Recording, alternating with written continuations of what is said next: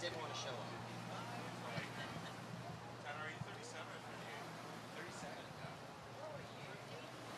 So, what, 18 years here, our 18 years is turn 20 the year up. You can't turn 20. So then if you win the World Junior Championship first, even win, I'd say, like, so there's like Okay. It was a day. it was, yeah, but I don't even know what I did. Oh, no, we just did a barbecue pat. Yeah,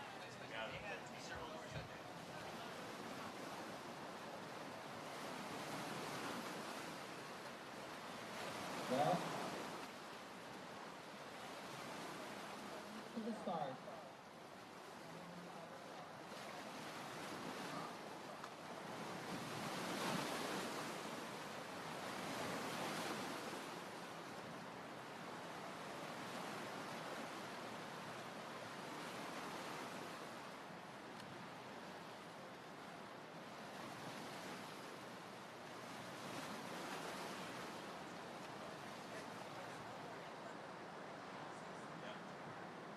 I did not know that afterclap was an actual word.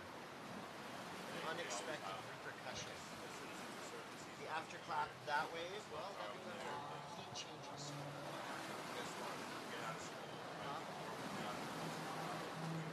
Afterclap.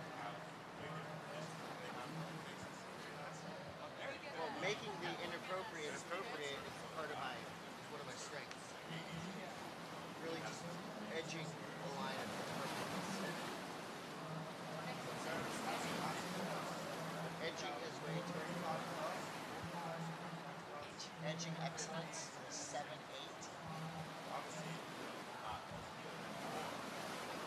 So for their age, like you say 6-year-old, like you see I do that, it's a lot.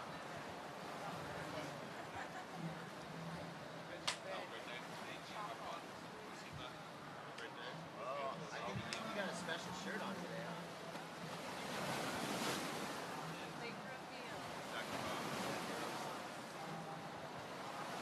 Oh, Jackie Bob. Let's get him in the mood.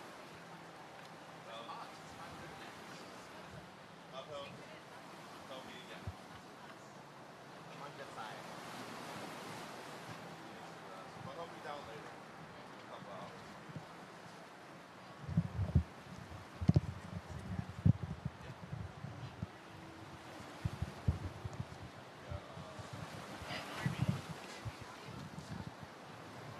Hello?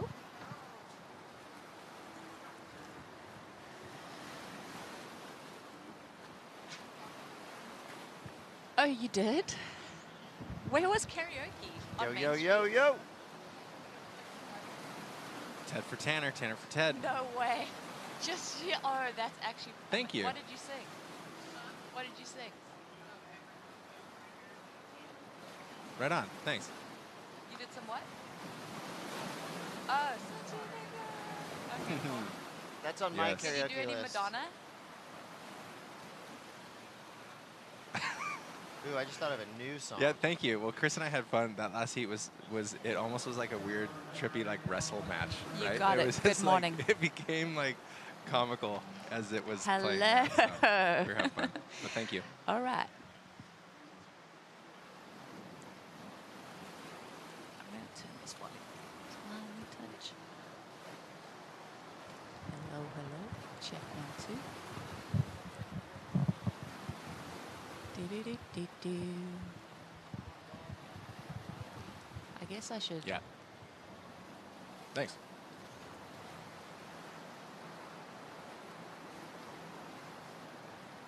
I just thought of a great karaoke song. Tell me. Come on, Eileen. What? Hey, hold on. You don't know that song? No. You don't know that song? I'm going to play it. No, you definitely know that song. Okay, maybe. Let's see. C-O-M-E. C-O-N. Come on, Eileen. Yeah. No, Oh, you know what I mean.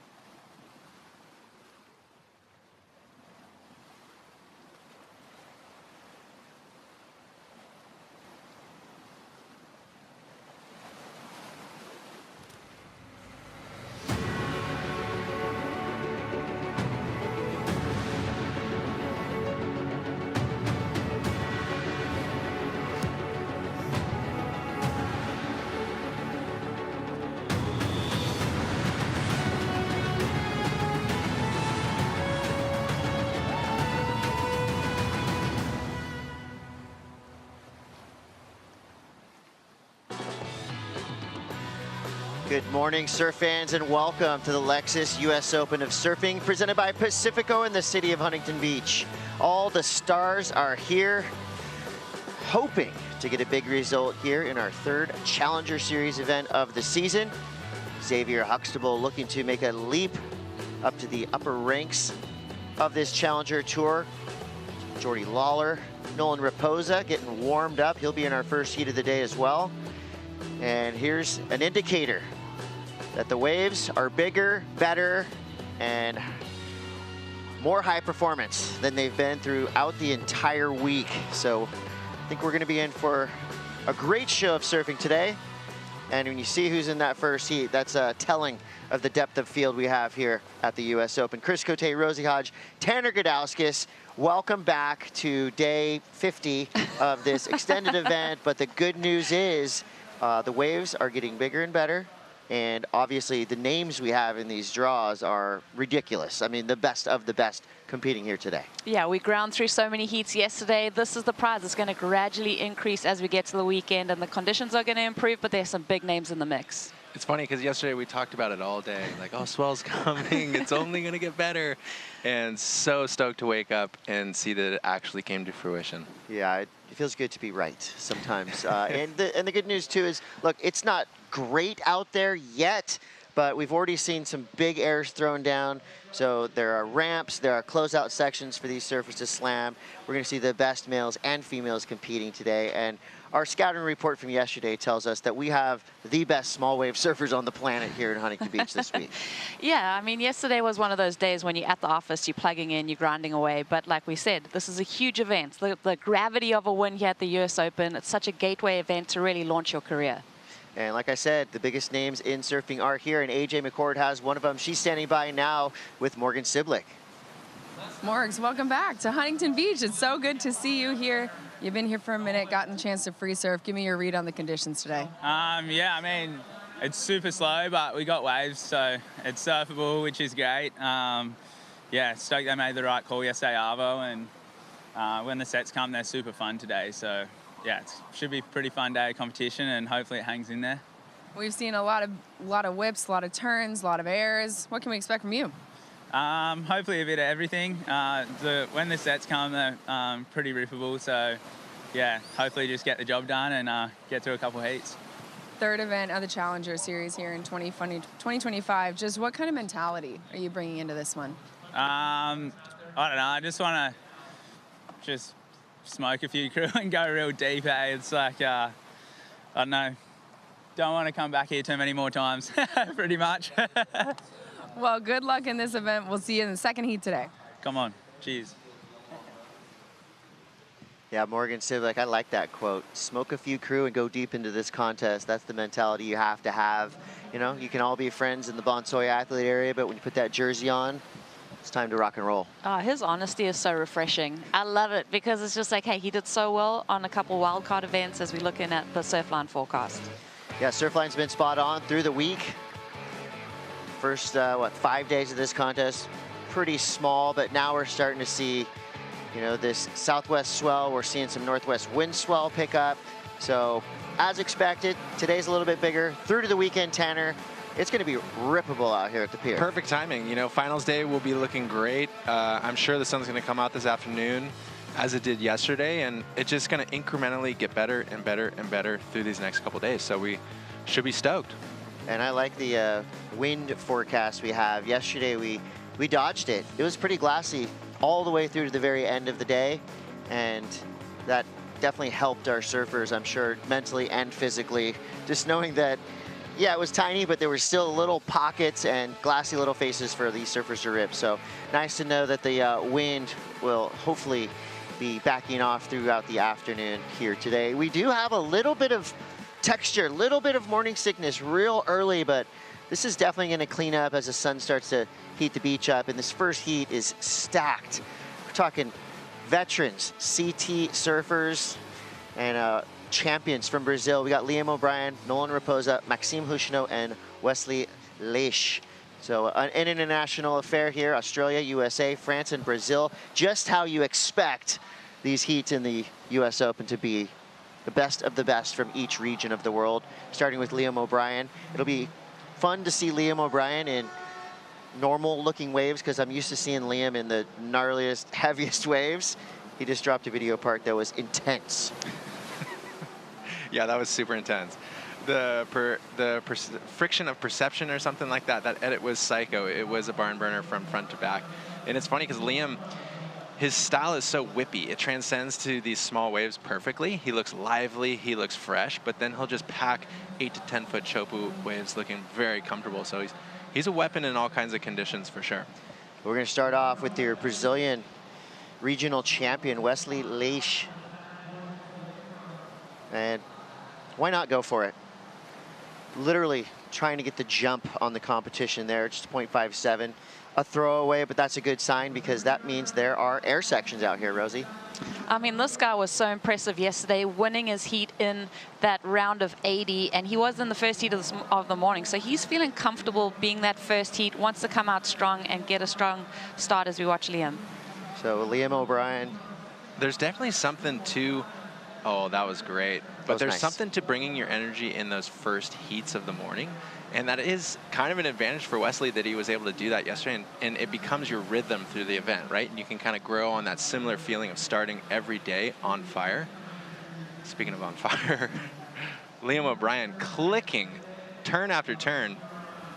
That would have been a 12.5 yesterday's scale. Yeah, that was nice. And you're absolutely right. The judges having to reset their scale throughout the day. Maxime Houchino, this guy's had a ton of experience on the Challenger Series, on the Championship Tour, representing a power-packed French team. Maxime is just one of those guys, a prototypical QS, CS grinder. He's been around the block. He is tough to beat. I really like this first turn from him. He really swings that board around and accentuates that first maneuver, gets that little inside connection, not much in the middle part of that wave, but definitely the majority of the points coming from that first maneuver. So some big turns going down. Nolan Raposa is riding his Pizel with I think maybe one of the only surfers, the full deck grip. Maybe Yolanda Hopkins has a full deck grip as well. So 2 out of 400 surfers that we have representing that full deck crew. That's good crew as well. You see how just locked into his board he is. Bam! That was sick.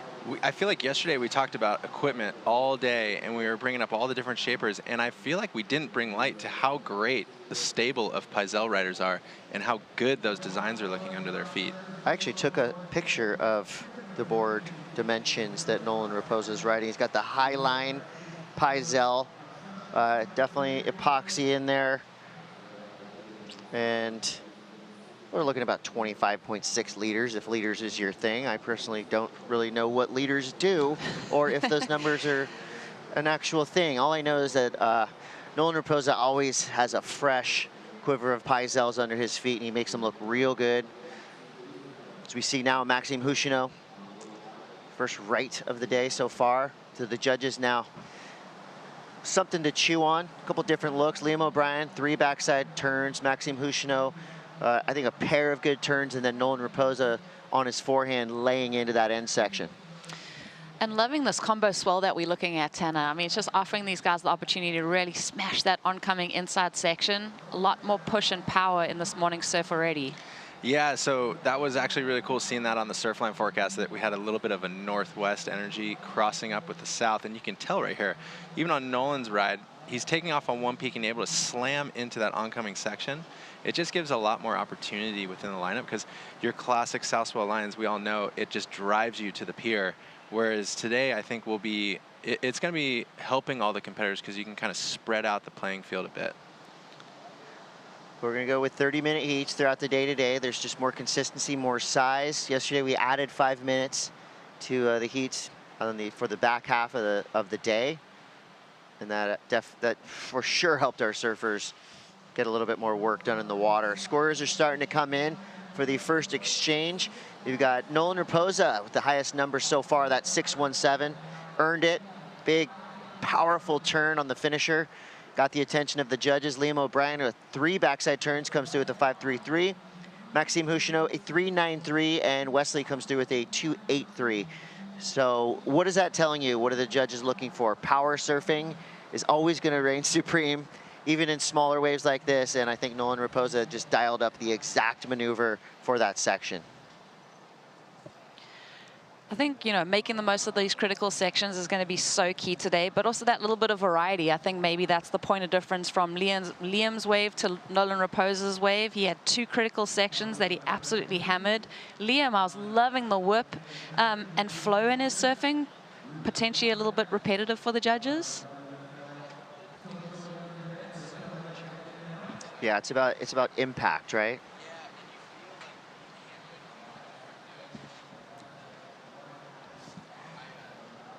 All right, so let's look at the difference between these 2 top scorers. Liam O'Brien, 3 big backside whips. I mean, I really loved that wave from Liam. I thought that was such a strong start. It was on a set wave, and then, you know, following the role of Nolan Raposa, I think definitely that oncoming slam that he smashed that section, he absolutely dismantled it. So the judges really enjoying that approach.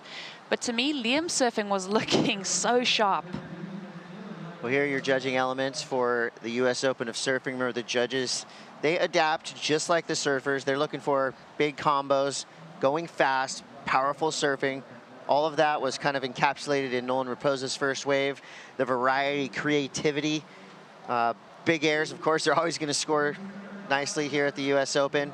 And that high-risk maneuver, when you think of a high-risk maneuver out here today, it's not necessarily something dangerous, but you know, something that goes above and beyond what the wave is actually offering you.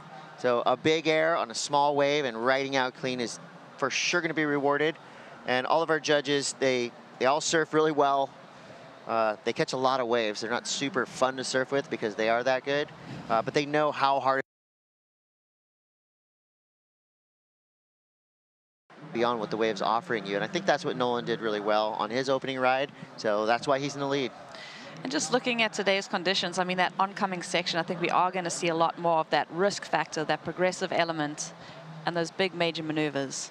When you have sections coming at you and the energy is pushing against you and you're going to try for an air, it becomes almost like a catapult. It really helps you to get that loft and that pop. So guys like Wesley are going to be, and Nolan as well, like these guys already are such good air guys. They're just going to be taking advantage of that for sure.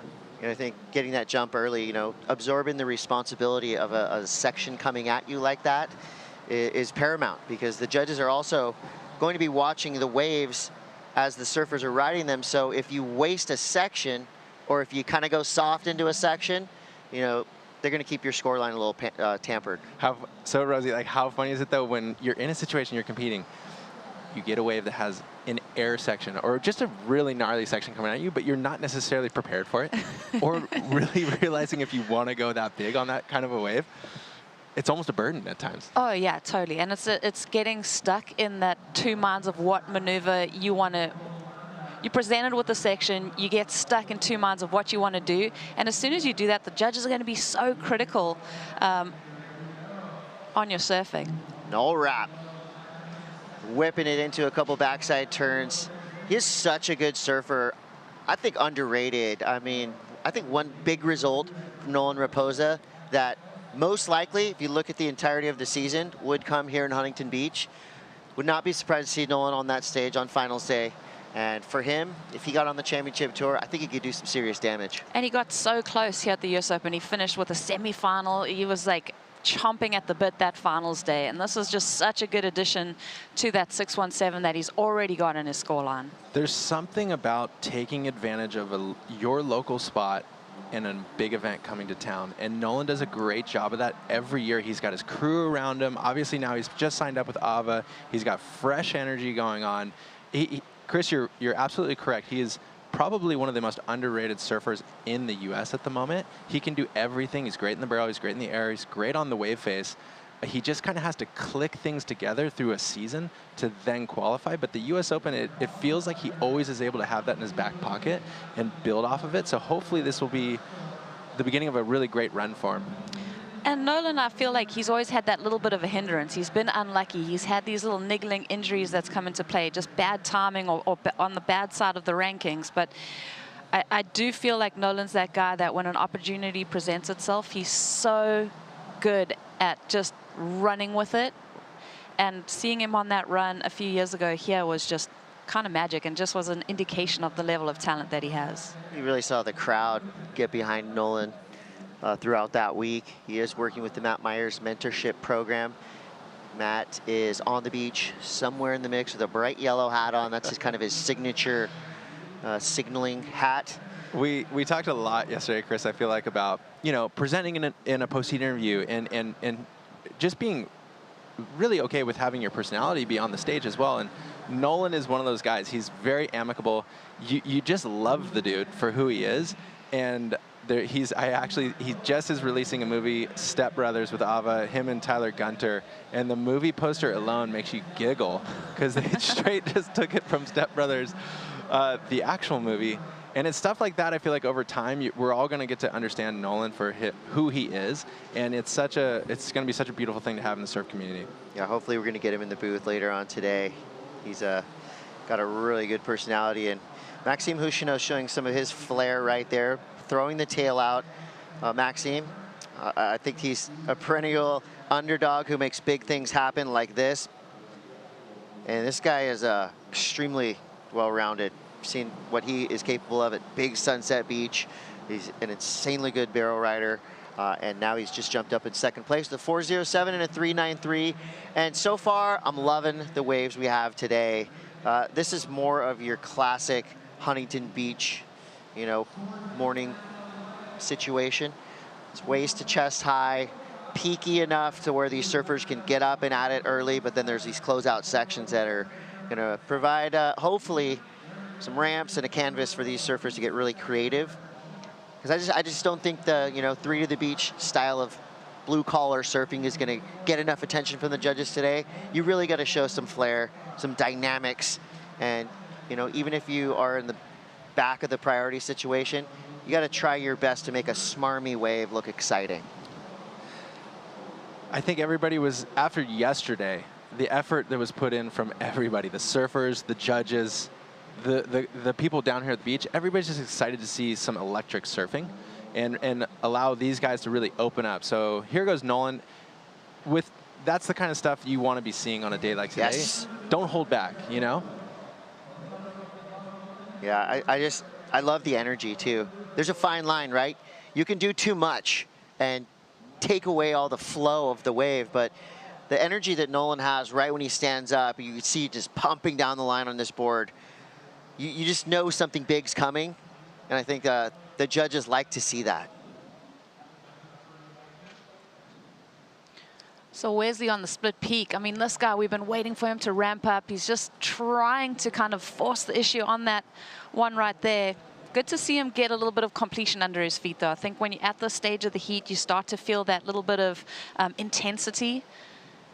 And then you can tell that Wesley's, you know, trying to manufacture something. And Rosie, you know that feeling where you're taking off on a smaller condensed ride and you've maximized the potential of it, right? Like Wesley essentially lifted whatever potential was on that wave just by doing that maneuver. He didn't really have much to lose if he wasn't going to pull it, much more than just like, hey, I'm going to do a conventional backside snap and get my feet in the wax.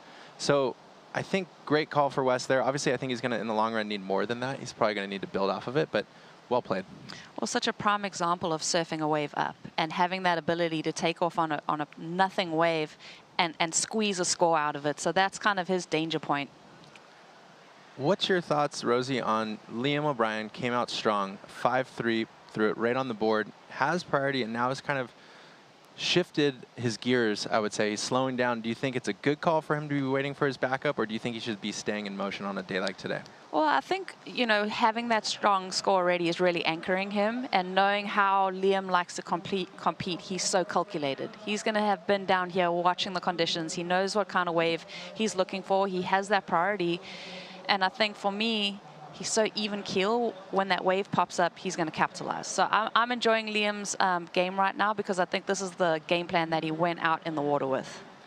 It's funny. He's such a juxtaposition of a person. Like he's calculated. He's gnarly. He charges, but he's mellow. Oh my gosh. He almost looks like a modern day Mark Richards, or like he's got like Hank Gaskell's vibe as well. Like he's stealthy, you know, when you really think about what he brings to the table. And I'm excited to see him get his backup score because I know he's going to be able to open up and really start flaring. I think he's going to change some minds if he starts to get on a roll here in Huntington Beach. I just think of Liam O'Brien as one of the best point break surfers that we have on the Challenger Series and on the CT.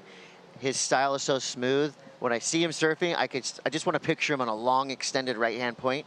As we see Wesley Leash right now, couple snaps flamboyantly blasting his way through a couple turns there. There's a reason why he is a Brazilian national champion, and I mean, that's got to feel like winning a world title with so many incredible surfers competing in the Brazilian Regional Series. You see now Maxime Houchinot, so things are starting to amplify in the water.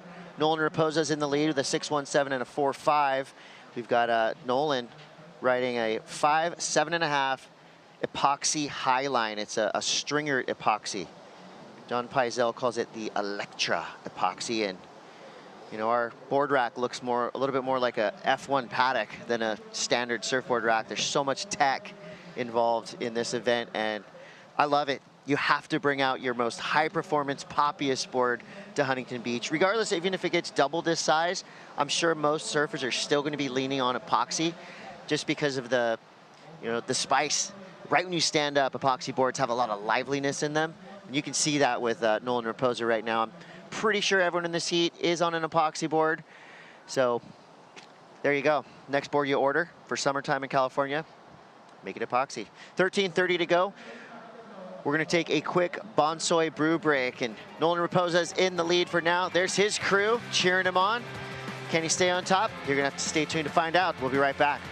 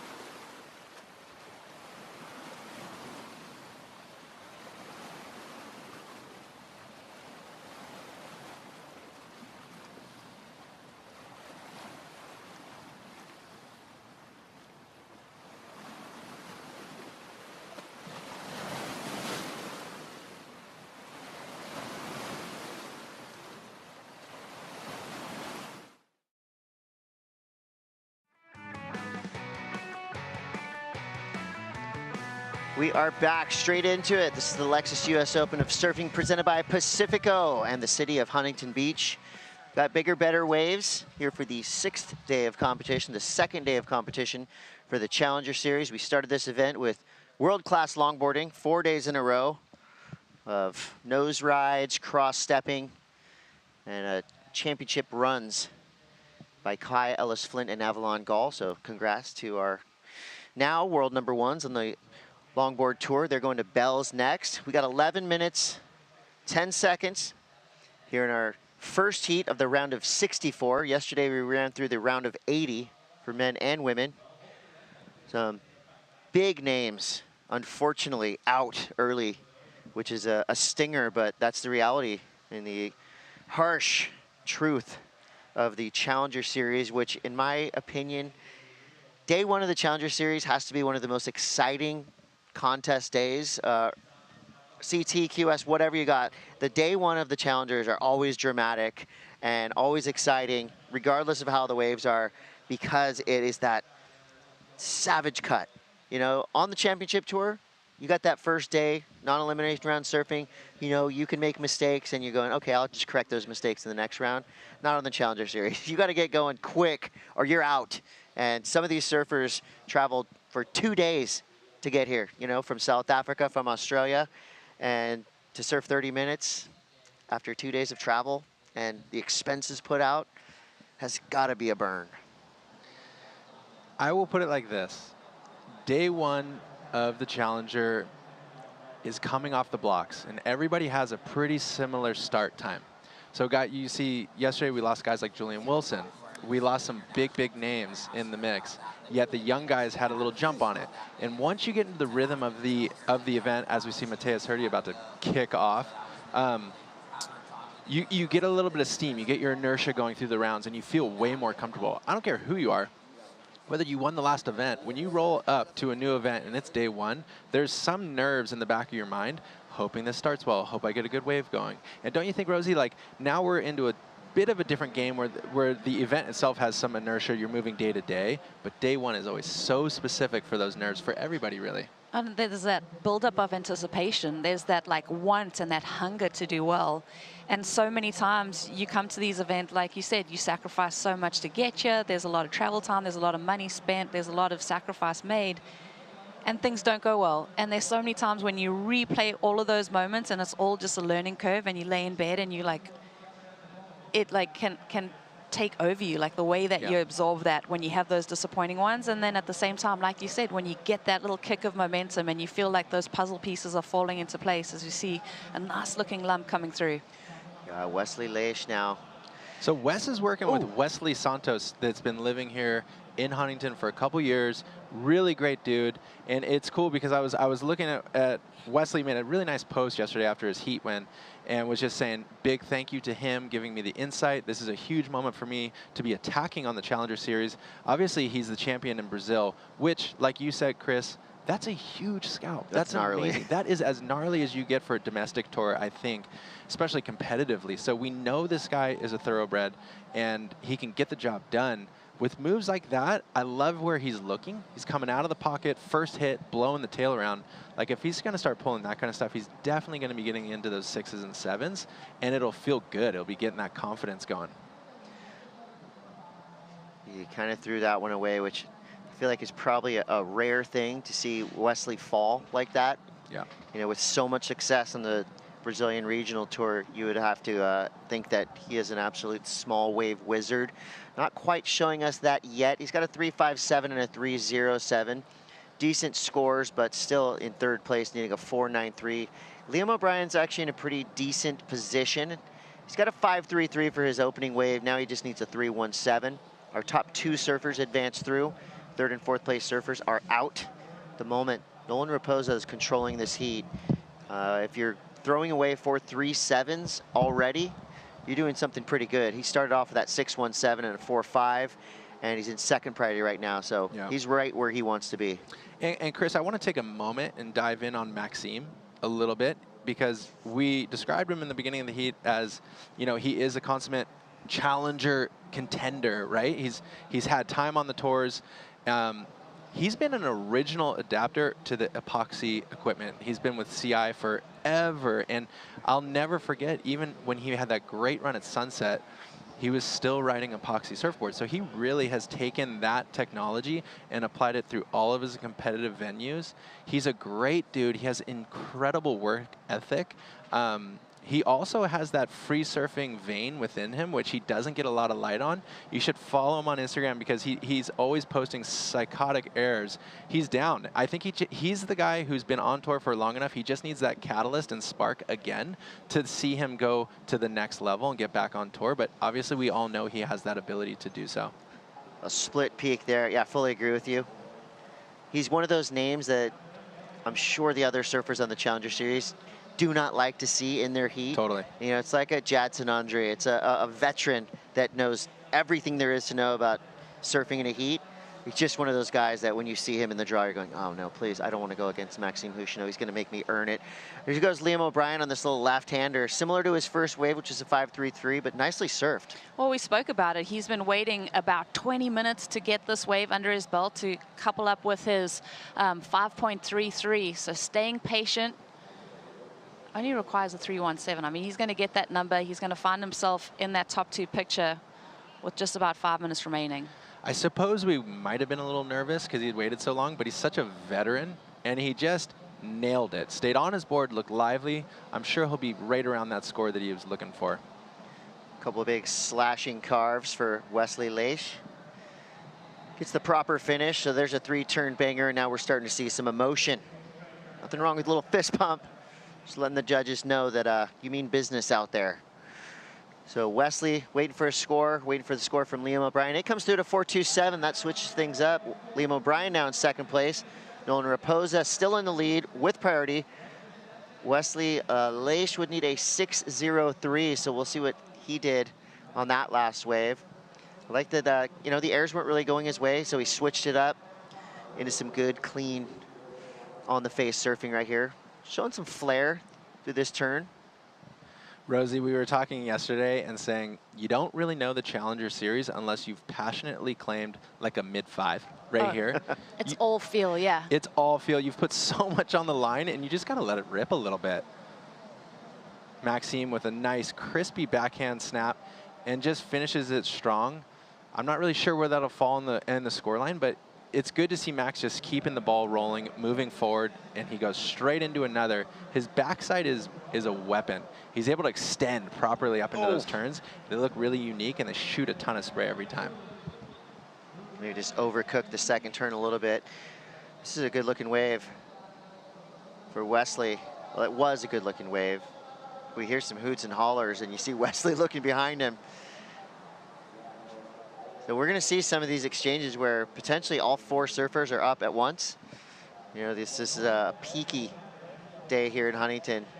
So you have that kind of traditional classic pier bowl, right and left, and then just to the south a little bit, then another peak right in the middle of the contest area as we see Wesley's first turn. Pretty good, but nothing left on that wave for him.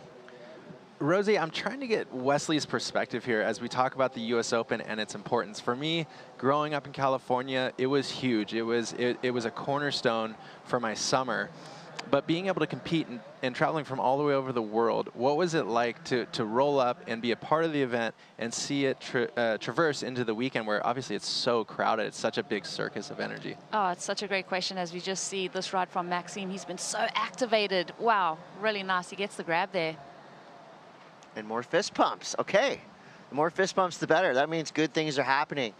So Maxime Houchino comes through with a slob front 3. And Wesley, okay, mixing things up. Some creativity. I don't know how he pushed through that tail slide right there. That was just force of will, blasting his thruster up into the whitewater right there. Judges aren't buying it, though. That last wave for Wesley, a 2.73. We'll see what they give for that. It looked like he added just a little bit more personality into his surfing. Maxime Houchino comes through with a 4.87. So Liam O'Brien still defending his second place position. Last 4.27 is his backup. Now we're inside of 2 minutes. And I like that Liam O'Brien's, he's not changing his style. He's not changing how he surfs. He's nice and smooth, so much flow.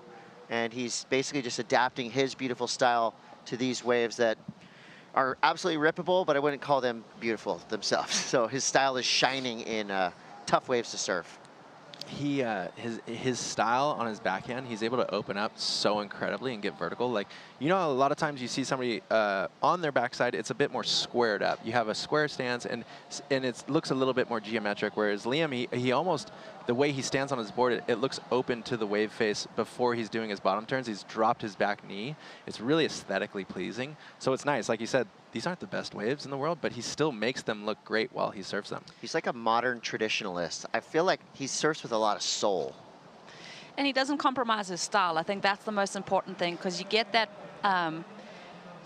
degree of just feeling like you have to oversurf these waves, and you feel rushed and you feel frenzied, but it looks like Liam just has that same easy approach. Like you said, his technique is so pleasing to the eye, and I think the addition of flow in the criteria really suits Liam's style of surfing.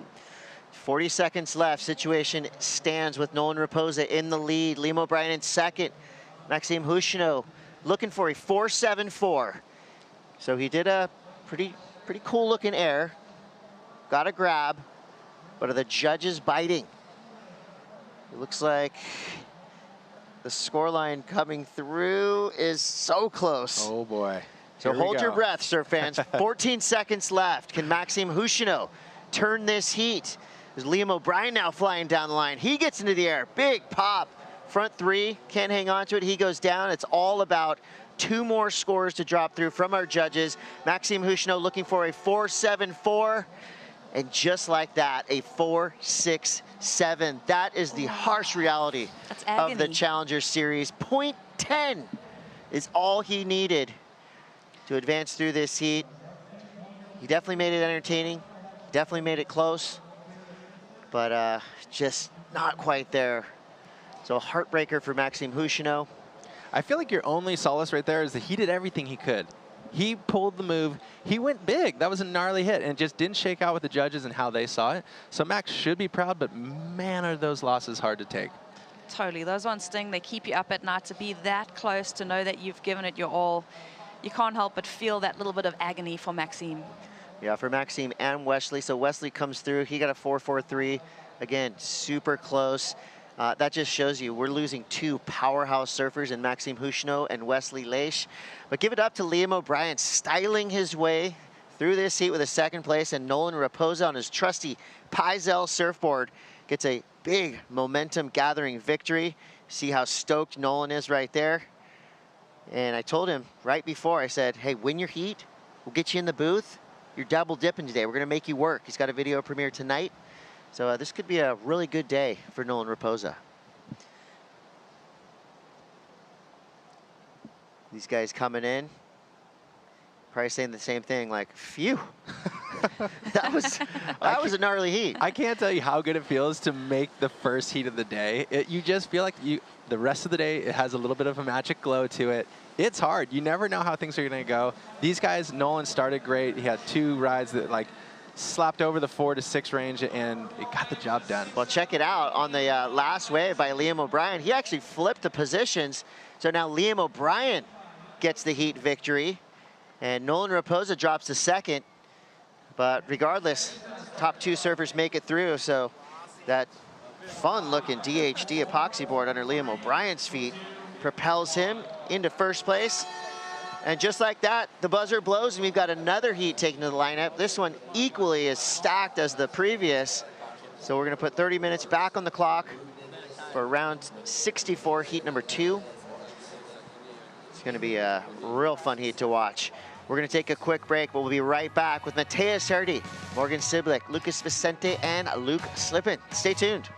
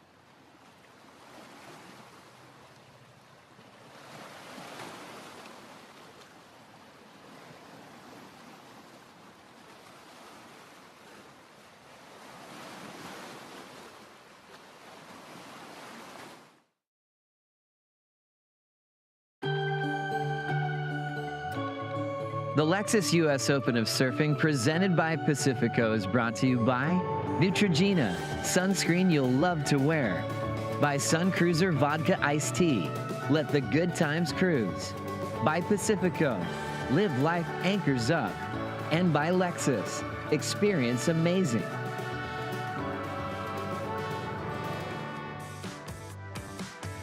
Welcome back, surf fans. It's the Lexus US Open of Surfing presented by Pacifico. We are peak summer here in Southern California. A little overcast right now, but the past few days have turned glorious by about 10 a.m. Round of 64 Heat 2 features some of the best of surfing. Matthias Hardy, Morgan Siblick, Lucas Vicente, and Luke Slipen. Brazil, Australia, Brazil, South Africa. So some friendly fire between Matthias and Lucas. See our first rider up. It's going to be Lucas Vicente. Powerful, goofy footer. Getting himself some work done. Feel like that is one of those placeholder waves. You just get a score on the board. It's going to be not going to be anything super crazy, but it's a start. Currently ranked #1 on the South America QS, which is a huge victory in itself. Even getting yourself into that #1 spot on that tour is so challenging. Your 2019 World Junior Champion, this kid's resume is stacked. This is stacked. I mean, even talking about that domestic tour in Brazil, it is so highly competitive. There's so many guys. The roster is deep. So for him to be this highly ranked, we know he's going to be bringing the hot heat today. And he started out great. Yeah, so just qualifying for a Challenger Series berth is extremely difficult. So the results we're seeing are basically all the work they accumulated in 2024 and leading up to 2025. Yeah. And this is your path to the Dream Tour, the Championship Tour, where everyone wants to be. With the Brazil domestic tour, I know as we watch Lucas go here, getting the speed up, chucking the tail out, the Brazil domestic tour brings a lot of the guys. So after their run on the World Tour, a lot of them go back to that tour because it's more cost effective. You can stay in your country, you can travel, and the money's good. And so you'll still have guys like Jihad Coder. You're gonna still have Marco Polos, guys who have like eons of experience and knowledge, and they press that through the younger generation and they make it very competitive. So these guys, like when they're coming out and birthing out of those domestic tours from Brazil, they're so battle ready. Matthias is another great example. He has total lineage to Gil Hermy Hardy. I think it's his uncle. And so like these guys that now we're generationally getting more compounded with competitive knowledge and insight, and the level and bar is getting, it keeps rising year in and year out. 2 Brazilian World Junior Champions. Matthias Hardy 2018, Lucas Vicente, I believe 2019. For Matthias Hardy, I mean, he's having a moment for sure. He's been a favorite on the free surfing scene. Stab Magazine basically puts Matthias in every project that they do, as they should. He is that exciting of a surfer to watch, and recently just got picked up by Julian Wilson's company, Rivia Projects. So it's a good time to be Matthias Hardy. And you saw his results last year on the Challenger Series, 12th place. I mean, that is literally, you're at the club, you're looking in the VIP area, you're next in line, and they say, sorry, we're full. Try next year. He is right there. So close to qualifying last year. Is this going to be the year of Matthias Hardy? Maybe he'll answer our question right now. Well, almost. That is rare to see him fall on a trick like that because he is so automatic in the air. Rosie, what's your thoughts on Matthias? You've seen him in both Challenger and on the CT. He transcends really well at the higher level. What's your take on it? Why he hasn't been able to, like Chris is saying, break that barrier and land himself on tour? Oh, it's such a loaded question. I mean, you think about Matthias, you think about all the expectations that he had.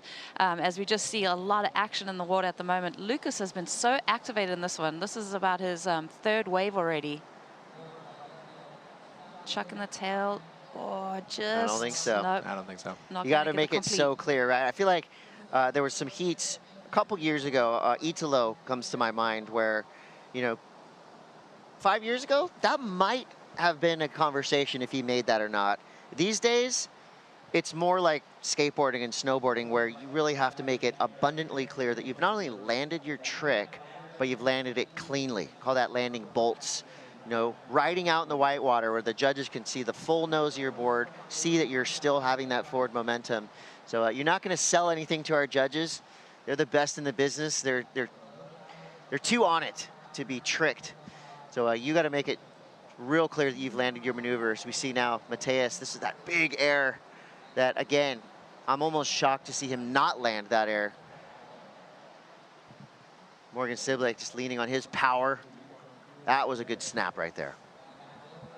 Good foundation wave for Morgan to get it going. Lucas again right here, eyeing down that section, really hunted it down, and it was just a degree, like a game of inches really here at Huntington. You've got that reverb on the shore break kind of pushing you off the wave, and it's all coming at him, incomplete from him.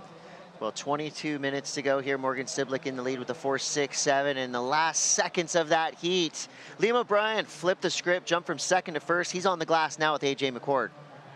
Liam, practicing some patience here in your first heat at Huntington Beach. You sat for a while before finding the waves that you knew were going to get you the score. What were you telling yourself as you were waiting for the perfect one? I was trying to tell myself there was going to be one coming, and then at some point there I started to worry that was no waves coming, so I actually kind of switched the strategy and just got a mid-sizer. And then, of course, there was a set straight away after that. But, yeah, luckily it worked out. It was pretty frantic at the end there, and it seemed like everyone kind of got one. But, yeah, I just had to try and I had to just like switch back to like focusing on what I could do and not worrying too much about what those guys were doing, because there's that much going on at the end. It was hectic. How did that play into that final score for you and the wave that ended up flipping the heat? Yeah, well, obviously I didn't know what was going on because I'd seen a lot of rides go down, but no scores yet. So I just assumed that I was not getting through. So it's all right, I need a wave. And then, yeah, that little wave just popped up over near the jetty there, which was quite nice. And yeah, I was sort of similar to my other one, but it was just a bit of a bigger wave, so I was hoping that it was going to better my score, and yeah, luckily it did. Speaking of quite nice, talk us through the boards for this event. New little look for you here. Yeah, just a little epoxy Juliet that DH made, and I mean nothing too crazy to it. It's kind of a board I ride here most of the time, or this construction at least. I always go with an epoxy over here, just because it's a bit flatter and softer. So that's pretty much it. And then, yeah, the Juliet model is pretty much what I ride all the time. So it's nice to be able to just put that into like an epoxy and still be able to ride it when it's pretty small. Well done. We'll see you in the next round. Awesome. Thank you. Doing it with style, doing it with soul. Liam O'Brien with an 11.36 double-digit total unseats Nolan Raposa, who held that lead for 29 of the 30 minutes. But either way, Noel Rapp advances. And as we look out at the score lines coming through now, Luke Slipen has a 1.37 to start. Tejas Hurdy with a 3-point red as his high mark. This is Luke's previous effort. Like that we're seeing some little wedges. Things are also cleaning up a little bit. This morning sickness is turning into a little bit of morning glass. Yeah, Luke had a great heat earlier yesterday, as we see Mr. Hurdy up and riding. Ditches the fins there. It's crazy, just, wow, we got so much action watching Luke right here, trying to manufacture something. He'll be stoked just to finish that wave, settle in the nerves. Matthias flying high. There we go. That was landed with authority. This is kind of what I thought was maybe going to happen in this heat. I mean, Matthias and Luke are handily air guys, essentially, right? Like Luke coming out of South Africa, he's definitely Brendan Gibbons improved. Definitely in that launch boy club. And Matthias is really well known. Like Chris, you were saying, like Stab Magazine has really gotten behind him. I feel like he has that mainstream energy, kind of like what Miguel Pupo had back in the day with Hurley, where they transcend over into the American spot because they're so personable, they're so great on the surfboard. And I mean, it's hard to announce sometimes. It's hard to settle in because they're just launching every which wave. It's hard to see what is the point of difference. But I think competitively, it's important that they just keep going, keep punching, keep hitting the wave, and something's going to open up for the bigger scores. I think the judges are going to respect that. Yeah, it comes through at a 5.5, so it was quick, but it was impactful. And then you see what Luke did here. Not as much pop, still rode out of it. So you said it, Rosie. I mean, even if you're not necessarily getting a huge score, just making a turn like that can give you a good feeling and give you a little bit of momentum. I think Tanner just said it so perfectly, like keep punching. And I think that's kind of what Luke's strategy is right there. Like you said, he's got that point of difference with the airs. You know that Morgan's going to stick to that power game. He's also got a bit of progression in his arsenal. But it's fun to just watch these guys get these reps and hunt down those little wedgie sections and hope that something sticks. And with Matthias, I feel like what I've noticed when he competes is he creates his rhythm. He's able to kind of like he gets a little kindling, he gets a kindling, and then it's sparking, and then he's flaming. And his confidence rises with the more he rides. Whereas you look at a veteran like this with Morgan, I feel like he's able to sit a little bit longer and with a more fundamental approach to a competitive heat.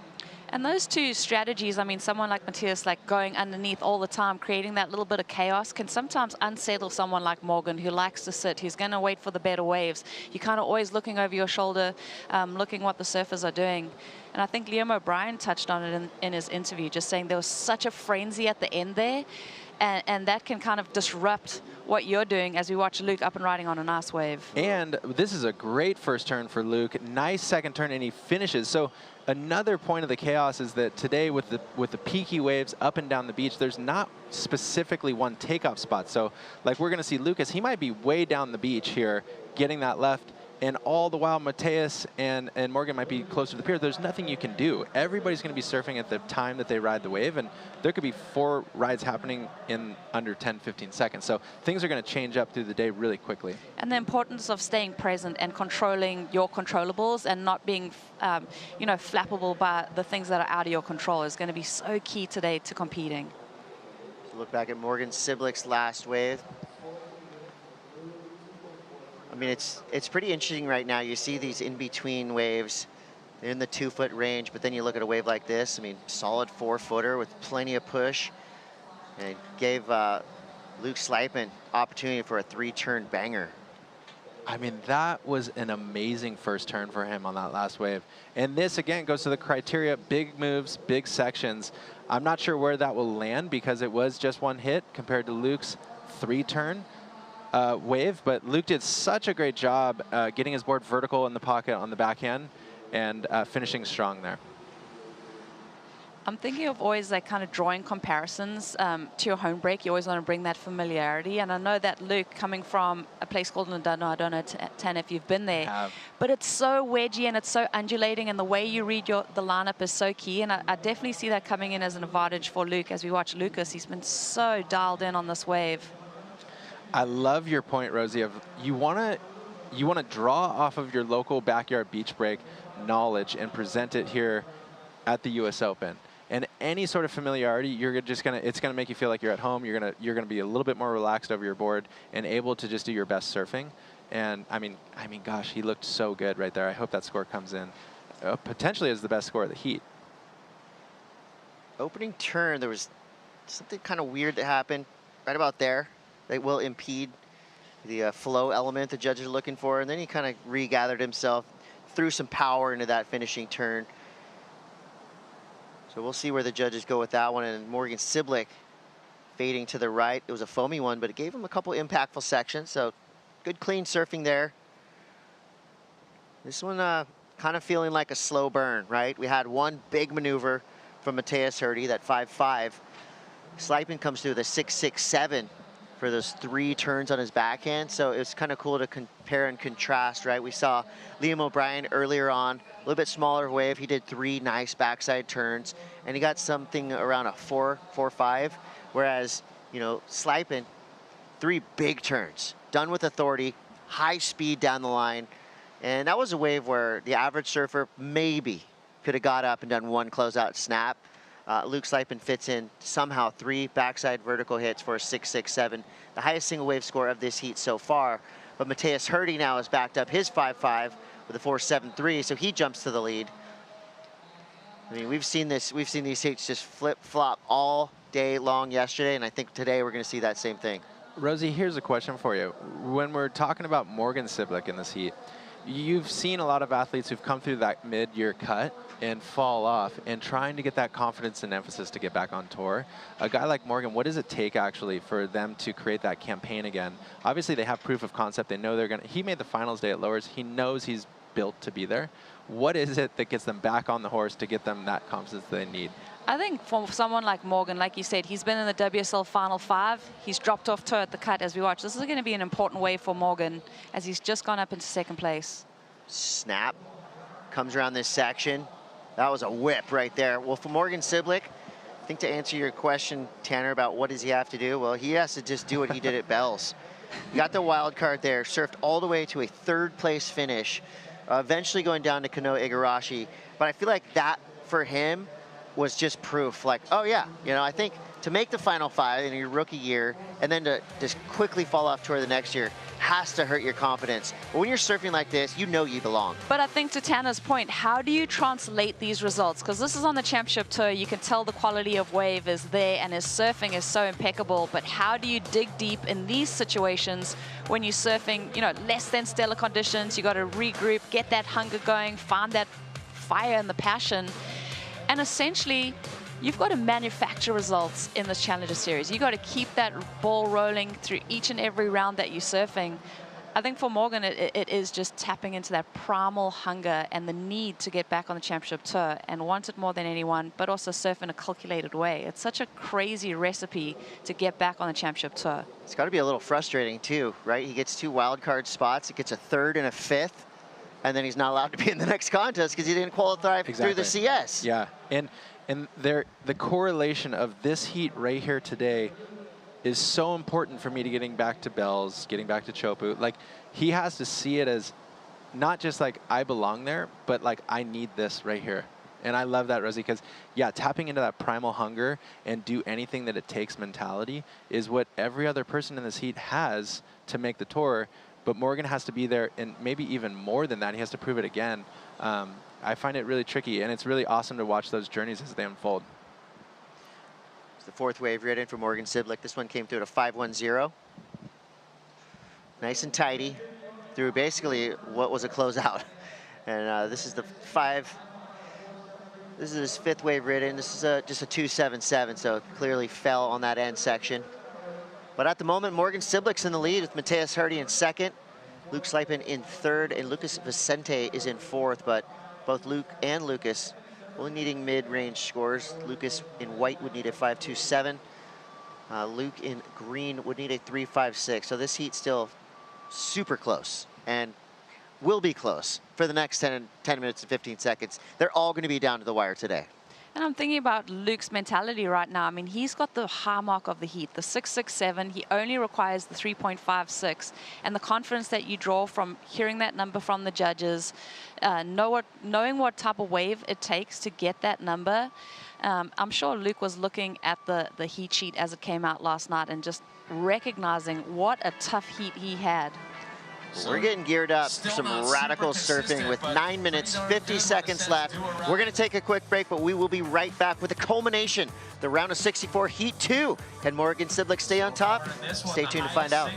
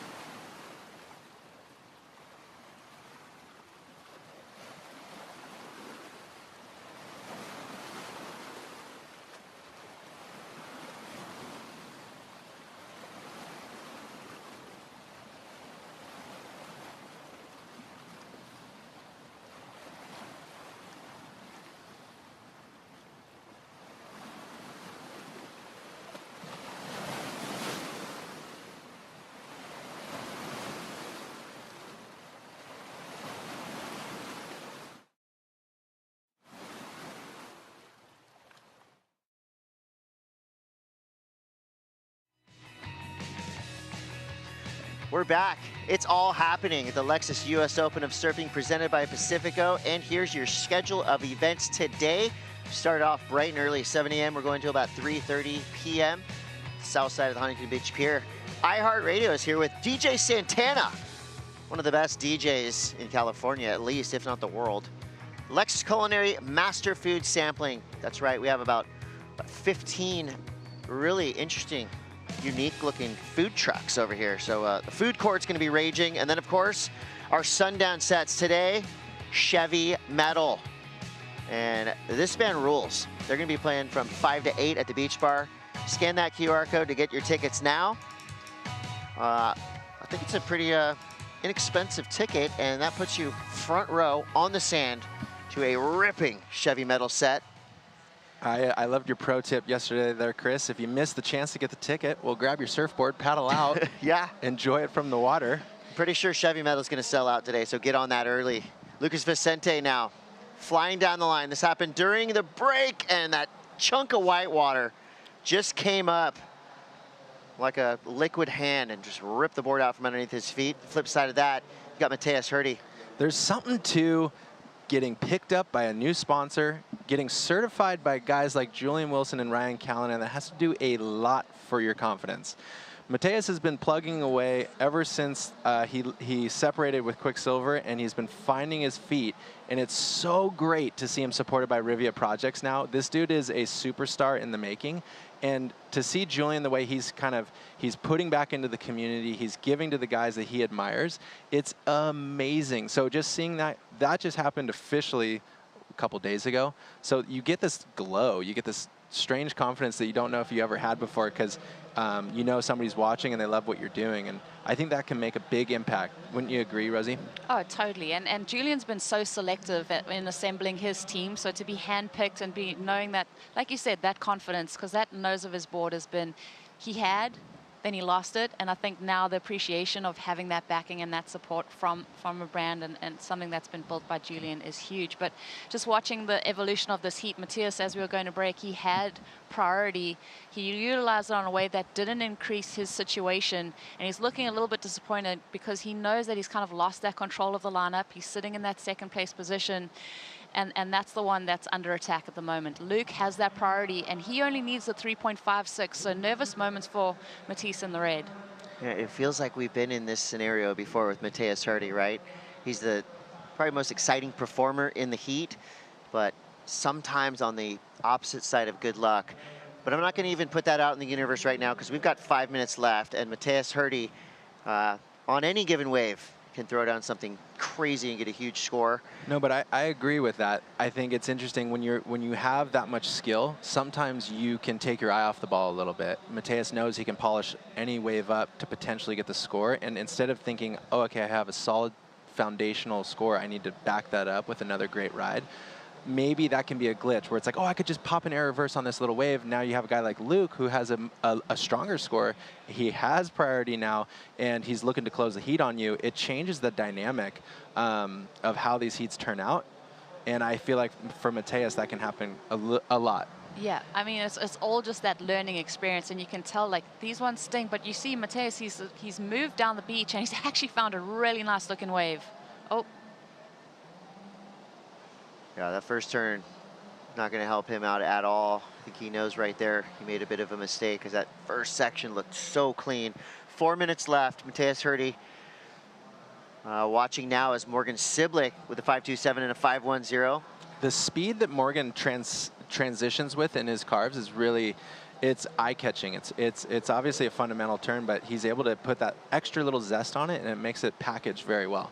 And two of our most experienced competitors, they're sitting in that first and second place, but they've made mistakes in the back half of this heat and really left that little window of opportunity open for Luke and Lucas.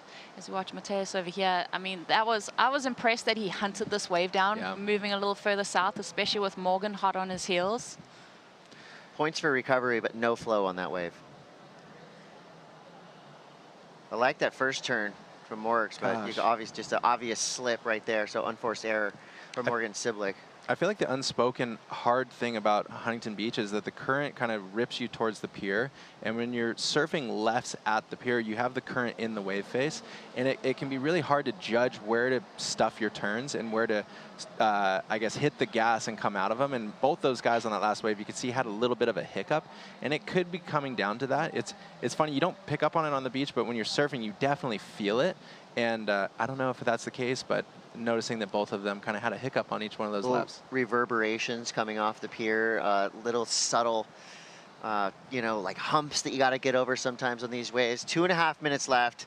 Matthias Hardy in a precarious second place position.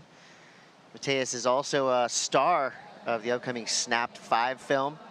And he says on his social media, a huge thanks to Logan Doulian, not just for putting him in the film, but actually sponsoring him, paying for his travel to get around and film for Snap 5, but also get him to surf contests. So Logan Doulian doing a lot more than just, you know, filming, directing, editing, and producing Snap 5. He's actually really standing behind some of the stars of that film. And Matthias Hardy, you know, like we've always known, it's just one little push, and he will be on the championship tour. He's already a global superstar, but when you put that free surfing element and stardom together with a good championship tour campaign, that's where you see the mark of a champion. And he's one of the nicest humans. I know that he was actually involved with a little project with Brisa Hennessy, Scar Brown, and Bella Kenworthy, doing a little bit of an air camp at one of the wave pools, and he was helping the woman just like smooth out that progressive element.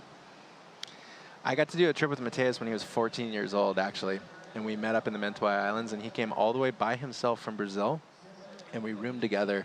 And I've never seen a kid that frothy. You know, I see a lot of stoked grumps, but I could tell he possessed the Jedi strength of stoke. And it's amazing. He's had many ups, and he's transcended for already. It feels like he's had a great career, but in a certain way now with Rivia, it starts a new chapter, and it almost feels like this could be his moment. Well, I'm pretty sure he's holding his breath right now. This is a very scary final 50 minutes for Matthias Hardy, who's been in this position before. That wave that Luke Sleipen needs, a 3.56, that's one big turn. That's a combo of 2 turns down the line. This is gonna be the longest 40 seconds of Matthias's life right here, because Luke has second priority and Matthias is in fourth priority. Oh, look at the cat and mouse games of Huntington Beach. Is Luke gonna get into this one? Gosh. That right there is going to be a priority decision that Luke's going to remember for a long time, because now he's just dropped down into fourth priority, and you see the pack now hunting him down to keep him off a wave. Vicente actually only needs a 5.27 as well, so this could make it interesting. He blasts the front 3. Wow. I wasn't even thinking about Lucas Vicente, and he comes out of nowhere with a 2-banger combo. Was it a 5.27? So did you see that? Morgan and Matthias were both sitting on Luke, leaving the door open for Lucas here to just get a nice slap and then come out of the pocket, throw the fins for the reverse turn. That's got to be very close to the score, and it's got to feel good. And your heat, you know, when you're sitting in those positions where you have that potential, you're very hopeful for that wave to come to you, and he executed well on it. Yeah, it was a battle between 2 former world junior champions, Vicente and Herde. At the end of it, score comes through for Lucas Vicente. It's a 4.43, so just under the requirement. Matthias Hardy dodges a near disastrous final second push by Lucas Vicente. Give it up for Morgan Siblick, a 10.37 total. He gets the win. Hardy comes through in second, Vicente third, and Luke Sleipen comes through in fourth. So again, we're gonna make a savage cut, nearly the half of this field going home today. And the drama is just beginning here at the Lexus US Open of Surfing. We got another big heat in the water. We know you're not going anywhere. This one's gonna be one to watch for sure.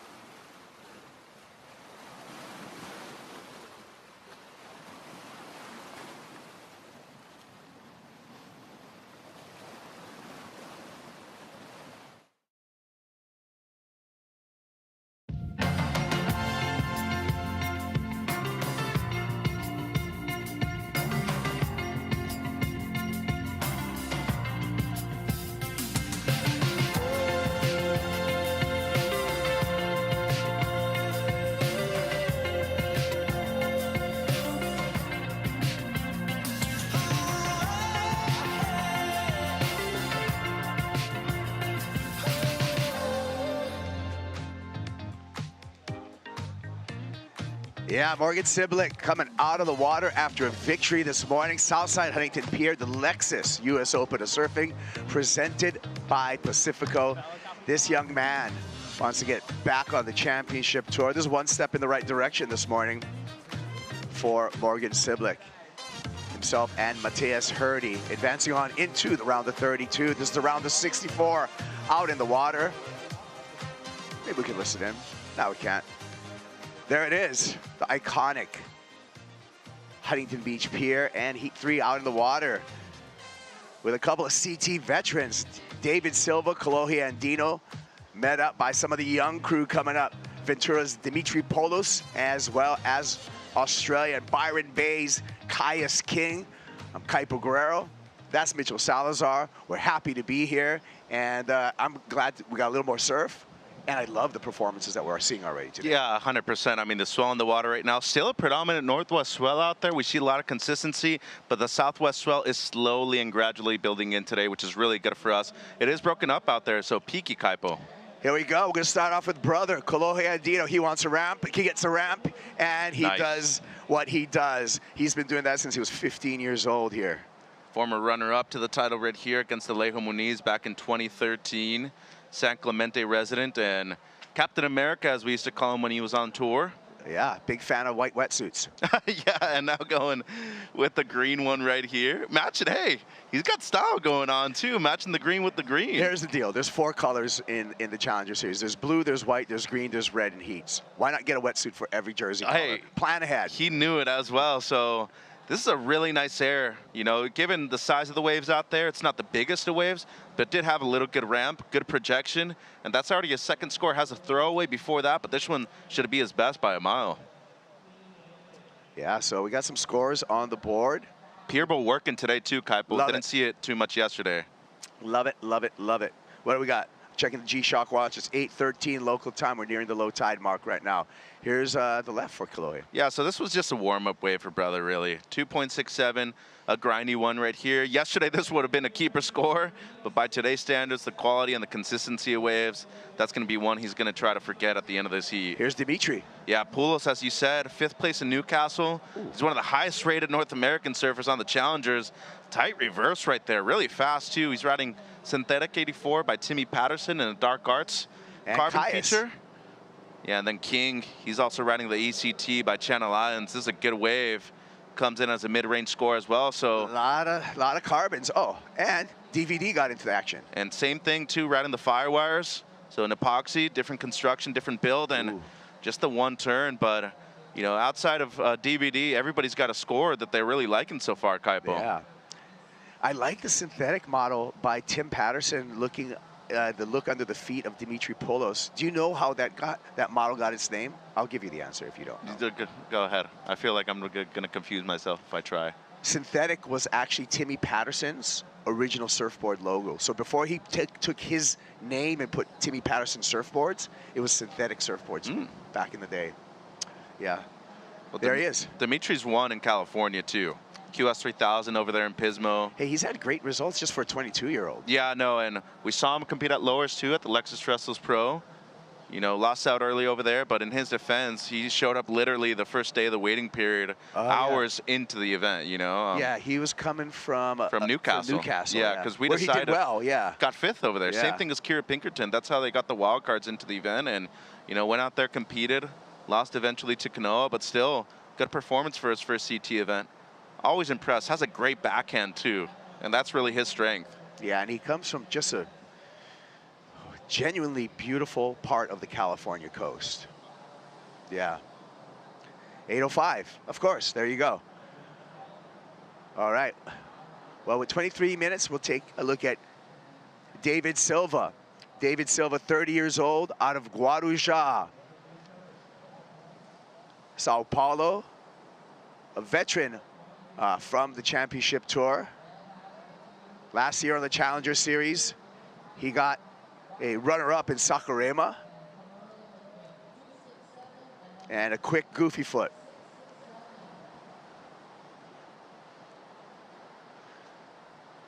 And David looking for something of more substantial.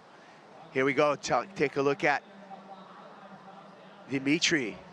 already has a 5.5 to his credit, and just goes hog wild on this little left double up runner. So that's going to help Poulos' cause. 3.85 takes him to the lead over Kolohe and Dino. Yeah, we still have David Silva sitting out there with priority. Take another look here of Dimitri. Just quick. That Patterson synthetic model looking sharp. A lot of spring in this board. And just that double up when those two wind swells kind of converge and give a little extra push. Dimitri absolutely exploited that. And rewarded with a 6-point ride and the lead for Dimitri Poulos. So 2 Californians out in the lead at the 21-minute mark. And Poulos on the paddle back out. Here's the 6-point ride and the spread from all the judges, along with what country they are representing.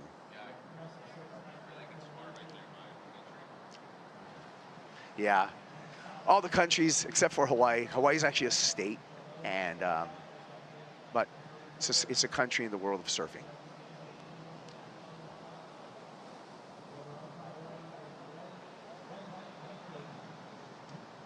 Caius King, the 25-year-old from Byron Bay, was #1 on the APAC QS in 2024, 2025.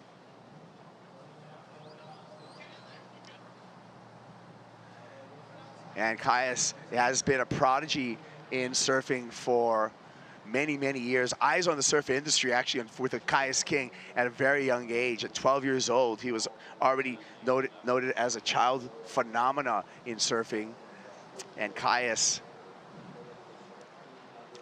and it has fulfilled that expectation. Seems out there like right now, the thing I'm looking at really has just been not only the experience of the 2 American surfers, the consistency of the surfers out of California too. How good they are, how much they've actually spent time here in the past.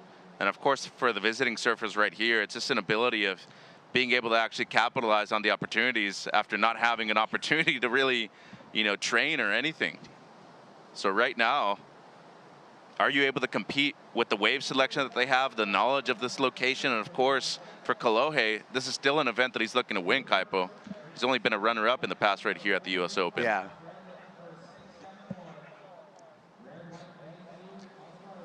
Yeah, Kolohe, another, like Caius, Kolohe, just a child prodigy with a lot of expectations at a very young age. As a junior surfer all the way to his, debut on the championship tour. Now 31 years old and pretty much considered one of the elder statesmen of San Clemente surfing now.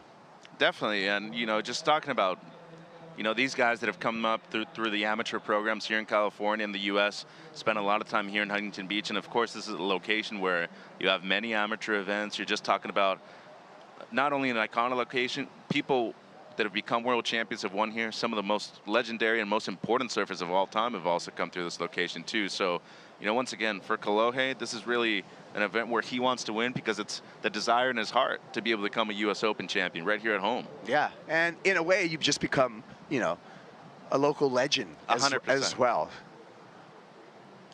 I'd be surprised if he's not in both the Walk of Fame and the Hall of Fame at just 31 years old already. Yeah, he deserves it. So did Morgan Siblick with his win. He deserved that win. He's on to the round of 32. Let's hear from Morgan.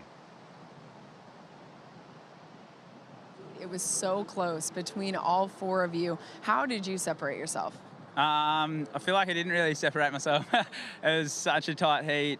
When the conditions are like that, it's like peaks all up and down the beach. So I didn't really see anybody else's waves. And yeah, Luke got that 6.67, and that made me and Mateus we were just stressing for the whole back end of that heat because he only needed a 3 to get through. And yeah, I don't know, it felt like a bit of luck getting through that one. And yeah, hopefully put together a bit more of a solid total next round.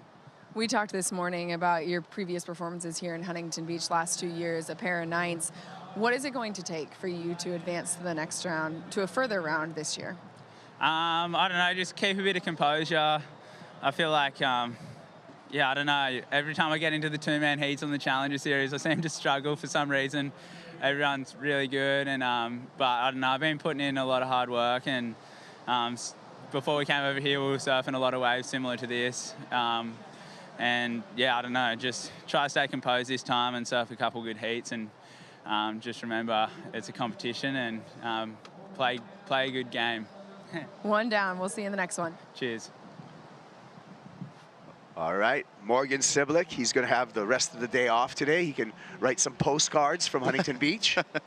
Well, they got a couple autograph signings over there at Bo Jackson HSS later, too. See what I did with the postcard thing, Oh, Mitch? yeah. No, and I like the honesty, Kaipo. Former number 5 in the world, he still, you know, is very honest about the fact that he struggles in head-to-head matchups, and I like hearing that from a kid that's been around the block for a number of years now. And remember, back in 21, there were a lot of events in Australia that benefited him, locations that he had known, and he knows now that in order to requalify, he has to do well at locations that are very different to what he surfs back home. Yeah, and you know, his rookie year, he was young. He came out hot, right? Yeah. And this happens in rookie years to me when I look at the CT, is you have a new look, and the judges are surprised by this new look. So that's why a lot of times surfers on the CT, you get through the Challenger Series, you get through the QS, you get on the CT. When you're a rookie, there's an explosion of rookies. Morgan was an example of that.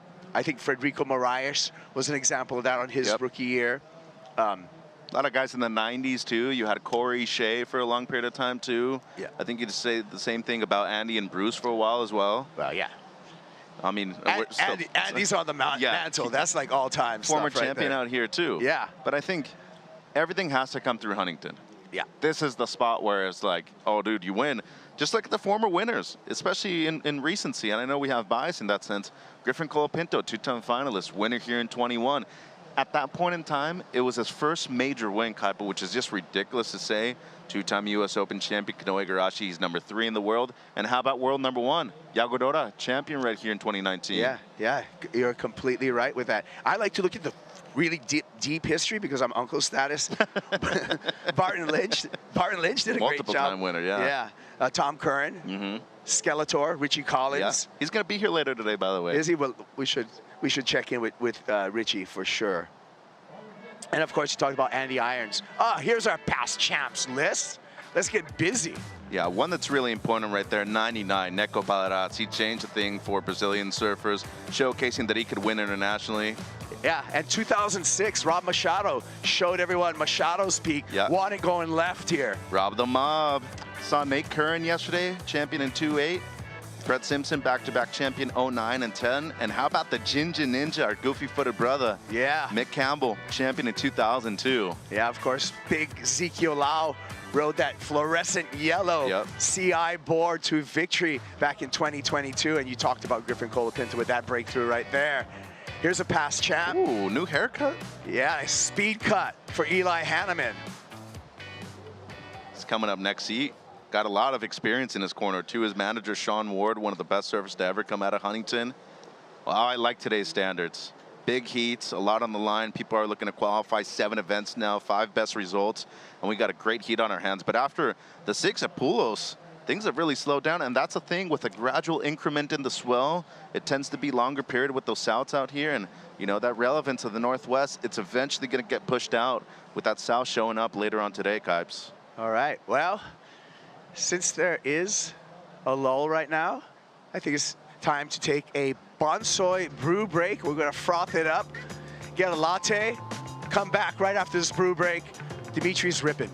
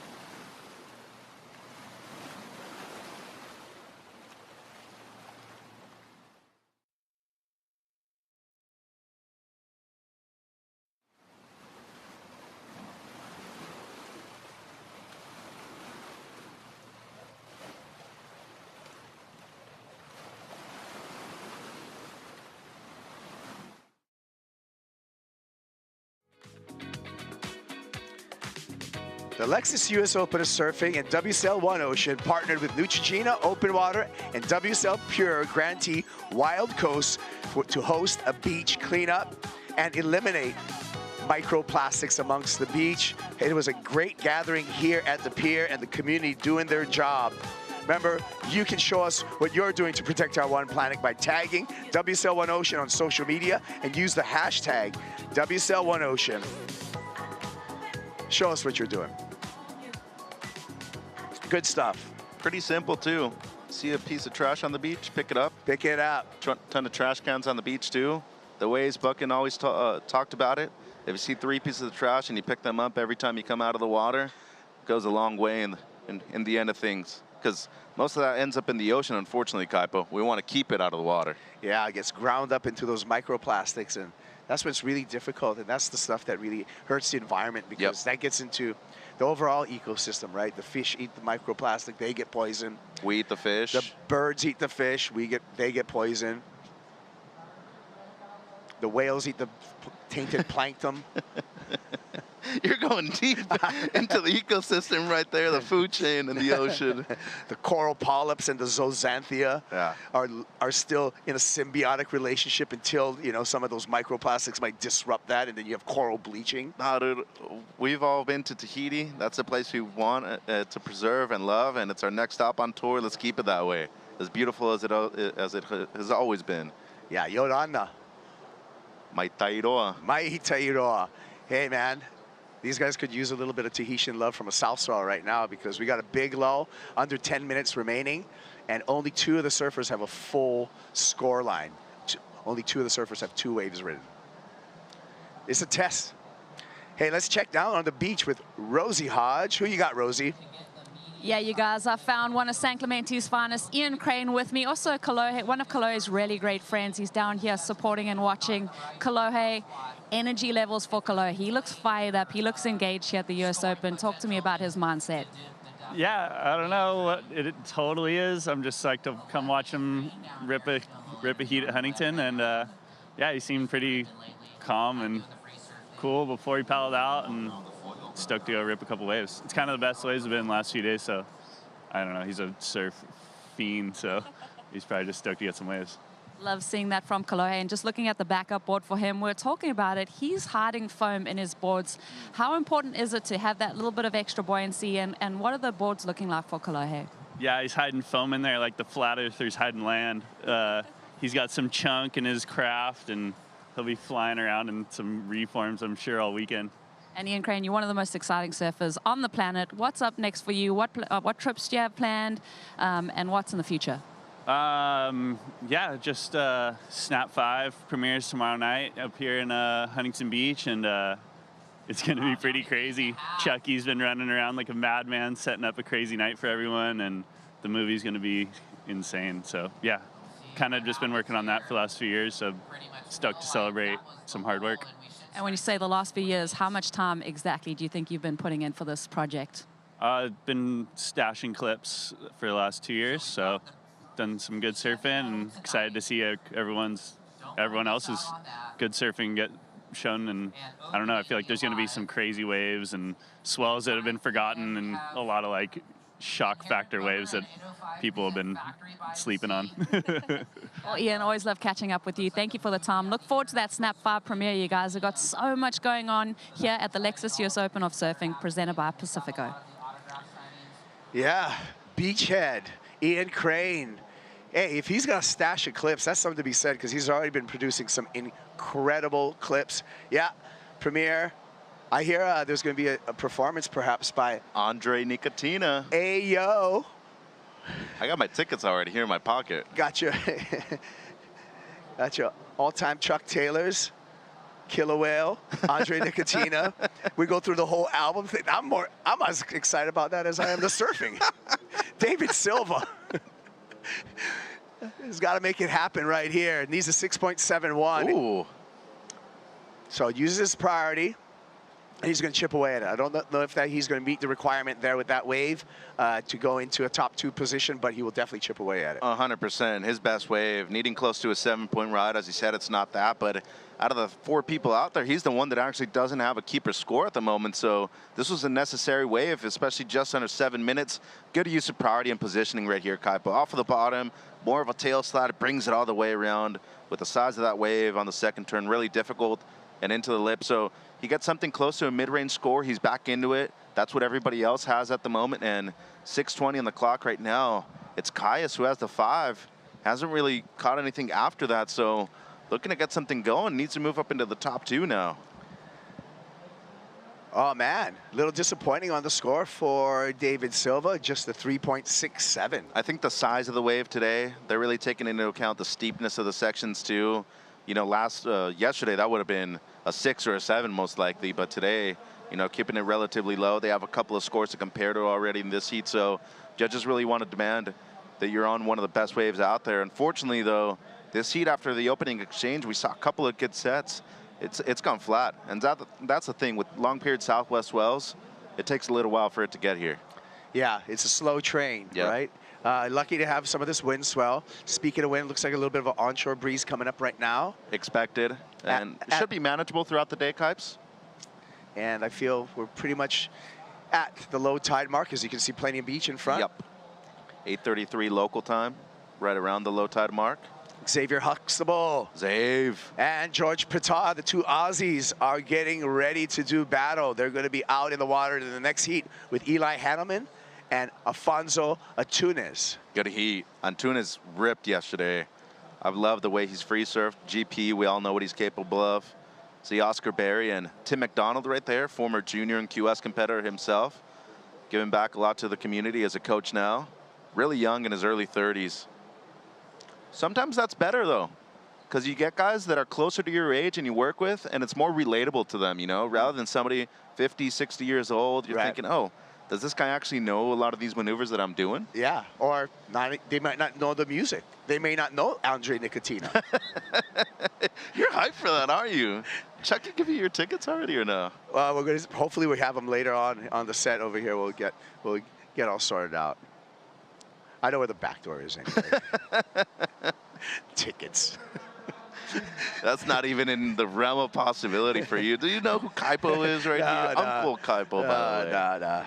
It's just knowing the exits. 4 minutes remaining, and it is the 2 Californians still with a chokehold on this heat, and they're happy to let this lull continue on. The clock burned down, both Dimitri Poulos and Kolohe Andino. Caius King with the opportunity, does have priority, just needs a 4.35, a mid-range score, doesn't need much. There's King to get into second and bump Kolohe Andino out of that advancing position. Yeah, and remember him and his brother Rasmus were the kids on the rise in Australia a few years ago. They had qualified for the major QS events, had to back down, eventually qualified to the regional QS. And he is talented, great barrel rider. I love that he kind of expresses his style both in his fashion and his surfing himself too. As of right now though, surfed the 5-point ride well. He just needs a backup though, Kipes. As he said, good work by both Brother and Dimitri in the first 10 minutes of this heat, get their scores established, be in the top 2. But Brother's low score, though, I will say, only a mid-2. He's not safe at the moment. Yeah, that is the weak link in the fence right there for Kolohe Andino. Didn't wear a leash yesterday, much bigger out there today on the sets, decided to wear a leash, which I completely understand.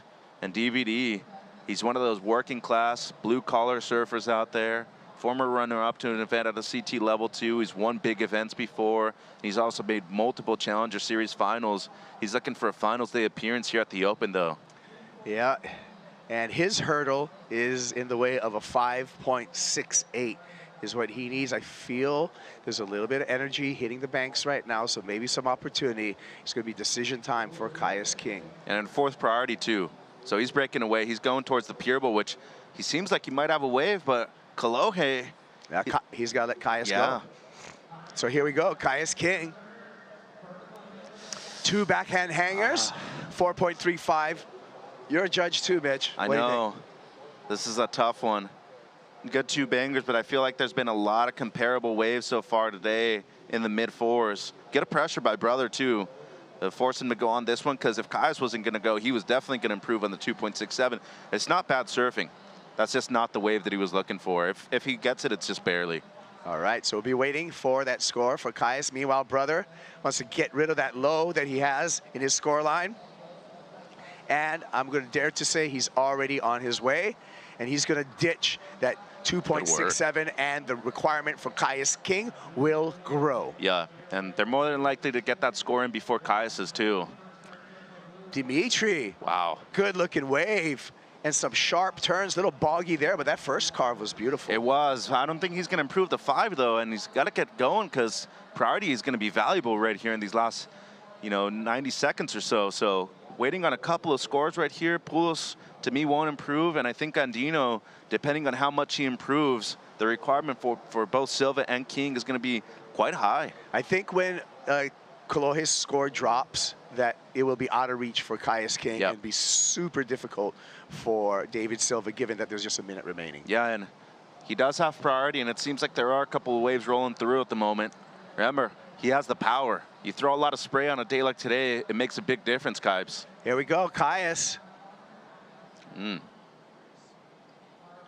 Couple of nice turns, a little nurse there, but gets a third one in. Going to get this inside section. Ooh. That's going to make things interesting. Done. That's going to make things interesting. I like that. I like that. I like that. Of course, everything has to happen in the last minute. Yeah. That's surfing. Wow. Yeah. The start of the next heat will be on hold for sure because the judges have to deliberate over some very important scores. And we got a couple more paddles, too. It seems like Silva might be going on this left. Oh, that's a closeout, though. Oh, so he's out of the mix right here. Bummer for him. Just never got the chances, Kipes. Well, the math is going to be for the score for Kolohe Andino and then 2 scores for Kaius King.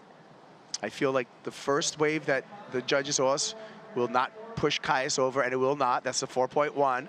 Now Kaius needs a 4.35.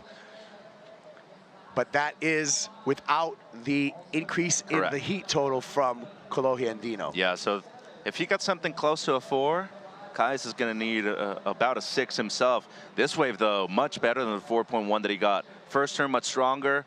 A little ticky-tacky, as he said on the second one. Deep bottom turn right there, though, well engaged. And make sure to just clean it up towards the tail end, too. And you see him right there with the stoic poise. Love the body language out of Kaius. And then, brother, he's for sure improving on the 2.67 right here. And he does, Kaipo. 2-turn calm on the forehand for brother. And there's the score for you. So now King needing a mid-6. Yeah, as predicted. So there you go, 4.73 for Kolohe. 6-point ride for Kaius. He's on the beach and does not get it, a 5.37. So not enough for Kaius King. Good effort, though. Got to give it up to him. Waited out there for his waves. Just didn't materialize until the tail end of the heat, though. But as we said, the 2 Californians, they did their job early on. They're moving through, Kaipo. Hey, quick work equals success right there. So Dimitri Poulos as well as Kolohe Andino moving on into the round of 32. Dimitri looking sharp on the backhand. We'll be back. Heat 4, round of 64 in the water when we return.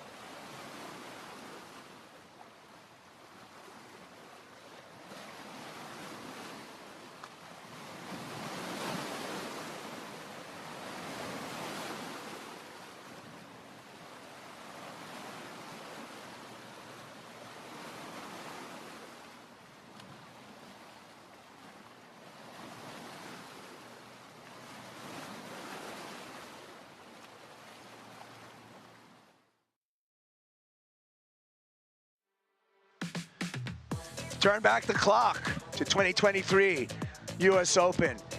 Lahaina's Eli Hanneman went bonkers on the south side of the pier. He definitely did. Eventually defeated Crosby Colapinto in the final right here, becoming one of the few that can call themselves a U.S. Open of Surfing champion. Doing it most, you know, on the backhand right here, Kaipo.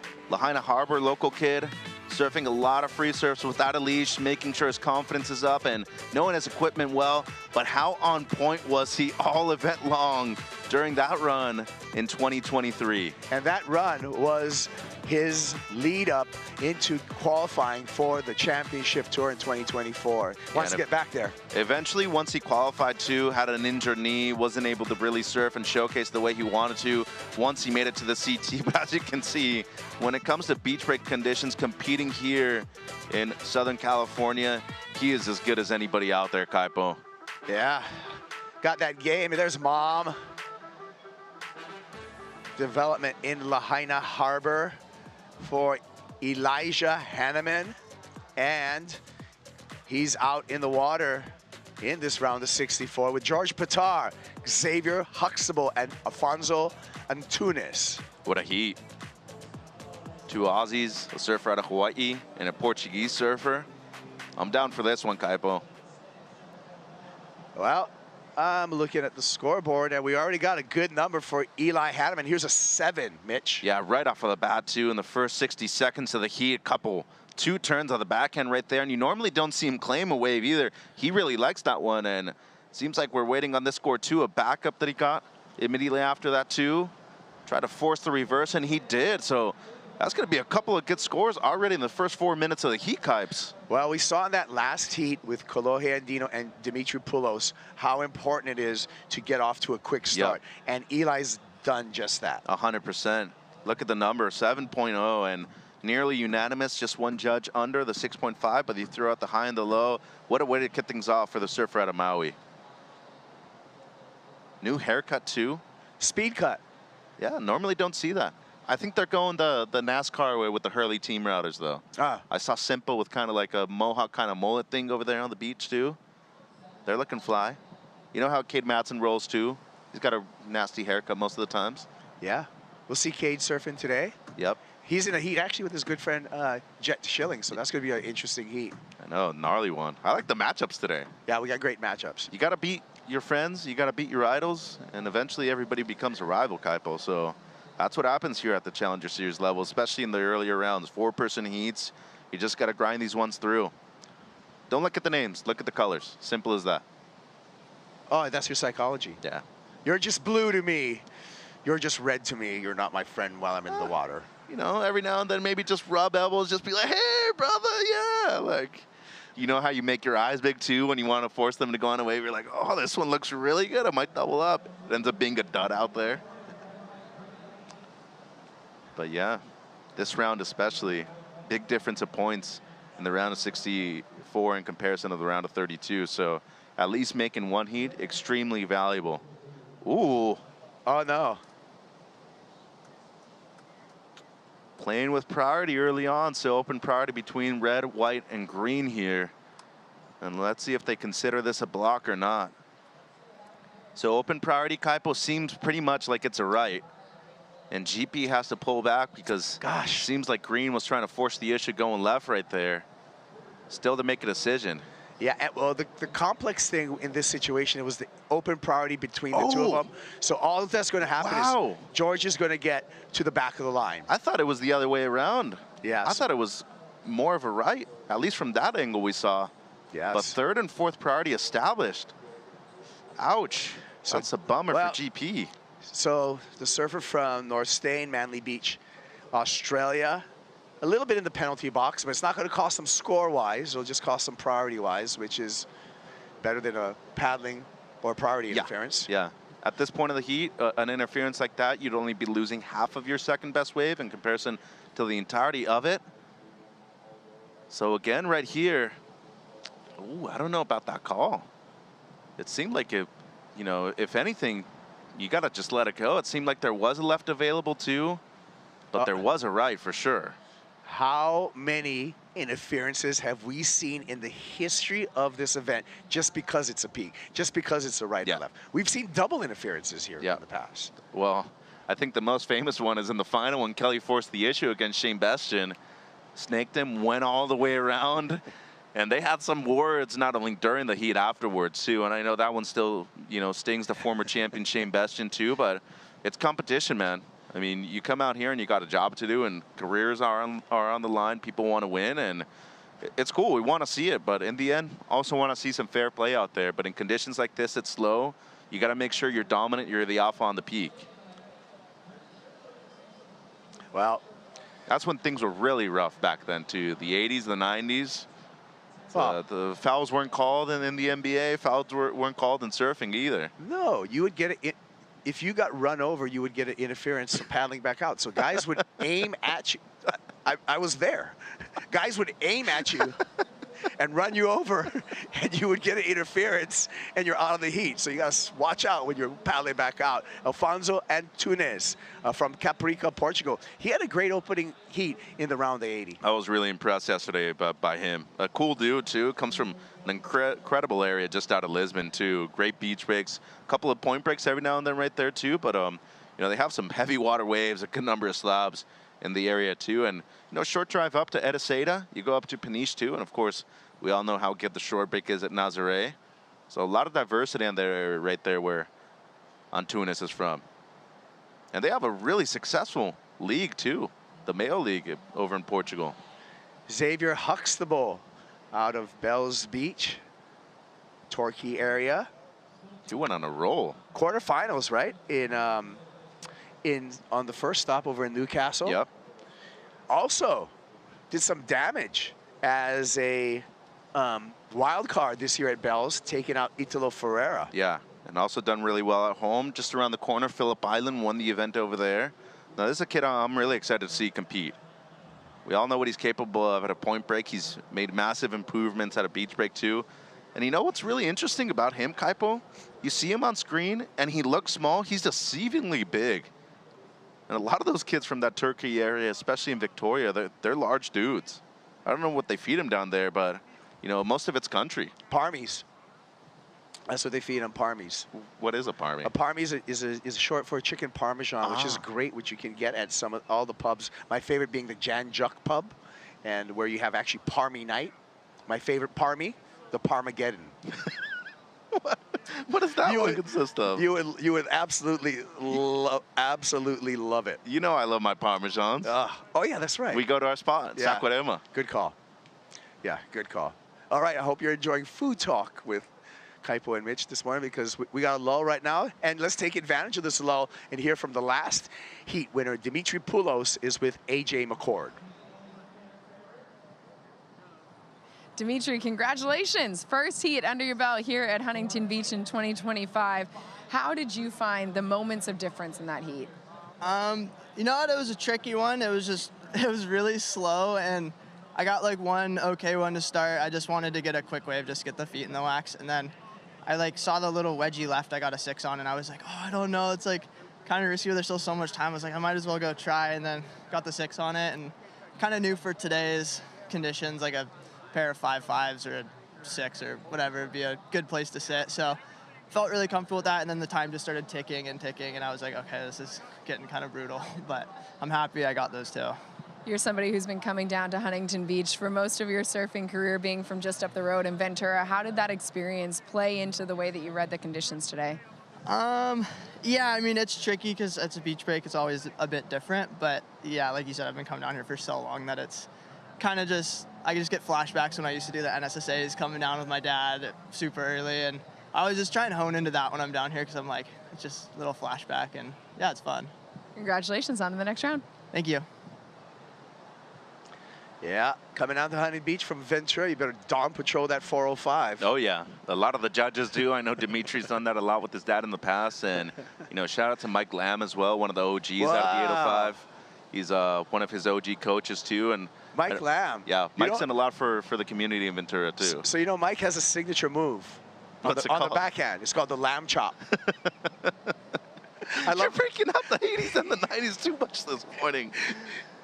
This guy doesn't need another wave, but he's got it somehow. Eli Hanneman goes to town. Wow. Nobody else caught a wave. Eli's already got a 7 and a 5.83, and somehow he got a third one. Well, Antunes didn't want that wave. He could have forced the issue a bit more.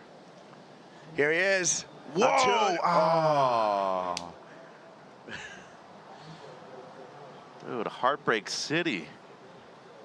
Looks like he stomped it, but maybe a little too hard. Yeah, and maybe, I think when he was coming out of it, tried to stand up a little bit too quickly. That's where you want to stay as low as possible.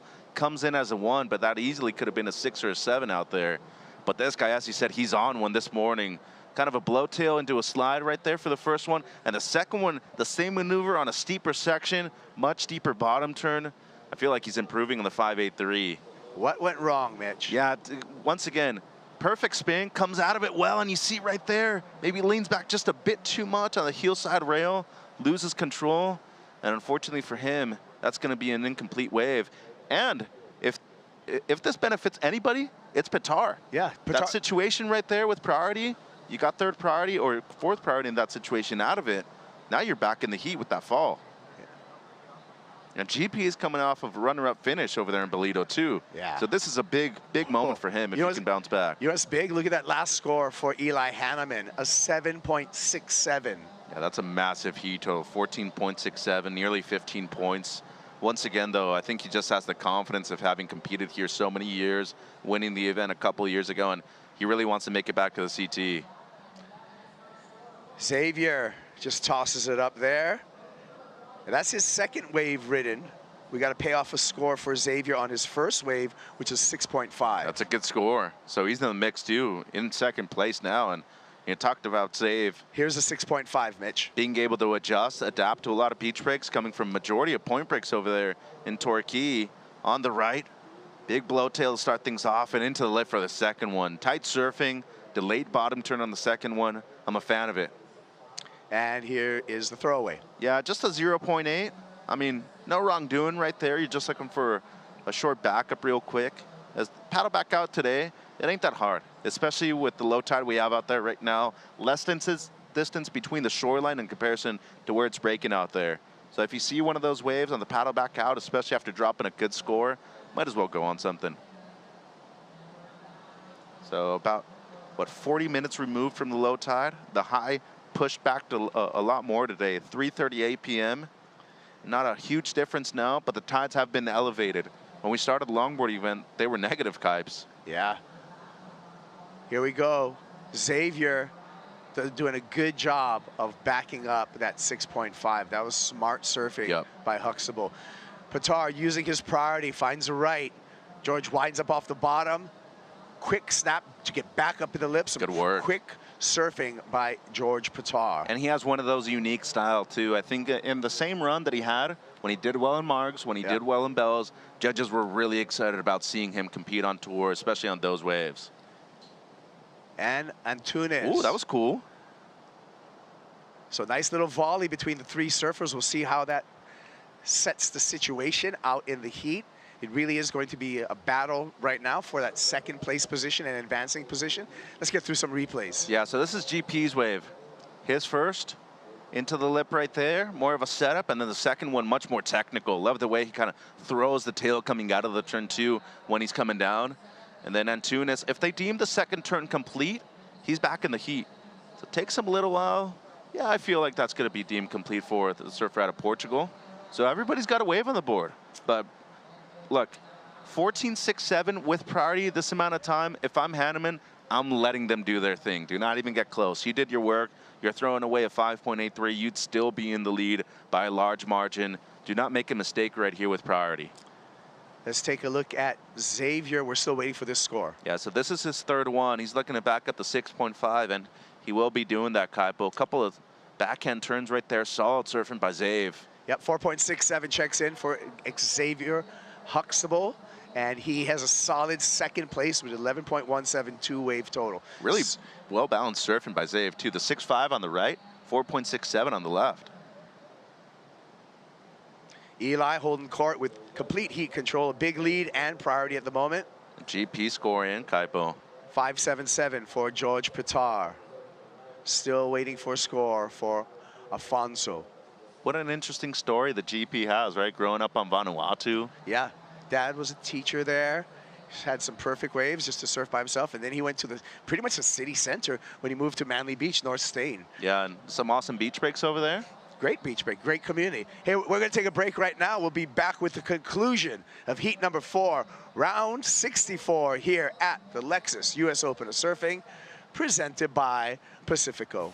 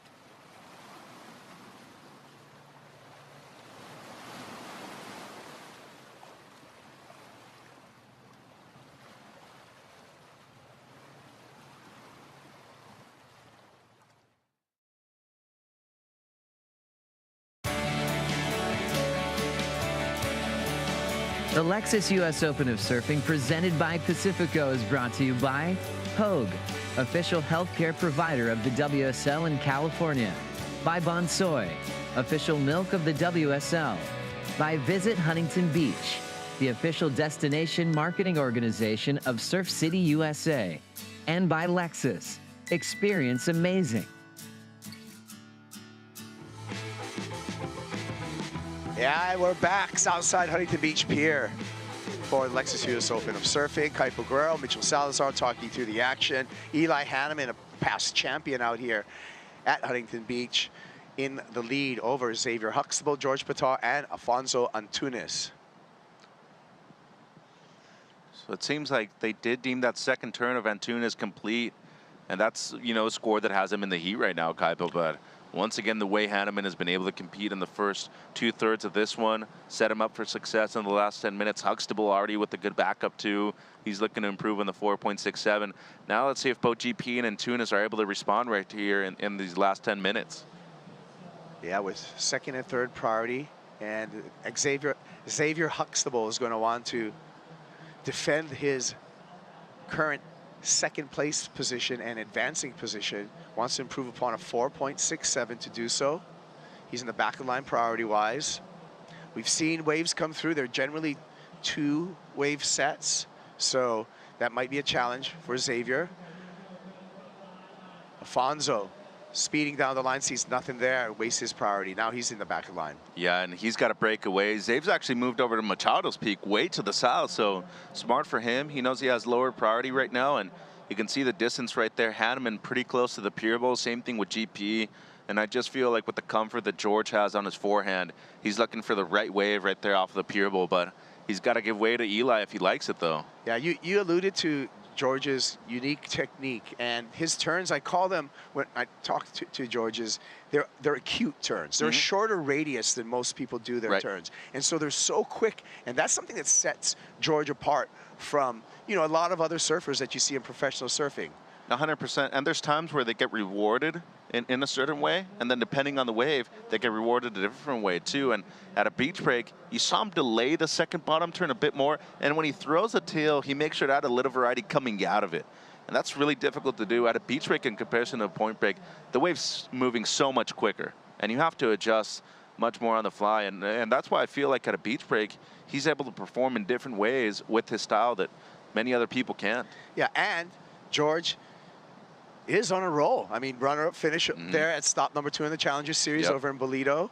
So he wants to continue that momentum. He's already got a keeper, you know, in his rankings. Currently number 3 on the Challenger Series rankings coming into Huntington Beach. So this is a huge heat, one of the top seeds out there at the moment. As you said, number 3, 10 qualify at the end of the year. And let's be honest, Kaipo, by this event last year, he already had 3 excellent results. Yeah. He had pretty much already done his job up until this point. Yeah, he got the work done really early. Let's go to Rosie Hodge. She's got a special guest. Yeah, you guys standing in the Bonsai athlete area. We got the Aussie contingent out there in Xavier and George Patel, a former championship tour competitor. And Kyle Otten is sitting right here with me. He's watching these boys. He's not working with them. He's actually working with Dylan Moffat and Winter Vincent, who'll be coming up in heat number 10 of this round. But want to get the Aussie perspective. I mean, it's so highly contestable, competitive in this lineup at the US Open. How do you manage these situations heading into your heat? Look, for me, it's all about being on the right waves. I've always thought that. So just observation, preparation is key. Yeah, it's unfortunate, you know, that I've been to quite a few comps now, and it seems like the Aussie boys are matching up. I'm sure the Brazilians and all the guys have it too, but definitely this event, you know, Timmy Max working with George and Huxtable in this heat, and I've got 2 guys, heat 10, yeah, surfing against each other, so yeah, it can be difficult. That friendly fire and just separating the emotion out of it. But Kai, we have noticed at this event especially, you know, the nation's really getting behind their surfers. Why is it so important to have that support and to have that kind of infrastructure so that the surfers have someone to lean on and the expertise like yourself? Yeah, look, I mean, it's in Australia at the moment. There's a great movement, a couple of different things going on. There's really good, you know, the government and everyone's getting behind surfing, and it's a good thing, and it allows these Aussie guys to kind of, I guess, unify. They're a good little team, and yeah, they're down here supporting each other. You saw it years ago, I mean, they talk about the Brazilian storm. That was the real thing. I remember being on tour. We didn't travel so much as a pack. We were all mates, but it's definitely a little bit different now. Now I'm back here on the Challenger. Yeah, they seem to support each other really well, and it's a really good thing to see. And one of the themes for this event has been the challenging conditions. How do you keep, you know, the froth up, the stoke, the hunger, just to go out there and compete? What have you guys been doing on the lay days in preparation for days like this? Oh, you've just got to stay positive. You know, everyone's in the same boat. You know, if you don't want to surf, maybe find an activity, you know, a bit of shopping or something. Thrift stores, they're always pretty good around here. And, yeah, just stay positive, you know. I've seen it over the years. A lot of guys can get negative over conditions and that, but everyone's in the same boat. So as long as they maintain positivity and ride a few waves, even if it's almost unsurfable, stay up and about, it's a positive thing. Great catching up with you. Thank you for the insights. We'll send it back to you guys. Yeah, a couple of oys there. If there's somebody who knows how to grind a heat, it's that guy who spent close to a decade on the championship tour. Multiple-time competitor here at the Open, too. Yeah. Well, they got a scene there in Australia. All those high-performance centers, you know, there's definitely, it's kind of cool because, like Kai mentioned, there is government backing for that. And I feel that's unique to that particular country. A lot of countries don't. Well, you know, we don't have a high-performance center in Hawaii. No. we just have high-performance waves.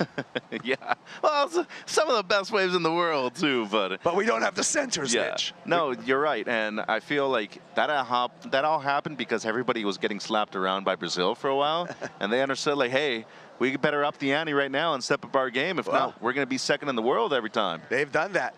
Let's take a look at our Pacifico fan picks for this heat. Who picked Eli Hanneman? Let's see. And as expected, no, not as expected, George Pitar winning the fan picks with 46%. Yeah, well, maybe recency bias right there. He's the last surfer out of the 2 that's been on tour. Eli Hanneman, though, a former champion. Respectable 37%. I agree with you. I think it would have been maybe 50% in his benefit. Hey, you 7%. I'm behind you guys with Xavier Huxtable right there. Good pick for you 7% out there. Well, and Tuna's ripped yesterday, too, by the way. I know the conditions were so much more different, but respectable 10%. He's getting, you know, some fan love out there as well. That's right. Go to worldsurfleague.com, click on the heat, pick who you think's going to win. We're going to get all that data together, and that's how we present to you the Pacifico fan picks. So what's so cool about surfing, Kaipo, you can start from the very first round, have to surf many more heats than the top-seeded surfers and still become an event champion. And that's especially something really cool about here south side of Huntington Beach Pier. The U.S. Open has made dreams, and it's really, made superstars too. And all you have to aim for in these 4 surfer heats is 2 waves. second. Yeah. And second. Like George Pittar doesn't have to aim to win this heat like a one-on-one matchup. All George's needs is that 5.41. He basically has, to me, first priority because I don't see Eli Hanneman moving at all. Eli's controlling this heat. So I'd be surprised if Eli tried to take a wave off of George. George is not a threat to Eli, Eli being ahead of so much. So we'll see how this plays out. It's going to be Xavier. That's a nice opening turn for Huxtable. And it lets him down on the end. So doubt it if he's going to improve upon that 4.67. What do you think, Mitch? Maybe not. We'll see what the judges think. And but it seems like, he's not going to improve. But with 2 minutes, this was just a defensive move against Antunes. But you also got to be playing some defense on the right score, though. Was that enough to be able to get a 7.07 for Antunes? I don't think so. But at that point, I just think you're not willing to risk it. Got to defend anything. And a minute 45 right here. As you said, it's not in the benefit of Eli to have to protect against George, but he was on the same peak for the last 15 minutes right next to GP. And it seems like George right here, he's breaking away, but look at where Zave is at the moment. He's hovering right around there. Despite having 4th priority, you can at least add some pressure and maybe force him to go on the wrong wave right here. 1 minute 20, though, it's really just going to come down whether or not he has a chance at a wave. And this is a tough one for GP after that, block.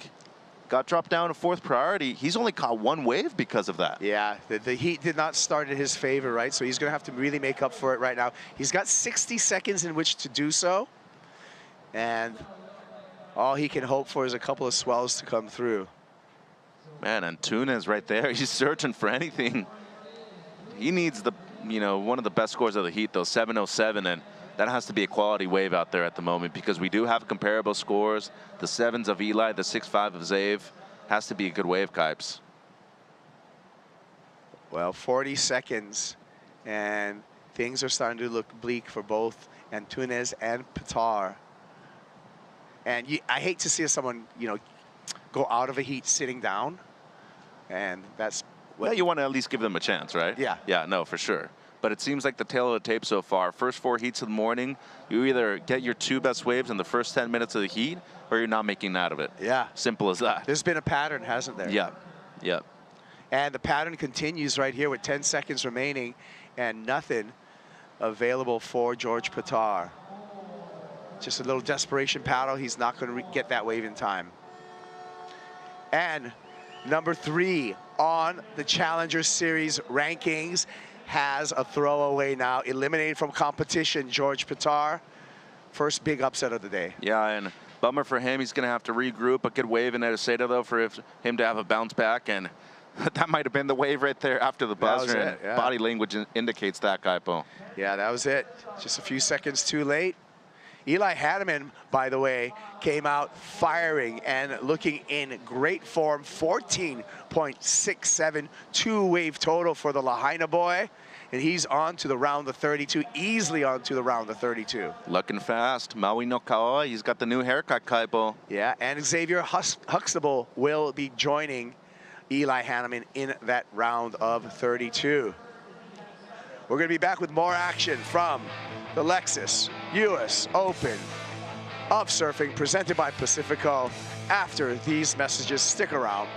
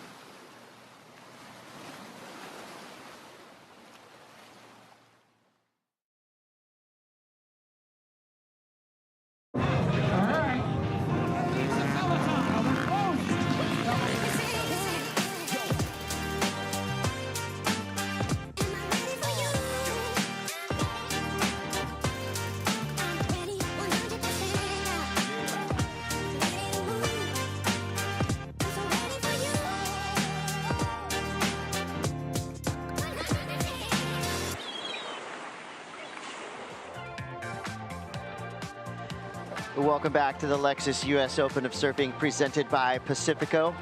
Quick visual of Eli Hanneman, a past champ here, continuing to flow through heats. A 14-6-7 heat total, one of the biggest of the day so far. X-Man Xavier Huxtable came through in second place. And in a stunning upset, George Pitar out of this contest, only getting a 5.77 for his heat total, along with Alfonso Antunes. I mean, that is a rough third and fourth place finish there, but we move on, and we've got a super heat on our hands. Ian Gouveia, Lucas Silveira, Bronson Maedy, and Yago Dominguez. Yago, who was an incredible performer on day one of competition here. I'm Chris Cote, and speaking of incredible performers, former U.S. Open Junior champion, Tanner Gudauskas. Of course, Tanner has an impeccable resume, so whatever he says about high-performance surfing, I listen to. No. Tanner, we've seen a mix, right, of big scores, big numbers, airs, power turns, and then the dark side of that. Totally. Surfers lost at sea, not able to find the waves they wanted. That last heat was just the perfect example of two surfers who got momentum early, continued to form out through that heat, and two other surfers that were literally paddling figure eights. Lost out here in this lineup. It's funny because so we have the memory of yesterday, which essentially was a bit of a grindy day, and today it's a bit of a grindy day. Today much better, but it doesn't mean you're exempt from lulls, from being out of rhythm. So seeing a guy like George Pitar fall out of the draw, it speaks to the fact that this is still a very competitive field that we're dealing with, and you have to be switched on. You have to be lights on and making the moves that count, so you'll make these heats. Titans will fall today. I mean, that is the unattractive truth of Challenger Series events. You want everybody to win. You want everybody to do well, but we're going to cut this field in half as we head towards the weekend. Saturday and Sunday, we'll have wild matchups of incredibly talented surfers. Bronson Maedy representing Indonesia in the white jersey. Just came through with a 3.17. This is Yago Dominguez. What impressed you about Yago Dominguez? He's the lesser known of the Yagos that we see on the international surfing scene, but definitely put up some solid waves numbers yesterday. He really was impressive. His energy was the thing that I had as takeaway, where he really wanted it. He was present. He was giving his everything, as we watch a bit of a veteran in Lucas Silveira take off on a nice right by the pier. Two actually really nice wraps in the pocket and finishes it strong. But Chris, back to Yago. I spoke to the crew at Puka's last night because I saw so many good-looking Puka surfboards in the water. I had to kind of figure out what the rhythm and recipe they're working with. And Adur Letamandia told me that they're working with a new head shaper, David Santos, and he's getting all these fresh boards under these guys' feet. They set up a new factory in Zerouts about 1.5 years ago. He said specifically, Yago, they're so excited to have on board. He's a triple threat. So he's surfing great. He skates insane, apparently, and he has a big snow influence. So, you know, I know that plays well to you, Chris. Having that influence cross over from the different sports creates different lines and approaches, and Huntington is such a great spot for that. You can find those air ramps and incorporate it into your surfing. So I think this could be a great run for Yago. I'm excited to see what he does in this heat, because you have two veterans like Ian Gouveia, who we just saw on that last wave, and Lucas Silveira, who we see on this wave. These guys know how to put together heats. That's a fundamental backside wave there that's going to get a good score. And now you have these younger guys like Yago and Bronson, who they're coming up. They're hot. They have a different arsenal of maneuvers, and they're going to put it on the line. They're going to have to earn it. Ian Gouveia and Lucas Silveira, I mean, like you said, two vets. These dudes blast through heats on the daily. It's surfing like this, just real solid, most times mistake-free.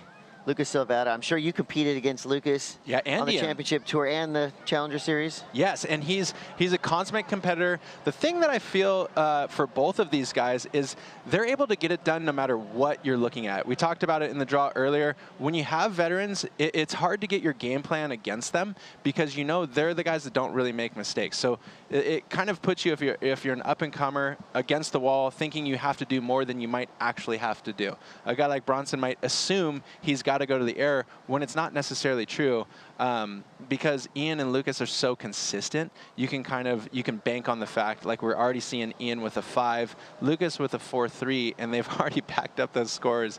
So, you know, it puts a little heat. We're dealing with the 2024 World Junior Champion right here in Bronson. This kid is an absolute anomaly. He is already turning heads globally. He's going to be in the Snap 5 premiere that's going to be playing tonight.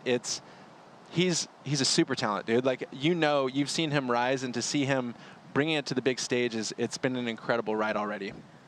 I hope we get to see some of Bronson's mastery in the air, because in his World Junior title win, he was literally going upside down, fully inverted 540s on nearly every wave that he served.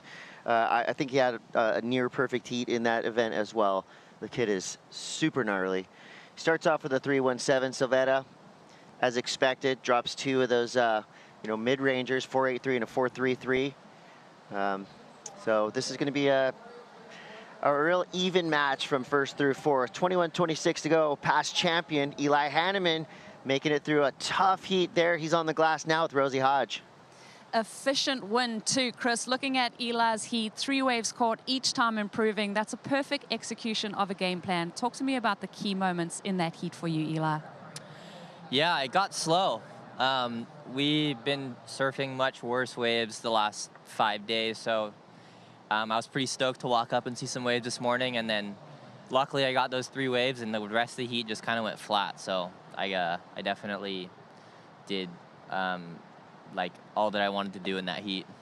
And 2 years ago when you won this event, you called it one of the best days of your life. This is your first showing here in 2025. You feeling all those feels and that nostalgia from the victory coming through in your performances? Yeah, I love coming here. I've been competing here ever since I was little. We have all the amateur events here, and yeah, that was still probably the best day of my life, and looking to recreate it. But I always feel at home here. Like, I don't know what the locals would say, but I feel like this is like a second home break to me. I always just feel so connected out here, and my manager lives here, so I've been coming here for so long, and I got a bunch of super cool banners in the main street right now, so I'm kind of feeling it, just feeling grateful and excited to be here, and yeah.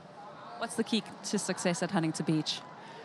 You just got to be confident and be ready, and when it gets slow like this, I just like to just kind of anchor down and back myself, and I like to mumble little things in the heats. If it gets slow, today mine was it was a Bible verse. It was Joshua 1:9. It's be strong, be courageous, don't be afraid, don't be discouraged, and know that the Lord your God is with you wherever you go. So even if I'm winning, if I have 14 points, if I have no waves, I know that it's good to just mumble and remind yourself the things that are important to you. So yeah. Words of affirmation working for Eli Hanneman here, guys. He's looking sharp. Always. Eli Hanneman is a weapon. So, Chris, I wanted to break it down on Eli because I surfed with him at Lowers a couple weeks ago, and he was talking about diving into some older catalog at the Mayhem Cruise facilities. And I don't know if he brought it out here today, but he said he's been working on the Whiplash, which is an older model, and it's a bit more of a longer rail line for him. He's a smaller stature surfer, and he's able to utilize. He doesn't necessarily need to create the speed. He's on his toes. He has a lot of pop. So he was saying that longer rail line and a shortboard effect allows his maneuvers to look bigger. It allows him to stay in the water through those carves, and it's cool to see it coming to fruition today. Well, you want to see something cool? Watch this, Bronson Matey. Yep. As expected, and always awesome. He just has this spring in his step. Got to be one of the best aerialists we have in the draw. And then you go to more of a power base, Lucas Silvetta. And as a competitor, you have to believe you can win even without the airs. Lucas is a great example here. He's sticking to what he does best, and he's not going to be too chuffed by Bronson, as he's just okay. He might be now. Okay. He might be now. This is that X factor we've been talking about. You don't know what he's going to do, and you just have to watch it. It's so exciting. It's captivating. Man, Chris, fired up, huh? A couple Cobra strikes right there for Bronson Mighty, and he comes through with a 717, nearly comboing the field. Huge 13.50 heat total with 17:42 to go. Yeah, our reigning world junior champion is on a good one right now. It really makes sense when you think about where Bronson comes from. The beach break factor in Bali, the great perfect waves that he has access to very quickly. He's ascended so rapidly under Rio Waida's guidance, and they've worked together. They've come onto the scene at similar times, and he's taking it to another level. I think like this could be a household name for definitely for years to come.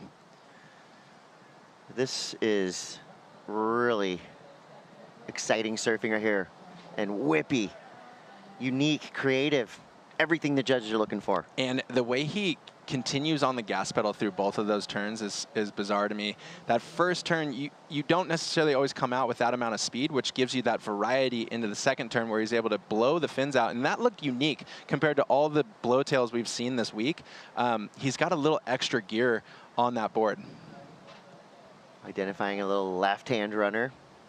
Now we get to see a mistake on his back end, but I think he's got the luxury of being able now to play around a little bit in the lineup. Yeah, it's funny. Like when you get off to a rhythm, he has the 2 best scores of this heat so far. You're afforded a little bit more of that luxury of doing exactly what you want. You can surf the waves how you want. You don't necessarily have to adhere to the curriculum as tightly. And with a guy like Bronson, I mean, the entire crew wins because of that. You don't know what he's going to do on the next wave. It could be something that's clip-worthy for Snap 5. Well, I mean, this is just your ideal kind of matchup, right? You've got 2 absolute veterans, Lucas Silveira and Ian Gouveia, going up against 2, I'd say, proven rookies. And for Gouveia, don't doubt this kid in the air. No, don't doubt him at all. That was cool. You saw him kind of shuffling up towards the nose midway through that front 3. Landed it clean, made sure to ride out in the whitewater, signifying to the judges he was in complete control.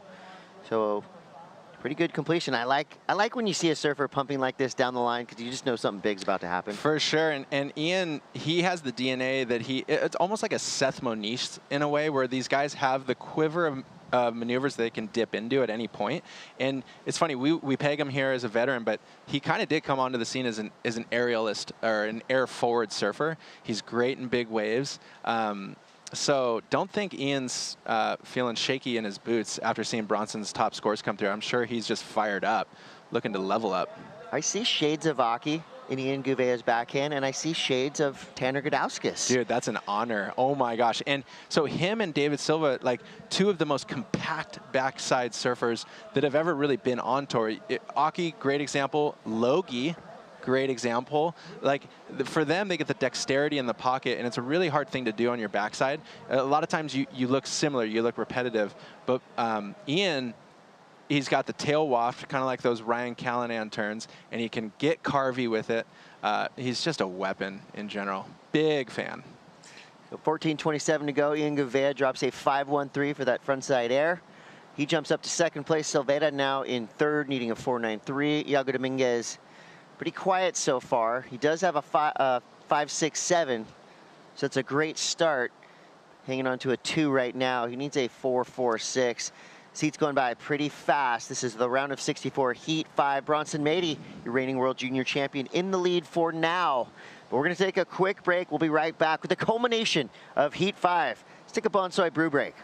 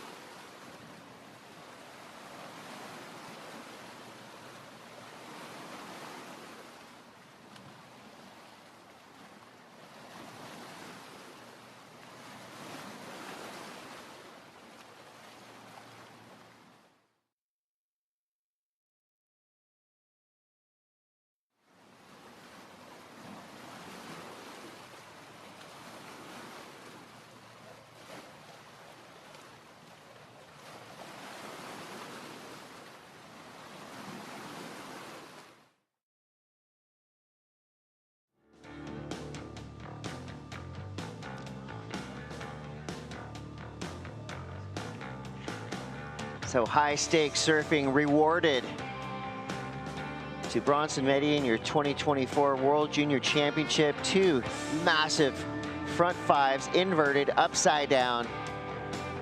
This was a 10-point ride. And remember, if you get a 10 here at the US Open, you're gonna be gifted, well, I should say, you would have earned a massive package from Yeti. And the glory of getting a 10 is reward in itself. The bonus is you get a cooler packed with all that Yeti gear. And we know that stuff, right? Yeti gear will last you a lifetime. Dude. So basically you have a family heirloom now if you get yourself a 10. Oh, look at the man right there. Rizal Tanjong. Wow. Legend. In the house. So watching that highlight reel with Bronson, the only other thing I can really compare it to is when we saw Gabriel Medina come on the scene with that King of the Peak Quicksilver event in France, where it was like, I feel like the first time watching it where you see somebody do an alley-oop into an air reverse in a contest, it looked like video game surfing. Right. And so now Bronson, he's taken it and he's elevated it even further, which almost freaks me out thinking how good he's going to continue to get. That we could honestly, Chris, be looking at like a GOAT. Truly, like he's under the guidance of Rizal Tanjung, which we just saw on the screen there, which of course is one of the legends of the culture of surfing. In all of the old Taylor Steele videos, he basically put Bali, would you say, on the map in sorts, or made it mainstream. And he's kept a really close eye on Bronson's path through professional surfing, and you can tell. I mean, he's really calculated. He's incredibly talented, and I'm just excited, dude. I mean, I hate to say it, but I'm really frothy about it.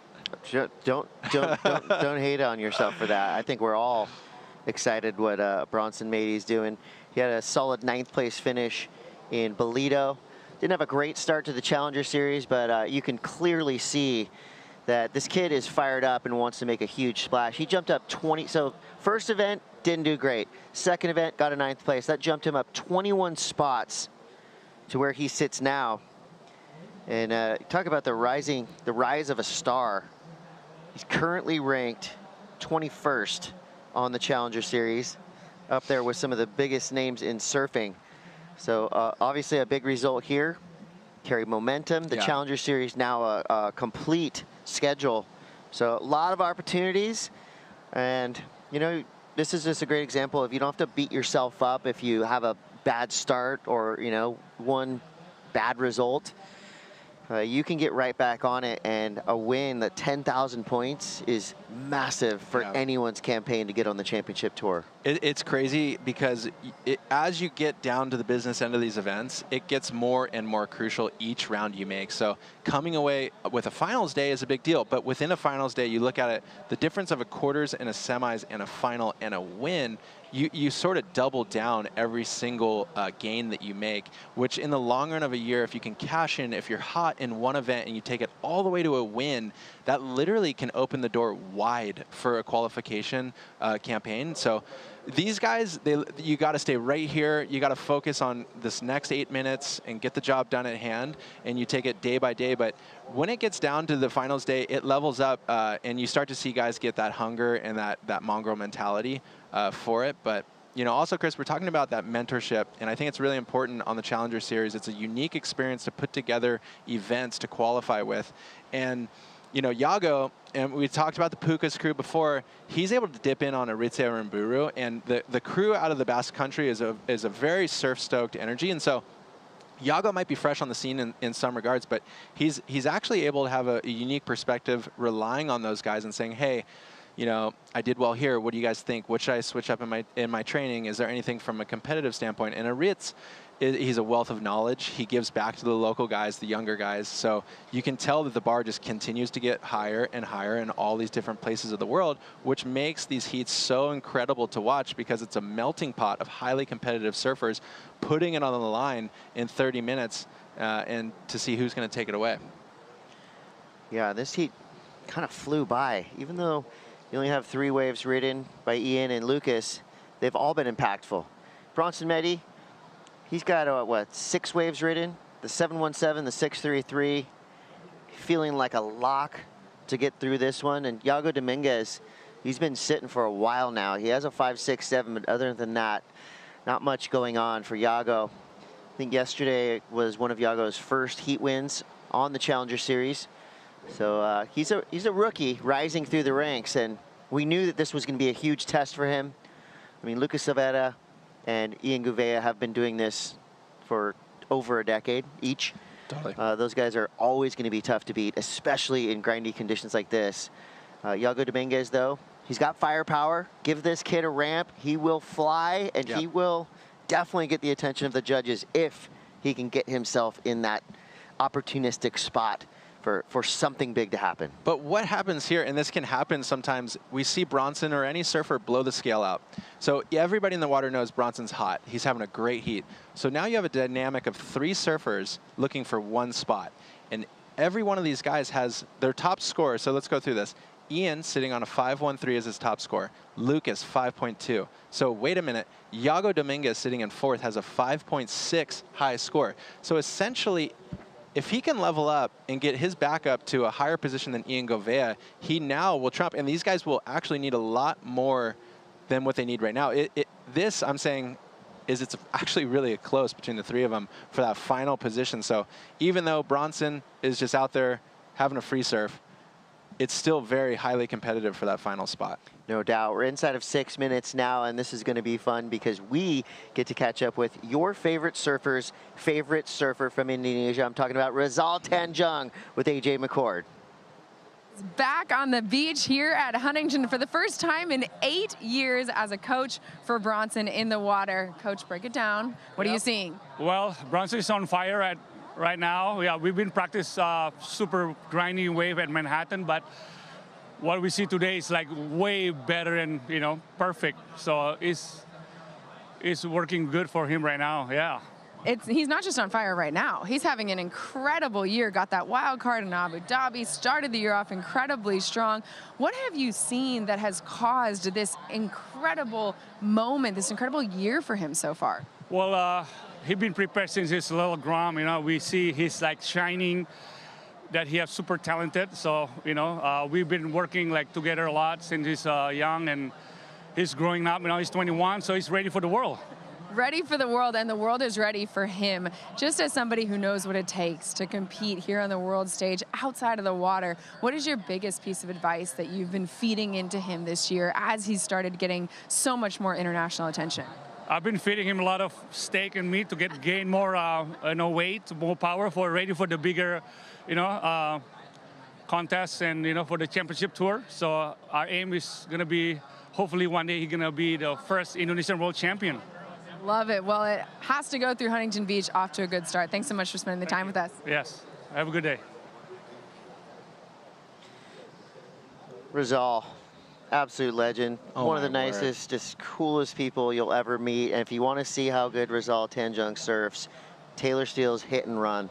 It's got to be one of my all-time favorite parts. Super silky smooth style, and the perfect person to help guide Bronson Meddy to greatness. There you see Bronson's results. 33rd, bit of a stinger coming off winning the World Junior title. Then you get right back into it. A 9th place at the Bolito Pro. To me, that's a result that we see in so many, so many timelines of so many great surfers, right?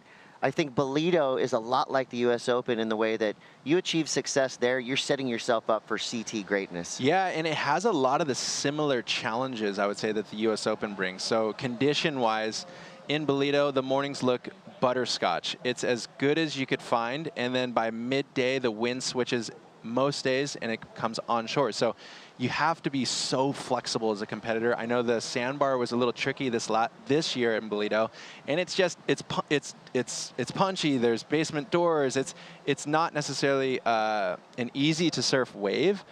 So maybe they're looking at U.S. Open and they're thinking, okay, this is I understand this lineup a little bit better. But yeah, like that, you take a 9th and you grow on it. So Bronson looks pretty confident here. That's sick that they've been training in Manhattan. So we know where the dojo is. Yeah. And he's bringing it here. He's feeling good. Having a guy like Rizal in your corner, like Chris, I mean, that's huge, right? I mean, you think it was tough to surf here the past couple of days? Manhattan Beach is even more of just a straight beach, a straight closeout. So that's actually a really smart thing to do. Totally. I mean, oh, okay, these waves are pretty bad. Let's find worse. Practicing those, and then that's going to make these 2 to 3 foot days just feel even better. So with 2 minutes left, Bronson Mady, complete control of this heat. I really feel like we're witnessing the start of something special with Bronson Mady. He's already proved it, winning the World Junior Championship, 9th place in Bolito. I mean, the sky's the limit for this kid. And if it jumps up a foot or two, his errors are just going to get that much bigger. I can't tell you how important that mentorship is, because here in California, in the U.S., you kind of have that infrastructure. Like Eli's talking about, you do all the Grom events. You have an awareness of what this looks like. So Bronson might go back to Bali. He's going to just surf crazy good waves. He's going to be surfing his local beach break. And it's not necessarily like he's going to tap into that competitive mindset all the time. So being able to communicate with guys like Rizal, and you just keep the pencil sharpened for days like this, it's a different ball game. You have to be able to switch back and forth. And sometimes it's good to turn off mentally and enjoy surfing in a different plane. But when you're trying to qualify, it's all about those gaps in between these events and utilizing them so you continue to strength through the year. Well, we're inside of a minute. Lucas Cervera, you know he's been in this position before as a veteran on the Challenger Series. He needs it 4.93.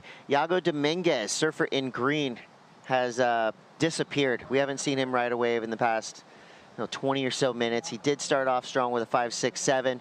He's holding on to priority right now. He's got 30 seconds to find a 4.46. Will this wave be the number he's looking for? Yes, Quick brother. snap to start. Wave's kind of going flat. He tries to force it, and that's a different type of claim. Maybe you can tell he's frustrated. 2.0 or something. I mean, why wouldn't you be, right? He started his campaign here at the U.S. Open with a bang. Yeah. Big heat win yesterday. But it ends with a bit of a flat tire. 5.67 was all he could muster out there, and there's 3 seconds left. And it's going to be your reigning World Junior Champion, Bronson Mady, moving through. Powerhouse goofy footer, Ian Gouveia coming in second. We do lose the veteran in Lucas Silveira. And that's going to be all from Iago Dominguez here at the U.S. Open of Surfing. So 3rd and 4th place finishers will have to regroup and try to find a different path to the championship tour. So we see Bronson up after. If this was an NSSA, he would get what, 5 points docked from his next heat? He would. He would get a talking to from Janice and Galen. So this wave right here was ridden by Lucas Silveira underneath Iago, and I'd be curious to know where that comes in at. He's looking for a 4.9. Do we have any insight on that, Chris? Those 3 or 4 pretty good turns in the pocket. They were pretty good, but not good enough. A 4.10, just under the requirement. So the situation's going to stand with Bronson getting the win, Ian Gouveia second, Silveira third, and Dominguez in 4th. Well, we're going to take a quick break, but wow, do we have a big heat coming up next. Jacob Wilcox, Oscar Berry, Luca Macinas, Justin Becret, all surfers within striking distance of the top 10. Stay tuned, we'll be right back.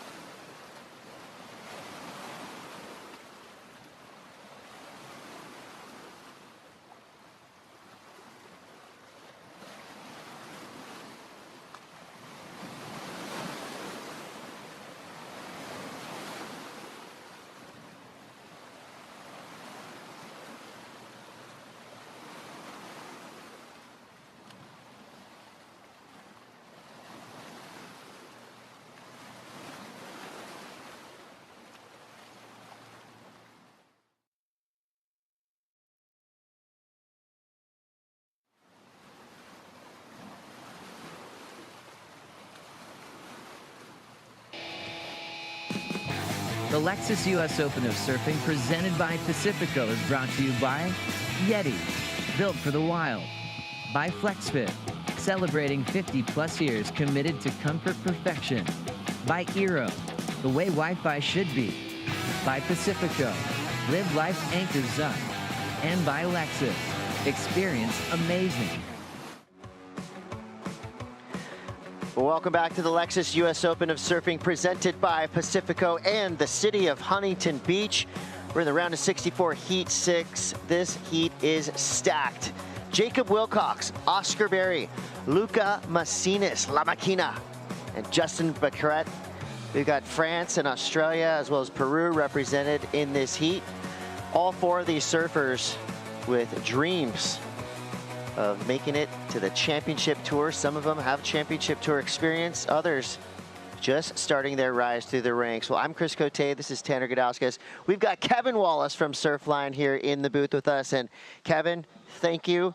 You guys have been spot on throughout this entire week. We knew it was going to be small, but we were able to kind of pick the eyeballs out of what we had thanks to the Surfline forecasts. And just like you guys expected, or just like you said, today, a little bit bigger, a little bit better. So thank you. Coming up a little bit, yeah, it's all me. So no worries.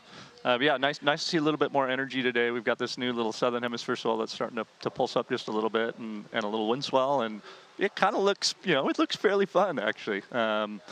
It was, like you said, it was slow. This was, unfortunately, probably the slowest week we've had this summer, particularly in Orange County. We've really had a pretty good summer, but we've got good things to come through the weekend too. We've got more swell coming up, so yeah, looking forward to it. You know what? We like to make these surfers earn it, right? You gotta slay a few dragons, yeah, to get to the princess. Here we go with Justin Becqueret, surfer representing France. This was his opening score, a 5.33, and he's already got a 3.60 with 26 to go. Tanner. Well, coming out of the gates, this is an incredible heat. So Justin gets the jump on everybody, but Jacob backs it up with a two-banger. A little bit soft on that last turn, but great start for everybody. Oh, wait, one more, Oscar Berry. So we had a flurry of action. This is an incredible ride. Yeah, so Kevin, all of these lefts that are coming at the pier, that shoots off of the south swell. That's a pretty iconic situation for Huntington Beach, correct? But today we're seeing, like you talked about, a little bit of a north energy that gives a cross-up, and we've seen some rights like Bronson in that last heat. Is that going to traverse through the weekend, or will conditions change as we progress through this event? No, I mean, well, conditions are going to change as we move through the weekend. We're going to see more surf come up, but we should continue to see peaky conditions because we're going to have a mixture of swells out there. We'll have this little northwest wind swell that's going to hang with us really over the next couple of days. We've got this little southern hemisphere swell that's picking up, same swell that hit Tahiti at the beginning of the week, actually. And then we've got some hurricane swell, or soon-to-be hurricane swell, coming up on Sunday, which looks great. Love to hear it. Well, the judges just got blasted by multiple waves ridden at the same time, and here's how it's shook up after that first exchange. Justin Becqueret with a 5.33 and a 3.6. Luca Macinis comes through strong with a pair of 4s. You got Oscar Berry with the highest single wave score of this heat, a 6.83, and Jacob Wilcox, your current Challenger Series #1, coming through with a 5.17, and here goes Oscar Berry again, but that wave just goes weird. This is a big heat, of course. Jacob Wilcox, current world #1. You got Oscar Berry right now, current world #7 on the Challenger Series. Big ramifications for this one. Of course, Luca Macinis, call him La Maquina because he is a machine. I mean, he is one of the more consistent surfers that we have on the Challenger Series. Of course, he has CT experience as well. And here he is again. I mean, this kid is unstoppable on left-handers. His backhand is just so precise, and he knows exactly where to put those turns. He has multiple gears as well. So his backhand, he has a very vertical whip to it, which creates a lot of frenetic energy in the pocket, and it stands out. It's exciting to watch. So consistent. I didn't know his nickname was the Machine. That's amazing. It fits. He's been on the scene for quite a while, and he's been at the top level for quite a while, so I'm sure he's looking to cash in here. Yeah, he's got plenty of time left with 23 minutes to go. So Becqueret in the lead, but not for long. Luca Macinis comes through with a 5.33. He jumps into that top spot. Jacob Wilcox out the back with priority. Definitely has to be considered the guy with maybe the highest heat IQ, as he has so much experience, the qualifying series, the Challenger series, and on the CT level. So as our surfers wait for the next set to roll through, let's go down to the glass. Reigning World Junior Champion Bronson Meddy standing by with Rosie Hodge. Such a strong heat win for Bronson. And thinking about this season, your second time in the Challenger Series that you've made it out of this round, how can you build momentum in these earlier rounds to see you through the rest of the event? I honestly don't know. I just go out there and just try to surf because the last couple heats I had on the Challenger has been pretty hard. I haven't been getting any good waves, and just trying to make it out on the worst waves. So yeah, just trying to get the best waves out there, and it's been pretty fun today. So yeah, it's been good. You've had some big achievements. Junior World Champion, you were able to get that wild card in Abu Dhabi. What key things have you taken away from those events that you're bringing into the Challenger Series? I guess just the experience and just how consistent you can be in these kind of events. And you don't want to just like go super far away and lose first round, you know. So yeah, just trying to work on my consistency and just surf better, I guess. Well, that's working out for you. And just thinking about the representation that we're seeing from Indonesia on the championship tour with Rio Waida, yourself on the Challenger Series. I know there's a lot of Indo support online. Can you give us a couple words? Ya, terima kasih ke orang semua di Indonesia.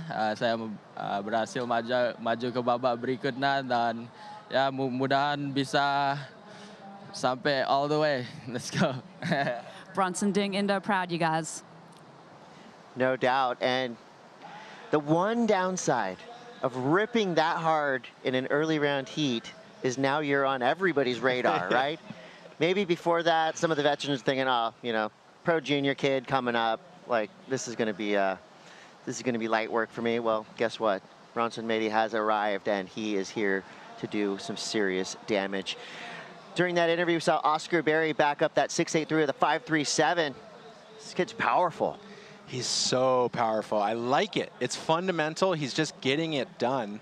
You can't be bummed at that, right? He's having a consistent heat. He knows he's got to put it on the board. Jacob Wilcox is sitting on a 5. All of these guys have a similar range score. So it's going to be an exciting end to this heat. This heat's gnarly. And the waves are consistent enough to where we're going to see a lot of waves ridden. 20 minutes, 28 seconds ago. We have Kevin Wallace here from Surfline. Kevin, it feels like, you know, just yesterday, Surfline pretty much started off with Sean Collins, the late, great Sean Collins, with a pair of binoculars and a landline. And now we're in this new realm, this new world of surf forecasting where we can literally look at Surfline and identify any spot in the world and get that forecast. So I know you have some new tools in the bag that you guys have been using to make your forecast just that much tighter. So as we see here, Jacob Wilcox enjoying nice little left-hander. You know, maybe you could tell us some of the new things, that new tech that Surfline is leaning into to give us those precise forecasts. Sure. Well, we've got some new charts that are going to be rolling out to the public soon, sometime this month. I'm not exactly sure when it's going to come out, but sometime this month. So those are near and dear to my heart. I will say that I'm really stoked to see those. But we've got a number of things that we've worked on and have unveiled over the last couple of years. You know, we've got like smart camera technology, meaning like our cameras can actually measure wave heights throughout the day. You can get a wave distribution, see like, okay, how many head high waves are there coming through? How many waist high waves are coming through? Get a feel for that. We've continually to improve on our swell models. Obviously, they're not perfect, but I think in some ways they're very, very good. Just that is going to be a continual process to fine-tune those, and doing some things with like Surfline Coastal Intelligence and just beach monitoring, and protecting beaches. And I know, Tanner, down where you are, this is particularly important. Yes. In San Clemente with bring back our beaches and bringing back sand in areas. So we're looking to do that more and more. We are celebrating our 40th year as a company this month, and not a celebration of us necessarily, but a celebration of surfing and things that we can do to give back to the surf community that we are also lucky to be a part of. Well, the cool part too is, normal people in the public, Surfline Premium members like myself, are privy to the same information that, you know, the higher ups at the WSL and the top pros are getting. Forecasts like this. Kevin, please take it away. Yeah, so here's our forecast. This is a storm that has sent up this little southwest swell that we're seeing right now. I mentioned, you know, that surf was pumping in Tahiti earlier this week, pumping in Hawaii right now. And so this little swell is just pulsing up right now, a little slower this morning, but coming up, you know, slowly through the day. Onshore wind should be pretty mellow. It actually seems like it's maybe slightly cleaner than it was first thing this morning. Tides come up too, so that's helped. And then as we move through the weekend, we've got the southern hemisphere swell that fills in a little bit more. And like I mentioned, we've got some tropical swell from Tropical Storm Gil, which looks like it'll become a hurricane probably in the next 12 or so hours. Taking pretty decent track, pretty decent sized storm. So we're going to finish on Sunday in the best ways of the event, which is great. Awesome. And I know the cams, of course, are a great way to check the waves basically from your bedroom, your bathroom, wherever you are at your house, but also can be a great training tool. Look, I've accidentally surfed in front of a Surfline cam for about an hour and checked myself out online. I mean, Tanner, come on, be honest, you have. You stumble into that rewind? Oh, that's just weird that I'm right in front of this cam for I think the last every hour. person has had a text message from a friend of a cam rewind shot off their iPhone. Like, dude, check this out. It was good an hour ago. But Kev, so what you're talking about I think is really fascinating too, because so San Clemente is having that issue with sand replenishment. I actually am in Oceanside now, and they're having the same issue, and I was on a board meeting. They're bringing in Surfline, utilizing what you guys have created to monitor sand replenishment. And it absolutely blew my mind, because all of us as surfers were like, oh, is it windy? Oh, is it good or bad? But you guys are even pushing further now in a coastal sense and preserving and monitoring what is happening on our coastlines. It's yeah, insane. absolutely. It's important to us as a company, you know, important to me personally, I think to all of us. Just speaking directly to sand, we know how vital that is for the quality of the surf, the health of our beaches. You know, go on and on. So it's something that we're very proud of and want to innovate more and more on. I mean, I'll go as far to say that sand is vital to quality of life for beachgoers and people who are, you know, beach enthusiasts. I know down where I'm from, you know, we had issues for years with basically when you go to the beach, you had to sit so close to the bluff because there just wasn't enough sand and it's sketchy. So I love that Surfline is, you know, not just a recreational value for knowing how the waves are, but actually going deeper and some environmental issues that definitely need attention. The more research we have, the better tools we have to potentially fix these problems. So with 15:21 to go, we get back to the business in this heat. Luca Macinas now screaming down the line on this right-hander. A couple big turns out the back with a strong finish. Wow. He's looking for a 5.95. Oscar Berry is in the lead. And we have our first journey into the pier. A classic maneuver for the last 100 years, shooting the HB pier. Rip the top off it. He's heading into the pylons. Jacob, while we were talking, had a really, really nice ride that came in at a 6.5. This heat well and truly is underway. As we look at a replay here, this must have been Jake's last ride that he shot the pier on. That left, Kevin, is so interesting how the current creates a little ripple off of the pier, and we've seen a lot of competitors have trouble with the maneuvers done right under the pylons. Yeah, you get that ripple kind of, you know, it's great, especially when it's bigger. You've got like an express elevator out to the lineup just along, right along the pier there. You get a little sand that's dug out there, but also, you know, it helps to create that nice shaped bowl too there. So yeah, it can get a little funky from time to time though. We talk about like classic symptoms of the US Open, and I feel like obviously that is one of them. Oh my goodness. As we watch Justin Burkett send one. Did he make it? I don't want to be a judge. But the other issue being consistency. And I feel like the swells that you chart here through the US Open, they have long periods if they're coming from the south. But why? Like, why is it that you come across these heats where you get a flurry in the beginning and then nothing for the rest of the heat? That's characteristic of a lot of swells that we see out of the Southern Hemisphere. You know, every swell is a little bit different, and just because a swell is long period doesn't necessarily mean it's going to be inconsistent. It really has a lot to do with you know, where that storm was, how far it was away, did it move at us, how big was it? So all these different things kind of pulsing right now too, which is cool.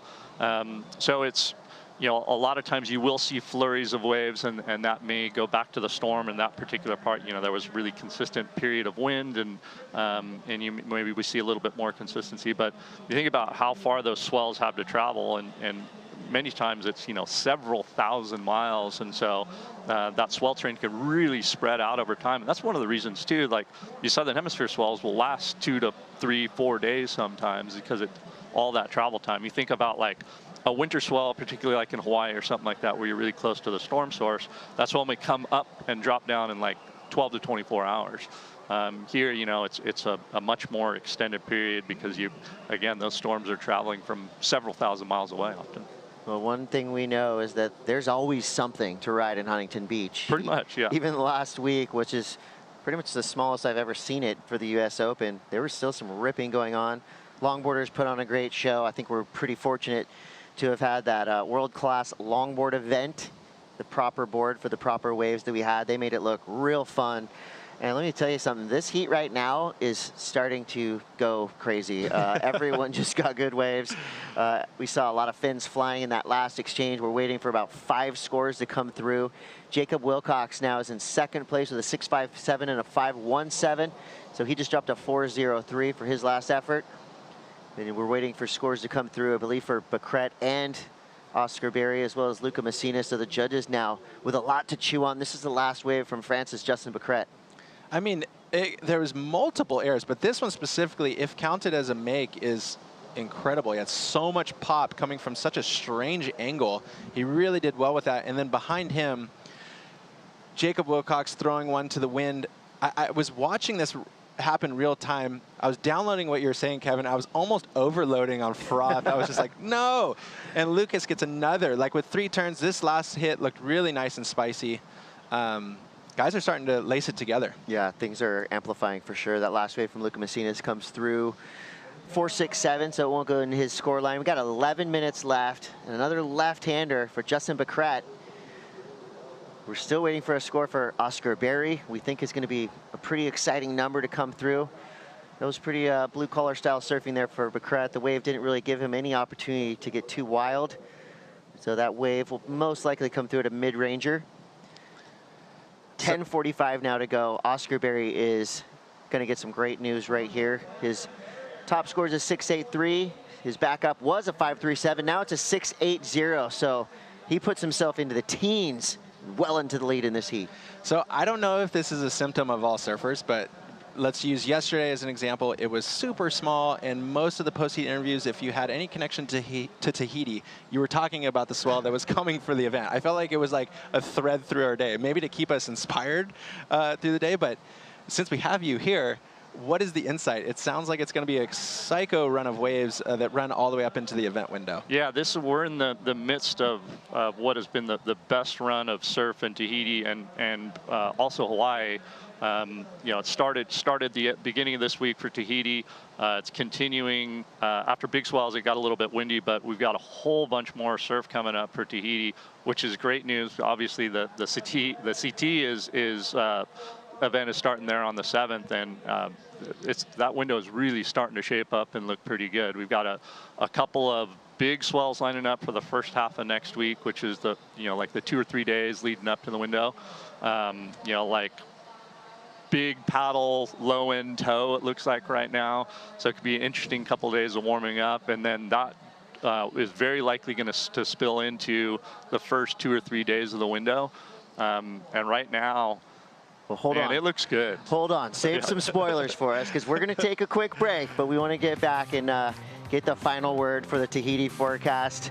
You're watching an epic heat go down right now. Round of 64, heat 6. Oscar Berry in the lead, Jacob Wilcox second. Is that how it's going to finish? Stay tuned to find out. We'll be right back.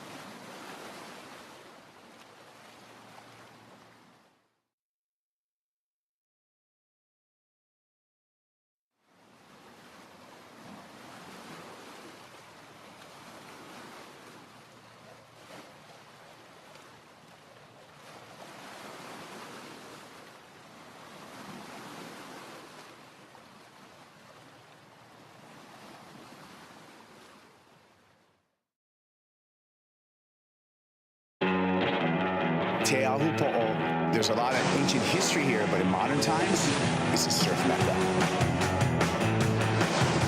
Deep on this one. Oh, big barrel. Caroline Marks drops into this one.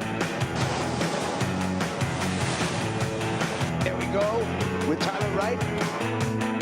Oh, Yago with priority. Big steep drop. Pulls up. Double arm drag.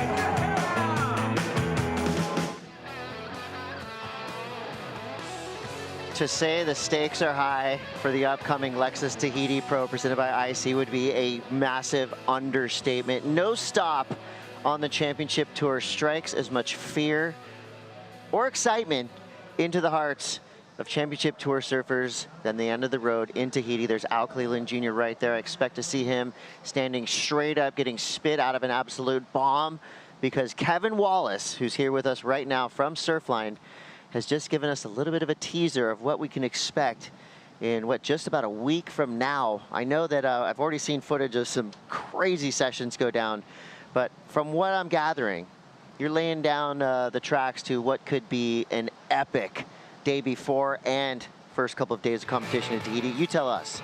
Yeah, nice cliffhanger there too to take us into the break.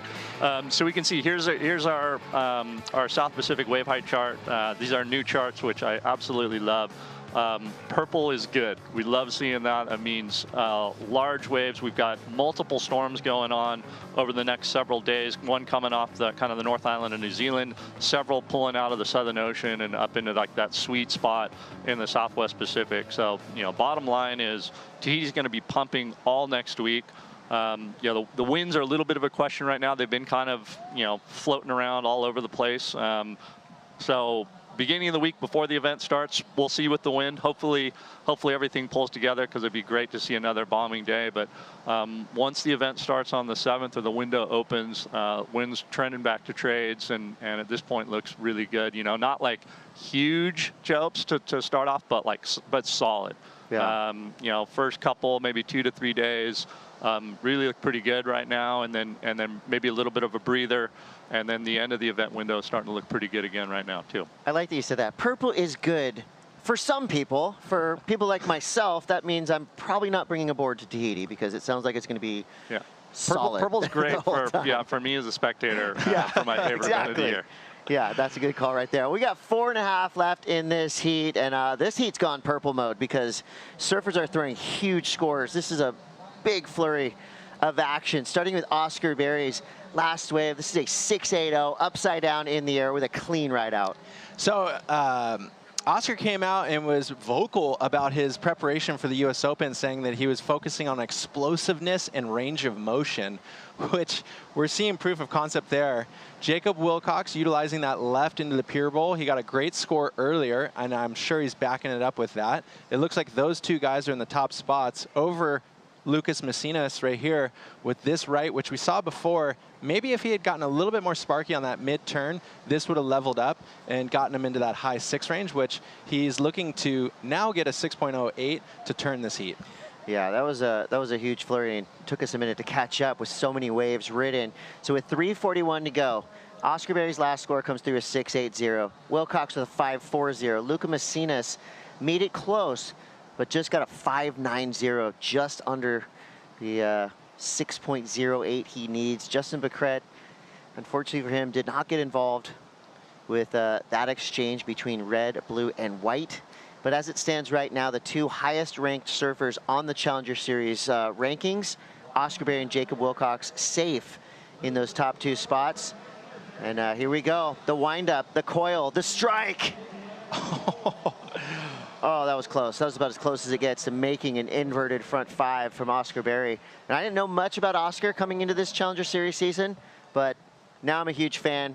He's definitely got the best mustache of this crew in the water, and maybe in the entire field. Of course, if he was in the longboard event, that mustache is pretty commonplace. But on the Challenger Series, that one's really showing out. No, listen, he got his feet settled on the domestic tour, and he's back up, and he's saying, hey, I'm here. I'm ready to be here. I'm competing at the highest level in the Challenger Series. And it's cool. Even though he didn't pull that, we get a little snapshot of what he can potentially be doing, which that was a leveled up air reverse, especially on how small of a section that was. He's on the Luke Short Designs boards, and dude, the guy looks hungry. You know, I think in Australia, the competitive scene is so strong that you really have to. Anybody coming out of the domestic tour is going to be a well-oiled machine. As you can see, Oscar Berry and Jacob Wilcox in the lead here. It's just cool to see these guys opening up. Yeah, I mean, and Luca Macinas, who's such a vet, is a super tough guy to beat. So you would have achieved something pretty special to knock Luca out of this contest. As you see Becret there. Looking for a 6.64. It was a good ride, but a 6.64 would have to be pretty exciting if you kind of look at the spread that we've seen in this one. You know, a couple big airs for those 6-point rides. Jacob Wilcox, super powerful, that 6.57. Just pure power surfing there to get that number. It's kind of punishing when the other 3 guys in your heat start to gather the rhythm together in a flurry. And so for Justin, I do understand this. You want to get back on the board and show, hey, even if this isn't the 6 that he needs, he's hungry and he's now on his toes, and he didn't have priority for this wave. So he really had nothing to lose, and maybe that loosens up his positioning and he's able to kind of dart down the beach and pick one up. As Kevin, we all know the Rob Machado peak, very famous, but it is a good weapon here in these heats. So we got 57 seconds left. Oscar Berry in the lead, Jacob Wilcox defending his 2nd place position. But Luca Macinas has priority, and he's been known to make magic happen. We've been talking to Kevin Wallace from Surfline, and Kevin, I just want to say thank you for your service and for everything that Surfline does. You got a great crew up there. I'm sure it's a thankless job because when it's dead flat, people just get mad at you for some reason. But when the waves are pumping, do people ever say, thanks for letting me know because I scored? Yeah, people are pretty good about that. Good. They'll let us know too when we miss it, which it happens. It's kind of like being a judge, right? You know, you get yelled at for maybe a mistake that the surfer thought you made. But when you get a big score, you know, it's rare that somebody's going to go up to you and say, hey, thanks for that 8.5. I really needed it. I loved how you judged me there. All right, this thing's winding down, and I feel like the results here were kind of as expected because Oscar Berry and Jacob Wilcox have been on a roll already throughout the Challenger Series. But Luca Macinas, believe that was up before the horn. He's looking for a 6.08. Body language is telling me that might not have been enough. Energetically, you have to really put a good wave together to wrangle a high 6 out of these judges because they've been really just looking at a lot of mid-range waves, a lot of mid-range scores. So you got to do something special if you want to creep up towards that 7 range. We'll see on this one. Tanner, was this enough? Was this a 6.08? Yeah, he had a bit more of a lateral energy to the wave, and I think given the waves that have been scored before, he might be judged off of that scale. And I don't want to say yes or no. Great effort, stayed on the board. Buzzer beaters are always challenging. It's going to come in either just on or under. So, yeah, Luca already himself he was carrying a score where he had 2 really nice vertical turns. So, I don't know. I don't think that wave was as good as the 5.90. Yeah, and it just a body language thing like you picked up on. It's hard, you know. You have to have that emphasis of like, it's on, I got the score, or, you know, innately you might be already picking up on that. Well, it's going to finish as expected there. Oscar Berry gets the win. That's a statement victory from Oscar Berry. Jacob Wilcox, your current world #1 on the Challenger Series, comes through in 2nd place. We lose Luca Macinas and Justin Becret. Kevin, thanks so much for joining us. Can't wait to see what happens next. We're really looking forward to Tahiti and, of course, to the rest of the weekend because it's been all good news from Surfline. So thank you. Yeah, hey, happy to be here. Thanks for having me on. Right on. Well, we're going to be leaning on you, and I'm going to try to wrangle your personal cell phone number just so I can really get some hot tips. All right, you're watching the Lexus US Open of Surfing. We'll be right back after these brief messages with a special guest. Stay tuned.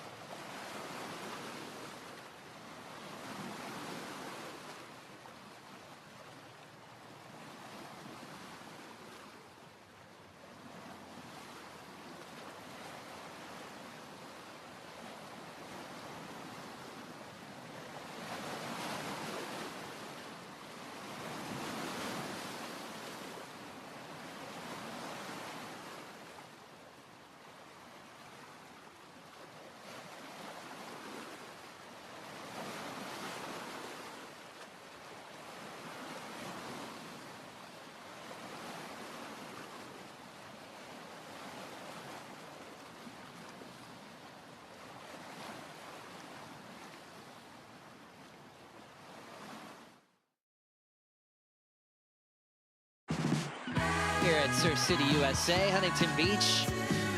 The U.S. Open of Surfing is one of the most unique venues in all of professional surfing. There is a circus happening around you at any given time. Yeah, the crowds always turn up, and like there's the pier, so it's kind of got this stadium environment. Because so many great surfers have won this contest, so that's another like big part of it. All right, we're back at the Lexus US Open of Surfing presented by Pacifico. That's Ozzie Barry. He's into round of 32 along with Jacob Wilcox at the end of the heat. After further review, Luca Macinas did not get to his feet on time, so that wave did not count in his score line. Luca Macinas and Justin Becret eliminated, but it's another big W for the Aussies. And there's the pier and the Lexus logo. And here's new heat in the water. Emrod, Michael Rodriguez, Jordy Lawler, Keone Lassa, and Ador Amatrian. I hope I said that right, Mitchell Salazar. Amatriain. Amatriain from yes. double basks in this heat number 7 of the round of 64. Hey, welcome. Welcome to the set, Kuiper Guerrero, Mitchell Salazar, and Logie Chucky Dulian. Thank you for joining us. We got a lot of stuff happening for you and your Snap series, Chucky, in a night from now, just tomorrow. Countdowns. Countdown. Yeah. Tell us what we're gonna do. Wait, just well, we're gonna get back to Okay. We can get back to like talking about Snap because that was an incomplete snap by Michael Rodriguez while Mitchell Salazar was flexing his tickets already. Yeah. Make sure he doesn't scalp those, Chucky. He gave them to me this morning. He doesn't get to scalp those. But anyway, hey, look at you can tell we're excited. The Snap series is iconic in free surfing, in just surfing in general, in our culture. The new Snap 5 has been anticipated. Tomorrow night's going to be the premiere. You're making me nervous. I should. No, thank you. Thank you guys for having me on and stuff. Excited. There's a lot going on, a lot of moving parts. Yeah. Making the movie is one thing, but this party tomorrow night. It's going to be off. It's going to be off the chain. It's Yeah. going to be. It's going to be incredible, Chucky. I'm telling you right now. It's because we got a lineup, right? We have. That's the main thing. Is going to be the Snap 5. Wait, we're going to get back to movie stuff because that's a complete one for Michael Rodriguez. Just a quick air reverse for the Brazilian. But Chucky. Yes. Snap 5. But we got more on the plate for the premiere. We do. We got the Black Bear movie, Tomo Photo. Yep. Ride the Line. That's going to be sick. And then we have a performance. Or Above the Line. We got a performance as well. Yep. Andre Nicotina's coming back for. So, for this heat, we're going to do Andre Nicotina song quotes for this heat. Oh, okay. So, but actually, I'm a big fan of Andre. And I've heard your rap, so I know. Yeah. Thanks for recognizing that. I got a couple bars in the tank. Yeah. Mitchell, don't laugh. He's giggling. He doesn't. He's seen the couple freestyles. I know. You've seen the freestyles go down. I experienced it in Brazil the whole time we were walking at lunch one day. Yeah. Well, hey, it takes rhythm to rap. All we right. have to get you and Soundboy to do a collab. Let's do it. Jordy Lawler. Out there, the Australian from North Narrabeen. He's got a 4.5 and a 3.87. Jordy Lawler, 30 years old, from North Narrabeen. He took a win last year in the Challenger Series at home waters, Mitchell, right there at North Narrabeen for the Sydney Open. Yes, he did, and as a wild card too, and that really got him the spot to be able to compete on the rest of the year. So automatically requalified with that result, being in the top 20, 11 through 20 do automatically requalify. We have two of them actually. Emrod, the same thing. Yeah. This is Keone Lassa representing the Basque Country, just 20 years old. So a newcomer to this Challenger Series. Keone, a Hawaiian name. It's an exotic Hawaiian name. Mitchell, you know what Keone means? I do not. John.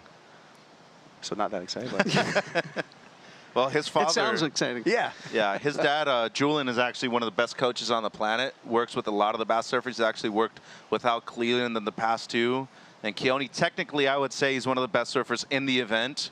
We haven't seen him that much at this level before, though. It's his first year. Runner-up in the regional qualifying series, though. That goes a long way, and he did compete at World Juniors earlier this year. Well, we'll see if the two Bass surfers gang up in this heat because we got two of them. Here's Emrod. A veteran. In and out. Yeah. So selecting the surfers for your film, Chucky, how difficult was that? It's really tough every time. Well, it just varies, I guess, which movie is. The third one, wait, Emrod. Marco Rodriguez again, rapid fire, and just takes that mayhem for a spin. That was nasty. That's what he does, the full roads. Get a projection, too. Smaller wave, but well surfed right there by Emrod. Oh, there's so many waves getting ridden. Adore. Amatriain. Quick feet there. Pretty nasty combo. Late to the last one. Jordy Lawler hits the oncoming section. Is going to get caught up there. Incomplete for the final turn. So much. And here we go. Action. Keone, action. Lassa with a nice carve. Up in the lip. Not going to give up on it. Foam climb, but that goes out into the foam. I would have liked to see him try to finish that wave off, too, with the last turn. Carve was really nice, though. He has a sick style, this kid. Kind of knock-kneed. Reminds me a lot of the Lopez brothers, both Shea and Corey. Ooh, I saw a little Corey there, maybe, perhaps. Yeah, former champion Corey Lopez, Corey-ish. This is the wave 1. This is the 4.5 for Jordy Lawler. Ooh. You know, Shea won one too, right? This is the opener. This is the 267 for Adore. Yeah, so this is his first wave, waiting on the last one, too. That's probably going to be a throwaway at the end of the heat. This is a 4-point ride right here for Michael Rodriguez. So this one, his first. 2-turn combo right there, well earned. Got all 4 points of those on the top 2. This is Keone Lassa with a 4.13. So this is his best so far. Really nice combination on the forehand right there. And as I told you, great technique, always in the pocket and coming from the Basque Country. A lot of waves similar to this one here at HB. This is the 3.87 for Jordy Lawler. So that's his backup at the moment. Last one comes through and it's under at Kaipo. So going to keep the 3.87 in the top 2. This is wave 2. We're still waiting for the score for Keone Lassa. Man, a lot of waves ridden, and that's the carve that we were talking about, resembling the Lopez brothers, but unfortunately didn't ride out of the last one, so going to be incomplete. This is the 5.77 for the full rotation for Emrod, Michael Rodriguez. Yeah, nearly a 6 on just one maneuver, so he's up in the first place with that one, Kipes. Now you're all caught up. There was a flurry. We had to get you guys caught up on all of those waves ridden. Michael Rodriguez in first. Jordy Lawler's holding down second. 3.44 will put Adore into the second place, and 4.25 will put Keone into second place. We're catching up with Chucky from Snap 5. World premiere tomorrow night. Where's the place? What's the venue? Sea Legs at the beach, very north end of Huntington. North end of Huntington, Sea Legs. Get some tickets. You can't do it online. You're going to have to go to Ipono Cafe. You're going to have to go to Bear Flag, or you'll see TK at the Frog House if you want your tickets, right? Online sold out yesterday, and the last printed tickets are at those 3 locations. Ipono, Bear Flag, and the Frog House. Yeah. Yep. And if you're at Ipono Cafe, order probably some katsu chicken and a loco moco and anything else that... The Roots plate? The Roots plate? Yeah, the Roots plate is my go-to. The Korean Zombie. The Stockton Slap. The Stockton Slap. Yeah. Ahikatsu is pretty good, too. Yeah, I don't think there's anything in there that's bad, Chef. The Culinary Gangsters. The Culinary game in Gangster. the kitchen. Bringing some plate lunches over to Costa Mesa, right? Yes, sir. 17th Street. That's right. it. We live on that in the islands. Let's hear from the winner of the last heat, Ozzie Barry. Yeah, you guys, he held the heat lead hostage from the get-go, looking so strong. Just thinking about your results, coming off a big one, a 3rd in Bolito, 7th in the rankings. How are you handling that pressure? Because this is a big moment for you. Yeah, for sure. Yeah, I don't know. It's a pretty new feeling, especially sort of on the Challenger Series. Like last year, I was never quite near it, but I feel like I'm handling it pretty well. Like I felt good, and I don't know, wasn't too nervous in that heat. First rounds always feel like they're a little bit more nerve-wracking.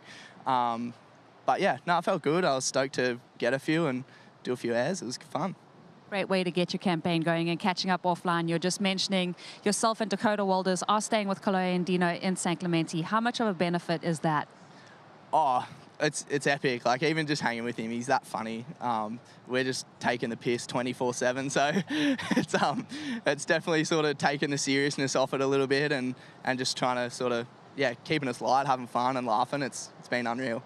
And what about brother? He's so experienced here at Huntington. Obviously, he's a seasoned vet on the championship tour. Any advice before you guys come down and compete? Not really, to be honest. We're just usually too busy just just joking around, and like we haven't really been too serious about the comp or anything. Obviously, he's good to sort of tap into with the swell forecast, but it's been the last like 5 days been pretty obvious. It's been dead flat. So yeah, today was definitely a nice surprise. I don't know if anyone really saw it being this good, so that's sick. I'm just enjoying it, having a hell time. Oscar, keeping it light and loose. We're loving the surfing. Well done. Thank you, Ozzy. Thank you. Yeah.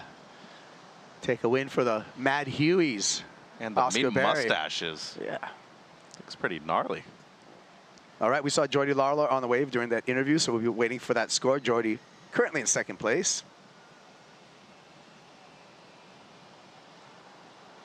And he's looking to improve on a high 3 at the moment. Still lots of time, though. Dude, they caught 12 waves in the first 10 minutes right here. But you know what? That's been kind of the story today, where there's been flurries and then there's been lulls. Here we go. Chucky, you want to talk us through this? Sure. He comes off the bottom, a little chip shot there, check.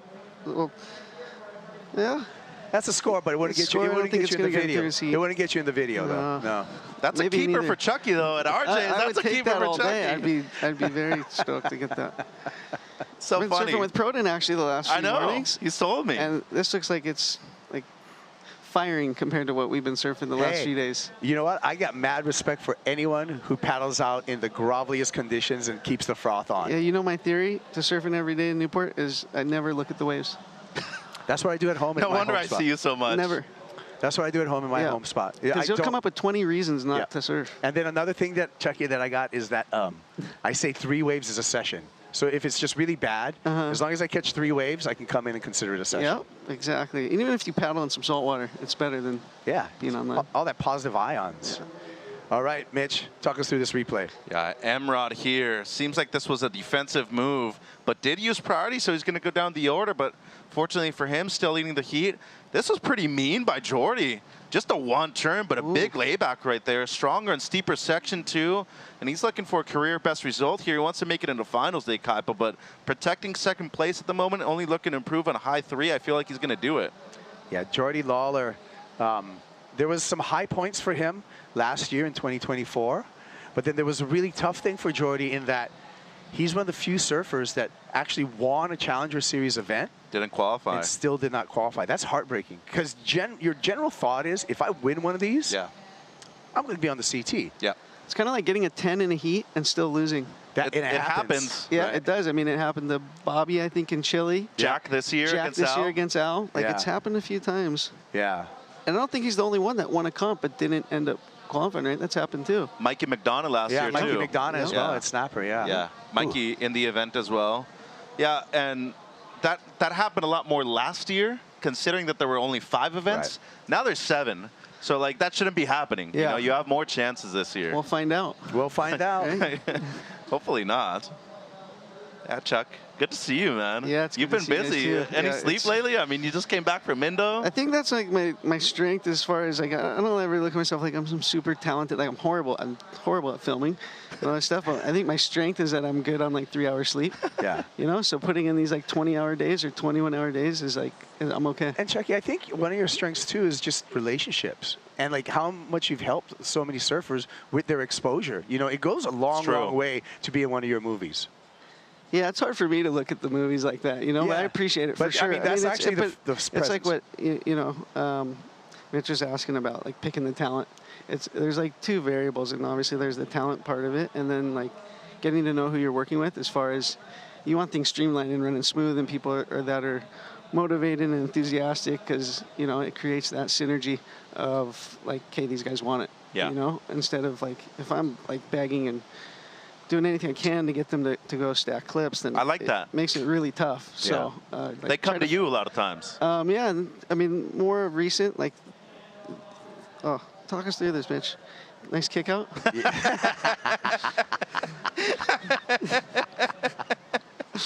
Dude, that's what we have to deal with at Newport all the time. No. These guys.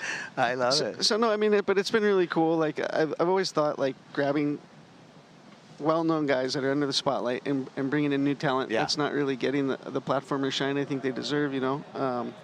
And then kind of towards the end of the movie, like we just saw with Mateus, like it's really cool to see some of them you know, get sponsors and get support that I feel they deserve.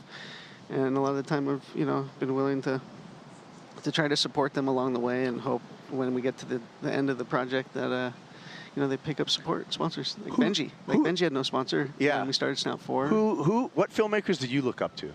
I mean, Taylor Steele for sure, Herbie Fletcher. Oh, yeah. Wave Warriors was, you know, pinnacle. And then obviously Mike Riola in the Lost movies. Oh, yeah. And, you know, Jack McCoy's movies were amazing. Yeah. It's hard for me to, like, because Jack was so good at filming and all that stuff. And I was so bad at it. Yeah. Like, and you know, like, Taylor didn't really have the crazy equipment. He just kind of had the, like, pretty basic cam, I think, to make Momentum 1 and 2. And I think that's kind of how I got started. I was definitely really inspired by what Taylor did with you know, the talent that he had and his group of friends, and then the equipment that he had.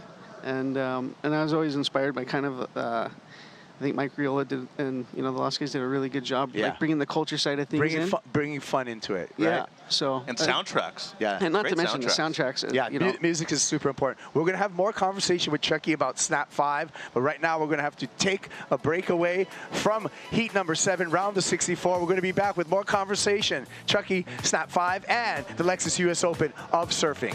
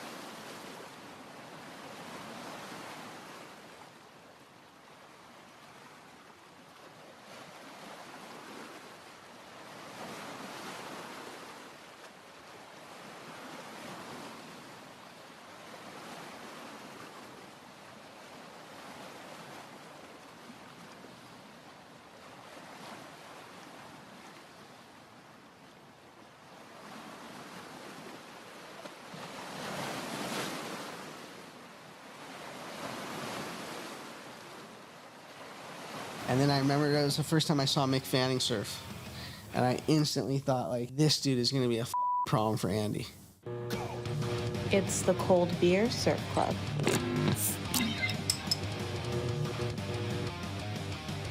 I would come home from school and, like, literally, like, someone like Andy would be just hanging in the living room. And if you watch Snap 1, when most of his filming is like, dude, I was the worst filmer of all time. But the guys surfing were surfing so good, like Andy and them, it didn't even matter. How many guys' careers did he escalate and elevate by having them in his movie? Like, if you were in a Taylor Steele movie, you were getting a contract. Like, am I gonna ride off into the sunset after Snap 5's done? Like, no. And I get to the bank, and it was 120 grand was missing. He wiped me out, and we got him back. That's like the PG-13 version. Cheers, brother. Thanks for coming up. Thank you for having me. Yeah. Thank Congrats 805 Beer for getting coming it on. done. That's Snap 5's first ever beer sponsor. It's the Cold Beer Surf Club.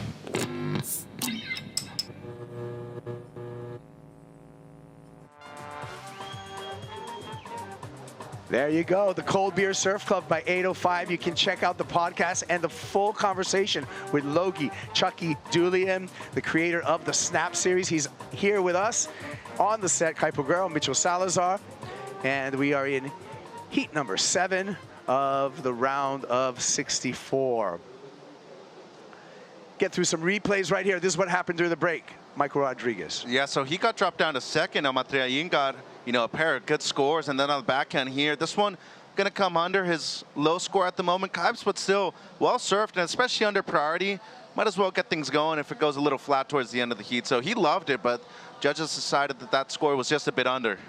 This is the 5-5 right here. So this is what brought Adur into the lead. Yeah, and for a lot of these guys coming out of the Basque Country, especially Europe, they're specialists in beach breaks. Like, you can just see it right there. Won his heat yesterday, and I feel like right now, with just under 8 minutes to go, he's in a great position to win this heat into the double digits now, Kipes.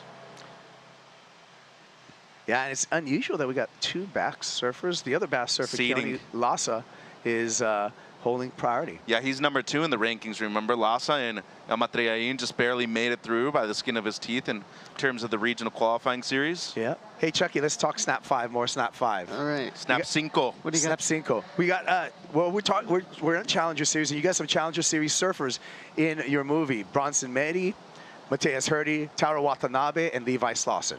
Yep. Is this going to be a big debut? Is this going to be a big debut for those guys? You're sitting on all the footage. You've seen everything. Yep, I have. And it's cool because all those guys bring kind of something different to the table. Yeah. You know, with Bronson, you know, you definitely, I think everybody's expecting a lot of above the lip action. You know, his air game's got to be one of the best in the world. 100%. World Junior Champ this year. He had a 10 of the final. Yeah. So, you know, with him and then with Taro, you know, you're guaranteed style. rail work. That rail game's incredible. Yeah, I mean. Wave key. Wave key. It makes the girl really proud too. It's gotta make It's got the girl proud. Brad Gerlach, we love your wave You see the Gur in Taro, and I feel like you see almost flashes of like a Curran and other stuff. It's just Dylan gorgeous Perillo? surfing. Yeah. Silky smooth. Yeah.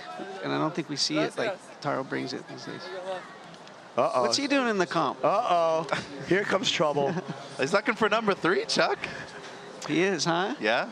Just signed with Lexus too, by the way. Congrats to Kanoa. Oh, wow. Hey, he's hungry. I wonder It's pretty cool because he's Third right now Yeah. in the ratings. He's here doing the Challenger. The way I look at it too, he has a good chance of winning this year. Honestly, the think? consistency. I mean, boy. I wonder if he got the LX or the GX model with the Lexus. It's the Surf LX, I think he got did it. with the roof rack Yeah. and the ladder and everything. Yeah. Wow. I jumped in it the other day, actually. How to ride? Pretty darn good. I was like, Right. hey, you know, if you need me to take care of it when you're out of town, I'm available. Babysitter for the car. And what did he say? He didn't give me an answer right then and there. So I feel like it was an ambiguous kind of You know, answer. they say no news is good news, but I don't know. No response probably means. Hey, Levi Slauson too, though. Yeah. Love that kid. Incredible surfer. Actually has some similarities to Emrad Kipes, and love this wave. Looking to improve on a 4. A mid-4 would actually move him back up to the lead. Yeah, needs a 4.66. I mean, he thought he got it with a fist pump, or at least he's trying to sell it. I think trying to sell it more than anything, but I like it, the intensity. He's competing out there still too. Well, close heat between him and Jordy too. Hey, look, talk about surf comp psychology. You might as well try to sell it. The last thing you want to do is like kick out of a wave looking all Depressed, bummed, yeah. bummed out. Let the judges see the emotion, huh? Yeah. Yep. Speaking of emotion. And then there's Mateus. Obviously, everyone's well aware of what he's capable of. Jersey, no jersey. He's due to be on the championship tour. What, 3 times he's finished one spot off, one spot out. heat off, Yeah. one turn off. He's like literally due. Like, Dude, he had that one shocker backflip heat last year in too. Sakurima. Yeah, that was crazy too. Last year was heartbreaking seeing that heat where he was that close for the 3rd time in his career. Yeah. Just got picked up though? Yeah. That's a product of your environment, Chuck. Well, you know that happened because of you. Well, I can't take all the credit, but I know, that the next day, I felt sick to my stomach watching that. Like probably the salt in the wound, getting that close for the 3rd time. And the next day I reached out to him, and he said I could hear in his voice how defeated he was. And he had no sponsors or anything. And I told him, like, hey, I'm not going to let you give up on yourself and quit. I'm going to help you get to each Challenger Series until you find a sponsor. Wow. So when he did the deal this week, I was like, okay, Mateus, guess I'm off the hook. Yeah. And, it's been good to be a part of his journey. And that's such great support. That's such a good story, man. Chucky's the man. If I believe in someone, I'll try to back him in any way I can. But, Mateus belongs on tour, in my opinion. I agree. I think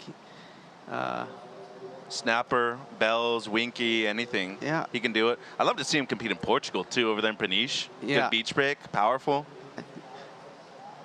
And then the other free surfers you got, VB, Victor Bernardo. Oh, Victor Bernardo. That's Yep, the that's guy. right. One of my favorite surfers. Carlos Munoz has a couple waves too. We have like 2-3 sections that are mixed. We've got one with 29 groms from around the world. Wow. That all submitted and then hand selected. And then we have a young Hawaiian section with like the Chandler brothers, Jacob Turner, Stevie Roberson, cool. Luke Tima. Luke Tima's in the Challenger. Yeah. So we have that. And then we have this section that's got Asher Pacey and Carlos Munoz in it. And then I don't want to break it, but then there's like a kind of a tribute to McCullough Jones. Wow. That's to end that section. That's beautiful. Yeah. I just had dinner last night with the Jones family. They just flew in. Okay. Yeah. So they're here, and yeah, it's a good way to. Man, I'm tearing up right now. Yeah. But it's my last one, so yeah, I gotta. Why? A lot of reasons, to be honest. It's really tough. First It's of a all, grind, like getting guys to put away their best stuff now is really With challenging. social media is hard, Yeah, huh? and I feel like too, you're getting in the way of these guys providing for sponsors they have obligations to. And Ian Crane was on the beach and did an interview, and he said like he's been holding back on some clips. It's been a 2-year journey for him, and it's got to be a lot to hold back on those because he's already putting rad clips on Instagram as it is. For real. But it takes a lot to hold back on that footage. Yeah, I mean, and their sponsors want them putting out the best stuff. So I don't know. I think it's kind of ran its course for me, at least personally. That, like I said, I want these guys to fulfill their obligations to their sponsors and the other media outlets and that stuff. And the first movies were back 25 years ago. It's a quarter of a century. Yeah. So. I feel like it's been a run. Yeah, and hopefully someone else picks up the ball because I don't want us to ever lose the surf movie culture. It's when necessary. Actually, when the tribe kind of gathers. Yeah. Yeah. I mean, surf cinema is important. And I sure hope someone carries it on and continues to do it. And I'll have a lot of respect for them because I know what it consists of. Yeah. Because every movie, especially with social media coming in 3, 4, 5, everyone, it's gotten tougher and tougher. When we did Snap 3, like Mason didn't even have a YouTube then. So like saving stuff wasn't as hard. Right. And now with Snap 5, like I'd say a good portion of the guys from Ian Crane to Mason to Jack Robinson, Yago, they all have their YouTube channels. Right. Yeah. And I want to see them continue to do their thing with their own channels as well. Yeah. So. Well, you guys, this heat's down to 40 seconds, and Jordy Lawler is searching with just a glimmer of hope. Needs a 4.85 to get out of this heat. He's got second priority. Keone Lassa with first priority. Needs a bigger number, but things are looking bleak right now for both Lassa and Lawler in this final 20 seconds. And Lassa waited a long time after that one fall, the 3.3 with priority 2. And Jordy, he didn't surf bad, honestly. The 4.93, his high mark, it was the layback. It wasn't enough for second place. And Emrod, once again, competed well. And Adur, he got his job done early, Kipes. Yeah, it's same trait. So it will be Adur Amatriain. This guy's next level at the pronunciation, huh? And Emrod, Michael Rodriguez into the round of 32. They got their job done today. And I love you, Chucky, man. Thank you. Yeah, hey, thank you guys for having me on. No, best of luck tomorrow. Thank you, 805 Beer. Yeah, thank you, 805. We'll see you guys tomorrow night. 805 Beer, world premiere, Snap 5 tomorrow evening here in Huntington Beach. You don't want to miss it. You can still get tickets at Ipono Cafe, the Frog House, and Bear Flag. Thank you, Chucky. Thank you, guys. Chucky. Right, got to be there. We're going to be moving on into the next round, and we're going to see a two-time champ in the water when we return. Kanoa Igarashi will be competing here at Huntington Beach. See you then.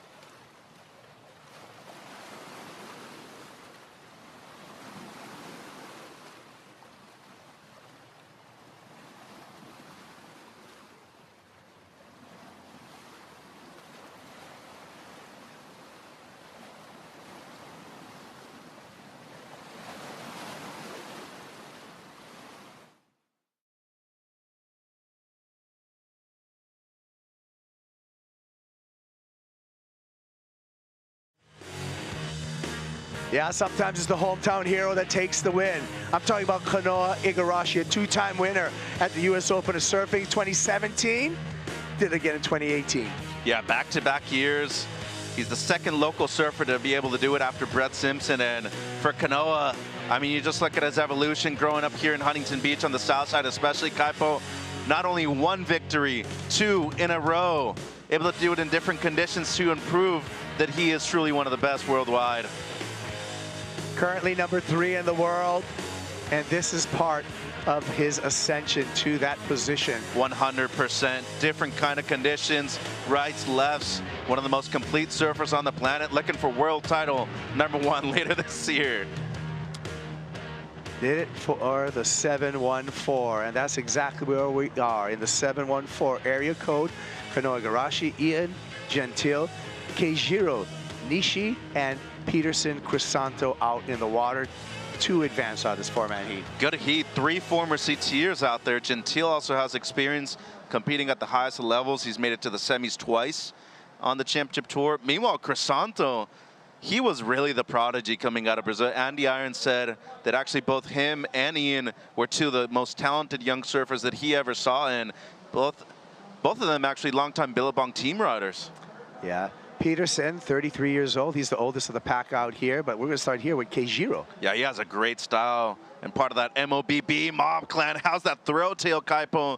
Brings it around, and a great way to start off the heat. This is going to be a good score for Nishi. And the score comes in at a 5.67. So nice start for Keijiro Nishi, the 26-year-old out of Japan. Number 2 in that QS region coming into this event. Runner-up, big deal right there. I think you make it into the top 3. You've typically done your work in the first start of the year, and then after that, really looking to get something going with a win.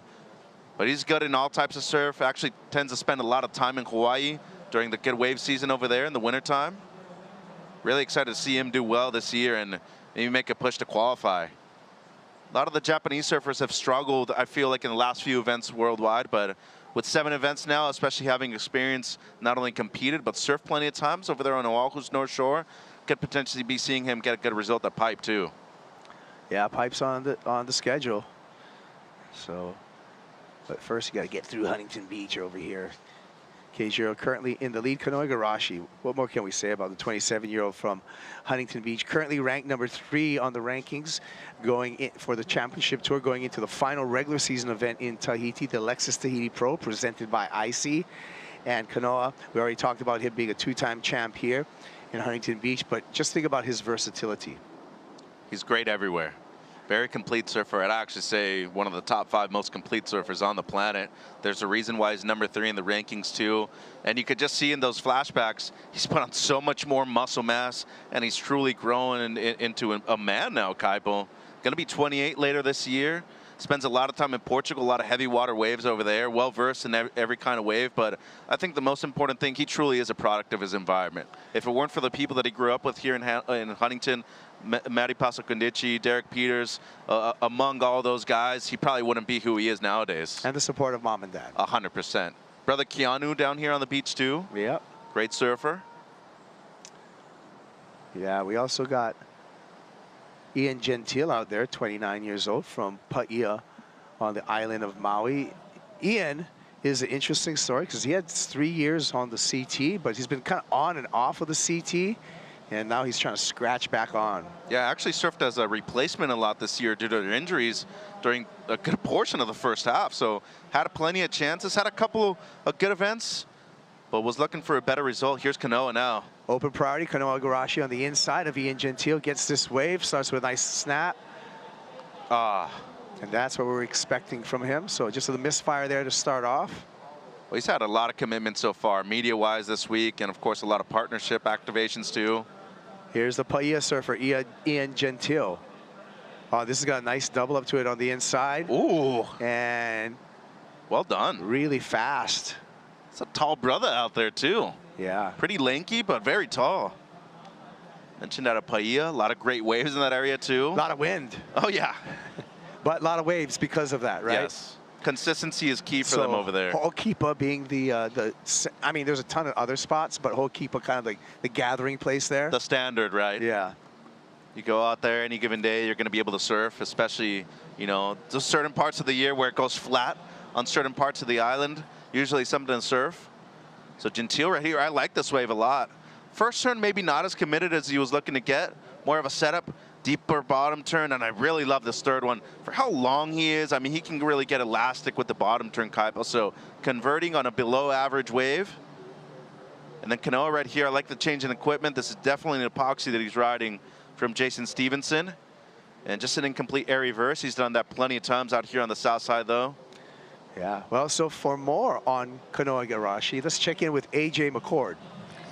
Kaipo, I was catching up with Kanoa before he paddled out for his heat today, and I said, give me the locals' take on the conditions here at Huntington, and he said, you know what? It's as good as it gets here in August, and obviously he's coming into Tahiti with a lot on the line, so he said his motivation this week is just the excitement to get to compete in front of family and friends. He's got 10 to 15 people on the beach today, but it is a Friday, so he's like, I want to get into the weekend because all of my friends and family are going to be able to come on down, and he's starting the heat off with a little bit of pep. Big one for him today with a pretty stacked heat though to start things out. Yeah, a lot of hometown support and good vibes for Kanoa Igarashi. But Mitch, I hope this isn't as good as it gets. Well, this is, you know. Maybe the vibe? Pretty standard day in the summer, okay. Really. All right. But it is peakier than you usually get on the south side in the summertime, I will say that. Okay. Because you know how Huntington gets when it's those lefts all the way on the outside, it's pushing you towards the pier. You got to walk a mile up the beach and drift a mile back, yeah. And you do the run around 3 times per session, and by the second one, you're like, okay, one more wave, that's it. And that's by, you know, minute 20 of being out there. This is a 4.6 for Nishi. Dude, this kid rips. How's his style too, Kipes? Below average wave right there, smaller one, but that carve that it brings all the way back into the lip, that's his backup score right now. He's into an early lead right here. And you know what? If you're his filmer, really easy to track him down in a crowded lineup. Why would that be? The hair. Wow, I know, I was joking right there with you, but yeah. I like it though. Bring out your style. If there's something that surfers really accentuate, it's their style, both in and out of the water. Yes. Also great fashion sense too. Baggy pants. You're talking my language when we talk fashion. I know. You're dressed up today. Hey, you know, I forget who said it during one of, Kai Otta mentioned there's a lot of great thrift stores in the area too. That is true. Yeah. Southern California, there's a ton of used clothes that you can buy for cheap at the thrift stores over here. Or you can just go to the Santos Studios flagship store. That too. In Newport. Feel like, you know, by now, being your nephew, you would probably hook me up with a couple of bags. We're gonna get you some stuff. Okay. It's all baggy too. It's nice and loose. Yeah. It's coming back. The 90s are coming back. Hey, they weren't that bad the first time around.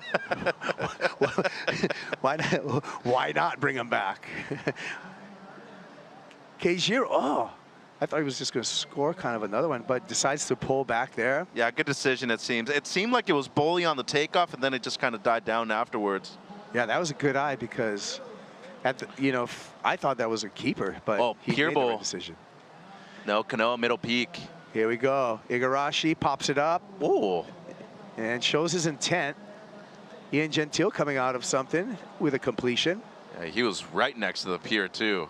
So once again, that wave hadn't worked the last few days because of the lack of swell in the water from the south. Peterson. Or Pedersen, if you would.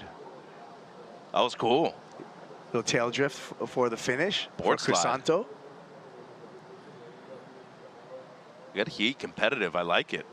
Well, pretty good flurry right there. So the important scores we're waiting for is Ian Gentile and Pedersen Crisanto. Take a look at this replay of Ian Gentile. Yeah, pure bowl right here from Gentile. Plenty of experience. Just a one turn, but a damaging turn on the outside of Kaipo. Really like that from Ian. And his first score wasn't bad either. He's in the heat, but Pedersen right here, as he said, really stock standard on the backhand. Little drift of the fins right there on the second one. Great combo, though. Smaller wave, well surfed. He surfed that way up to its standard. Well, last heat was won by Ador Amatrian from the Basque Country. Let's hear from Ador. He's with Rosie. That's right, Ador.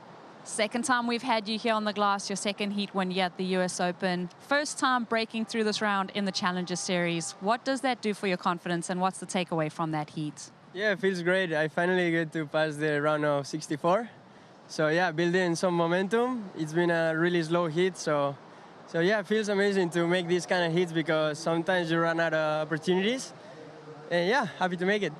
It's great to see such a good Basque Country representation here at this event. We know that you're on FaceTime with Aritz Aramburu just before your heat. What was he telling you to get you amped up for that one? Yeah, Aritz is always helping the way he can because he cannot make it here, but he's helping from Sarat. And yeah, he just said the strategy was really important for this heat because, as I said, there was not many opportunities. And yeah, things went good, so Skarikas got it. Playing the game, and no doubt there were people celebrating in the Basque Country, watching you online. Who would you like to thank? Bueno, I say in Basque, eskerrik asko ikusten naiz azten danai, laguntza piloa eskertzea. Ta bueno, urrengo rondetako indar gehiokin. Eskerrik asko. Go Adore, we'll see you in that next round. Oh, there you go. I'm going to clean that up too. That's Adore Amatri Ain. Yes. From the Basque Country, and he was FaceTiming before the event. Former CTer. With former CTer Aritz Aramburu, who's probably goes down in my book as one of the best backhand tube riders of his era. Semi-finalist in Tahiti before. Actually beat Kelly in that event, if I'm not mistaken, back in '09. Yeah, so. And I'd also say one of the best European surfers ever to qualify, too. Yeah, and carries, you know, and still supporting the new crop coming out of the Basque Country, which is huge. Great. Yeah, giving back. Take care of your village, right? All right, 16 minutes, 20 seconds. It's Ian Gentile out in the lead. Keijiro Nishi, he got to an early start with a 5.67. Got the backup. He's currently in second advancing position. Pedersen Crisanto, he's a 4.24. And Kanoe Igarashi, just with a couple of, you know, incompletes, so hasn't really gotten the ball rolling yet for the local boy. Yeah, he's going big, but I love the fact that they're rewarding single maneuvers out there on the critical sections. Gentile got his best, the 5.57, with a single layback on the right, and then Crisanto, that was a mean backhand combo right there. A 6.03 for the two turners on the left. But Kanoa, though, as you said, well, he's needing an excellent score at the moment, Kaipa. We really haven't seen anything like that so far today. And he is the high seed in the event, by the way. I feel like for Kanoa, there's no losing in this situation. You either make the heat, or then you just book your Air Tahiti Nui flight and head over to Tahiti. Well, he's probably still got a couple, you know, things that he has to do this weekend before he leaves, sponsorship-wise.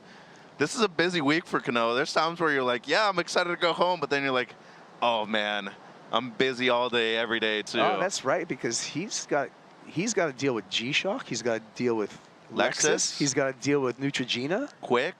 Yeah, and of course, Quicksilver. But he's got a lot of the supporting sponsors of this event are actually his sponsors as well. So, yeah, to your point. Him and Griffin are two of the most marketable people on the World Championship Tour. So why wouldn't you? And there's a reason why this event has been so pivotal for a lot of people.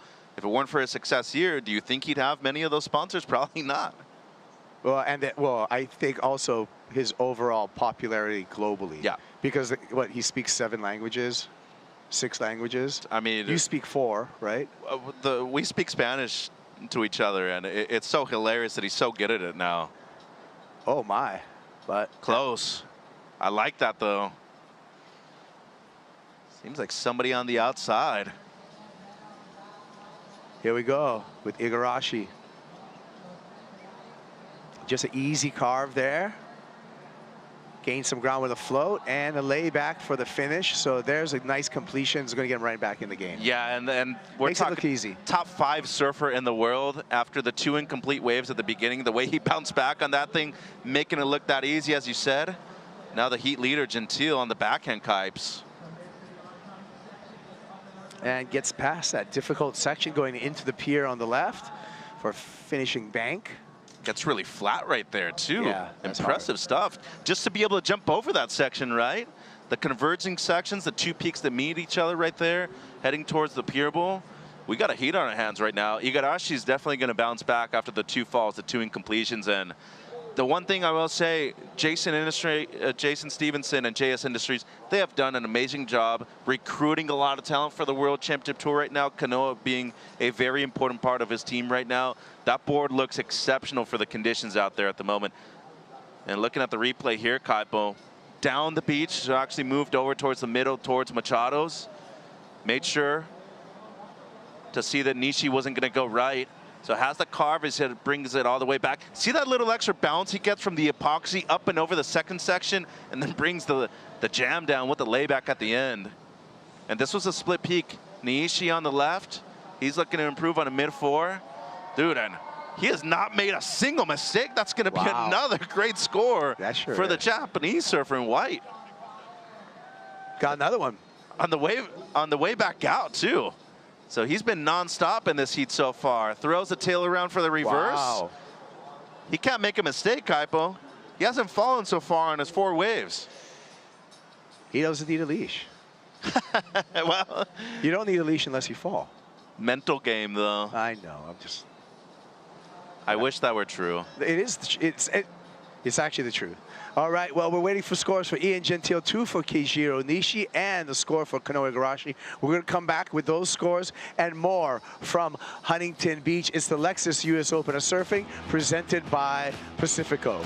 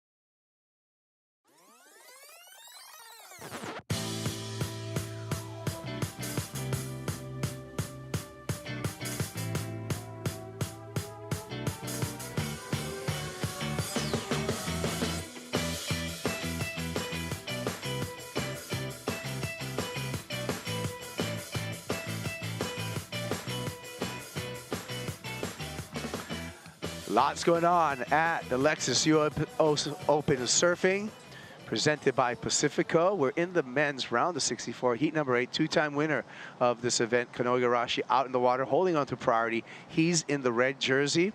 Just scored a 6-point ride while we were going to break, and we revealed that number. We have more rides to catch up on because there was a flurry of waves during our break coming back. This is our current heat leader, Keijiro Nishi. Kai Paguro, along with Mitchell Salazar, talk you through the action. Massive heat total by Nishi so far, Kaipo. Nearly 15 points for the Japanese surfer. This is all the stuff that happened during the break. This is Kanoa Igarashi. We're waiting for this number on the left. Yeah, so on the back end for the second time this heat, a bit hung up right there on the second one, so that shouldn't be the 507 of these needing for a second at the moment. Pedersen Crisanto. Yeah, on the forehand right here, the former CT surfer. Great combination right there by the Brazilian in green, especially, you know, how well he got up into the second section. We haven't seen him complete an air so far in this heat either.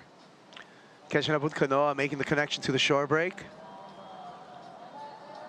And a nice finish for Igarashi. And you can just hear the support on the beach Obviously, a lot of Japanese flags there, but I feel he represents Japan, but he's really an ambassador for the sport worldwide. It's coming into us, Gentile. Ian Gentile getting loose, trying to defend his current second and advancing position, but there's a lot of scores that we need to get caught up on. And Crisanto had an in and out right there. So waiting on multiple numbers, and you know, just looking at Niishi and the way he was able to approach this heat, he has 4 waves that could be counting scores. I mean, he's throwing away a 5.67, the 4.6, has an 8, and a 6.77 as the backup. This is the wave we didn't see, though, from Kanoa. We caught up to him basically after this. Whoa, dude, the combo on the outside was mean. Had the big blow tail through the reverse. And this is what local knowledge does to you, Kaipo. Somehow you're able to make the reform right here. And this is what we saw. Just a little extra tippy-tap work to be able to close out re-entry, too. And that's going to change the situation in a big way. 100%. 100%. And this is the incomplete maneuver right here for Gentile. So try to force it in a bit too much. Actually, I beg your pardon. The 5.53 before that. So a good score for him momentarily in second. But as you said, Igarashi, he don't need a whole lot to move up into the top 2. No, so still waiting for scores for Pedersen Crisanto as well as Kanoa Igarashi. We are suspecting that Kanoa will completely eclipse that 5.07 that he needs in his requirement column. And so we will have a trading of standings in this heat when that score drops. Walk in the park for him right now. I mean, after the 2 incomplete waves, that's what experience and patience does to you, man. I mean, you go through those situations before, especially early on in your career, where you're getting defeated by the top seeds. And now, backed up against the wall, it's never the situation for Kanoa, especially in a 4-person heat, Kaipo. Well, we already had a pretty high mark made in this heat by the Japanese surfer. You can see it in the 2 best scores, an 8-point ride for Keijiro Nishi. Yeah, excellent score. The best score, actually, of the event so far. Just, you know, remembering how tough and difficult it was with consistency yesterday. Didn't see too many scores even get up into the 7-point range. But so far, 8 points, the high mark of this heat and the high mark of the event. Take another look at this 8-point ride. Yeah, so this was actually the wave that he split with Kanoa and goes up into the lip for the first one. Love the variation. Tight snap in the pocket and just explosive at the end. Combination of major maneuvers. Found the right sections, too. They were all critical. And this literally right during the replay of Niishi. And you think he's having fun out there at his home break, Kaipo? Keijiro coming off. First fall. But we're still waiting for that important score for Kanoa Igarashi, which he had a nice combination on the outside, made the connection all the way to the inside. That will change the complexion of this heat when that number drops. So we're still waiting for a couple of judges to throw in their numbers before we can make it official. Now it's official. A lucky 7.77 for Kanoa Igarashi. He moves to second place. What an amazing heat, too. Crisanto has more than 11 points. Gentile has more than 11 points. Right now, Igarashi definitely going to try to improve the backup, the 6.03. I like that scoring, though. There's different ways to get to a number. And you see right there, a couple of judges threw out an 8 for him. I agree. I really like the way he was able to use that progressive factor, especially on the outside. It comes down to wave selection, though. I agree with France and Brazil on that spread. You like the 8? I like the 8. Yeah, so do I. And once again, there's different ways to get to a number. And I wouldn't even actually mind to see that a little higher, personally. Because you got to add in the element of progress and, of course, the innovation out there. We haven't seen a whole ton of those combos on the outside, especially. Well, down to 425. Good heat, though, Kaipo. Everybody's got a good number. Yeah, I feel like Kanoa and Keijiro, however, have walked away with this heat.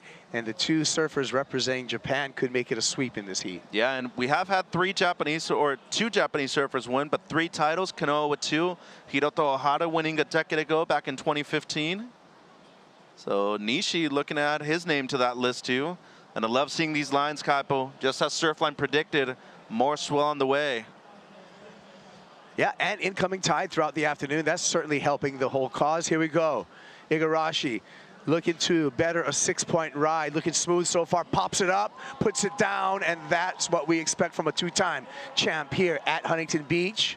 Look at the swagger on the ride out. Oh, yeah. He's feeling it right now. What a comeback for him, too. Important wave, Gentile.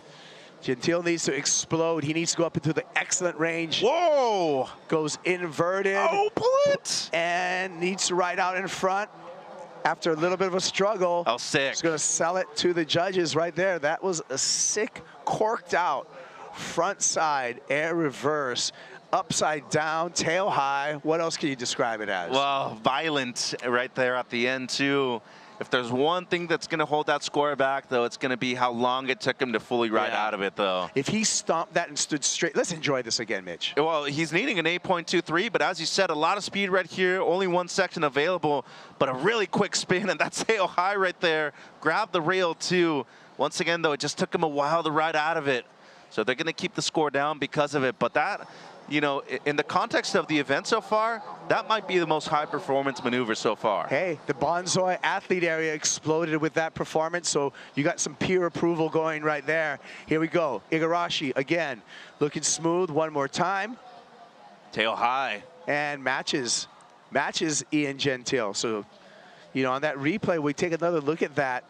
That could go excellent. And it does. And it does. 8.5. 8.5 for Kanoa Igarashi. Great heat. Great heat, the best one out of the event. Wonderful heat. 8.5, so you got the best score of the event, highest heat total of the event, too. Well, after a slow start with a bunch of throwaways, Kanoa Igarashi has just caught on fire here, as we expected, by a two-time champ. Keijiro Nishi hanging on to that second and advancing position with an excellent score of his own. Still waiting for one more score for Ian Gentile. Unfortunately for Gentile, he now needs a 9.2. I think that was an impressive wave, but I don't think it was a 9.2. No, I mean, it's got to be the best one, and just looking at how clean the air was from Kanoa, it shouldn't be in the 9s, but it seems like, you know, he's going to get one of the top waves of the heat. He does. He does. He gets excellent as well. So I like 8.17. So 3 excellent waves in this heat by 3 separate surfers. That's a good heat. Well, you got 3 CTers out there. Gentile, Crisanto, they've been on the CT before. Igarashi's #3 in the world. And hey, Nishi ain't comfortable out there right now. He did his work at the beginning of the heat, though, Kaipo. But Gentile's needing a 6.6. Pedersen Crisanto has one of the best air games on the planet, too. Voracious, this guy. One more wave for Kanoa. He's putting on a show now for the crowd. And why not? Full rotation once again. Come on in, high five, sign some autographs, and worry about the round of 32 for Kanoa Igarashi. Yeah, and here we go. Important wave. Oh, no. Yeah, so that was the throwaway from Ian Gentile. He had to go for broke. He just needs a 6.6, however. Maybe if he was able, there was probably not a lot of opportunity there. I don't know if even with the completion right there, if he would have been able to get the 6.6. Definitely not as steep as he was looking for on the left. And that's a good thing about having the south coming in to those peaky rights with that northwest wind swell in there. Excellent heat, though, Kaipo. The highest heat total of the event. Highest single wave score, and 3 excellent scores, the 3 that we've seen so far in the event in the same heat. Halfway through the round, what a way. What a way to start the day. Yeah, I hope you're entertained, because that was a great heat and a surfer making a name for himself into the round of 32 right here. Keijiro Nishi, he went excellent in this heat with an 8-point ride. He's going to join Kanoa Igarashi in that round of 32. Hey, hold your head up high in Gentile, as well as Pedersen Crisanto. Here's our heat recap, Mitchell. Yeah, the 8-point ride here, which had been the high mark of the heat up until that point. 3 excellent turns in the pocket in the most critical wave and sections out there. And of course, was able to back it up with a 6.77 afterwards. The Japanese surfer looking strong. Looking really strong. And then we got the hometown hero, 777, Kanoa Igarashi. Yeah, mistimes the first turn right here, but made up for it. The 8.5 for Igarashi, highest score of the event. And then, as you said, hold your head up way high. 8.17 for a spectacular maneuver out there. He lands that cleanly. We're probably seeing something in the 9s. Kaipo had to settle for an 8.17, and unfortunately for him, one of our top seeds actually out of the event with Gentile. What a heat. What a heat, and as predicted, time for some selfies, time for some autographs, and it's time for breaking the action, but I hope you're entertained here at the Lexus US Open of Surfing presented by Pacifico. More action on the way after this.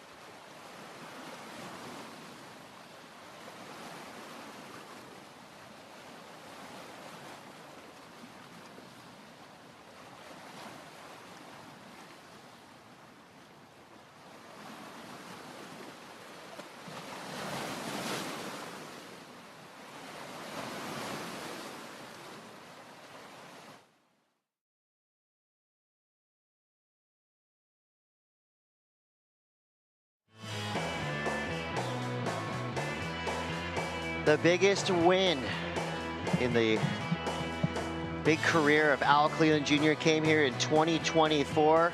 First Mexican surfer to ever win this event. And really came out of nowhere. You think of Al Cleland Jr.'s strength as big, grinding barrels, but guess what? He can do it all.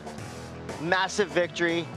And this was the win that propelled Al Cleland Jr. on to the 2025 Championship Tour. A statement victory there, showing the world that he is among the best of the best. We're looking at round of 64, heat 9. I've got good news and bad news. The good news is you have 4 of the best surfers in this contest competing right now. The bad news is 2 of them will be out after this 30-minute heat. I cannot believe the names we're seeing on screen right now. Al Cleland Jr., Tara Watanabe, Jackson Baker, and Kauli Vast. I'm Chris Cote. I'm with Rosie Hodge and Tanner Gudauskis, and this right here is about to be one of the sweetest but also bittersweetest heat of the day. I don't want to lose any of these surfers. I agree. You look at this round of 64, Chris, I mean, it's like a rhetorical question right there because it is just so stacked. And just thinking about the gravity of a win here at the US Open and how it can springboard your career into the stratosphere. So fun to watch the ascension of Al Cleland Jr. last year and to see what he's done on the championship tour. Yeah, you talk about leveling up and using the platform of the US Open, and Al Cleland's such a great example of that. It felt like he really got hot right here at this event, and he transcended it, and he's having such a great run on tour. It's funny to see that it can correlate from Surf City, Huntington Beach, California, and you just take it and you keep running with it. This heat has all 4 of these surfers are incredible. They could, literally every one of these surfers could win this event, so this will be a great one to watch. And one of these surfers is probably going to win this event. I mean, it's that big of a match.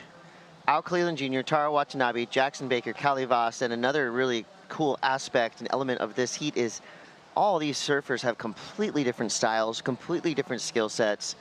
Tara Watanabe currently coming into this event, he was ranked 5th in the world in the qualifying series from 2024 into 2025 season.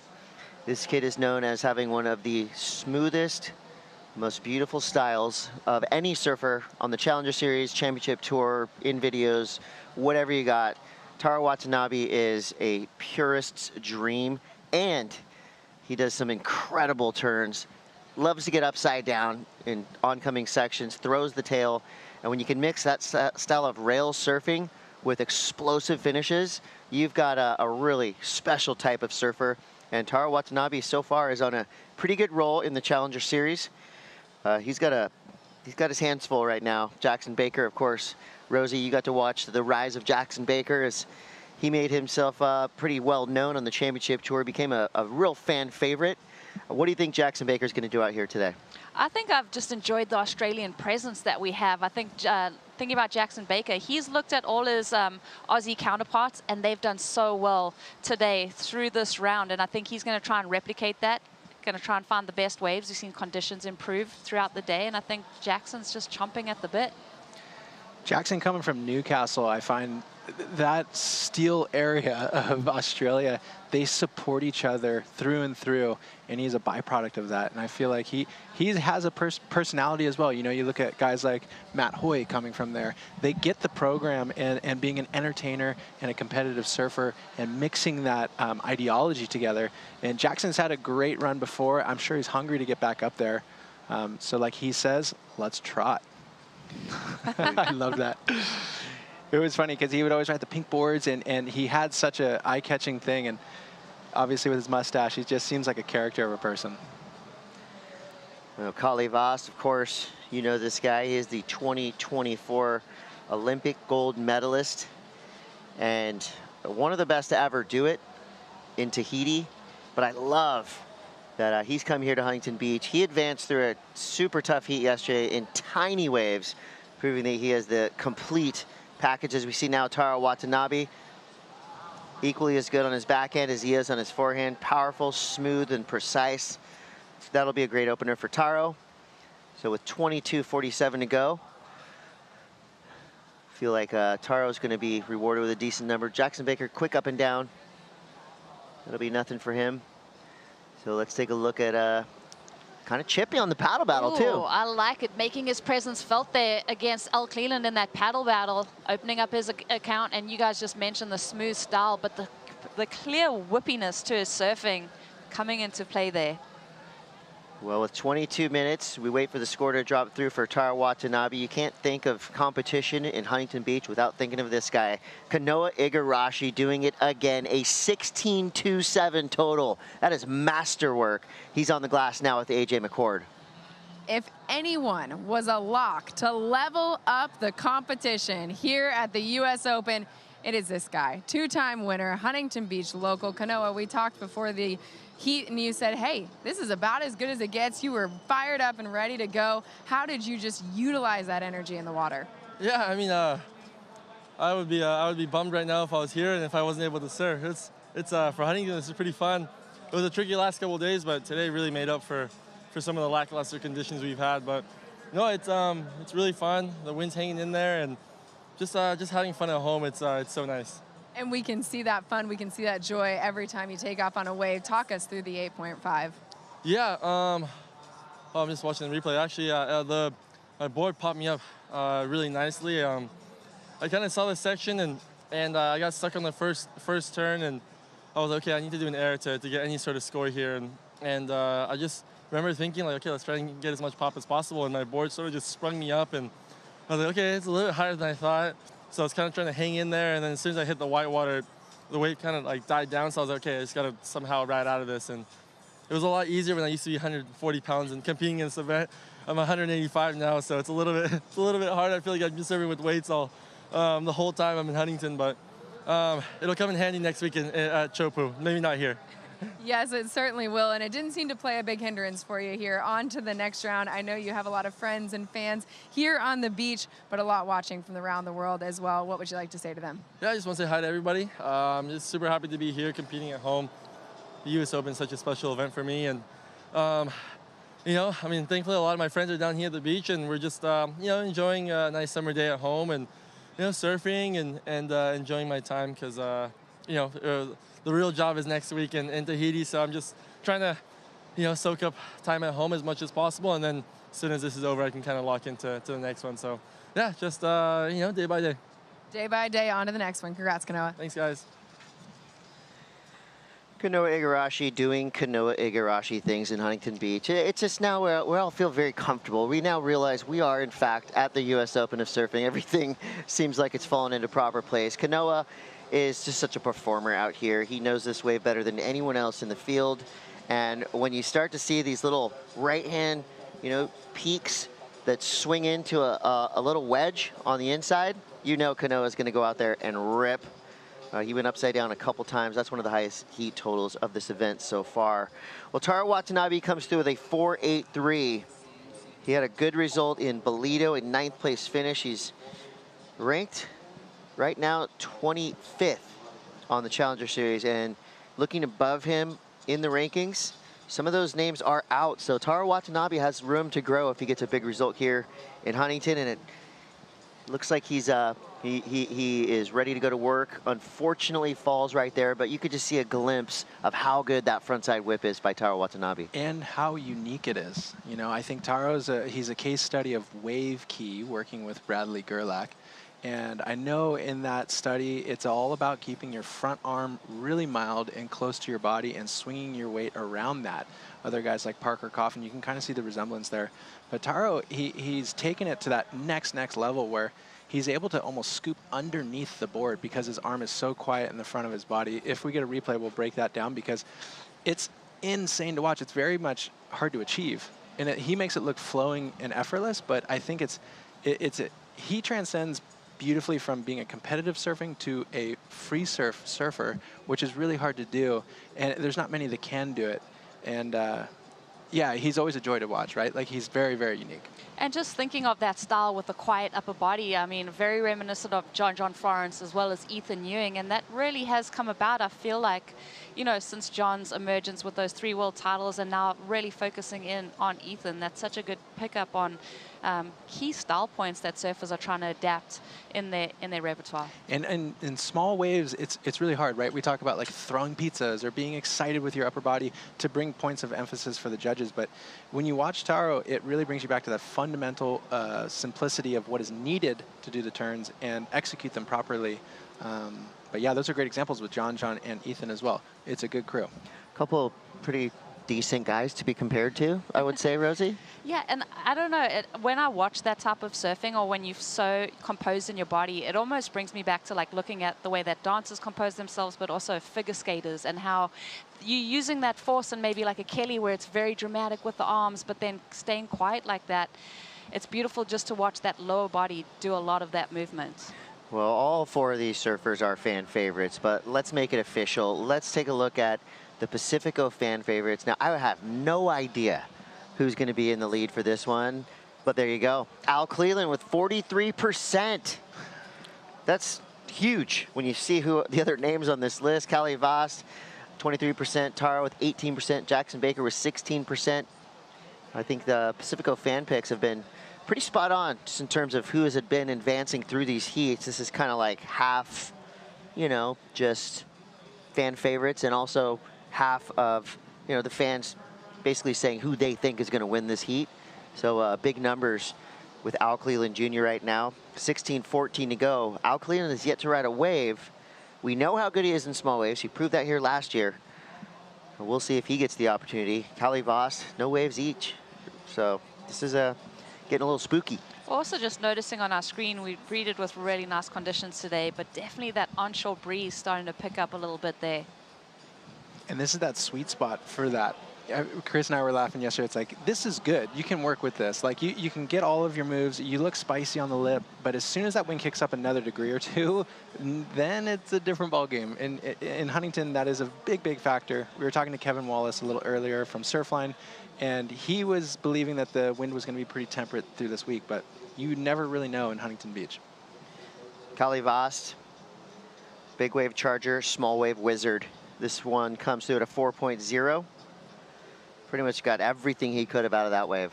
Yeah, he milked it. Yesterday, his impressive performance, just noticing the equipment that he's on. JS Industries have got such a great team, but he's one of the surfers in the mix. We've been harping on about the epoxy board design, but he is strictly PU. That was so interesting. I heard you say that in that interview, and I actually could not believe it, especially because JS has a really good epoxy technology, which even Kanoa Igarashi in that last heat utilized it. And it shows the preference of whatever brings confidence to you as a surfer in these heats. You have to stick to your guns, no matter if somebody's in your ear just saying, hey, that feels good, epoxy could feel better. And it's cool to see because Ka'uli is proof of concept that you can make it work. And it's just incredible to me when you think of Callie Vost, right? This is one of the only people on planet Earth that can comfortably go switch stance at Chopo and get scores. But he can also do airs on 1-foot waves. Like, that's an anomaly of a surfer. There's truly only a handful of elite level surfers in the world that can do both of those things well. And I think being a product of your environment, growing up in Tahiti, you're obviously going to be, it feels like second nature to surf those reef breaks, but then also bouncing off the European experience. You know what it's like, Tanner. There's so many events all over Europe where these junior surfers have gone since they were so tiny and had reps in beach break conditions and had competitive experience. And on top of that, the way for a Tahitian surfer, exactly what you're saying, you get involved in the European Tour. And now, Kauli looking up, he has Michel Perez to look up to. Now he's working with Jeremy Flores. And these two guys essentially paved that path for him to push it even further.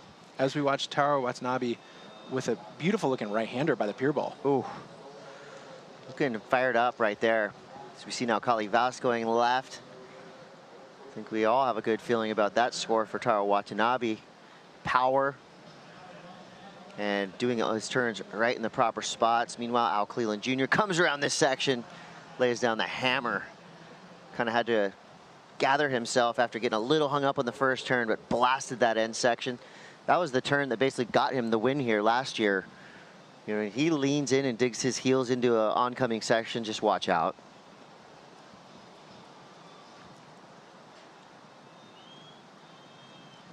Taro on this one, deep bottom turn. Love that fundamental setup right there. It's such a key factor here at Huntington to really come behind that section and make sure that you're hitting it in that critical section. He stays crisp and clean. What about this one, Tanner? Well, it's funny to watch all of these waves because the left has a different syncopation of your maneuvers. You're going towards the pier, you're going with the current.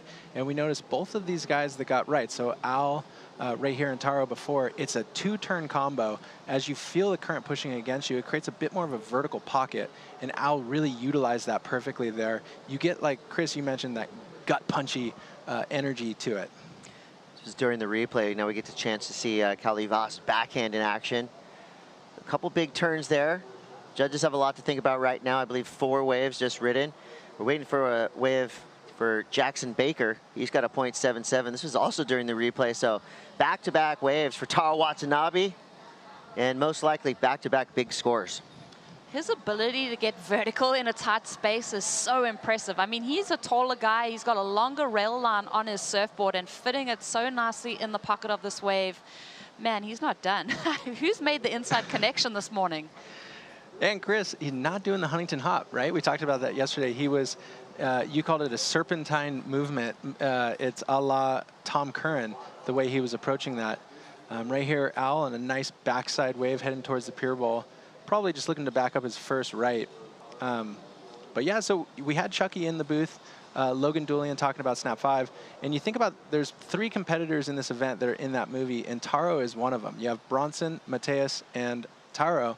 And it's really cool to see these guys approach competitive heats against such great competitors in these other guys. It probably pushes them a little bit out of their comfort zone. We just had 8 waves ridden in the last minute. That's kind of the US Open deal, right? You have everybody sitting there. It looks like it's going to be a slow heat. And then all of a sudden, boom, an explosion of waves ridden. The judges right now literally have, I think, 8 scores to lock in. So full credit to our team upstairs. I mean, they're working overtime right now in this one. I can almost hear the gears turning. The machine is operating right now, and we're going to see some solid numbers coming through. I feel like Taro Watanabe, his first wave, a 617. It seems like Taro has the momentum right now. Kali Vas has 2 scores to come through. Al Cleland has 2 scores to come through. Jackson Baker just dropped another sub-1. So tense times for Jackson now. He's still only got 10 minutes left. How the heck has 20 minutes gone by? I feel like I just said these guys' names at the top of the heat. That's a sign of a lot of action happening. There is a lot of action, and a lot of times the surfers coming out of the water, the one thing that they identified today, when the sets come, there's a flurry of them like we've seen all morning. But then these lulls, you were looking out at that ocean, and it does go dead flat. So it creates that little pressure situation for the surfers because there's not going to be too many opportunities. If you mess up on a wave, more than likely you're going to be kicking yourself come the end of the heat. That's such a good point, Rosie. And when you break down the scoring patterns of judges, you look to those flurries that create the emphasis in these heats. So one right, one left, one right, and you miss that entire exchange. Now you have to create your own sort of steam and emphasis to get back into the heat, which Jackson Baker might be in that situation. Everybody seems to be getting these rights pretty consistently, and now he's left in the 4th spot, and he's looking for a pretty proper score after everything drops. Yeah, it feels like musical chairs. Like everyone's kind of had a little chance at it. One chair's been missing, and Jackson's kind of been left standing in this heat. Yeah, these guys are going nuts right now. We're still waiting for scores, and that's no fault of the judges. They just were dealt 8 waves ridden. Here's Jackson Baker's best wave so far. He's got a .77 and a .43. He gets the completion. Things are starting to condense a little bit as well, which I think is a good sign. It's just going to make these wedges a little bit more impactful. So obviously the more powerful the wave, the more powerful the surfing is going to be. And we saw a bunch of ramps in that last heat with Kano Igarashi going back-to-back, upside down, fully inverted. And now we're starting to catch up here. Okay, so Al Cleland Jr. comes through with a 5.67 and a 5.17, currently in 2nd place. Taro Watanabe at 6.17 is paired with a 4.83. I believe we have one more score to come for Taro. Jackson Baker just dropped a decent number, and Callie Voss now has a 4.5 and a 6.10. This may be one of the highest score totals of a heat that we're going to see all day long. That's how good these 4 surfers are. What a heat to call. Right? We got lucky with this one. We're in here. All heats are good, but this one's just pretty special. These are the matchups where you come to the U.S. Open, and we'll just see more and more of these to the finals day, where it's so exciting seeing the clashing styles of competing. Every single one of these surfers is in their own right incredible, but they know to advance, and so they have to do the deal. And we were chatting about, you know, the journey of the US Open, and we're going to latch on to some performances here, and we're going to identify key players through these early rounds that could go all the way to finals day. And it really is, you know, that heroic story. Come Sunday, when the surfers are on the podium, it's just amazing to see their run through the event. Oh, you can tell that Jackson's just so, you know, feels disinterested in that wave, clearly, because it had no potential on it, but maybe feels left out of the rhythm of the ocean. And that's such a key thing for surfers. When you feel like the ocean's kind of turned its back on you in a heat, and it's such an important one, it can feel disappointing. It can feel disappointing, and then you start to wonder what you can do to change your luck. And is it a manifest thing? Is it moving through the lineup? Is it a switch in priority? Is it like even that? If you have a mindset for Jackson, he's now dislodged his program. He's riding the board. He's engaged in the heat in a very present way, and things can turn over. Obviously, the most punishing factor that we're dealing with in these conditions in Huntington is how inconsistent it is. It makes you really sit with those decisions, and they can be very costly. Well, we're finally all caught up. These surfers gave us a chance to catch our breath. Judges have locked in all the scores for all the waves ridden, and the situation stands with Taro Watanabe in the lead of the 6.17. He just improved on his backup score of a 5.53. Second place right now is being held by Al Cleland Jr., a 5.67 and a 5.17. Callie Voss is right there on the edge of excellence with a 4.5 and a 6.10. He needs a 4.74. He does have priority. Meanwhile, Jackson Baker is in 4th place. He's in 4th priority. He needs a pretty solid number, 7.31. Still got 5 minutes and 45 seconds left. Coming up next, Winter Vincent, a highly ranked surfer on the Challenger Series. Oh, he's got a big heat as well. I mean, I guess it's kind of, you don't even really need to say that anymore here at the U.S. Open, because every heat is just a stunner with the 4 surfers that we have locked into the draw. But I think this one's going to be heartbreaking to a lot of surf fans out there, because, you know, with this list of surfers, a lot of people's favorite surfer is in this heat, right? 2 of them, their run is done here at the U.S. Open. For Al Cleland Jr., different stakes here. Of course, going back-to-back would put him in the annals of history. But he doesn't need the points on the Challenger Series. He's already re-qualified for the championship tour. He's got Tahiti to look forward to. But he's just coming through here, you know, swinging. And he's only had to catch 2 waves to do it. For Callie Voss and Taro Watanabe. They're trying to fight their way into the championship tour for their first time, and for Jackson Baker trying to regain his spot on the championship tour. 4.5 to go. Mitchell Salazar is a Taro Watanabe expert. Mitchell, what do you got? Only a fan, I can tell you that. Taro Kelly Slater Watanabe is actually his official legal name, by the way. Kelly Slater is hyphenated. That is his middle name. But the kid out of Malibu in his early 20s is actually going to be part of Snap 5 crew, so make sure to get your tickets over there at Frog House. They're sold out online, but you can't get them physically at the Frog House and at Ipono Cafe. And he's worked a lot with Brad Gerlach, Wave Key over the years from Malibu. Looks up to Dylan Perillo, one of his idols actually, growing up there at First Point. Zuma, different beach breaks in the area too, but has one of the most unique styles on the planet, I would say, guys. And most importantly, I really want to see him on tour. Needs to get on a roll. He's done very well in the last few years over on the regional QS. Another big thing too, a component here at the US Open, which is really different, Rosie and Tanner. This is actually something you guys can relate to. Ryan Simmons has been the head coach for the USA Junior team for the longest of times. He was actually a silver medalist at the ISA World Juniors a few years, representing the US. And Taro, not only very similar and accustomed to hearing Ryan's voice, most importantly, every now and then, Ryan does give you a little nugget on the beach announcing, which tends to go a long way, guys. Yeah, that's a good call there, Taro Watanabe. That's a little pro tip right there. There is truth to what Mitch is saying, because when you grow up doing the amateur events here, and this actually contrasts probably your experience, Rosie, but Taro could feel at home, and what Mitchell's saying is, like, Ryan Simmons has been the beach commentator for all of those events, so you feel like when he's telling you what you need or what he's seeing from there, you can kind of tap into that nostalgic feeling.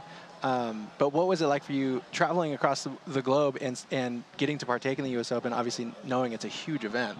Yeah, I think, you know, the juxtaposition of having these established American surfers that have a lot of hype and drive behind them. As a traveling surfer coming into this event, the history behind it, how iconic it is to walk down Main Street Huntington and have, you know, some amazing surf shops that have all of these surfers plastered all over it. There's a certain amount of pressure and nerves that comes with that, especially dealing with the fact that you've traveled, you know, 3/4 of the way across the planet to get here, and you're trying to establish your place in the lineup. I mean, the crowds, especially on the beach, it's mayhem. So to be a part of that energy was always a really special feeling. And even now when I'm walking down the beach at Huntington, I still get those little flashbacks of being a teenager here for the first time and getting to experience the US Open of Surfing. Important wave for Jackson Baker. Yeah, looking for a 7.31. Looks like he's hunting a ramp, blows the tail out, goes down. It's just not going Jackson way. With 1:45 to go, Taro Watanabe has a firm grip on the lead. He's riding his beloved 510 round tail radius prime shaped by John Peisel. And when I think of Taro surfing, I think that those Peisel boards, they just are a perfect match, because he's so smooth in and out of his turns. And it looks like when he wants to, he can just disengage the rail and throw those fins harder than anybody. So I'm just going to lock this in. Yeah. Order a 510 radius prime and try to surf like Taro. Well, Paisel's had some success this morning already. I mean, we saw Nolan Raposa absolutely ripping. Taro's looking impeccable. So cool to see that team. But Kaoli looking for that wave with that priority. Coming down to a minute remaining. Tanner, this is such nervous moments for him. It's so nervous, but he has the priority. So he essentially has to believe that it's going to come to fruition right here, and you have to hold steady to your game plan. It's funny how these last seconds in a heat, you can wiggle in thinking, oh, I should ride this little one that's right in front of me, when all the while in 15 seconds, which is kind of a long time in those back parts of the heats, there comes the set. As we see Kaoli, he's going to ride this right here by the pier bowl and go onto his backside. And he's not needing very much of a score. Great extension on that second turn, right? Well, Kaoli started his year amazing with a second-place finish at Newcastle. And that puts him right there firmly in the top 10. He's currently ranked 5th on the Challenger Series. So to go down here in the round of 64 would be super painful for the rest of his season. We'll see what he did on that last wave, as Jackson Baker pretty clearly not super stoked on his performance in that heat. I do respect a good pop shove as kind of a little solace for him. But Al Cleland Jr. now has to think about if Callie Voss got the number. Taro, just a quick little victory lap rock and roll floater, snap, combo.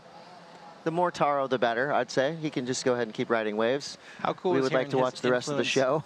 In Dylan Perillo, you can see that through line of style. All right, this is a big wave right here. Was this a 4.74?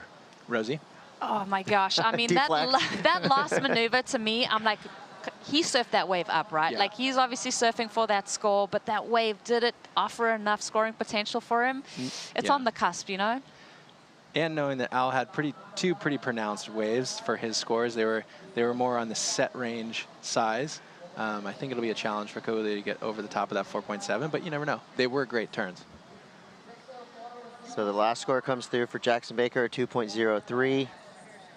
Time is up, but we're waiting for one more number.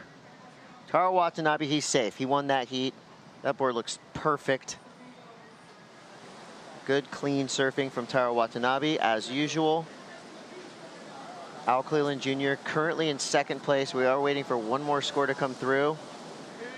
For Cowley Voss, super important number here, 4.74. I love this perspective of how it feels when you've made your heat and you're coming up the beach. And that is only going to exponentially grow into the finals day. Well, the number wasn't enough for Cowley Voss, so we lose our current Challenger Series number 5. But give it up for Taro and Alan making it through. More big heats to come. Stay tuned.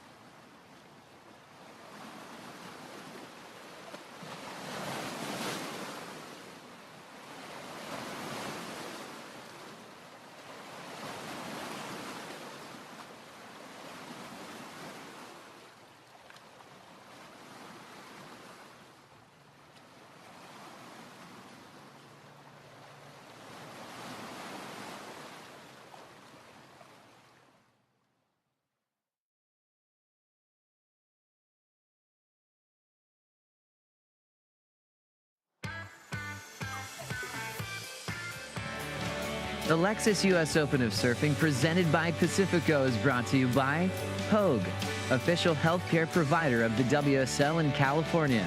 By Bonsoy, official milk of the WSL.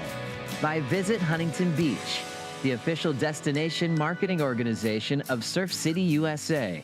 And by Lexus, experience amazing. That was the voice of Emmy Award-winning Joe Turpel, and I'll never get tired of saying that because I'm so proud of our friend Joe. That is epic. And we're back to the action here. The round of 64 rolls on, and we're going to be looking at Heat 10. Another all-star affair here with Winter Vincent, Hiroto Ohara, Finn McGill, and Dylan Moffat. Already a couple scores have come through. Finn McGill got one straight from the jump, a 5.17. So that tells me that even though Finn McGill premiered his movie last night at a raging party, he went to bed early, he played it safe, and he's come prepared here to the U.S. Open of Surfing. As we see now, Dylan Moffat, a couple big turns there. Surfer in green, representing Australia. You got Winter Vincent out there in red, also from Australia, Hiroto Ohara, Team Japan, and Finn McGill from the North Shore of Oahu. Dylan Moffat came through the 2024 season, ranked 12th on the QS. His name's been circling around the Challenger Series for a couple years now, with doing some big things. And it feels like only a matter of time till he makes the leap. Hiroto Ohara, speedy surfer out of Japan. Just has this really cool ability to fly down the line and do multiple snapping turns like that, laying down the law with authority. A 4-turn hammerfest from Hiroto Ohara. 2024 Challenger Series finished 15th. That is right on the precipice of making your way onto the championship tour. Hiroto is one of those guys who's, I feel like, been right on the precipice for so long, and it could just take one big result like he's had before, but to get him that steam and confidence to go to qualify to get him on tour. His style is legitimately impeccable. Like when you're watching him surf, he's condensed, he's powerful, he has torque. He's always fun to watch, and there sometimes feels like a little gap for him to make that qualification run. Wow. Finn McGill going upside down. Finn McGill is another one of those surfers that he doesn't, like Taro Watanabe, there's no difference between how he surfs in the heat and how he surfs when he's filming his video parts, which are amazing. And that's really refreshing because you can just tell he's going out there doing exactly what he wants to do. He's super powerful. He's got all the airs on lock. You know, obviously he charges big waves on the North Shore of Oahu, so it's great to see him getting in the mix here in Huntington Beach. Meanwhile, Winter Vincent, more of that like prototypical QS, CS style, super consistent, but you see here the explosiveness of Finn McGill's. It's just fun watching Finn. He's so creative, and just looking at the different body compositions of, say, your Winter Vincent, where it's tall and lanky, where Finn is really just compact and almost similar to Dylan Moffat, very compact in their styles, keeps those knees bent and absorbs all that energy on that one. Hiroto here, Tanner. Yes, speaking of compact, but this is his tidy backhand work. This has been an incredible exchange for all of these surfers. A great way to start this heat. Well executed there by Hiroto. But both Rosie and Chris talking about Finn, he gets it, right? Like he embodies that fun spirit and he brings it into the competition. And I've seen it because my brother Pat's working with him at Abyss, and he's a content machine. He literally is always up to something fun. He's putting it in front of Pat. He works with the brands that he rides for. He's taken an unorthodox approach. He's riding for Seeger. He becomes the enigma, and everything surrounds him. I love that he had a premiere last night. He has a heat today. He's not holding back, you know? What's cool is his video parts, his Instagram clips are so good, you almost forget how amazing he is in contests. He won the Triple Crown. You know, he's a junior world champion. And on his Instagram, he cites his references as Pancho Sullivan, Sonny Garcia, and Pete Mendia. So there you see he wants to surf with a lot of power. He says nowadays he's watching a lot of Ethan Ewing to get excited. So he says when he stands up, I'm straight up redlining. He wants to destroy all the waves. There was a curse word in there that I omitted. He's a raw, rowdy individual. But I think the energy that Finn puts into everything, like you said, his movie parts or even here competing, noticing we've talked about the subpark auditions, Finn is out here practicing. I watched him run down earlier on one of the days just to head out for a free surf to make sure that he's dialed in come competition day. And also growing up on the North Shore of Oahu, his sister Dax and himself were like, you know, these supergroms coming up in the scene. They skate, they surf, they're amazing. But just to see the niche that Finn has carved out for himself, it's been fun to watch him evolve into the surfer and the individual that he is. And I suppose even you mentioned body composition. He was always a low-hanging fruit to look and present like Pancho Sullivan and Sonny Garcia. He's so insanely powerful. He utilizes that in the bigger waves in Hawaii. He also brings it into small surf here, but he was one of the first guys that like ripped the seam on some really interesting aerial maneuvers. He was doing the mute grab backside air 360 stuff, and he has a different influence, and it makes him a unique identity within surfing. Yeah, he's a really good skater too. 22 minutes left in this heat. Finn McGill's in the lead right now. The guy that blasted his way through that last heat with impeccable style is Taro Watanabe. He's on the glass now with AJ. What a way to make your mark here at the 2025 Lexus US Open of Surfing presented by Pacifico. Taro, the heat that you just had, you had the Olympic gold medalist, you had 2 C-tiers, and you come out on top. Just how much does that do for your confidence here in your second year on the Challenger Series? Yeah, it's a lot. I only have good things to say about all the surfers. They're I mean, their skill level is, they made the CT, Olympics, list goes on, but I knew I had to be on good waves and compete smart, and the waves before were firing, so I was so excited, and then it kind of was a little slow, but you kind of expect it when you see a bunch of waves, and the next heat usually is slow. But yeah, I'm just stoked. I'm happy to be home and just see all my friends and family here, and it's amazing. Tell me a little bit more about the impact of getting a chance to compete at home. You're from just up the road in Malibu, driving down here to Huntington Beach. Just tell me what kind of advantage that gives you. Yeah, I mean, the amount of events I've surfed here is, I can't count. And yeah, we're talking about this with Gally and Levi and my whole crew. We grew up surfing NSSA here pretty much every weekend, so I know the wave, and sometimes it could be against you, like you can think you know the wave so well, but you just got to show up your best self and see what happens. Coming off a 9th place finish in Bolito, how are you approaching this U.S. Open third stop on the Challenger Series? Yeah, I mean, that was really good. It's always like, oh, I wish I could get one more type of thing, but I mean, now's the chance. I got it here, so just surf my best and compete well and have fun, and just thank you everyone coming down, and it's a blessing to be here. Congratulations. See you in the next one. Thank you. Yeah, congrats, Taro, and thank you. You inspired all of us in that heat. I think it's safe to say any three of us would love to surf like Taro Watanabe, and he's going to do big things in the next rounds for sure. 20 minutes left. During that interview, we saw Finn McGill absolutely destroying a little left-hand pier bowl. Today feels like a good day to be riding a Paisel.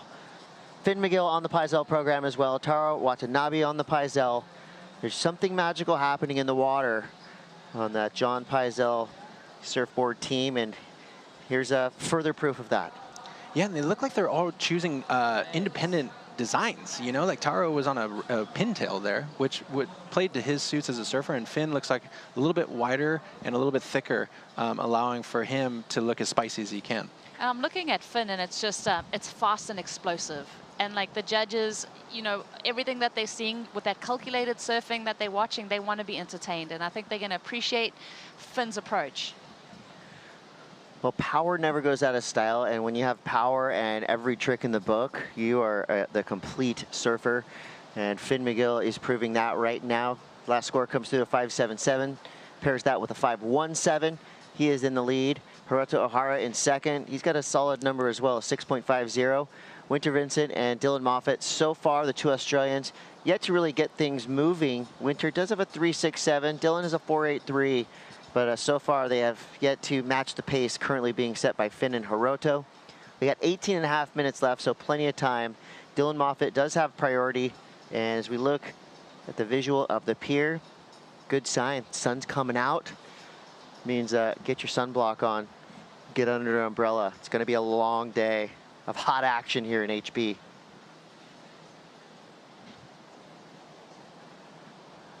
So with 18:15 to go, we've been talking about the masterwork of John Paisel all day long. Let's talk to the man himself. We got Paisel on the beach right now with Mitchell Salazar. Hey guys, actually John just joked, he's like, hey, it's flat, get to me real quick, because he's nervous about Finn out there. Finn has a couple of 5s though, and here one of the best shapers worldwide. John, thank you for joining us. What are we talking about with the boards that Finn's riding out there? I feel like your Radius works here in California. Yeah, this is his backup board. It's a Radius Prime, and this is kind of something that Finn rides all the time. It's usually, right now, it's kind of like on the cusp of this board being like perfect for these conditions. It's the same board that Taro just rode in the heat right before this, but this is kind of, most of my team really likes this board in decent waves, and this is now getting decent, which is nice. Finn is actually riding a different board that's kind of like a prototype board we've been working on, mostly just for my team and my friends, and it's called the Paisalian Prime, which is like a combo of this outline on a Paisalian, which is one of our favorite boards for more gravelly waves. And so he decided to ride that in this heat just because it was right on the cusp of how he likes this board, like for waves. So Radius Prime's his backup. This is his standard thing. Majority of the time, you see Finn and Taro actually both riding whenever they're surfing decent waves. This is the board they're on. And this is right on the edge. Speaking of Taro, back-to-back surfers from Paisel Surfboards out there. A lot of surfers from the Challenger Series on Paisels. Yeah, it's been kind of fun for me where I'm usually kind of just rooting for one guy in a contest or one girl. This is a little different. I got, I think, 6 different guys and a couple of girls on the Challenger this year.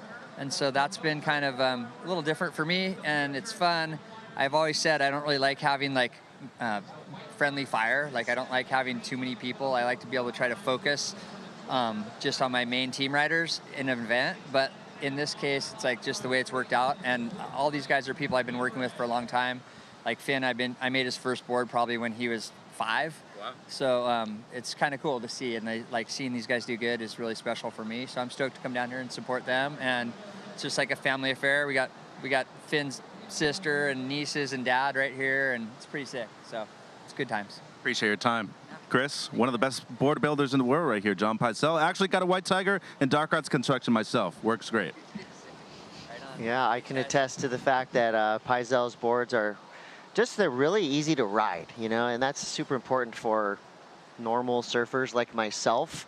I have a Paiselian in a couple different constructions, and that's just a board that you can ride in any type of wave. So they're not just for pros, they're for Joes like myself. And but in the conversation for the pros, and we were dealing with the Challenger Series here, it is really, I remember when you're in the comp site and you're like, hey, what board is that? What's working good?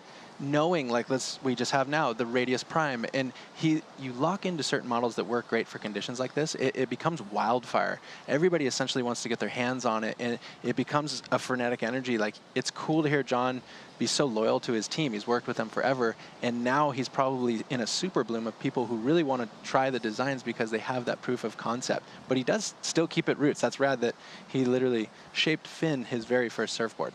And I like that it's big news when elite level surfers, you know, switch boards. I remember Andy Irons used to show up to a contest on a different board every time, and it was always a big talking point. So it's cool that Paisel has a team that's been loyal for a long time. Just mentioning right there, he's been shaping Finn McGill board since he was 5 years old. I think John started riding Paisels when he was 6 months old, straight out of the womb onto a Paisel surfboard. The 14 minutes left, Finn McGill in the lead. Winter Vincent now jumps up into second place. So just when you think our Australians have backed themselves into a corner, they get right back into it. But here goes Hiroto Ohara, slashing his way down the line. I love that, just good, clean flow. It was like there was nothing broken on that line. Nice and smooth all the way through. And here we go, Finn McGill, your current leader. Gets a little hung up on that first turn. Tries to whip it around in the second. Fits in a third. He's trying to get rid of a 5.17 as his backup score right now. He's got 13 and a half minutes to do it. Judges now have something to think about. Winter Vincent is waiting for a score. Hiroto Ohara waiting for his second ride. And Finn McGill may have just come close to a 5.17. We'll see what the judges say there. This is an interesting wave because this was the 2 Australians that split that peak. Dylan's going left here. Winter Vincent whips that one around. Actually, this is a wave we hadn't seen. So that was that split peak decision there with Hiroto opting to go left. Better wave for his scoreline. I mean, this is his second scoring ride. He's been super patient in this heat. He's locked in the 6.5, the high mark of the heat. So really important ride there for him. And just behind that, Finn got a really impressive, I can't believe he was able to just whip up into this floater. That's a really hard spot to do that because the wave essentially feels like it's peeling away from you towards the pier bowl. As we watch Winter in real time, Rosie. Yeah, that was really nice from him. He locked in, you know, that 5.6 that we saw earlier. I think that was the split peak with the other Australian, Dylan Moffat. Good backup for him. He's going to solidify, you know, that place in the second. But we got to think about wave coming through for Hiroto, and here goes Finn again. Good extension on his backhand. That first turn was mean.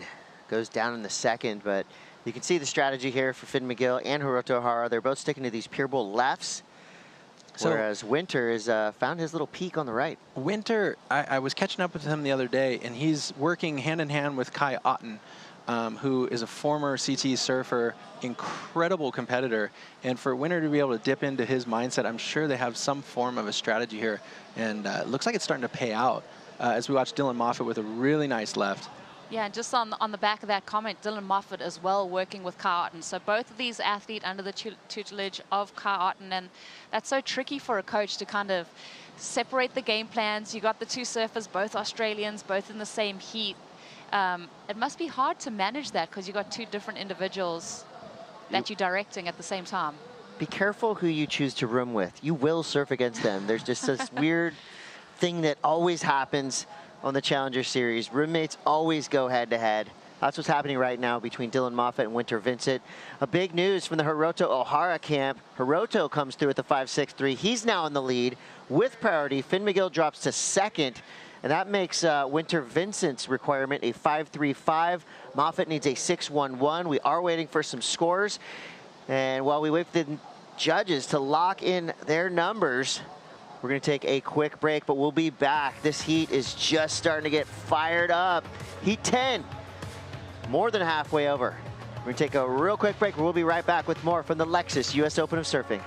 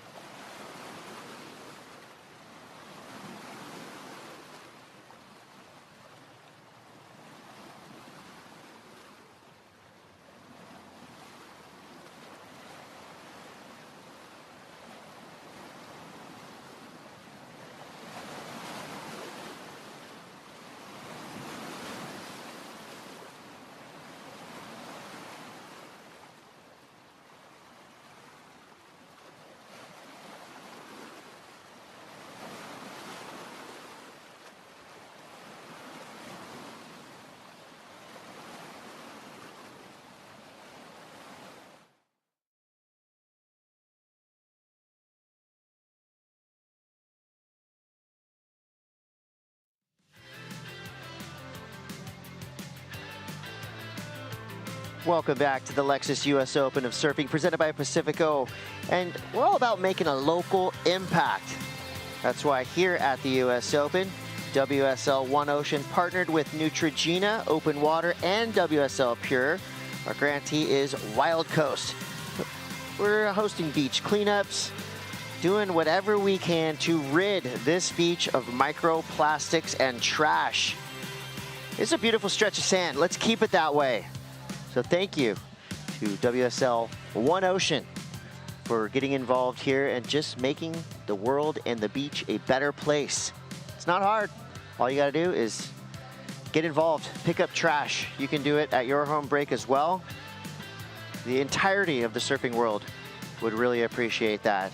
We wanna keep these beaches pristine. 7 minutes, 35 seconds left. A big shift in the standings just went down. Winter Vincent comes through with a 7-point wave. That puts him in first place. Hiroto Ohara drops to second.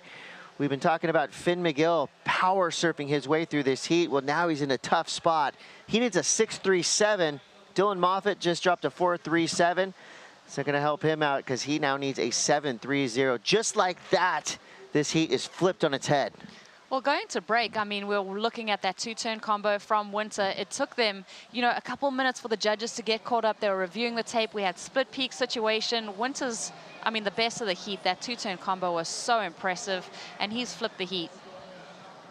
We're starting to see that recipe in we should really talk about Brett Simpson. I feel like growing up, he was who we studied for the formula of the U.S. Open. He won so many times, and it's that two-turn right, which is so strong for a regular foot surfer because you load up the first turn and there's all that emphasis on that end section. And when you deliver, I feel like the judges really like scoring that. And we saw with Winter, he's getting the best score of that heat. And he did that twice over. So now he's in the lead, and it's flopped this entire standings. So it's funny because we've been watching Finn McGill looking like he's on fire, and now he's left needing a 6.37, which is actually quite a big score. Yeah, with the clock starting to run away from us, we're now just about inside of 6 minutes. Winter Vincent did get a chance to compete on the championship tour in West Oz. He's been putting a lot of time in the water, and it's definitely paying off. I mean, look at that score, and that's a keeper in any of the heats we've seen today. Such a crucial heat for him for qualification. I mean, 10th on the rankings at the moment. It's like imperative that he makes it through this heat if he wants to keep those kind of qualification dreams alive. I'm really impressed with this right here. He kept the speed and momentum flowing through that first hit and really bounced well off of that incoming section. He's a big kid. Like, just in general, he's so tall, and he utilizes that to his strength. It looked incredibly powerful. And yeah, hopefully he can kind of execute and keep going here and make this a part of his story for a finals day berth. Hiroto Ohara sitting out there right now with priority in second place. He's got to play some defense because we know Finn McGill is hungry. Currently situated in the top 20 on the Challenger Series. Finn in third priority is a tough spot to be in. Dylan Moffitt's down in fourth priority. Finn needs a 6.37. That would be one of the best waves that we've seen in this heat. Got Hiroto Ohara with a 6.5 and Winter Vincent with that 7. Those are the two highest single wave scores. Jackson Bunch is coming up next. He's got a big heat. He's going to be in a San Clemente sandwich. Cade Matson and Jet Schilling going out there. So the Shohei Kato. I got to be honest with you guys, Jackson Bunch was one of my favorite surfers to watch on tour. He was so electrifying. It was almost like if you mixed like a Kai Barger, Fred Patachia, and then had this light, springy air mode to it. Like, his style is so unique. I really hope he can find that form to get back there. I feel like he was such a weapon on tour, and this event specifically, I feel like could be so great for him and the way he surfs. Yeah, he suffered the, he was on the wrong side of the cut. The rookie season cut short, but definitely got a lot of experience. You know, I've heard from so many surfers that losing, you actually learn more than winning. I mean, I don't know if that's true. It sounds kind of like an excuse, but no, it's not. And you do learn a lot. Basically, you learn a lot from what challenges you. That's true. I myself personally went through the mid-year cut and I fell off. And looking back, gosh, you know, like, the learning that I took in the next couple of years, it stayed with me even outside of the competitive jersey, but it's the challenge of coming back, finding your personal confidence and mission statement to go again. And that emphasis, it's hard sometimes. You know, we've seen some of the guys, we were talking about Kaloa yesterday, and it's great to see him in the Challenger Series, but you have to recycle your emphasis and almost approach it as if it is your first time and do away with your past traumas of the cut and all that stuff. And I'm sure, Rosie, you have a lot of insight dealing with the surfers real time on the cut. It's an interesting dynamic. Oh, I mean, there's just so many character-building moments on this tour, and it just shows, you know, the grit and determination of a lot of these surfers to come back and get back to that root cause of why they want to be here and tap into that love and that passion and reinvigorate and reinvent themselves as they head into a new season. I mean, Jackson Bunch showed us so many brilliant moments. Abu Dhabi specifically, I think he was everyone's favorite rookie. Yeah. So to lose him off the tour, it's a bit of a bummer. But like you said, hopefully he can reignite that passion and get on a run here. I think you got to look at guys like Leonardo Fioravanti, who's done a really great job of becoming a renaissance man. He's fallen off, he comes back stronger, and look where he's at now. It's like, it's incredible to watch, and I think you really need to have the right example in place for a guy like Jackson to be like, oh no, this is a part of my longer story So when I do come back, I've filled in those gaps and those holes that led me to the mid-year cut, and now I'm a stronger competitor and surfer, and I'm ready to go for the title and put all that behind me. I just was working with Sawyer at Lowers, and it was that same energy where it's like, this does not define you. Like, falling off on the mid-year cut is something you will go through, and you will look back, and it'll just be a part of your story. So now it's about moving forward, looking ahead, taking the good, and really surrounding yourself with that positive energy. Just stand next to Jordy Smith and you'll feel the positive energy coming off of him. He's been hanging out in the Bonsoy athlete area all day long and just there to basically help. I mean, he's not just helping, the brew crew. He's giving whatever advice people ask him to anyone that comes up to him. And he's bringing up the average. This is an important way for Finn. Oh, Rosie, you have to give us this insight. We all talk about like Jordy Smith's having this crazy year.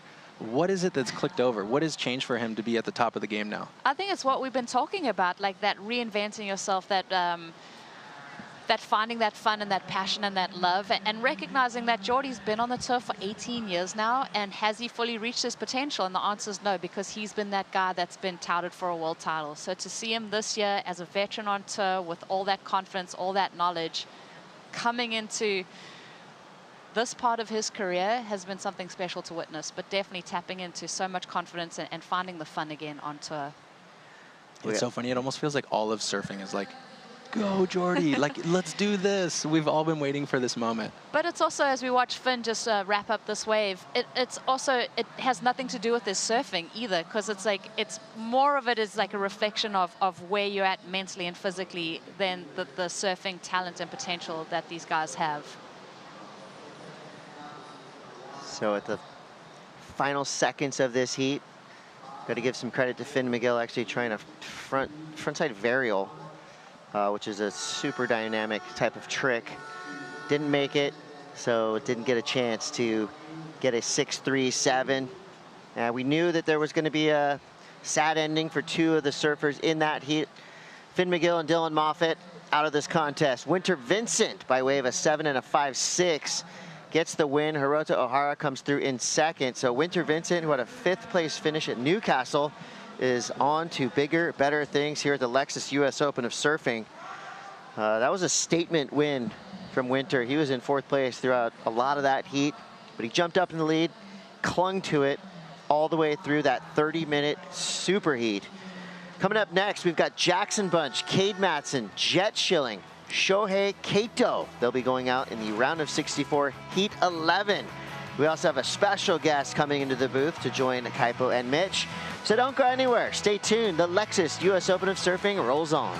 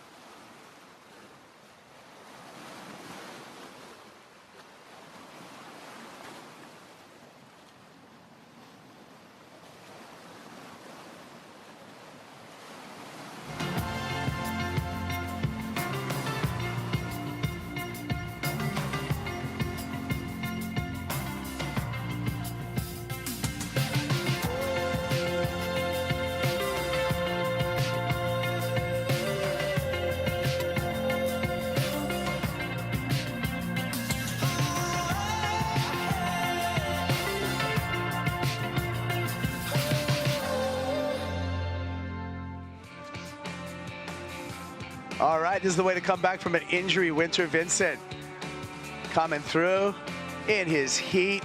He's on along with a former winner here, Hiroto Ohara, into the round of 32. That was Heat 10 of the round of 64 here at the Lexus US Open of Surfing, presented by Pacifico. We got all kinds of treats for you. We got another great heat, and this is like a test of friendship right now. Actually, they'll leave it on the beach. Jackson Bunch, Cade Matson, Jet Schilling, and Shohei Kato, who showed us some game in that opening round. They're all messed up. I'm Kaipo Guerrero. That's Mitchell Salazar. And Mitchell, we have a special guest. We do. Talia Swindell, thank you for joining us. Thank you so much. Malibu. Malibu's in the house. So happy to be here. Malibu's in the house. We had to do a shout out to Howie's over there in Malibu with the delicious sushi burritos. Oh yeah, Howdy's is great spot to go after, sir. Also the Mickey D's right there too on PCH. That's the spot. Never hit there, but you know, Howdy's I tend to hit a lot. Okay, so I hit you on spot. Yeah. Hey, you got a great hometown, pretty close to Huntington Beach, so you've had a lot of experience out here. Yeah, totally. We have so many events here growing up, so it was every weekend. So now I tend to like not come here as much until I have an event, just because I've spent so much time here. But yeah, we actually finally have waves here, which is exciting. Yeah, you got to be excited about that. Yeah, so stoked. And so today's looking up, Mitchell, and we've seen some great performances. We saw some excellent scores so far today. Yep. And I feel we're going to see more of that. We got to count in some of the players we have in this heat. Jackson Bunch. JB from Paia, Maui. The Maui boy, rookie year on the championship tour, unfortunately did not survive that cut after event number 7. So he's back on the Changos, trying to get back on the championship tour. But he's a very, very talented surfer. We got Cade Matson out there, big Cade Matson from San Clemente. He was a rookie on the championship tour in 2024. And also similar mid-season cut for Cade Matson. Now he's back on the Challengers, battling his way, just coming off of 9th place in Bolito. So good finish. Also, World Junior champ here, Jet Schilling, also from San Clemente, 22 years old, and another quick, goofy foot. So it's going to be interesting to see Jackson and Jet go at it out here. And then lastly, we talked about Shohei Kato, representing Japan, just 21 years old, and put on a really, really good show, Mitchell, in the opening round. I was impressed yesterday. I mean, I know the waves are subpar, but now with a bit more swell out there, especially with the consistency, this could easily be a final. And you're just looking at these 4 surfers. They are all products of the World Juniors. Jackson Bunch, Jet Schilling, that was actually our final at Oceanside a few years ago, where Talia actually made it to the semis, if I'm not mistaken. Right, Talia? Yeah, I got 3rd. That was my first World Junior Championships. Waves kind of looked like this. It was fun. Cold, though. It was cold. Cold, freezing. Yeah. I forgot that was Jackson and Jet in that final. Good pickup there. Yeah, this is a crazy heat. What do you think? Your assessment of this heat, Talia. What do you think? Oh, gosh. Wow, they all surf so good, especially in these waves. They can all get grindy. So let's say one good thing about each of them that you know. Jackson, he's the man. Great person. Surfs so good. Cade's so nice. They're all great people. Like. What about J-Man? I think J-Man might have the best fashion out of all of them with Jet Schilling. Steezy. Yeah, good style. That guy's a steezy guy, isn't he? He's smiling too. And he can't hear us, by the way. But yeah, he's just smiling at the beginning of the heat. Yeah, I know he's coming off a little ankle injury as well. So that's right. It's good to see him. What a QS event, though, in November back in Cerritos. Nice. Defeated Taro in the final. Gnarly final, by the way. Wow. Split decision. Wow. Well, hey, Talia, you're coming off a great result. Quarterfinals over there in Bolito. Yeah. That's got to feel fulfilling when you come here to stop number 3 on the Challenger Series. Totally. I finally had a breakthrough event, so it felt really good to win some heats in Bolito. I got the call up pretty late as well, so it was cool. Like, I got into the event a week before the event started, and I kind of went just rolling with it, and yeah, it went well. Yeah, well, let's keep the momentum going at Huntington Beach. Yeah, for sure. Well, let's hear from the winner of the last heat, Winter Vincent's with AJ McCord. Thanks, Kaipo. Winter, we were just talking about the environment here at the U.S. Open. It is so different than so many stops on tour. How does it feel to surf out there with everybody on the pier, everybody on the beach? Describe what it feels like. Yeah, the scene here is undoubtedly the biggest in all the Challenger Series. I just said it feels like a CT. This place is like, it makes me nervous. I was out there I was looking at all the people on the pier. I was like, this is nerve-wracking. I can't even imagine, like, I've been watching so many YouTube videos of, like, when Kanoa won and stuff, but, yeah, this comp's awesome. You put the nerves aside, though, to do a very good job in that heat, particularly with that 7-point ride. Talk us through what you saw. Yeah, I just felt that was a perfect pier bowl ride. Those waves, I get a lot of waves like that at home. Going to Queenscliff, we've got this little rock and then this little ride that always comes into it. So that's the spot. If I'm going to get scores, that's the spot, and I knew that, so I was like, all right, here's the wave. Critical for you to identify here as you look to advance at the U.S. Open, especially looking at the rankings. How do you keep it all in perspective, to take it heat by heat, but also knowing the big picture goal this year? Yeah, everyone wants to qualify. I mean, you can see in the free surfs, everyone's hungry. Everyone wants it so bad. So it's just like, I got my mum here, I got Kyle in here. It's just a good crew, and I mean, you can't think about it too much, you know? It's like, otherwise you do freak out. You freak out. It means the world to us, so yes, keep level headed. One wave at a time. You did it today. Congratulations. See you in the next one. Thanks, AJ. Thanks, everyone, for watching. All right, Winter Vincent. Good dude. He was a runner-up, right? Yeah. For a World Junior title. Incredible final this year against Bronson Mate. He had an 8.5 in the final. And didn't he win the NIOS event as well? He did. With the crazy. Last year. Yeah, last year, the crazy one. Yeah, top 20 last year in the Challenger, so he automatically requalified for the Challenger this year, Kipes. Yeah. Well, let's talk more about the Challenger. Talia, you got a heat coming up, heat number 7 in the round of 32. You got your good friend Bella in the heat with you. It's a 4-surfer heat, though. Yeah. So yeah. What's the plan? Crazy. She was watching my heat yesterday. She's like one of my best friends, and we knew like if I got second in that heat, we were gonna be in the same heat. And I was like, are we in the same heat? And she was like, yeah. And I was like, it's on, let's go. We haven't had a heat together for like over a year and a half, so because she's on the CT now, but it would be sick. I mean, at the end of the day, heat's a heat, but you guys obviously. You guys are gnarly that you know the seating that far ahead. I can't do that kind of math. The draw came out, and we were like, oh, let's hope we're on opposite sides of the draw, and then we're right next to each other in the draw, so that's how we knew, and we were all hanging out when we get the heats. Is that typical for the surfers to really study the draw, or is that just kind of like your group, or? Oh, here we go. We got green up. Yeah, first of all, just watch Shohei. That was a good little wave. Yeah, it was. Some flare, too. He rips. Surfing so well. Riding a carbon board, too. Wow. The carbon is the way to go right now. You like the ECTs, huh, Channel Islands? Loving the ECT. I got that board 2 days ago and just went with it yesterday. Really? Freshie? Freshie. Is it your first one, or have you had other ones? It's my second one, but I haven't had one in a year, and I rode it twice, and it felt great, so I went with it and trusted it. Yeah, and it went well. Here's a replay, Mitch. Yeah, I like this wave from Shohei. And we were seconds away from a restart, too. Ooh. So thanks, Shohei, for catching a wave seconds before the 20-minute mark. Nice little blowtail. The first one really just a setup, but he's going to get a score out of it, Kipes. Hey, coming from Japan, he knows how to put the tap dancing shoes on and get light-footed in conditions. So 5.5, that's a great start to it. Dude, and momentum builder against the 3 guys out there. You have 2 former CTers, a World Junior champ, somebody who knows this wave way better than you do, too, in Jet Schilling. Yeah. It's a big start for Shohei. We were just talking about those ECT boards that you like. I just want to explain for the audience. Those are eco-carbon technology from Channel Islands. Yeah, so it's a layup that they do where they take carbon powder and they mix it in the resin, and then they glass the board. So it gives what feel does it give you, Talia? My board, I've never felt a lighter board in my life. I was tripping when I picked it up. It was so light. The outline, it's just I can tell it's a magic board. Sometimes you just know it as soon as you pick it up, you know. But yeah, it works well in the wind too. Like typically an epoxy is kind of chattery in the wind, but the ECT, you can ride it in the onshore conditions, and it's stable. Yeah. It's stable. It's so fast. Yeah, no complaints. Yeah, no. Brent Powers was explaining it to me because there's kind of a springy flex, but a dampening effect also. So that's probably why. Yeah, you can, totally.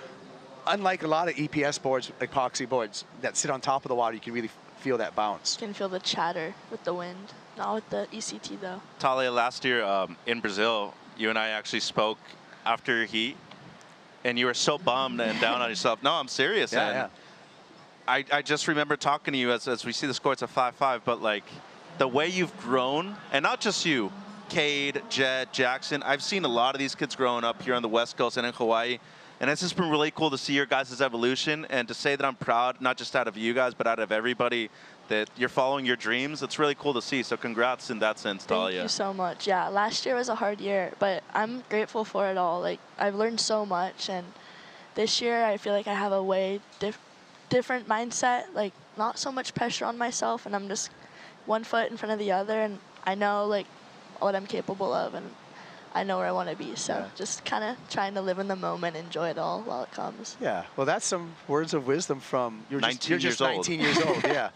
Well, I honestly, like, Talia, you can correct me if I'm wrong, but I feel like, at least for me in my life, it's like surfing, when you get on the road, even though you're young, you learn a lot more. You grow up so fast. Yeah, right? so many experiences, so many things that you like. You can't be like, someone can tell you that that might happen, but until you actually experience it yourself, like, you just gotta take it and learn from it, and enjoy it. Yeah, the whole process of different countries, different cultures, just the whole thing. How is this paddle battle? I'm telling you, they're good friends, but they're gnarly against each other. Well, Jackson. Here goes JB. Jackson Bunch looking for a ramp. Ooh. Had to throw it up there. So a little misfire for Jackson Bunch. He'll regather himself out the back. We have more swell today, but it's still pretty tricky. I went for free surf, and it was so slow. Replay, Mitch. Yeah, so tried to get the lift out of the air right here, and as you can see, just wasn't able to get the tail high enough to be able to project over the lip. So it's going to be a throwaway for him, but he made it to finals day last year, and Kaipo, he's looking to do one better. Hawaiians usually have done very well here in the past. Seth Moniz made it to the finals. Talked about Ezekiel Lau, Betty Lou Sakura Johnson, former champions. So JB looking to do one better this year and make it into the final and win. Yeah, Hawaiians almost do good everywhere, Mitch. Sorry. In fashion sense, he's got the claims and everything. 15 minutes, 40 seconds. Wow, this heat is flying by. Yeah, yeah. Halfway through. Is that how it feels out there when you're in the water too? No waves ridden? I swear, when you're in the lead, it couldn't go slower, and when you're not, it couldn't go faster.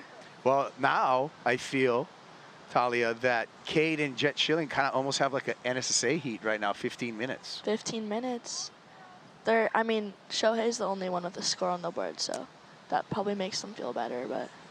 Hey, having Simo on the mic too, like having that familiarity, is it fun? It's crazy. Yeah? Like, I grew up doing events with Simo on the mic, and it's pretty cool. It gives that sense of like comfortability that you don't always get in an event like this, because it's such a big deal. And he has a specific voice too. Like, it's so penetrating out there that you can recognize it. It's a very, you know Ryan Simmons' voice anywhere you get it. Well, you guys, we got a little bit of a lull right now, so we're going to take a Bonzoy brew break to refuel. We'll be back with more action here. Hey. Whoa, San Clemente's in the house. Crosby, Griffin, Cole hanging out.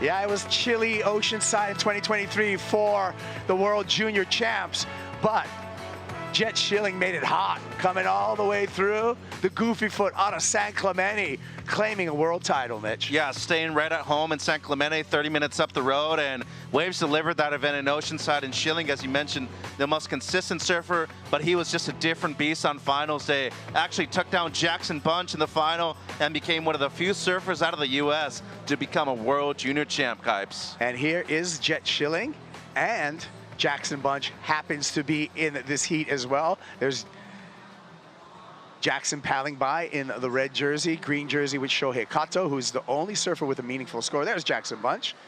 JB. Also in this heat is Cade Matson. So what's going on right now, Mitch? This paddle down the beach. Yeah, and 12:34 local time. Well, Shohei, after getting that 5-5, it seems like he's already trying to play some defense. Given how slow it's been in the first 18 minutes of the heat, 10 points might just do the job, or even get a backup of a 3. So anything he can see have higher priority than JB at the moment, he's going on it. Open priority still between the two friends, Matson and Schilling. And I'm surprised, Kaipo, given the consistency we had seen in the previous heat, I was thinking we'd get at least a few more chances in the first 20 minutes of this one. Yeah, this is going to be tense times. Talia Swindell's here with us. Talia, Malibu. As a competitor, like, what do you do right now? At this point, just paddle 11 fast? and a half minutes left. Jackson. JB Jackson Bunch on the Minami surfboard, connecting the dots here, and that's much better than his first effort. And Jackson being a fast paddler, that paid off. 100%, and he's very light too. And as you said, long-time Minami team rider out of Hawaii. And what really separates Jackson from a lot of people too is how good he is in the small wave surf. Has made finals day over there in Bolito, here as well in Huntington. Really like the speed that he carried throughout the carve right there too, Kaipo. So throwing away the 1 right now, that's going to be his keeper. And in 4th priority too, good decision right there. As you said, Tali, just get on anything right now. Totally, that'll feel good. Getting a score on the board. 4.67? 3.67, yeah. So now we can kind of build a house. And something, the right? ball rolling, yeah. Just something. Now, the mindset now, what about Cade Matson and Jet Schilling, Talia? Still no priority as well. That's the tough part, right? That's crazy. So what do you do? Do you paddle away from the other competitor, or do you just hold your ground? Hold your ground. Stick to your guns. Stick to your plan. I mean, no one really has a big score on the board, so I'm sure Set will come in and try and keep your position well so you can be the only person with a real score, but yeah, this is a tough one. This is never a good feeling when there's 10 minutes left and you don't have a wave. Rhino. Ryan Calnan, our Cal, preparing for his heat, getting centered there. He's going to be coming up against Luke Thompson, Ryaru Ito, and Igor Moraes. Big heat in terms of the rankings. Number 9, Callanan. Number 2, Thompson after the win in Bolito. Ito Moraes, specialist in these types of surf Skypes. We want our Cal back on tour. We definitely do. Oh, yeah. It's hard. Breathing, going. Isn't it crazy to find like somebody that you actually don't like on the Challenger or the CT, Tali? Like everyone's so nice. Cool. Yeah, it's such a vibe. The Challenger Series is sick.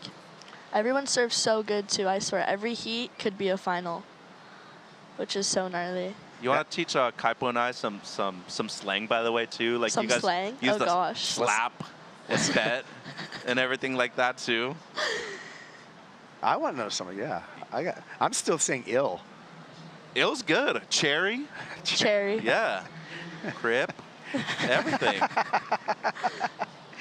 This high tide is just... And it's not even all the way Use high. an adjective to describe the high tide with your slang nowadays. This high tide is devoed. Devoed. I like that a lot. I feel devoed right now for Cade Matson and Jet Schilling, just looking for anything. I hope the ocean brings them... Maybe a tanker to drive by or something. This is crazy, though. This is crazy. Yeah, yesterday afternoon it moved to the shore. Yeah, that's right. I was the last of the day. We were on the shore. I could see stingrays underneath me as I was pumping down the line, which was pretty sketchy. Wild. Yeah. Yeah, I was like, wow, that's unheard of. So, World Juniors 3rd. You've obviously qualified multiple times, but you've also sustained a couple of big injuries too over the course of your career. 19 years old, like a lot of these guys have actually suffered the same kind of injuries as you. So like the mentality, the process of coming back like that, especially at a young age, did you feel like it was pretty difficult to be able to do that? Totally. In the moment, you're so lost. I mean, you get the one thing that you love doing taken away from you, but looking back at it now, it was such a blessing in disguise. I learned so much about myself, and I think I needed that time away from surfing just to work on other things, like the mental side of it, and it brought like I was so grateful just to be able to surf once I was better. Yeah, but I'm in the moment, it's so hard to look at it like that, but I'm so like happy to be back competing and surfing and doing what I love, and it really teaches you how much like you have to take care of your body, because surfing is hard on the body. And yeah, here we go, finally a wave. Oh, anything. And Cade Matson's coming up with a left. Cade swinging at this one. Waited a long time, but he's going to get a number. Just needs to better a 4.67 to move into second. Well, there's not a whole lot to compare to in this heat. So the conditions have drastically changed. I mean, the high tide getting higher at the moment, and well done right here by Cato. I mean, for a guy that big, especially with all that muscle mass on him, to be able to get those hips going, especially after sitting around for that long too, Kaipo. Totally. The water's cold at the moment, you know? It's beautiful outside, but the water's cold. That was some good surfing on such a small wave. Yeah, loose hips. I mean, Shakira said it, hips don't lie. They don't. And as Chubb said, too, it's all in the hips. Happy Gilmore, too, out, by the way. Shooter McGavin. I want to see somebody do the shooter claim. Well, we need something claimable first. Here we go, 4.07. So that's a good start for Cade Matson in the context of this heat with 6 minutes left. Now, totally. Does he just come into the shore break and just get a one? That'll put him in second place. We'll see. Here he goes. Anything. This looks like it could be a good wave. Cade's up again. This time going right. Just a little float, that'll do. That'll probably have him go to second place. All he needed was a 0.6 to do so. Here comes Jackson. Shohei, we're gonna stick with, and Shohei. That's a backup. He's gonna get a backup for a 5.5, so it's gonna stay weight competitive. Going for the inside connection. Oh. Oh my. Man. And Jet waves are avoiding jet chilling at the moment. You ever have a heat like that where the waves just go the other way, Talia? Totally. When you're out of rhythm with the ocean and there's nothing you can do about it, there's so many things you can't control. It's San Clemente crew can't believe what they're seeing right now. Yeah, we got 2 guys from San Clemente in this heat, so they got the full support crew down here. Pretty crazy, though, honestly. I mean, he's waited for so long, and then he goes down in the priority order, too. He's down to second priority at the moment, and see how important those backups are going to be. Whether it's a 1 or a 2 Kaipo, that could be a counting score at the moment. Hey, I mean, this is going to be the difference of fractional scores right now is what we're looking at. And really painted into the corner is Jet Schilling, because really to complete his scoreline, he needs to catch 2 waves. Shohei got the backup of 2.4. Shohei Kato in the lead. Cade Matson currently in second. Jackson Bunch with priority needs a 2.28. We got so much stuff going on here at the US Open of Surfing. Scan this QR code, Sundown Sunsets, every single day. Get your tickets now. We have live music, Chevy Metal going on at 5 p.m. Rock on, Mitchell. Yeah, I already got my tickets later on for tonight. I'll be seeing you here, Kipes. Common Kings was pretty exciting on Saturday. We had skanking. Reggae Sundays. Reggae Sunday, man. Was awesome. And then Chevy Metal today. Yolanda Be Cool going to be coming up later as well. I'm excited. Been packed out every time. And then we got Snap 5 tomorrow. On the beach. Yeah. Yeah. Especially with this weather. Well, look at this. I could hear them making music. You good? During my heat yesterday. It was pretty sick. Man, JB right now, 2.28. And Cato, if I'm him with just the 187 as the backup, I'm going on anything at the moment. Same thing for Shohei. You better improve those 2s right now. So unfortunate for Jet Schilling, because a couple of paddles took away his priority. Yeah. So not only is he waveless, he's at the bottom of the pack. He only needs a 5.94 though. Yeah, needs a 6. That is, Jet can do that with his eyes closed, so. Could do it with he just one needs wave. the ocean to provide something. And in that final I'm talking about where he won the QS 1000 against Taro, he actually had a 10 in the final too. That's insane. He has a great air game, really good everywhere. As Talia mentioned before, though, he has been kind of nursing an ankle injury. So maybe not trying to go too hard in a specific wave either, especially if it's a grindy one. But as you see there, 0 waves ridden. Only other heat I can think of, Kaipo, was when Yaden lost to Kelly in the Yaden final. and Kelly Slater, the final over here. Yeah, that's 2011, I think. He had an offer in the final, but like, what, 30 minutes into the final, too, or something like that, right at the end? Yeah, Yaden said he couldn't believe what was going on. I couldn't either. He was baffled. So this is fairly unprecedented, as Mitchell said. I think we only have one other example of this, if it does go down to the wire and Jet does not get to his feet. And now, like with 2 minutes, if you're JB, if it goes flat on the outside, are you willing to risk it and maybe get something in the short bit? Because it doesn't look too good in there either. I mean, you can get a 2 on anything, but you need a wave to come to get one. So I think that until maybe the last 30 seconds, he should definitely stay on the outside. Signal the Red Bull jet ski. Just drive by a couple times. Bring us a wave. Well, this is crazy, though, just considering how consistent, how much bigger it was today in comparison to yesterday. The heat before was pumping. I mean, 12.6, 12.13 for the 2 people who made it through. Finn McGill lost with a couple of high fives. But again, Mitchell, your recipe for success, the quick start. Shohei Kato got that quick start, and I feel that's why he's in the position he's in. And Japanese surfers tend to be very disciplined, too. Here goes J-Man, though. He needs a wave. Oh, we're going to stick here with Shohei Kato on the split peak. Kato, fiery, and Jet Chilling just up and out, I feel.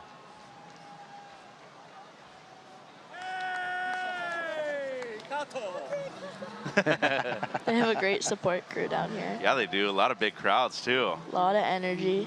Well, he's for sure improving on the 2.4. I mean, the last turn alone maybe even doubles that, Kaipo, but... He's the one guy who did not need a wave. No. And he got it, which is really smart. He's in rhythm with the ocean. Yeah.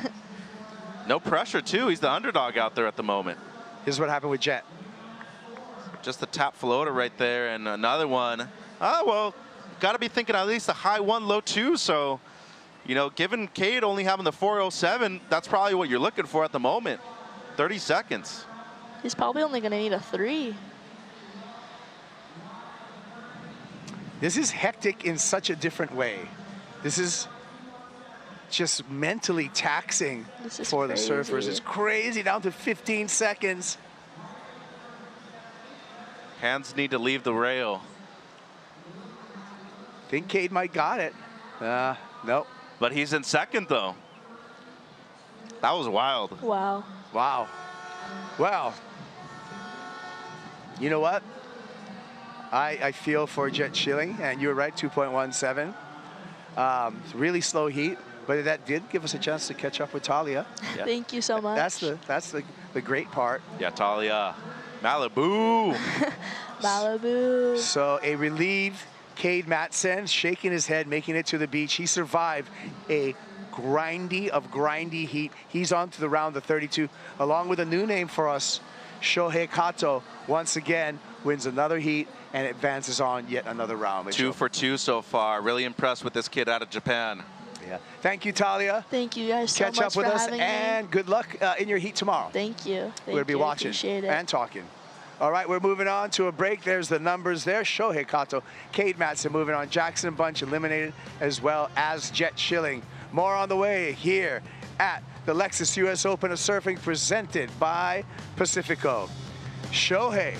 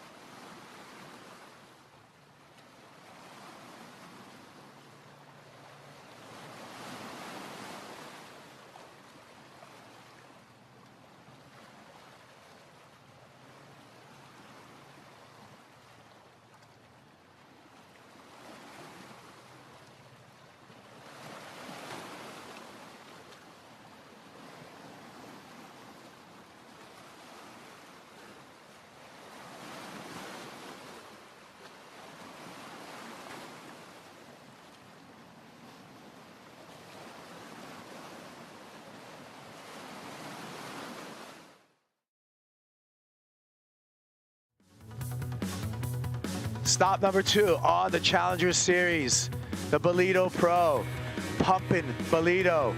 And the surfer from Durban, South Africa with the hometown crowd comes through. Luke Thompson with a big win over in South Africa. How good were the waves too, but the local boy right there from Durban winning at home. One of the few people that have done it right there in South Africa.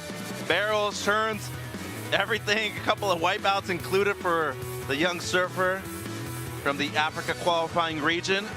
He's done well at the World Juniors multiple times before, but celebrating at home with his friends and family, nothing like it, Kipes. Awe, brew.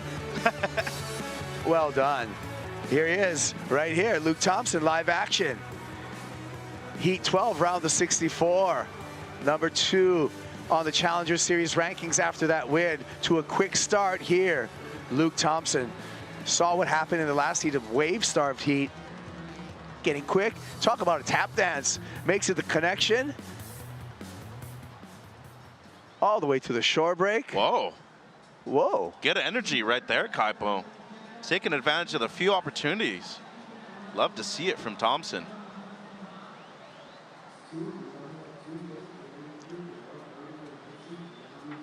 And the crowd up on the pier, able to enjoy this lineup. And in the lineup, Ryan Calnan, Luke Thompson, Riaru Ito, that we're watching right there, and Igor Morais.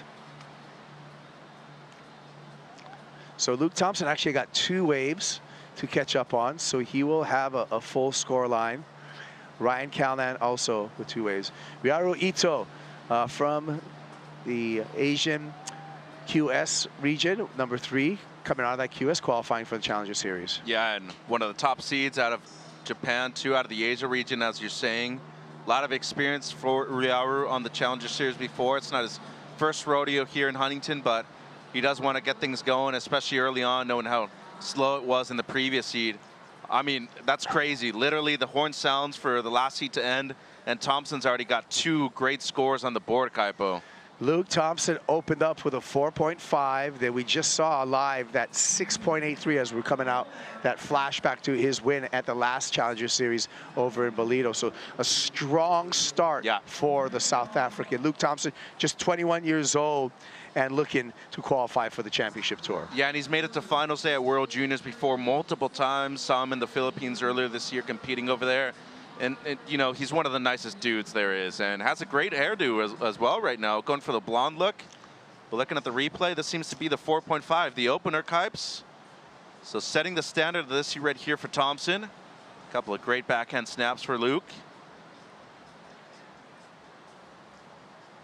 And this is the 6.83, Mitch. Yeah, so I really like this wave a lot. Good body language on it on the backhand for the surfer out of Durban. Top 5 in the rankings, as you said. Good swivel right there on the backhand. And I just love the way he was able to approach the inside section, too. Just incredible for a guy this big to be able to make his way through to the inside. Call that the Huntington hop, but more than anything, the Huntington swivel, I feel, to keep that speed up. And he's been riding a couple different boards, some with the Smith shapes, of course, riding Graham's board, G-Force, but a couple of sharp eyes in his quiver, too. Yeah. With that win in Bolito, he had a wild card in the last CT event over in J-Bay. Came up against Jordy Smith, and he was actually looking forward to it. He wasn't intimidated. Actually, Jordy's a bit of a mentor to Luke. He is. So it was a great chemistry you saw between those 2 South African surfers. The establishment, and I feel like Luke is really one of the new South Africans we need to start acknowledging and talking about. 100%, and you know, as you said, I was even more impressed myself personally with his loss against Jordy than I was with the win in Bolito. And that's saying a lot. He had an excellent score against Jordy right there in the elimination round. He went pedal to the metal, and especially with that wildlife hold right there, it's never easy to come out of the water, have to regroup, paddle back out, and he truly proved that I feel like he's deserving of a spot on tour eventually. Let's take a look at a couple of waves from Ryan Calnan. Yeah, well, he already has a semifinal finish earlier this year in Newcastle. Just the 1 turn right there on the backhand. I believe a 2.5 on that one. Riaru. So this one comes in as a mid-3 for Ito. A couple of great turns right there. Very flashy on the first one, second more stock standard. He's in the heat though. And as we did see in the last one, these 3s, these 2s, could be counting scores at the end of the heat, Kipes. Yeah, gather them up when you get a chance. When something breaks, gather them up. Ryan Calnan, 33 years old, 8 years on the championship tour, fell off, not making that midseason cut. But a lot of that was due to he was celebrating and with his wife during the birth of his first child. Yep. So at the Bonzoy Gold Coast Pro, he chose to take family over surfing, which I gotta commend this man, right? Gotta respect He it. was there for his wife when his child was coming into the world and did not surf his heat. Probably cost him his place on the championship tour, but I like the character that this young man displays right here. Well, it goes to show you how good of a human being he is, too. He truly is. And this is, you know, an authentic person. He's now a part owner of Rivet Projects, too. That is in his contract as well. So he's a team rider and a part owner of the company. And through, somebody who's really excelled when it comes to the big spotlight moments. 2 runner-up finishes on the championship tour. He's won a challenger, basically a 6-star prime event over there in Ediseta. Ediseta, yeah, and then, you know, second at Bells in 2023. Yep. And then it was a flashy win over in France when he got a wild card over there in a final with Julian Wilson. I think that was 2018, I want to say. Yeah, because he had just won the event in Ediseta the week before. Then they got in the wild card, yeah. Let's check out the winner of the last heat and hear more from Shohei Kato. Kaipo, Shohei's fan base is showing up in droves. His first year on the Challenger Series and already locking in your best results so far this season here in Huntington. How did you do it? I don't know. Just, I catch only 3 waves. Waves so slow. That's crazy here. Yeah, I'm so happy. I'm stoked, so stoked. As you should be. We mentioned your friends and fans here on the beach, but I know you have a lot back home that you want to thank as well. What do you want to say to them? I just want to thank you, everyone. Everybody support for me. All Japanese. So yeah, feels good. Do you have anything you want to say in Japanese to the people watching at home? 日本の、皆さん応援ありがとうございます。今本当に波数も少ない試合で、もうただただ自分信じて、自分のところに波が来るのを信じて、この一番いいリザルトに今来てるので、この調子でこの流れに乗って、頑張りたいと思います。おめでとう. Congratulations. See you in the next one. Thank you so much.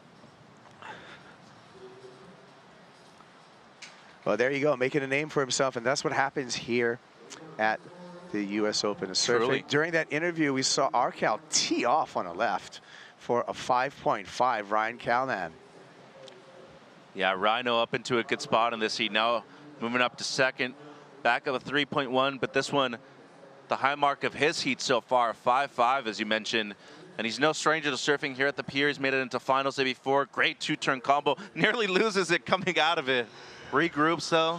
That'll score well. It's the second best of the heat. And once again, you know, talk about being there, doing that. Callanan has been a force to be reckoned with as a junior, as a Challenger Series surfer, as a CT competitor. 2 finals once again, but he's really good everywhere, Kaipo. Yeah. Great in the air, on rail. I mean, you remember that 993 that he dropped at Margs a few years ago. Huge wave, double overhead over there at Main Break. And he comes from a great surfing town of Newcastle. Steel City. I remember the story of when he did qualify for the championship tour, 4-time world champ Mark Richards coming over and wishing him the best and giving him a good luck and giving him a pep talk. I mean, that type of surf community is just so impressive. That's a big compliment when you get that from the 4-time world champ as well. Yeah, the Wounded Gull, Mark Richards. He's still busy, still really active in surfing, shaping beautiful boards as well. I got an MR times Mayhem Cali twin as well. Ooh, yeah. How's it go? It works well, but I know you're disappointed in me. It is a 2+1 though. So. Yes, so. Not really a twin. That's okay. But I'm getting there. Yeah. I do have a Zippy Fish though that is an authentic twin, but. You know, I have and Mitch is just talking because I have this theory that all these twin fins with the little trailers, you can't call them twin fins still because work. twin They're means better. two. Twin is 2. So yeah, they do work better. There's a little bit more drive, but if you want to call it a twin fin, then it only has to be 2. Turn the board over. If it has 2 fins, then it's a twin fin. What if it has 3 boxes? If it's still only the 2 twins, is that fine? Whatever. Yeah, Okay. just 2 fins. But Okay. yeah. Other than that, it's a 2+1.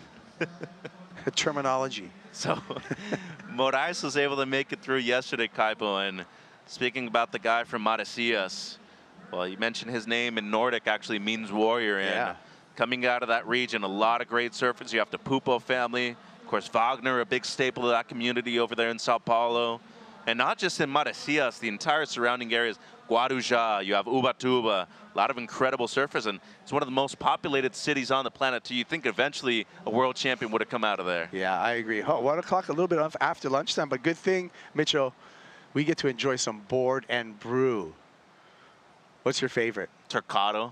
Every time? Left Coast Pastrami, too. That's my second favorite, but yeah. I love all of them. What's the sauce? What's that special sauce? It's like a Thousand Islands kind. Yeah, it's really good. I like to get saucy on my board and brew. Getting hungry again. Yeah, that's okay.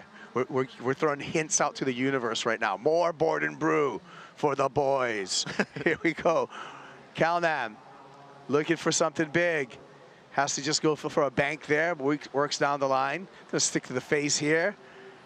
Oncoming section, forces that snap, but gets through there. More momentum with the whitewater. Whoa. Little tap dance weaving into the shore break, doing a good job through some deep water to connect that.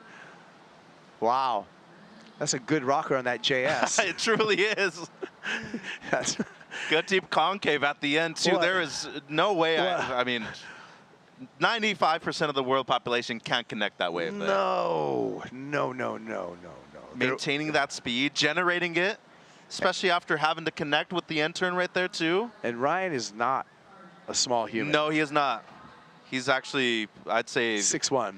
At the very least, and out of the competitors in the event, I'd actually put him in the top 10 when it comes to actually size out there, too. Let's look at this again. This was really impressive. And the incredible thing about it, too, is that, as you said, with that low rocker he has on this board, he's able to maintain his speed and drive throughout the entirety of the turn. The first two are great. That end section is really difficult, especially because you have the convergence of the two peaks coming together. But the way he comes out of it and keeps that drive and momentum going, especially with that little bit of hop, but once again, it's the swivel. Gets into the end section right there, connects once more, and that'll add an extra 0.2, 0.3, which in the long-term things in this heat could go a very long way. Whoa, and a flary Luke Thompson letting the tail loose there. He's on one. His confidence is sky high right now, Kaipo. You have the two opportunities, winning at home and then competing at J-Bay. He's feeling it. And here's Igor. Well, he finally gets things going right here. Only had the 1.5, but that's going to be incomplete at the end, so a misfire for Moraes, unfortunately. So waiting for scores from all four surfers. There's just going to be a throwaway for Riaro Ito.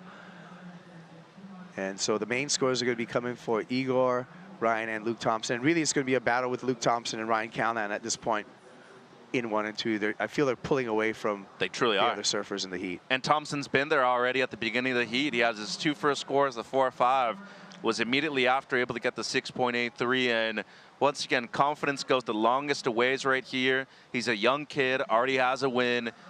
And once again, Kaipo, George Pitar, a lot of these guys, Cole Hauschman was able to qualify within the first 4 or 5 events in their respective seasons. Once they made it to the championship tour, you could do the same exact thing right here. And it all comes down to whether or not you can maintain one of those top 3 seeds in order to have a good seeding once you actually qualify for the World Championship Tour. Yeah, you're right.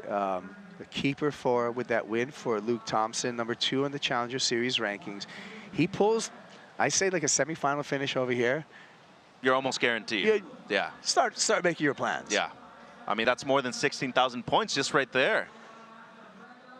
And another huge thing, too, they don't have that much, they don't have any representation on tour outside of Jordy Smith either. Right. There was a while where you had Davey Weir, Royden Bryson, you know, Frank Gilbertholzer was always floating around right there too. Mikey February eventually qualified, and now with Matt McGillivray dropping back to the Challenger Series, they need more push from the region, and it's really good to see somebody on top out of that African region, Kipes. Yeah, and you said it before, the kid's got great energy. There's the South. Oh, the Big Brew's here. There's Matty McGillivray, and in the white hat, we got the Big Brew, Jordy Smith. Adam Nasenkamp coming up, too. Yeah, good to see George here. Finally got to see his place over in J-Bay. It's pretty nice. Right on the beach. Oh, man. big, giant. G-Force told me to come, like in February, I March. wasn't you said? invited into the actual house, but I was. Oh, you saw it from the I was outside? walking around. Yeah, I got to clarify that. I'm sure if I asked, I could have knocked on the door. Maybe you could have just been like, "Hey, Jordy, you want to let me in?" Totally. Calnan, little catchy on a couple of turns, but still trying to improve upon his score line. Just he's got two pretty solid scores with two 5.5s. I don't know if that's going to change the situation, but he's in a solid second. Yeah, he is, and you know, given the context of the day so far, 11 points is more than likely to get you to. It doesn't improve. It's a high 3, but still, as you said, he's keeping the flow going. He's already caught 5 waves at this one, and he's throwing away a couple of 3s, which would still have him in the top 2 spots right now, Kipes. Great work by Thompson, too. He does improve on his last one, the 2-turn combo on the outside, on the right. Yeah, 5.77. That's in the context of today's heats, 12.6. That's great. That's a great job. That's a great heat total. And then Rhino here on the backhand gets the 2-for-1 in. Really difficult second section, especially with that onshore wind slowly starting to build up a little bit more, making that lip crumble just a little bit. Doing good work out there. And experience paying off for the 2 surfers that have been here many times on the Challenger Series level. Well, we're going to take a break right now and come back to the action. Currently, it's this Luke Thompson with a strong performance. Number 2 on the rankings, looking good, along with Ryan Calnan. We'll be back after this.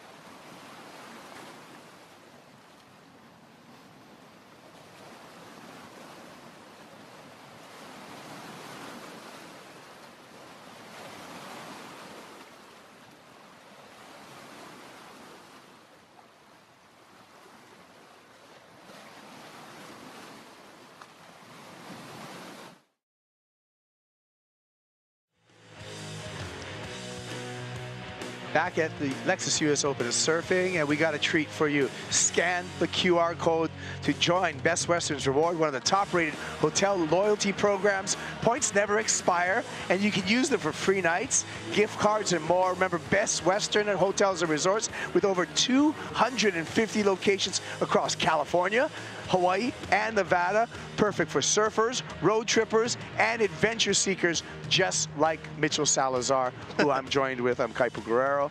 Scan the QR code, do yourself a favor. Get one of those beautiful Best Westerns rooms. Some of the hotels have a waffle machine as well. Yes, they do. I've stayed at the one on Beach Boulevard many times. I love when you chime in. Yes, they do. They do. I'm telling you, breakfast is a big component. I love it. This happened during the break. Igor. Yeah, Moraes right here on the backhand, so he's looking to get back into the heat. Great combination, 2 turns. Great body language coming out of it, too. A lot of confidence right there and momentum builder in the last 10 minutes of the heat for Moraes. And then Ito, this is going to be his best wave. A lot of explosiveness on the 2 turns. Did he pull the second one off? No, he didn't, but he's going to get credit for the first one. And Moraes, once again, literally just caught this wave and gets a 2-for-1 in, so he's slowly but surely making his way back into the heat, Kipes. But I feel like the right-hander, just with the flat face on this left right here, should be better and a bit of a superior score from Moraes. Yeah, he's He's feeling some urgency right now is what I'm There seeing has in to his be. surfing. Under 8 minutes for Igor Moraes. And he's going to have to do some quick work because when you look at both the lead and the priority, you have Luke Thompson, Ryan Calnan in 1 and 2, and they also have first and second priority. So really, those surfers can control the rest of this heat and really put a stranglehold on it for both Ryaru Ito and Igor Moraes. It's going to be hard to get away.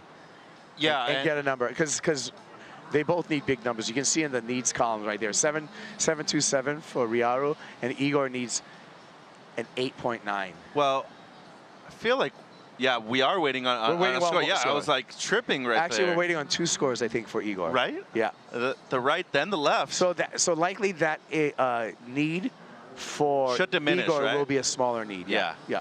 But Good- 7 minutes, though. Good catch, Mitch. I was a little preoccupied there, though. I was like, whoa, like, hope they actually type those scores in. Well, you saw how back-to-back that Igor caught those waves. So the challenge for the judges is to get those initial numbers down, acknowledge it, but then they're going to go back and watch replays over and over again to make sure they get the comparisons and get the number right. And that's going to take some time, right, to get caught up when there's a flurry of waves or flurry of rides. Yeah, and a bummer for Ito right there, too, Kaipo. He completes that second turn. They're competitive scores with the 5.5 and maybe even the 6.83 with Thompson right here. But as you said, a couple of scores coming through from Moraes, and there they are.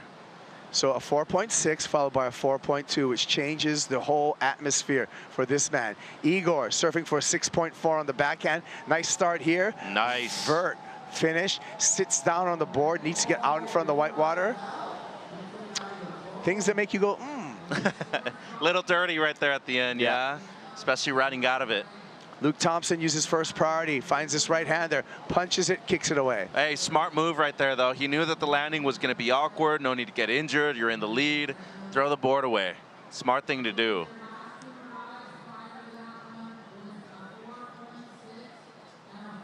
So this was, as you said, one of those things that does make it go, First setup turn, really nice. And I like the explosiveness on the second, but he just nearly rode out of it cleanly. Catches a rail, though, and ever so slightly, that's going to affect the score. Oh, Arkal got a wave, too. Yeah, Rhino, this seems like it was just a throwaway, so I got to be thinking a big attempt right here towards the air. Yeah. But he's got those usually on lock. And then this is smart. I mean, for a lot of kids out there, make sure you know when to throw your board away, especially away from your body, too. If you know you're not going to complete the air, the section is a little bit too gnarly, keep your board safe and your body safe, too. Yeah. That's a 21-year-old. A lot of experience already right there with that kind of move, Kipes. Yeah. Hey, I mean, on it. Oh, here comes some waves right now. Igor.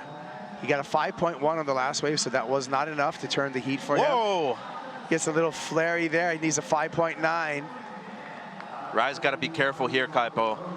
May have got the number. Yeah, it basically needs a 6. That was pretty nasty stuff. Big floating, gaining ground there. Ryaru Ito missed time, but somehow keeps the board under his feet. Regrouped well, because it was a misfire on the first turn. And then the second one, out of nowhere, he was able to actually capitalize on it. So good work, good adjustment midair by Ito. I'm interested to see what Moraes gets, though. We're going to look at Ito's first. So needs a 7.27. The floater coming out of it had a bit of an airdrop, and right there had to readjust. I mean, when I look at it again, that was actually quite critical. So 7.27 would have to be the best of the heat. I don't know if it's going to go that high, but still very impressive. This is the one. So that's a beautiful carve right in the pocket. Brings it all the way around, and then critical, high-risk maneuver, and of course a lot of performance surfing involved in the technicality of that second turn as well. 5.9. It's interesting, right? It's a smaller wave, that's the only thing. That might be holding it back, but there it is. 6.27, Igor turns the heat. Arkal drops down to third place. Ryan Calnan needs a 5.88. So Igor Moraes. Come back out of nowhere. Come back. It looked like Luke and Ryan had this so under control, but there you go. There's all the numbers, Mitch. And all 5 of them gave him the score that he needed at the moment. He needed a 5.9, right, Kipe? So I like it. Props to them. They rewarded the progression and how difficult that maneuver was in the middle of the wave. And now Rhino, who had surfed basically a perfect heat up until that point, now needing his best, a 5.88 with priority though. Good heat. Oh, Ito score in too. He makes things interesting. And Riaro gets a 6.9, so that's Alex Lima, Brazilian that lives here in Huntington for a good number of years. He's working with Igor and a couple of different surfers. So that movement that he's making with his hands, cover him. Attach yourself to him, stick like him to glue, and I think he's got the wrong color though. Yeah. He wants to go over and move to red actually, even though he has lower priority than red. Just to get in his space, right? Yeah, add some pressure. Because Thompson's in the lead. He has second priority. It's like, there's no way you're reaching him right now. Well, Luke Thompson could be doing Ryan Callahan a favor, paddling Igor away. There's our Cal in the red jersey. Very competitive heat, though. Everybody up into the double digits. What a contrast to the last heat. Even says coach on his shirt. I know. I hadn't realized that until right now. Alex is also a great surfer, very talented. Surfs at the south side or north side almost every day. Well, you know what? 90 seconds. Ooh. Do you choose to actually sit on Ito, Ooh. who only needs a mid-4? Meanwhile, Callahan has higher priority, needs something close to a 6-point ride. Interesting choice right here. Going over Ito instead of Callahan. Oh man, this is tough for Ryan. Because there's nothing he can do. And the one thing that's keeping him safe, or at least in contention at the moment, is that he does have first priority. Unconditional right away, Kaipo. Yeah. But unless you got something to ride. That is correct. That does not matter. And you can see him as like semi-defeated, just putting his body in the water, hanging off his board. He can see the Pacific Ocean right now. Doesn't look like there's really anything coming. Well, he surfed a great heat, too. Couple of 5.5s, 11-point heat total. 40 seconds, though. And Ito, he's like, get away from me. Paddle the other way. Leave me alone. These guys are racing for river jetties. You might be getting there pretty soon, too. And you got to watch out. You actually got to look back towards the beach and make sure you're still actually in the contest area. If a wave actually does come through, they'll be able to see you and score it. Don't see a whole lot out there, though, Kaipo. Big comeback right here from Moraes. And where he's at in the rankings and the bottom end of it, this is going to be huge for him moving into the round of 32. And Ito, by the way, had the best score of the heat. Yeah, that's 6.9. He's going to bow out. But it's official now. It will be Luke Thompson and Igor Moraes on the comeback. Igor did it in the last 2 waves that he's ridden in this heat, trailing the entirety of the heat. But there's how everything laid off. Unfortunately, we're going to say goodbye to Ryan Callahan and Riaro Ito. Yeah, unfortunate right there for the 2 goofy footers, but we got the South African, the Brazilian moving through. Big win for Thompson. Top 5 in the rankings, Kaipo. He's keeping it up. Well, when we come back, it's going to be Sammy Pupo, Levi Swanson, Charlie Crevant, and Aiden Mason-Cap in the water battling for a spot in the round of 32.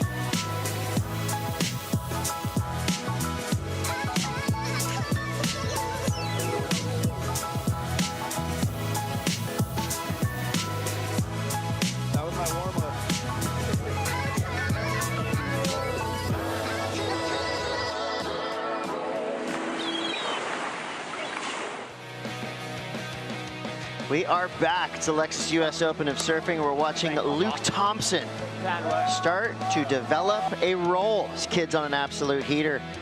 Came through with a convincing heat victory there, and then some last-second switch-ups. Put Igor Morales in second place. We lost Ryan Callanan, Kaito Itu. So big names fall, the new names rise. More of the same in this super heat. We got Samuel Pupo, Levi Slauson, Charlie Crevant, and Aiden Mason-Camp. A true international super heat right here. Brazil, USA, France, and South Africa represented. And I did get confirmation from Jordy Smith that the Brew Crew is an acceptable nickname for the South African crew that's come to the US Open and done a lot of good things out in the water. I'm Chris Cote, that's Tanner Gudauskas. Tanner, things are literally lighting up. Sun's out, the water is glistening, still nice and clean and glassy. There are ramps out there, so with all that put together, that means the scores are escalating as well. Yeah, things are coming together. It's funny, every day it's felt like sleepy-ish mornings, and by midday things start to kick into gear. That last heat was incredible to watch, and this lineup right here in front of us is insane. Talk about a bare-knuckle match. You got Aiden Mason-Camp bringing that rhythm from yesterday. He had a great heat. Sammy Pupo needs no introduction. Levi Slauson, well, he's in your neck of the woods. He is a phenom. And Charlie Cuivant, who started his heat out on this right here by the pier bowl, and was able to click off 3 really nice turns in succession. Great way to start your heat at a 6.17. And that was backed up right here by Levi Slauson, who caught this left a little further to the south. And he striped it into this last section, really just executing a great ride. You know, pretty fundamental surfing, but good rhythm starter. No doubt. There's Levi Slauson in blue, certified lot troll, representing Encinitas, California, Seaside Reef local. 2024 Challenger Series, ranked 20th at the end of the year. Did get the opportunity early on to surf in a championship tour event down in El Salvador. Unfortunately, surfing through a bit of a tweaked ankle, still provided a couple good highlights and most likely a sign of things to come. Levi has been close to qualification, and I feel like he's just getting warmed up. A lot of big results. Chris, let's tap Levi's future. Let's tap your insight on Levi with, he's on Sharp Eye Surfboards, correct? Yes. And we know Taylor Clark, who is also really a proficient local surfer from down that area, has come in under Marcio and working as a ghost shaper and shaping a lot of the boards for the crew coming up. I saw him working with Jake Marshall at Lower Trestles. He seems to have a really acute awareness of these performance boards. Do you think he's shaping Levi's equipment? Possibly. Well, he's not a ghost anymore. You just outed him. Taylor Clark, a big part of that design crew, and yeah, getting in the shaping room as well. As we see Charlie Crevant now. Charlie has been a standout on the qualifier series, and now surfed his way up to the Challenger Series. And he's got a beautiful run to the inside section and solid finish. The waves are looking joyful now. Yeah, they are. Nice and glassy, sunny, sun glistening off these waves.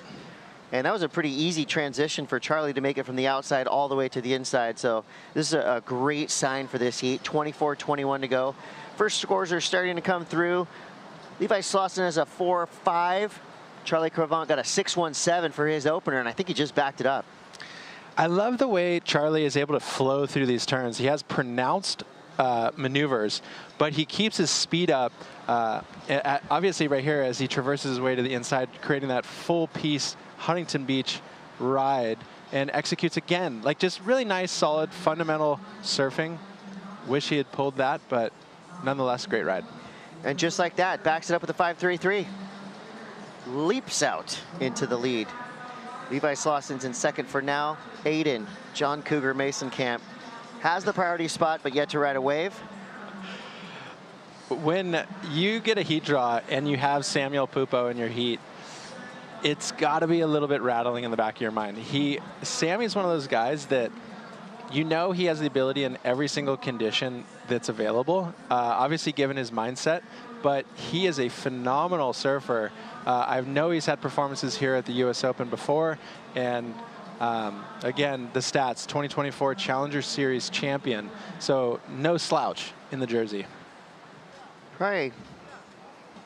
Arguably the best surfer to have been cut on the championship tour this year. just had a couple rough goes, but seriously a contender to be in the top 10, top 5. Sammy Pupo is that good a surfer. I was shocked when he got cut. Just watching him surf, jersey on, jersey off, whatever. The kid has it all. He's super fast. He does big airs, powerful. But everyone in this heat has their work cut out for them because all 4 of these surfers have a different skill set. As you see here, Aiden Mason-Camp, super quick, powerful, laser-like focus on every wave he surfs. Yeah, and we learned yesterday this is a literal stock surfboard that Matt Bailes gifted him. Epoxy Lightspeed construction, looking so good under his feet. And we catch this replay of Sammy Pupo. Like, you know, just the ability to throw that at the wall, knowing there's not much to offer on that wave, and bounce is somewhat of an air reverse. Sammy is the magician. You know, he comes from the tutelage of Miguel Pupo. He's in the same area in Brazil as Gabriel Medina. These guys rub shoulders a lot. He's had that upbringing that I think is just, whether he's on tour or off tour, this tour or that tour, you know he's going to have a long career and he's going to be a staple name. Yeah, it was fun. I was just hanging out over there in the Bonsoy athlete area. I felt like I was in a glass case of emotions because all around me, different feelings. You could tell there was a bunch of surfers who had lost out, who were just kind of walking around like zombies, right? Still trying to process what just happened. You saw other surfers who were excited about the heats they were about to go out in. A bunch of the women were getting ready, going out there to practice before their round potentially starts. There was a lot happening over there.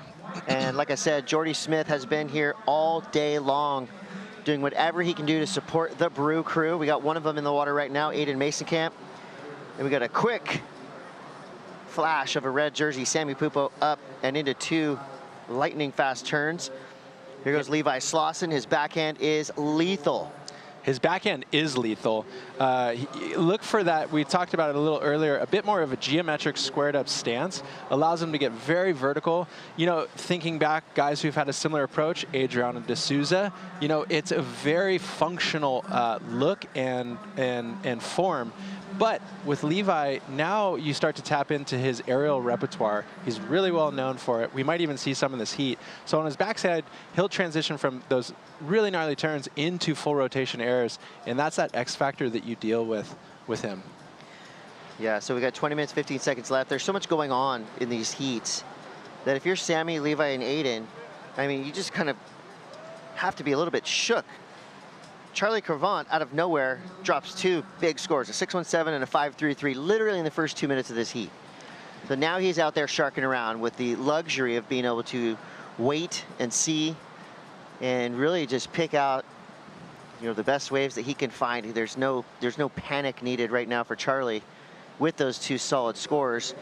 As we see, here he goes. Charlie with another great looking right. Wow. That would have been incredible. Can you just tell he's now surfing a little bit freer? Yes. You can just see the posture right when he stood up, like, okay, now I can play around a little bit. When somebody gets hot in a heat in the early part, it creates an interesting dynamic for everybody else. You start to believe that what Charlie Cravant has in his scoreline will be the highest scores of the heat. It's a weird thing because with the rhythm of a heat, especially out here in the US Open, it comes in flurries. We've talked about that all day. So Charlie executing perfectly, it goes into a little lull. So now the other guys are thinking, okay, it's about 5s and 6s, where Charlie's still thinking, oh, I can free this up. I can go further. I can push myself harder. As we saw there, if he had pulled that turn, he would have been well on his way to a great looking score. 100%. We got 18:55 to go. This young man is on a roll. Luke Thompson standing by with Rosie Hodge. That's right. So great to see Luke through to that next round, the first heat that you've surfed here at the 2025 Lexus US Open of Surfing. Crucial one for you, Luke. At this point in the season, 2nd in the rankings. Talk to me about how you managed your energy going into that one. Yeah, geez, definitely after Bolito, the whole perspective of the year has changed and like the whole outlook of the year. But going into the US Open, I kind of just wanted to carry on doing the same thing and just focus on surfing heats and my next wave, my next heat. I feel like you can sometimes, when you win an event, get quite ahead of yourself. And I think, like, for me, I kind of realized that, like, the job's definitely not done. But yeah, for now, I mean, you know, qualifying is a whole different thing at the end of the year. I just want to surf heats and have fun surfing heats. We got a fun crew here. We always got a sick travel crew. So I'm just enjoying it and just, yeah, fighting to get that one out of the way. And with so much history and prestige at this event at Huntington Beach, can you articulate what it's like to be a traveling surfer coming here to Huntington and competing? Yeah, geez, this event's like huge. I still think it's like probably one of the biggest surfing events there is. Like even the beach, there's like so many people, like the whole setup. It feels like you're coming down to a festival. Like even the comp site's huge, like triple the size of everywhere else. But yeah, it's definitely like one of the most prestigious events there is. So it's always cool to be able to compete here, and yeah, it's definitely pretty noisy. It's hard to like kind of relax and like get out of the noise. But yeah, like I said, when you got a fun crew that you can kind of distract yourself with, it's nice to have that. And lastly, we're noticing your team manager, Jordy Smiths from Smith Shapes, is in the competitors area. How's that relationship been, and what kind of advice does he give you before paddling out? Yeah, the big brew made it out from Safa. He made a little pit stop before going to Tahiti to come practice his backhand barrel riding at HB. No, but he just rocked up yesterday, like we were sitting on the beach. I knew he was here. We were sitting on the beach. He just kind of came behind us and said something, and I like turned around. He was full incognito mode, hoodie on, like. But yeah, no, he's been such a good role model for all of us. I mean, he's been having such a good year, and he's like, for me, he's one of my favorite surfers. And I think he deserves a world title more than anyone.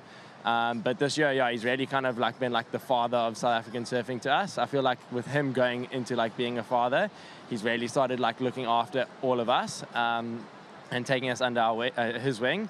So it's been super cool. I mean, in J-Bay, like, to share heat with him was pretty special, and for him coming down here and making the effort to come watch all the boys, support the boys, yeah, he's almost just like a big buddy, like a big friend. But yeah, no, it's super cool to have him here. Stoked to catch up with you, Luke. Thanks for the time. We'll send it back to you guys. Thanks, Rosie. Congrats, Luke. I wonder if that dynamic would be a little bit different if Luke Thompson would have beaten Jordy at J-Bay. You think it would be a different vibe? Yeah, like he wouldn't have shown up today. No, Jordy's great. I think like Luke has some really great insight in that interview. As we catch up really quick on what's the work Sammy Pupo has done in this heat here with that air reverse, trying to make his way to the inside and checking out. And I like his swivel right through that turn, and to be able to get up and manufacture 2 hits on a wave that realistically was only there for 1. Yeah, so we've had a flurry, Chris. It looks like we got Levi up here on the backside. Yeah, some replays here. Levi started with a 4.5, backed up with a 5.7. Earned every bit of that score. Really had to fight down the line to keep that forward momentum going. We're halfway through this one. Charlie Cravant's in the lead. Levi's in second. Sammy Pupo third. Aiden Mason-Camp fourth. Aiden needs a 6.53. Sammy needs a 5.64. So plenty of time left. Aiden does have priority. And I like that we're condensed it over to the pier bowl. That always equals a little bit more action. We're going to take a quick break. We'll be back. Can Charlie Cravant hang on to this lead? You're going to have to stay tuned through this quick Bonsoy brew break. We'll be right back.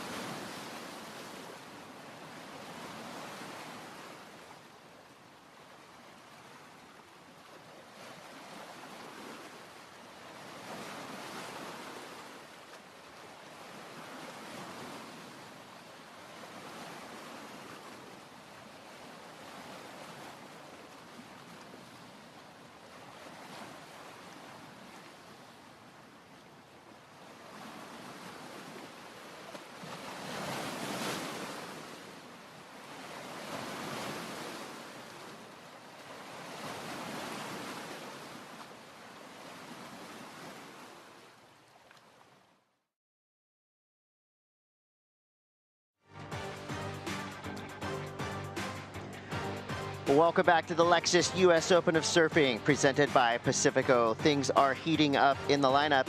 Charlie Crivon has the lead for now. Levi Slauson in second. Sammy Pupo is in third. Aiden Mason-Camp fourth, but everything will most likely change in the span of the next 12 minutes, 45 seconds. Well, we are in for a rock and roll treat later on this afternoon. One of the sickest bands in California right now. Chevy Metal is on the glass with AJ McCord. And Chris, I know that you in particular are so excited to see these guys, Chevy Metal, kick off the weekend here at the Lexus US Open of Surfing presented by Pacifico. So doors open at 5, you guys, and then y'all are going to go on at 7. There's a sick opener at 6. What can people expect from you tonight? Loud rock and roll music, old school. And give me your impressions. You guys have enjoyed the vibes down here at Huntington Beach. Give me your impressions of the event so far. Oh, the event's beautiful. I mean, it's a beautiful day. Like we were just talking about, the sun burns off a little late, but that means it's going to stay out a lot later tonight, you know? And you guys have had the privilege of being on tour this entire summer. You've played at some incredible venues, more still to come. So give me a little bit of insight. How does it feel to be on tour this summer? What are the vibes? It's fun. We just got back from the East Coast. It's always fun to go there. I saw a dude eating spaghetti out of a shoe. I didn't bring up any problems, though. I respect the hustle. It's nice to be back in California with all you weirdos. Get in where you fit in, right? Well, speaking of being back in California, I'm not here to call anybody out, but Shane, you have been watching the surfing happening. He just called out the Huntington Hop.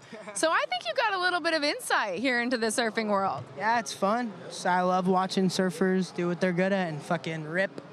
And that is exactly what is happening here at the Open in the water later on tonight. Cannot wait to see you guys rip on stage. Thanks for being here. Thank you so much. Thank you. We'll catch them later, Chris.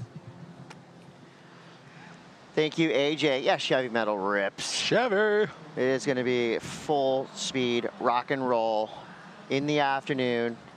So happy hour is going to be louder than usual down here in Huntington Beach. I think this is probably going to be the best stage that they've played on. I got the chance to play here last year with my band Sunbender, and it was so rad to be playing music. You look out, there's people surfing in heats, the sun's out, everyone on the beach. It's going to be a really cool moment for those guys. Can't wait to see them. Here we go, Aiden Mason-Camp. Talk about rock and roll. That was some hard rock surfing power from Aiden Mason-Camp. Only his second wave ridden. Wouldn't say he's in too deep of trouble right now, but he is in a bit of trouble because he does need a 7.56. That would be one of the best waves of the day. You know what's cool watching the way he choreographed that ride? It's almost essentially like boxing where you throw a jab step back and you finish it with a strong hit. That's a real weapon on your back end out here at Huntington. Sammy Pupo up and riding on a replay with just some whippy, snappy action. But yeah, so for Aiden, I felt like there was 2 really pronounced maneuvers, and that should garner his best wave of the heat so far. And as we watch, wow, so just flurries are happening. Levi, air reverse. So here's what I'm talking about, Chris. Right here, extending, makes the movement, and then delivers the big hit at the end.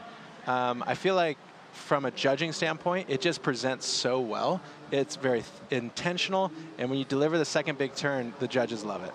Bro's back at it. Last wave was a 5.13. This wave got a little bit weird. He made it work, though.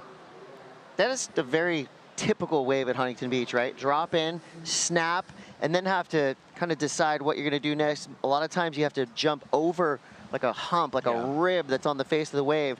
But sometimes that gives you a little speed burst. We saw it right there. It was subtle from Aiden Mason-Camp, but getting over that speed bump, actually it's like, you know, if you've ever been to a skate park that just has a roller, you can pump your legs over that thing, get a burst of speed. And we just saw from Aiden, so I think that's going to be something that's utilized through the rest of the day, because the pier bowl wedge is starting to turn on. It is, and that's exactly the right call, thinking of it like in a skate park, how you kind of roll over the berm and you shoot out with a lot more speed. So a lot of times the guys commit a little hard on the first turn and wash all the speed, and then you're behind the ball coming into that section, which will have more power coming at you, and it's a really tricky turn that you'll have to execute. Wow. Come on.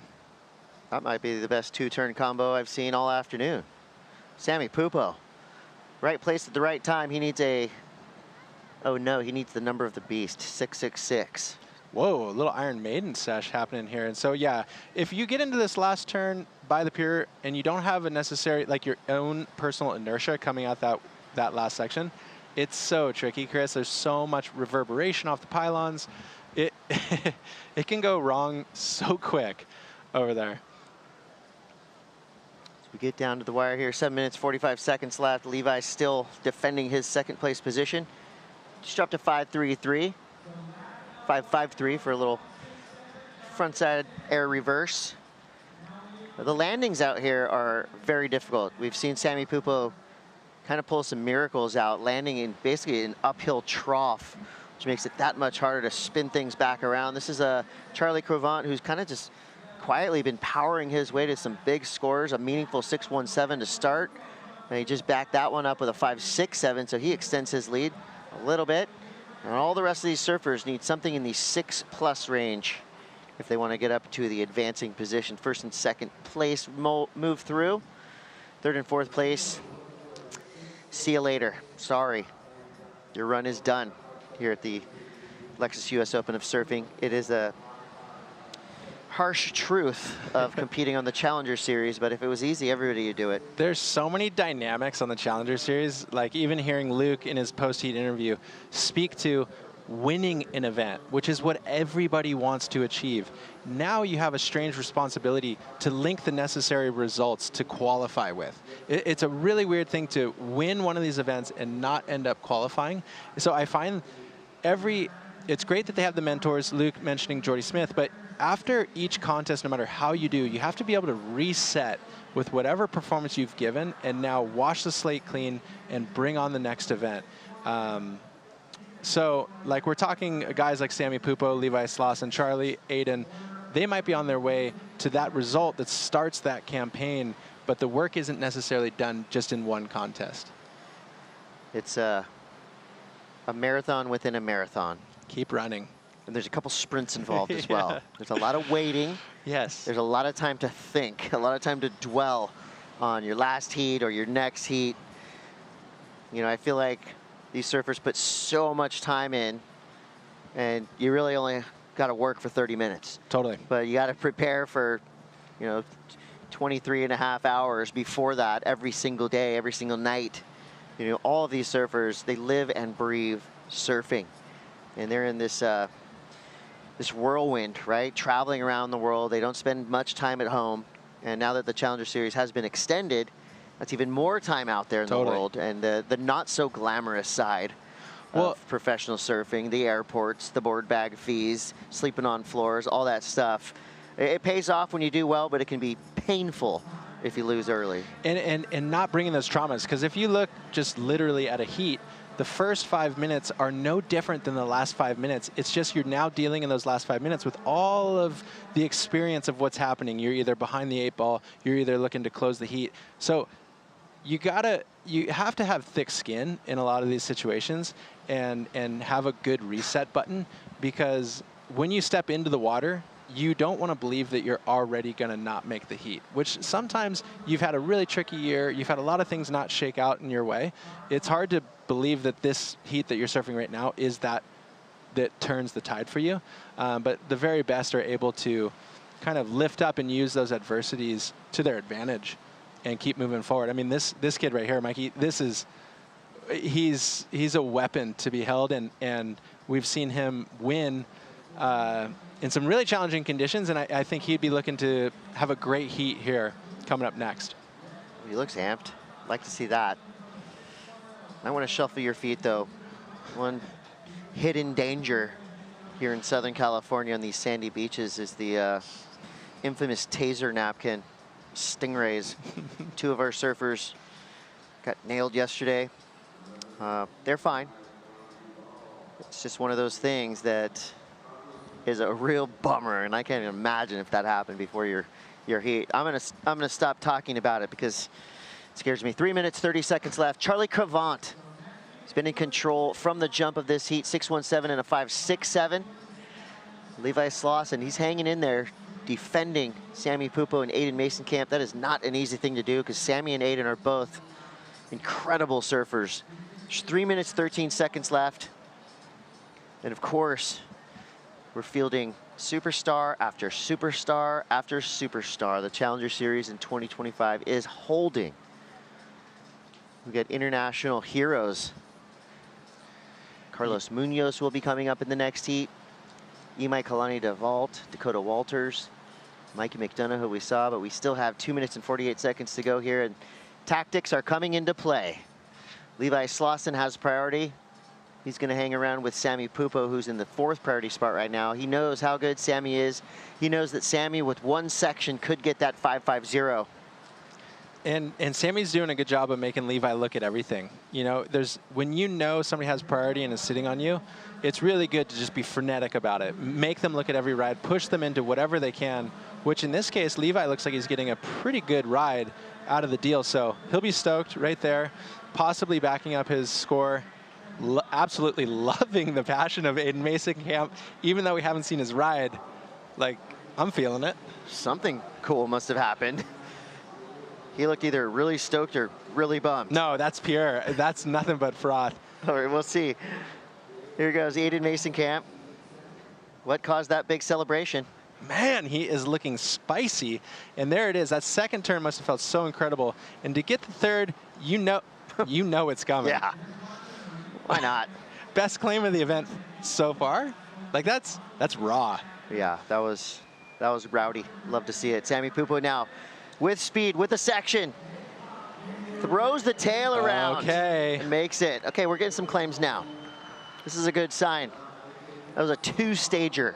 Hands up, smack the chest. Sammy Pupo is pumped up. Okay, I got to dive in here because from face value, you're like, okay, these guys are claiming these waves. These are mid-range scores. But Sammy has had such a long run, and he would feel like he's literally breaking through the chain right there if this score comes to him, because he's been getting sat on. He needs a score. He's behind the 8-ball, and he goes ahead and lifts up this air reverse, and that's a funky landing section.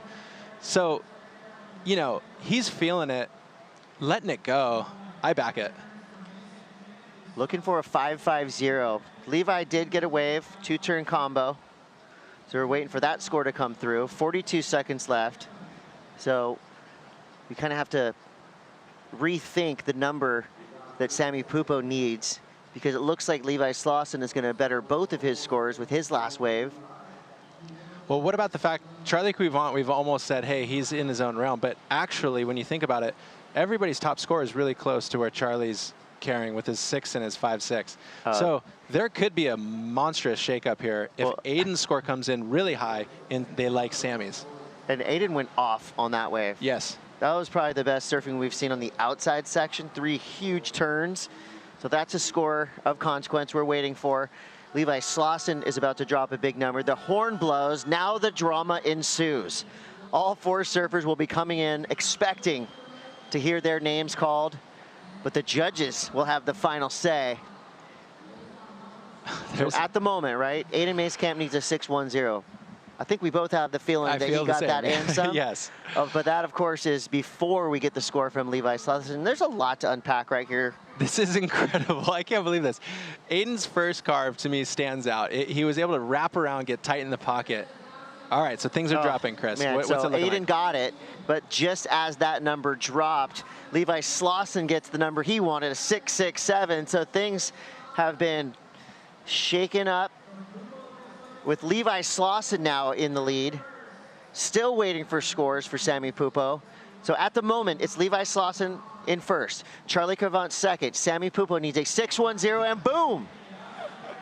Goes the dynamite. Sammy Pupo drops a 6.93. Now he gets into that top spot. Yes! That is such a crazy feeling. Being on the beach, waiting for your score to drop. Right there, he's working with Matt Myers. They're doing the work, and it's coming to fruition. We all win. When Sammy Pupo's making heats, there's going to be some fireworks coming later in the draw, but what a tight shakeout for Aiden, for Charlie, all of these guys, so well served. Bro, we just watched a reality show. That was a wild, intense finish. Levi Slauson escapes the 3rd and 4th place spot right up into 2nd. He's got a 12.37 total. He's moving on. And after leading for 29 minutes and 45 seconds, Charlie Cuivant drops to 3rd. Aiden Mason-Camp was in 2nd for a brief millisecond, but he drops to 4th. That's a wild finish that we love to see, and I know we're going to see more of those because the next heat is absolutely stacked as well. Congrats to Sammy Pupo for the buzzer beater. We're going to take a quick break. We'll be back with more. You're watching the Lexus US Open of Surfing.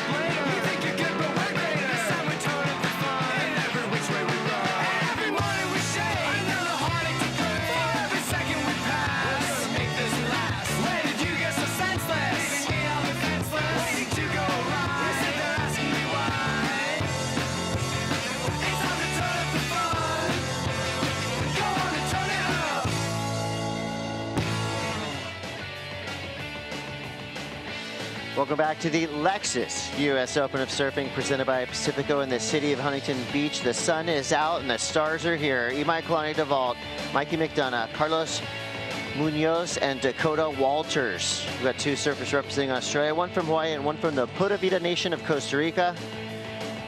People get excited when Carlos Munoz paddles out. He is a really entertaining surfer to watch. He can do big airs, always surfs with a lot of heart, a lot of passion.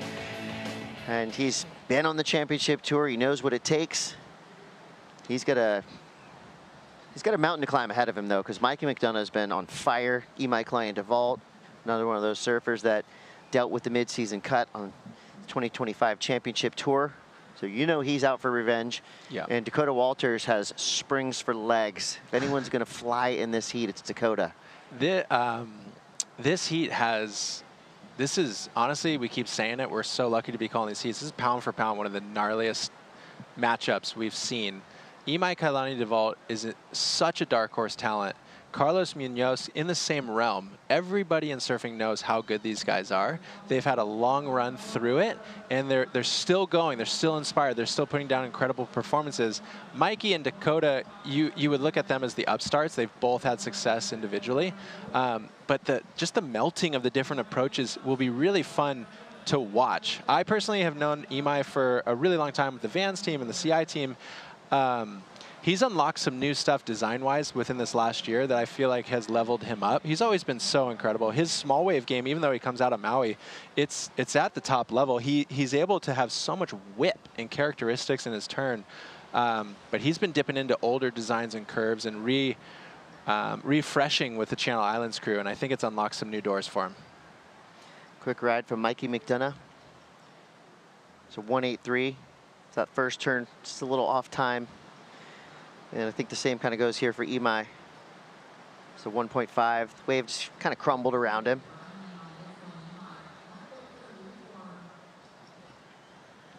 And this was right on the way back out from the previous wave for Imai, so quickly switches things up.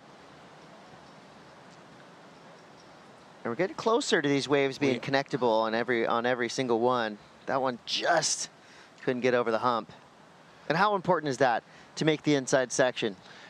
Well, it depends. You know, you want the emphasis on the outside, I would say. Like, judges love the 2 big turns out the back, and that kind of levels you up. You're going to start to work from a 5 to an excellent score just by doing that. But that inside and the choreography that you can bring, and if you stamp a great turn with the excitement right on the beach, it really, it can't hurt you, right? Like, they're not going to score you down on that. But if you do it right, it really, it buttons up the entire ride, and it just presents so well to the judges. Tells a good story, too. Yes. It's kind of hard, though, I'll tell you, because so a lot of times you're surfing laterally towards the pier, and then you end that last section, which Imai did, and you're starting to traverse back. Now you've either gone frontside to backside or backside to frontside, and you're dealing with different rail space IQ over the water, and it can bobble your head. It can do you a little bit in, and it's funny when you actually have to decide which way to go coming to the inside. It's split decision because you're coming from a real fat spot energy to a dumpy section, and it's like you really need to know. You almost need to be like, I'm only going right no matter what, and just choose before you get there.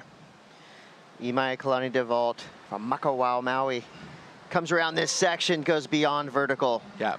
I would have loved to see him make that. That was so cool looking. No, his style is so mellow, and he'll just do X factor maneuvers like that just blow you away every time. He's almost like a free surf. He's a free surfer that's almost trapped in a competitive realm, if that makes sense. And I find when he's hot and he's confident, he just has these big gains. There's no roof on his head, and he's a finals guy. He's a threat for the title. But for him, it's condensing his whole packaging and bringing it to the competitive arena. I feel like he's had struggles with in the past. He's got kind of a guru vibe as well. He's kind of floats around the contest site. 22:43 to go. Looks like we got a little bit of a break in the action, and that gives us the wonderful opportunity to find Mitchell Salazar. Mitch, where are you at? Hey guys, here at the G-Shock activation booth, and we got a lot of great stuff with you, and of course some beautiful wrist watches as well. I'm wearing the Glide myself, but as you can see, we got many different styles. The Glide right here, which Kanoa Igarashi is wearing, the G-Shock Surfrider Foundation Japan special edition watch, and of course a couple of different options also for the women. Former US Open champion Berilu Sakura Johnson with the Glide on the women's option, and of course the Move, which actually counts your steps. Right here, G-Shock booth, we have a signing with Kanoa Igarashi at 2 p.m. Don't want to miss out, guys. Oh my gosh, that's in 3 minutes. How are we going to get down there to get Kanoa's autograph? How epic is G-Shock? They've been in the game for so long. They've always really been about surfing and action sports, and that's rad. I'm down. Yeah, I mean, it takes a village, right? This is not an easy task to put on an event of this magnitude, so we're super excited to have G-Shock down here along with Lexus, Pacifico, Huntington Beach, and all the rest of them. I mean, everybody pitching in their own way, not only to put this event on, but also to make the environment around us really fun for the spectators and for the people that want to come down here, watch a little bit of surfing, you know, maybe go get some free stickers, visit the Hogue booth and play a game. It's all happening down here in Huntington Beach, and you know, Wait, we're gonna have a heavy metal concert later. I mean, come on, this is a great day. I was just gonna say, I didn't know you played down here. So we get Chevy Metal tonight, but you actually have the experience of what it's like to play music here on the beach. What is that like? Well, we were playing to a lot of sand and empty tables. Okay. No, we played earlier in the day when the contest was still going on, so it was kind of like, okay, totally understand. Most people are here to watch surfing, right? But it was just super rad. I mean, it's an honor. You know, you recall in the history of this event, I mean, I got to announce Modest Mouse down here on the beach. The Faint played down here. Wow. So many incredible bands have played on the sand here at the US Open. We had a little break in music, but stoked to have it back. So far, the concerts have been awesome. And the remaining bands that are going to be playing down here, super fun. We had Yolanda Be Cool yesterday, Chevy Metal today with you live. We've got Yachty by Nature tomorrow. I mean, trust me, I'm talking to management. I must be clear of the headset to go watch Yachty by Nature. 20 minutes left here. Sammy Pupo went ahead and rewrote his own happy ending in that last heat with a huge score. He came through with a 12.66 total for the win. He's on the glass with Rosie Hodge. Impressive clutch performance from yourself, Sammy Pupo. Talk me through the final moments of that heat. You know, you even mentioned to me that you didn't realize that you had won the heat. Oh my God, what a crazy moment. Just like when Charlie started the heat so well and then Eli had some good scores too, with the slow conditions, you kind of just feel like you're just, no, it's going to be really hard to do a comeback in these conditions, and the waves just let me, you know, do my thing. So I was so happy with that, and with the last set that we got, you know, everyone had opportunities, and I've been practicing my air so much when I went home, working with Myers. That was our main thing, you know, to do at home and practice to put in the events, and so crazy how it worked out for me on the last wave. And when I saw the wave, I was like, I'm going for the air for sure. I'm just not gonna do even a check turn. Yeah, so happy. The hard work paying off, and you know the importance of making it through this round. I mean, at this stage of your career, coming into this Challenger Series event, gaining this momentum, what does that do for your confidence and the rest of the event? It means a lot, yeah. I feel like I'm in such a different part of my life and career, just way more confident than I was when I was younger. You know, I feel like even with the mid-season cut, I just feel really confident with my last 2 years in the Challengers, just feeling like my surfing belongs on a tour, and this is just a, you know, if I have to fall to the Challenger 10 times to become a world champion one day, it's all worth it, you know. So that's been kind of my mindset and my process, and I'll take it, you know, I'll take it the best I can, and if this is my weakness, then I gotta be here every day in training, and this has been such a hard event for me. I've been coming here since I was 15 and never made it to round of 16, so hopefully this is a year. Such a mature approach, and I'm no doubt your brother Miggy's watching. I bet your family's online. Let's hear a couple words for them. First thing, I'm sorry, guys. Desculpa pelo susto, né? O mar tá bem difícil. Sinto que eu tenho dificuldade nessa onda, no geral, de ler o oceano e de tomar boas decisões, e senti que no meio da bateria nada estava dando certo, tava pegando as ondas erradas e a onda de trás era melhor, enfim. Mas feliz que Deus mandou a última oportunidade ali, e todo o trabalho que eu tenho colocado nos free surfs todos os dias de dar edge, de ser o maior foco e acabar sendo o que me salvou nessa bateria foi muito legal, e mostra quão importante é colocar bom trabalho no pré-evento. Vai, Sammy, parabéns. I like that there are two Sammy Pupos. There's the Sammy Pupo in the water who breathes fire. There's the Sammy Pupo on land who is super chill and just, you know, calm, really nice. You gotta have that, right? You gotta have those two personalities. You gotta be able to click into full-on grinder competitor mode and then switch that off when you get to the beach. You know, the sports psychology that these surfers are leaning into in the past, you know, let's say 4 or 5 years, where everyone's been paying really close attention to their own mindset. You know, like, everybody's going through something, right? This is life. We're all living our lives. Mm-hmm. And to be able to turn all those things off when you go out into the water to do your job is a skill that is very much needed at this level of professional surfing. And right now, it looks like Mikey McDonough is fully focused on the task at hand, ripping his way to a 6.33. He's got a backup of a 1.83, so he's going to want to get rid of that. Dakota Walters now drops a 6.10. Imai, the 3.5 and a 2.03, and Carlos Munoz just dropped a 5.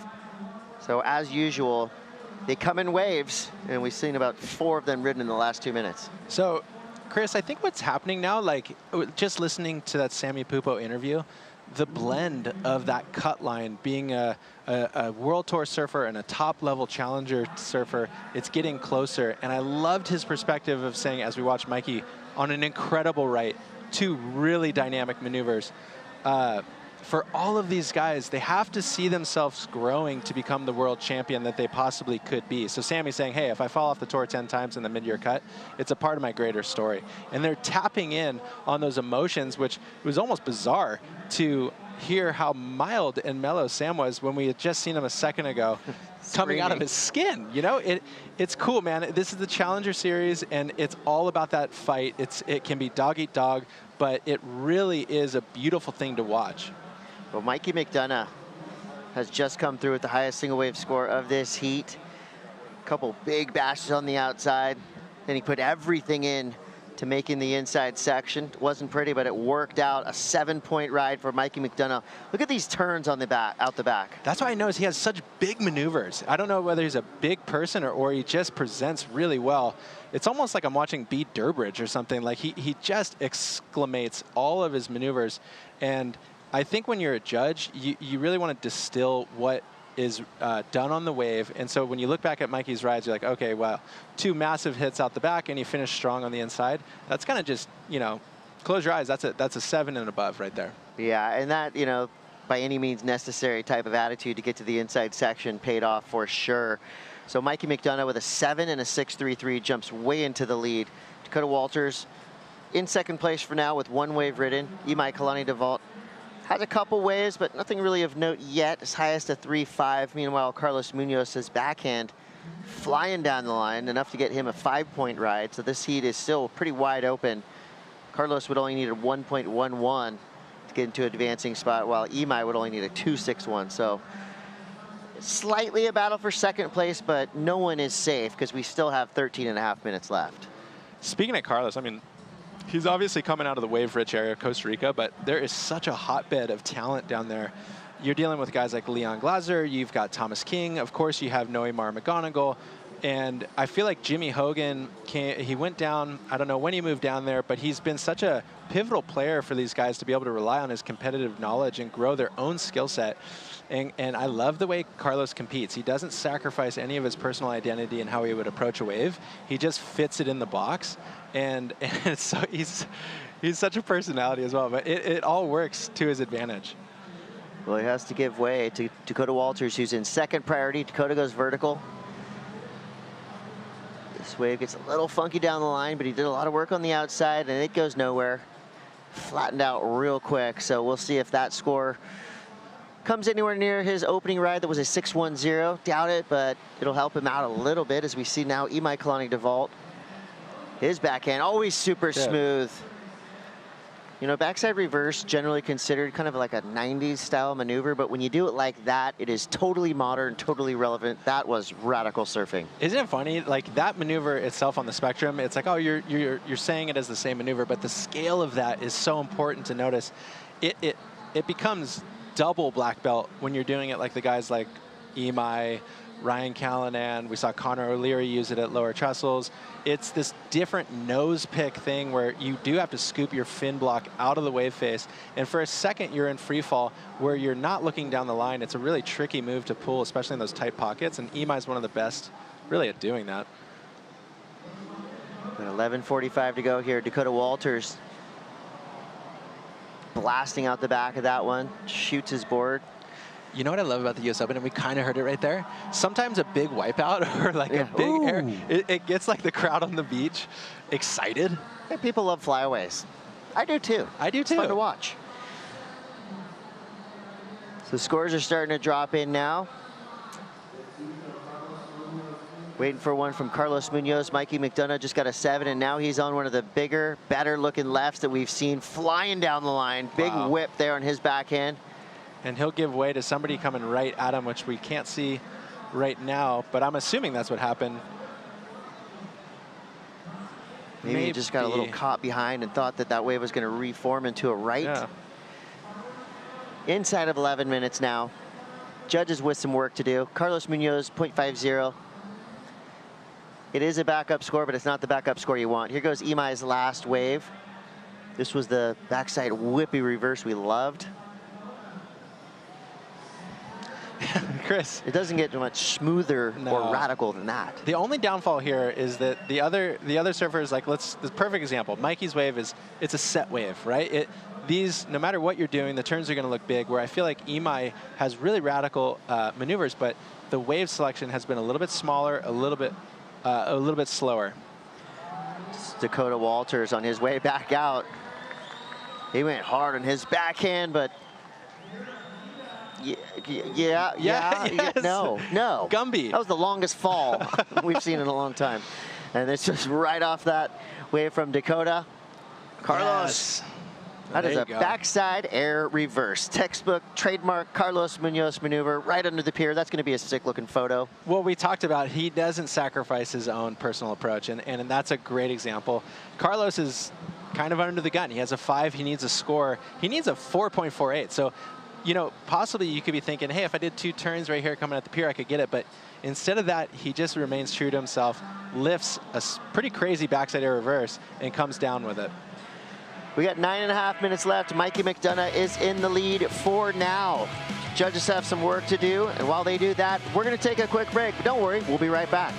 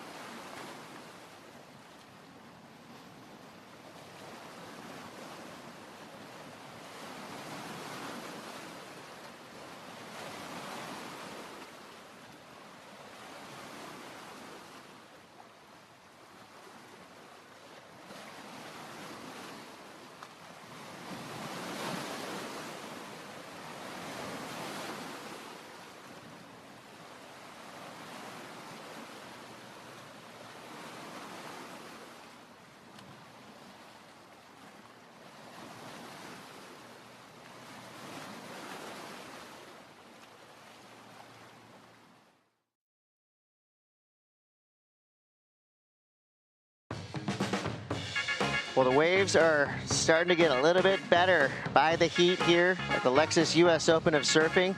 Huntington Beach seems to be a place that always has surf. You know where else is pretty good, Tanner? Bikini Bottom. SpongeBob SquarePants, that's right. I don't know if you knew, but he is a ripping surfer. If he was in the Challenger Series event, he'd probably be ripping his way through heats. If you want to know what I'm talking about, go to Paramount Plus. Everybody loves SpongeBob SquarePants. I do too, Tanner does. I bet Mikey McDonough does. I mean, Carlos Munoz has to be a bit inspired because look at those numbers he's dropping. Just when you thought Carlos Munoz was down and out, comes through with a 6.97, pair that with a 5, that's enough to get himself into second place. Dakota Walters in third with priority with a 3.67 and a 6.10. Everybody with at least a keeper now. Mikey McDonough, he just keeps on coming through. Double M, 7.90. This man is fired up. I feel like my takeaway on this whole situation is as the swell is coming in, we're seeing waves that are bigger, we're seeing sets that are more pronounced, and Mikey has done such a great job of being the guy who's on the right wave. And in inverse, Imai has surfed so incredible, yet not been on those flurries of set waves, and he's still needing a score. Everything is very achievable at this moment. 6.4 for Imai. If he gets himself on a set wave, that's going to come to fruition. And Dakota Walters, he needs a 5.9, which he got a 3.6 on that last wave, and you almost wonder if he had cleanly rode out of that second turn, could he have gotten to the level of a 6? Yeah, I mean, there's so many different storylines in this heat right now. Imai Kalani DeVault, his last score was a 4.30. He's in fourth place, but he only needs a 6.41. If he gets the appropriate section, he could get that with one big air, one big turn. Everybody knows how good Imai is. Dakota Walters, kind of in the same boat there. Yeah. Most likely looking for a ramp. He is an incredible aerialist. He needs a 5.88. Carlos Munoz put himself in a good position with that 6.97. But here's the biggest score of this heat so far, a 7.90 for Mikey McDonough. And it's truly fundamental surfing. There's that style of surfing is truly the base of what you grow off of. And Carlos has had it too. This wave as well was just nice. Vertical crack in the pocket, and he stayed on the board. You know, there was nothing outside of the realm there. But as we get into this later part of the heat, under 5 minutes, the guys who have those X Factor maneuvers, they're starting to be thinking, okay, I just need one big section. Give me that chance. We heard Sammy Pupo say it in his post-heat interview. It becomes a bit of an air show as we close these heats out. Yeah, here's where you just open your toolbox and go, okay, where's the emergency tool? I need to break some glass and do something crazy to get through this heat. 4.5 left. You hear the beach starting to hoot and holler. That means the set's rolling through. Who is going to be in the right place at the right time with the P next to their name? And here he is, Dakota Walters. All right. Oh. Ouch. You could tell where he was going with it, though.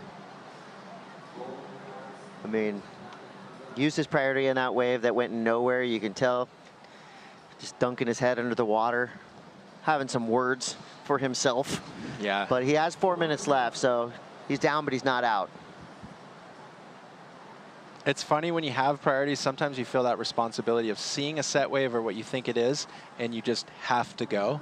Because in that case, I believe he held off another surfer. I think it could have been Carlos. So it's a double situation where he might have understood he was too deep. We know that he was coming into an air section. If he had the right ramp there, he would have been able to lift up, but you just wish, you hope the best for Dakota. Yeah, that was a double bummer. Lose priority and the wave closes out. 3:28 to go. Edgard Grosjean coming up next. Edgard is a powerhouse surfer who has the unique ability to go upside down in the air on any given wave. The air show will continue into the next heat. Grosjean is going up against Callum Robson, Franco Rosinas, and Tenshi Iwami. Another international super heat. Yeah, that's a great heat. It's funny, Chris. So yesterday we were here in the booth and we were watching the competitors paddle to the shore break.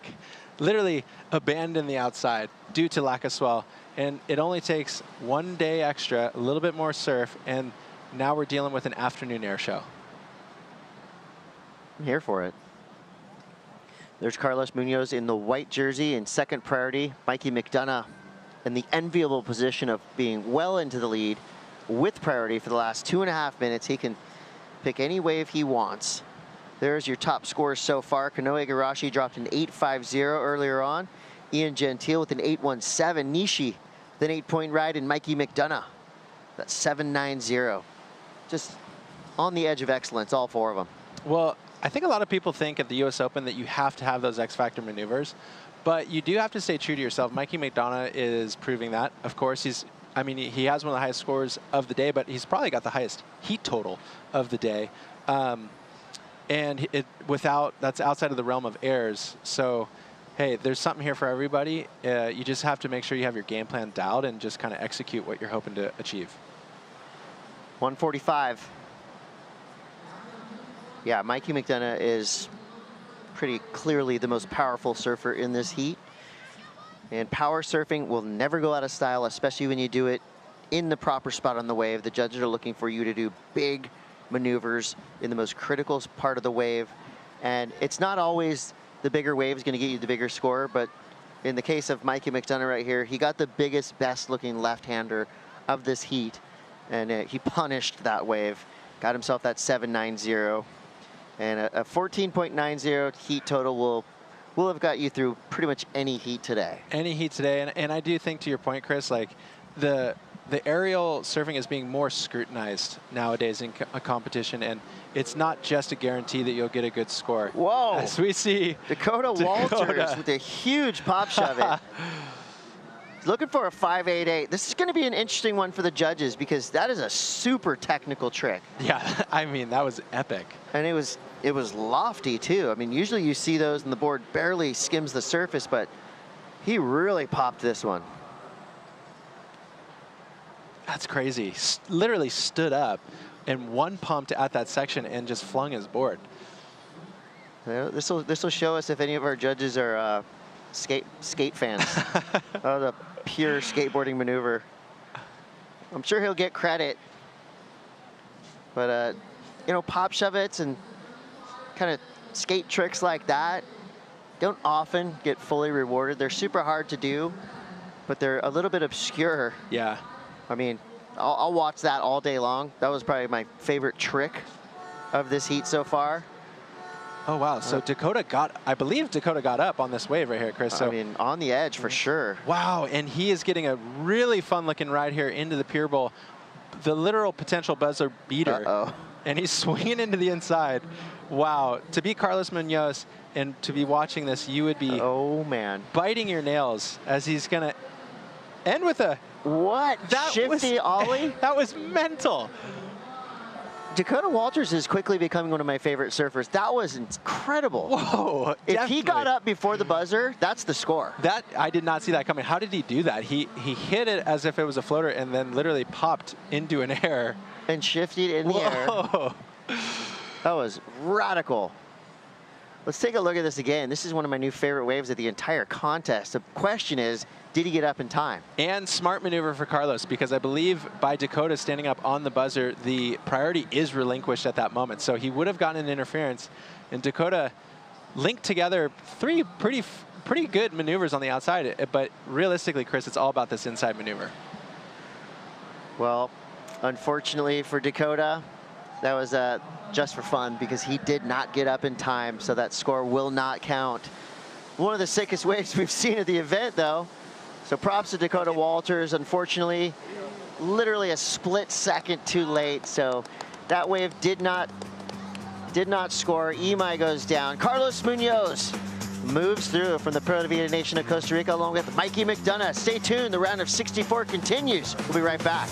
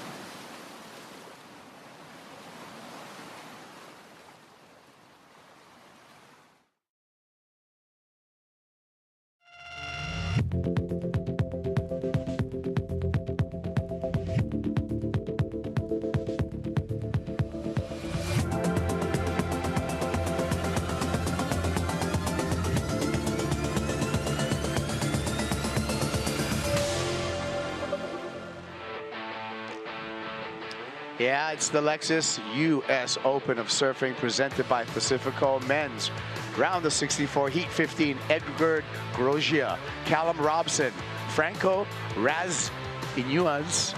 I'm going to work on that with Mitchell. And Tenchi Iwami. Iwami actually had a good opening round heat. We all already know about Callum Robinson and how talented he is. And Edgar Grosjean wants to claw back into the championship tour. Yeah, and you know, Cal, as he said, he has experience at the highest levels, runner-up over at Bells. He's got a 10-point ride over there in Peniche, and a Bon Soy athlete himself, too. So, Cal. We're on the same team together. Yeah. Yeah. I do almond. I think he's doing oat or soy, but yeah. He's got a couple of lattes in him right now, I think, this time of the afternoon. He actually is a great character and came on with a splash. You alluded to that runner-up finish that he had at Bells, which was a big one to Felipe Toledo. Scored a 10-point ride. Yeah, he deserves to get back on the tour. We're going to start up. Will, speak of the guy. Here's Callum. Looking quick on that DHD. Yeah, blue collar wave right there by Robson. As you said, from Evans Head. Great area over there in Australia. A couple of awesome point breaks. Roja here, the beach break specialist now, Kipes. Ooh, thrown to the air. Well, we know he's got an air game. That's how he got through the Challenger Series last year onto the championship tour. Iwami now. Oh, and that's going to cost him. Like what I'm seeing, though, Mitchell, the swell has picked up just a little bit this afternoon. Yeah, and the tide at a really good point right now, too, with the size of the swell out there, the direction of the swell, too. It's sunny. It's beautiful outside. A couple of great conditions here for the Lexus US Open of Surfing on the south side of the pier. Picture-perfect summer here in Huntington Beach, Kipes. Hey, Mitchell, help me out. This is Tenchi Iwami on the power back out. Yeah, it's number 6 in the Asian region. Call this wave and his name, Franco. Franco Radziunas, out of Mar del Plata, Argentina. And as you can see, he is very talented, Kaipo. Went through to the shore break. Long-time Sharp Eye team rider. Had a couple of great results in the regional QS, and he knows how to surf a beach break very well coming out of Argentina. Radziunas. Radziunas. Radziunas. Like Rad? Yeah. Radziunas. Radziunas. Well, I met him the other day crossing the street over here at Huntington Beach by Dairy Queen. Seems like a nice kid out of Argentina. Yep. And number 2 in the South America region. That's huge, too. Whoa. 367. Well, that ambient mic's a little loud.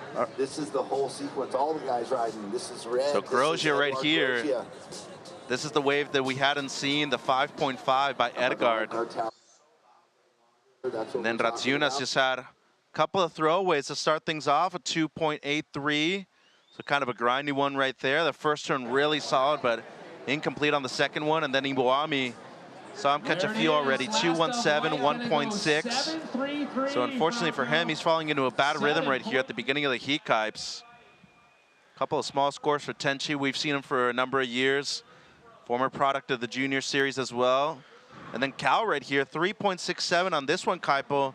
Blue class type of wave, blue collar type of wave, I should say, by the youngster out of Evans Head. When he qualified for the tour, he was only in his early 20s and was able to do it on the first year of the Challenger Series too. And Radziunas, this is his second one, 2.53, so another throwaway for him. But he's dropped a major number on this one, Kaipo. Yeah, put it all together. Franco looking quick. I mean, looking comfortable. Looking fast and perfectly placed turns. Yeah, so interesting story. The 2 turns on the outside, by the way, critical, beautiful, a lot of speed and flow on this one. Made it to the inside after his 3rd attempt right here and tried to get the 2 for 1 in, and unfortunately just caught a little bit of a rail. Both of his parents on the beach for the first time ever in his Challenger Series career. Number 2 in the rankings in South America. First time an Argentine-born surfer has been able to do that. And also his partner Zoe on the beach as well. Pretty cool. Well, let's hear from our last heat winner. Mikey McDonough is with Rosie Hodge. Absolutely dominated that heat, Mikey. We were just catching up saying that's your first heat win since the US Open last year. How does it feel to overcome that little bit of a roadblock and get that momentum going? Yeah, it's funny. Like I said, I hadn't had a heat win since here last year. Yeah, just a weird few events the back half of last year. And the start of this year, I just struggled to find my mojo. I've been working so hard, and I just feel like I'm so passionate about it, and I feel like I want it so bad, and I feel like the things you want the most, sometimes, yeah, the harder it is to get. And but yeah, to have a good heat and put a good heat together out there when the conditions are tricky, it's definitely a confidence booster. And yeah, I mean, I'm so stoked, but I'm trying to keep it in just because, yeah, I want to keep going. I want to go all the way, and yeah, I want to save a lot left in the tank. And let's just talk about that. I mean, just keeping that positive mindset, event after event, and being able to kind of refocus every time that happens. How has that been for you, and how have you overcome that challenge? Yeah, exactly. Like, I think, you know, I hate losing so much, and it's such a tough road. You know, you experience so many lows more than the highs, but yeah, it's just about riding them out and working hard and knowing that eventually it's going to turn around. You just got to keep at it. And yeah, I feel like my first few years here at Huntington, I've kind of struggled to figure it out, and I think every year I've come in now, I seem to figure it out a little bit more and honestly, like, really start to enjoy it. So yeah, it's good to put a heat together out there, and yeah, I'm just looking to take it further and yeah, see what I can do. Well done, Mikey. Your first time here at the US Open. Let's see if you can take this one all the way, you guys.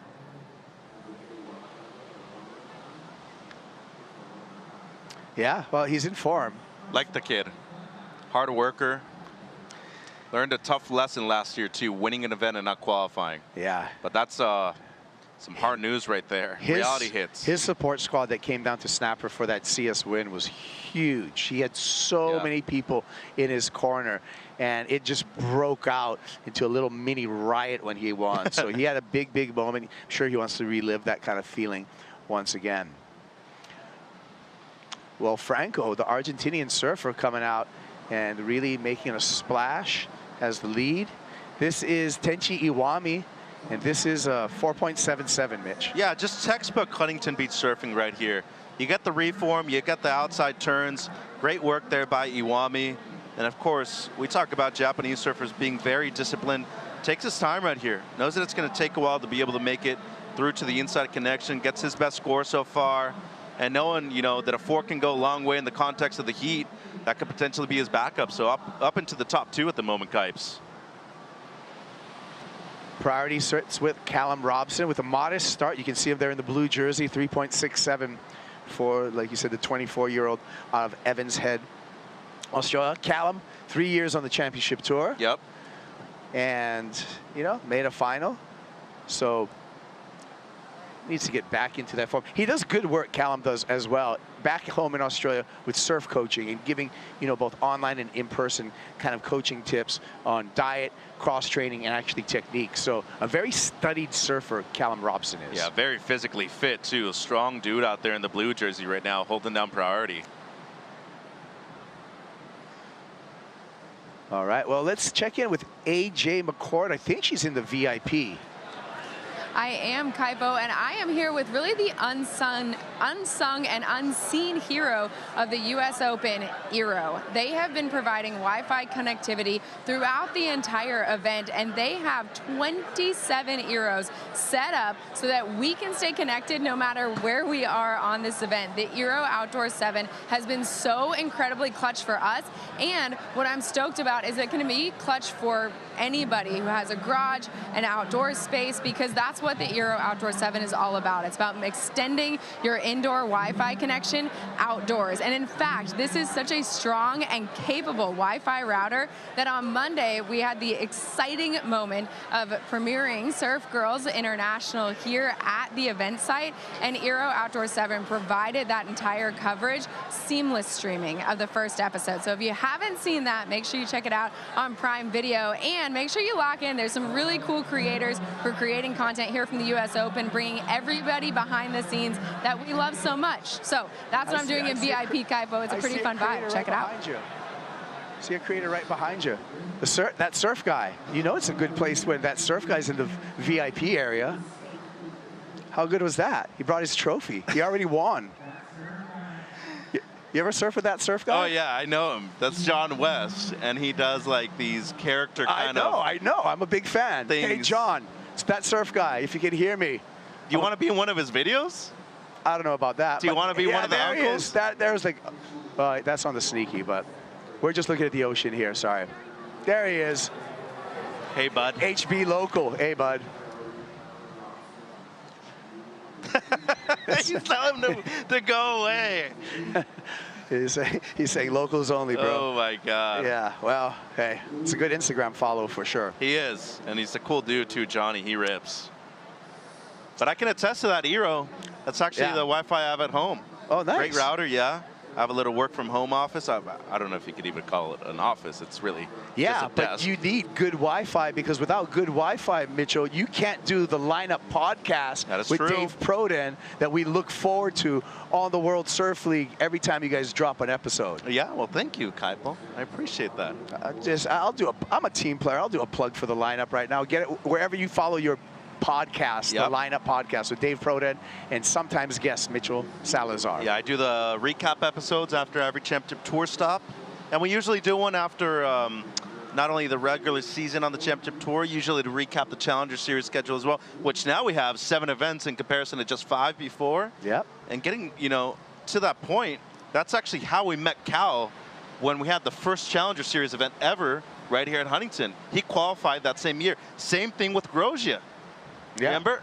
He had grinded his way through the QS, qualified for the Challenger. Nobody knew of Grosjean back then, but he had won 2 regional QSs in Ecuador and South America. I love the stories. I love the path. We're going to take a break. We're going to come back with more story. We're going to come back with more surfing action. We're going to come back with Franco out of Argentina ripping up. It's a Bon Soy brew break. Just go ahead and froth it up, would you?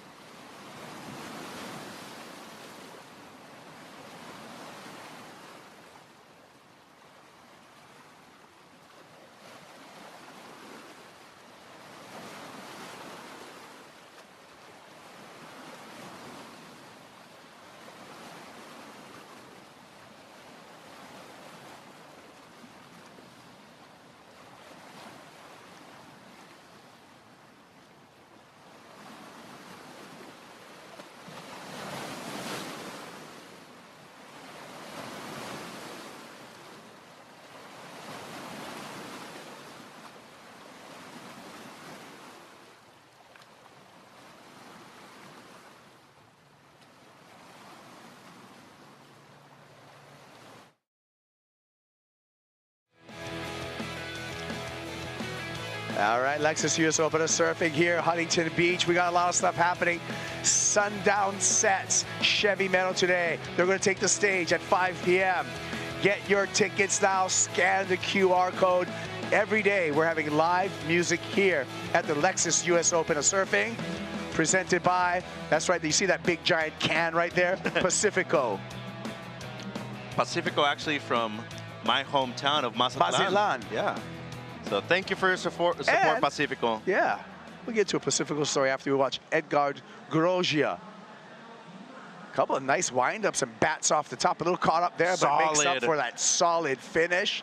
And he is going to move into advancing position, if not take the lead. I think he's taking the lead with this one, especially with how explosive he was on that last turn right there.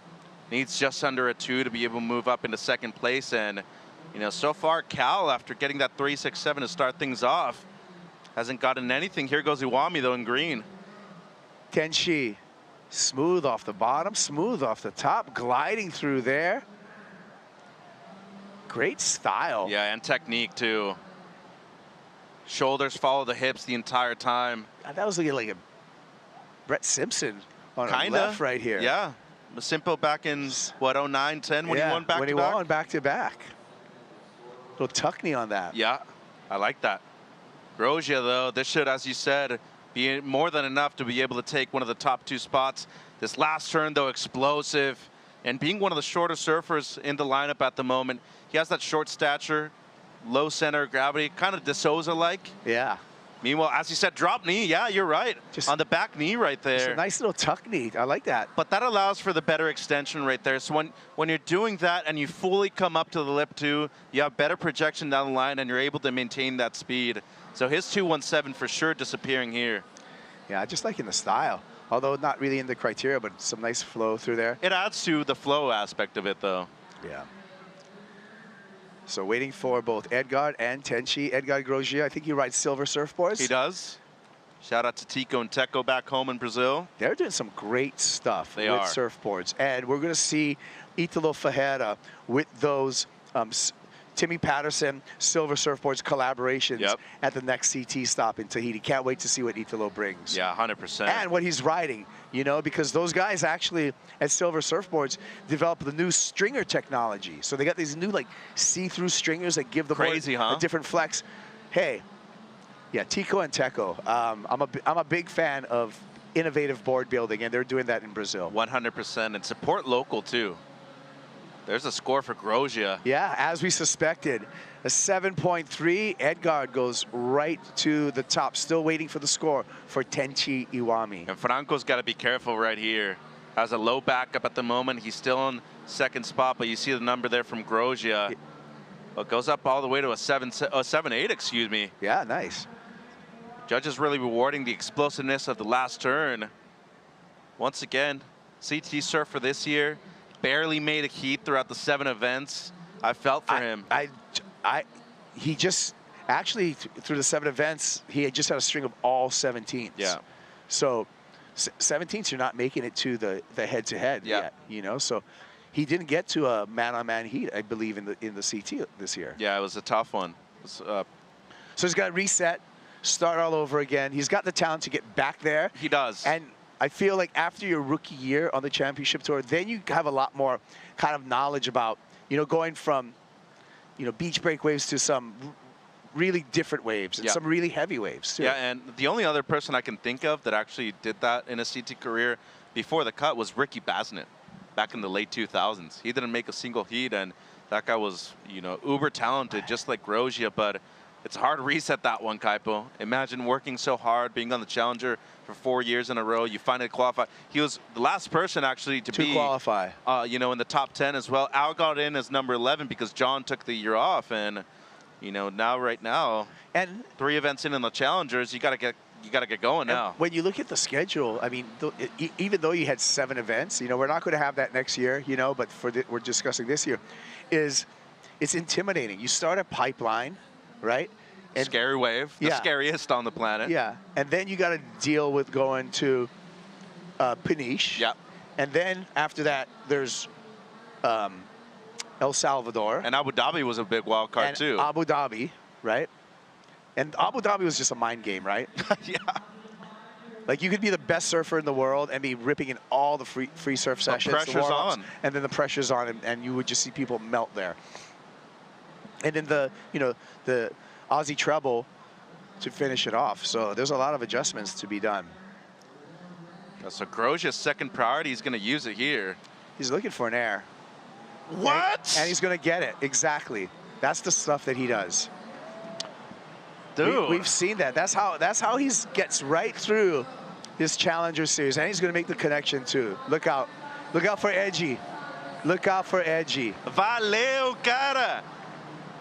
That was unbelievable. That was a big Valeo. And he doesn't come in with a ton of like down the line speed, but he has this incredible ability of pop that he gets off the lip. 100%.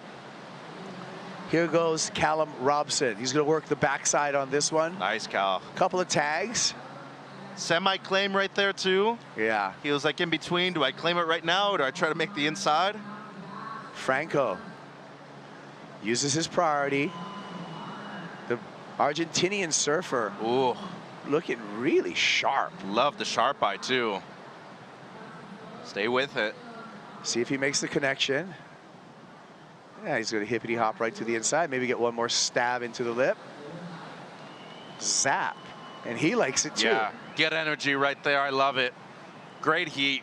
Cal's going to get back into it right here. I think this is going to be his best score.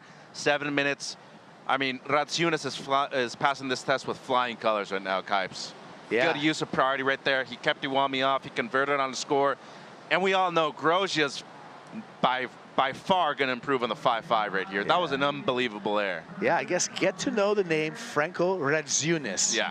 He is 22-year-old is one to watch, but this is one to watch here, full rope. Well, the energy paddling into it, but gets the full rotation, as he said, with the grab too. So difficult, but as I spoke before, being so short in stature, having the low center of gravity, it's easier for him to be able to get low and get that grab, and then gets a bonus section here on the inside. To me, easily improving on the 5.5 right there, Kaipo. And then Callum utilized this left. Yeah, that should be his best ride. And then Franco. Yeah, the Ratsunas right here. Love this use of priority, converts. Big first snap on the outside, varying the attack right there with the forehand carve. And then is able to make the inside connection. And this is the thing about these surfers from South America. They tend to surf beach breaks much more than anything else. And I love the energy. A lot to compete for right now. Obviously, a spot in the round of 32 is the primary thing. But you have your parents, you have your partner on the beach. You want to be able to impress them. It's your first event here at the U.S. Open. Big moment for a lot of these guys. Whoa. I was impressed. You were impressed. So was I. The judges weren't so much. 6-6. Yeah. A little baffled on that one. Not sure what to say about it. My opinion. Just my opinion. I mean, what can you say? Was it a little dirty? I mean, not to me. Yeah. Whoa, that was actually a big. That was the biggest surprise I've seen today. Actually. Yeah. So. All good. He's in the lead though. Yeah. And you got to be thinking Ratsunas here. Well, He's gonna improve. Let's see. Let's pick this apart. Pops it. He never really got stuck. And had a good amount of pop. We've seen a couple of 8 so far thrown for a single maneuver. And not just that, he gets the inside connection right here too. What, I mean, are you saying that because of the hippity hop right there with the Huntington hop that I don't know. It's going to decrease the score? No. I still think that was an outrageous outside maneuver. Yeah. Made it through the flats, got a tag on the inside. I was expecting something much higher than the 6-6, but Edgar Grosjean is still in the lead. At least in the 7s, right? Close to an 8, I'd be thinking, yes. I would not have been surprised if it was an 8. Correct. But I agree. Maybe I'm just impressed by this seat right Yeah, no, so am I. That's good surfing by the standards out there at the moment. Yeah. Scores in for Ratsunas too, big one. Ratsunas with a 5.33, but yeah, I think it's no harm, no foul with Edgar Grosjean. He's still out in the lead, so still the best performing surfer in this particular 30 minutes is still in the #1 spot. Correct, and you know, Iwami making a comeback. His last 2 waves are his counting ones. He does have priority. He needs an 8 though. 7.83, basically an 8, and Robson right here, back up against the wall. Didn't get his best on his last Kaipo, mid-5, but needing a low 7 at the moment.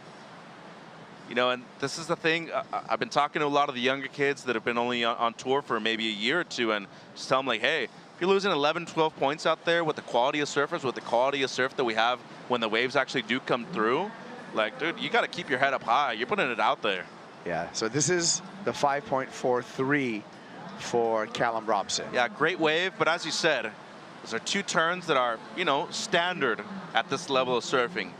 There's just above a point of separation with the air and that wave. I think not only do I understand your point, I appreciate the same kind of sentiment, Kaipo. You want to reward not only progress and innovation, also the section that it was done on. That was a steep section on the outside by Edgar. Well, down to 3 minutes, and really the attention should be on Tenchi Iwami, who has the first priority, needs a big number, basically an 8, and he's curiously sitting away from everyone. Well, he has to. At this point, he needs the best score of the heat. But he has first priority. Yeah, but he's over on the pier bowl, though. So you think that's the best spot? That is the best wave, in my opinion, right now. And then all the other guys are away from him because they're like, hey, I give up. He's already got first priority. Well, there's, I mean, nothing you can do unconditional right away over there, so you got to let him go on anything. Has a sneaky air game that we haven't seen so far in the event either. Given that the waves yesterday were minimal, but today, though, there are a couple of ramps out there. Yeah, I like what I'm seeing as far as the swell, as far as kind of getting through this high tide. It's what's peaking right now. Yeah. Yeah.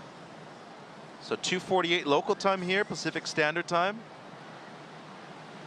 What do we got, like a 3:30? Yeah, 3:45, I think. Yeah. So within the next hour, but at this point, it's already pretty much gotten there. Yeah. Full, yeah.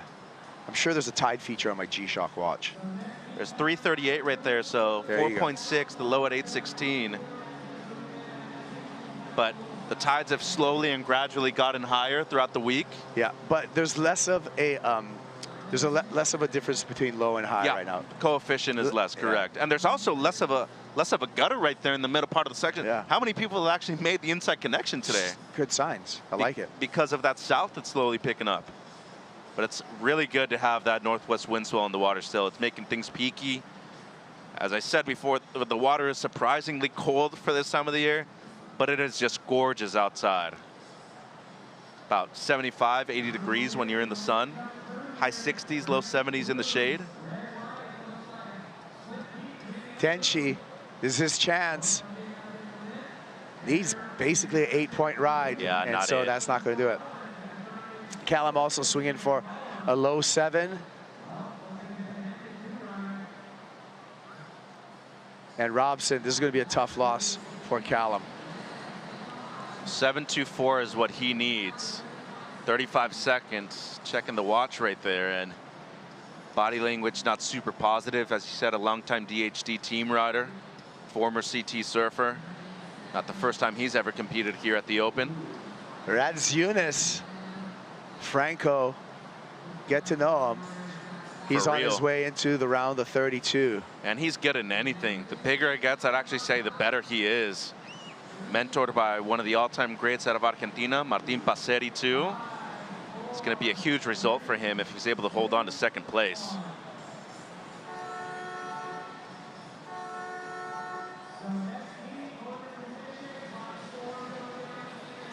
So, Tenchi Iwami out of competition. This guy, Edgar Grosjean, just snapped and flew his way into the round of 32, along with Franco Radziunas out of Argentina.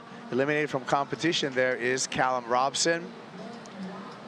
He's going to have to regather for stop number 4 or over in Ericeira. He's made the final over there before in Portugal too, but Grosjean, Radziunas, the 2 South Americans in the heat, moved through Kipes. Yeah, with a great showing. Look at that, 7-3, 7-3-3 for both of their highs. Well, Mitch, I think we're going to have to move on to a quick break before we get into our next heat. Coming up next, Matthew McGillivray, Jorgen Kuzne, Shion Crawford, Jadson Andre, when we return.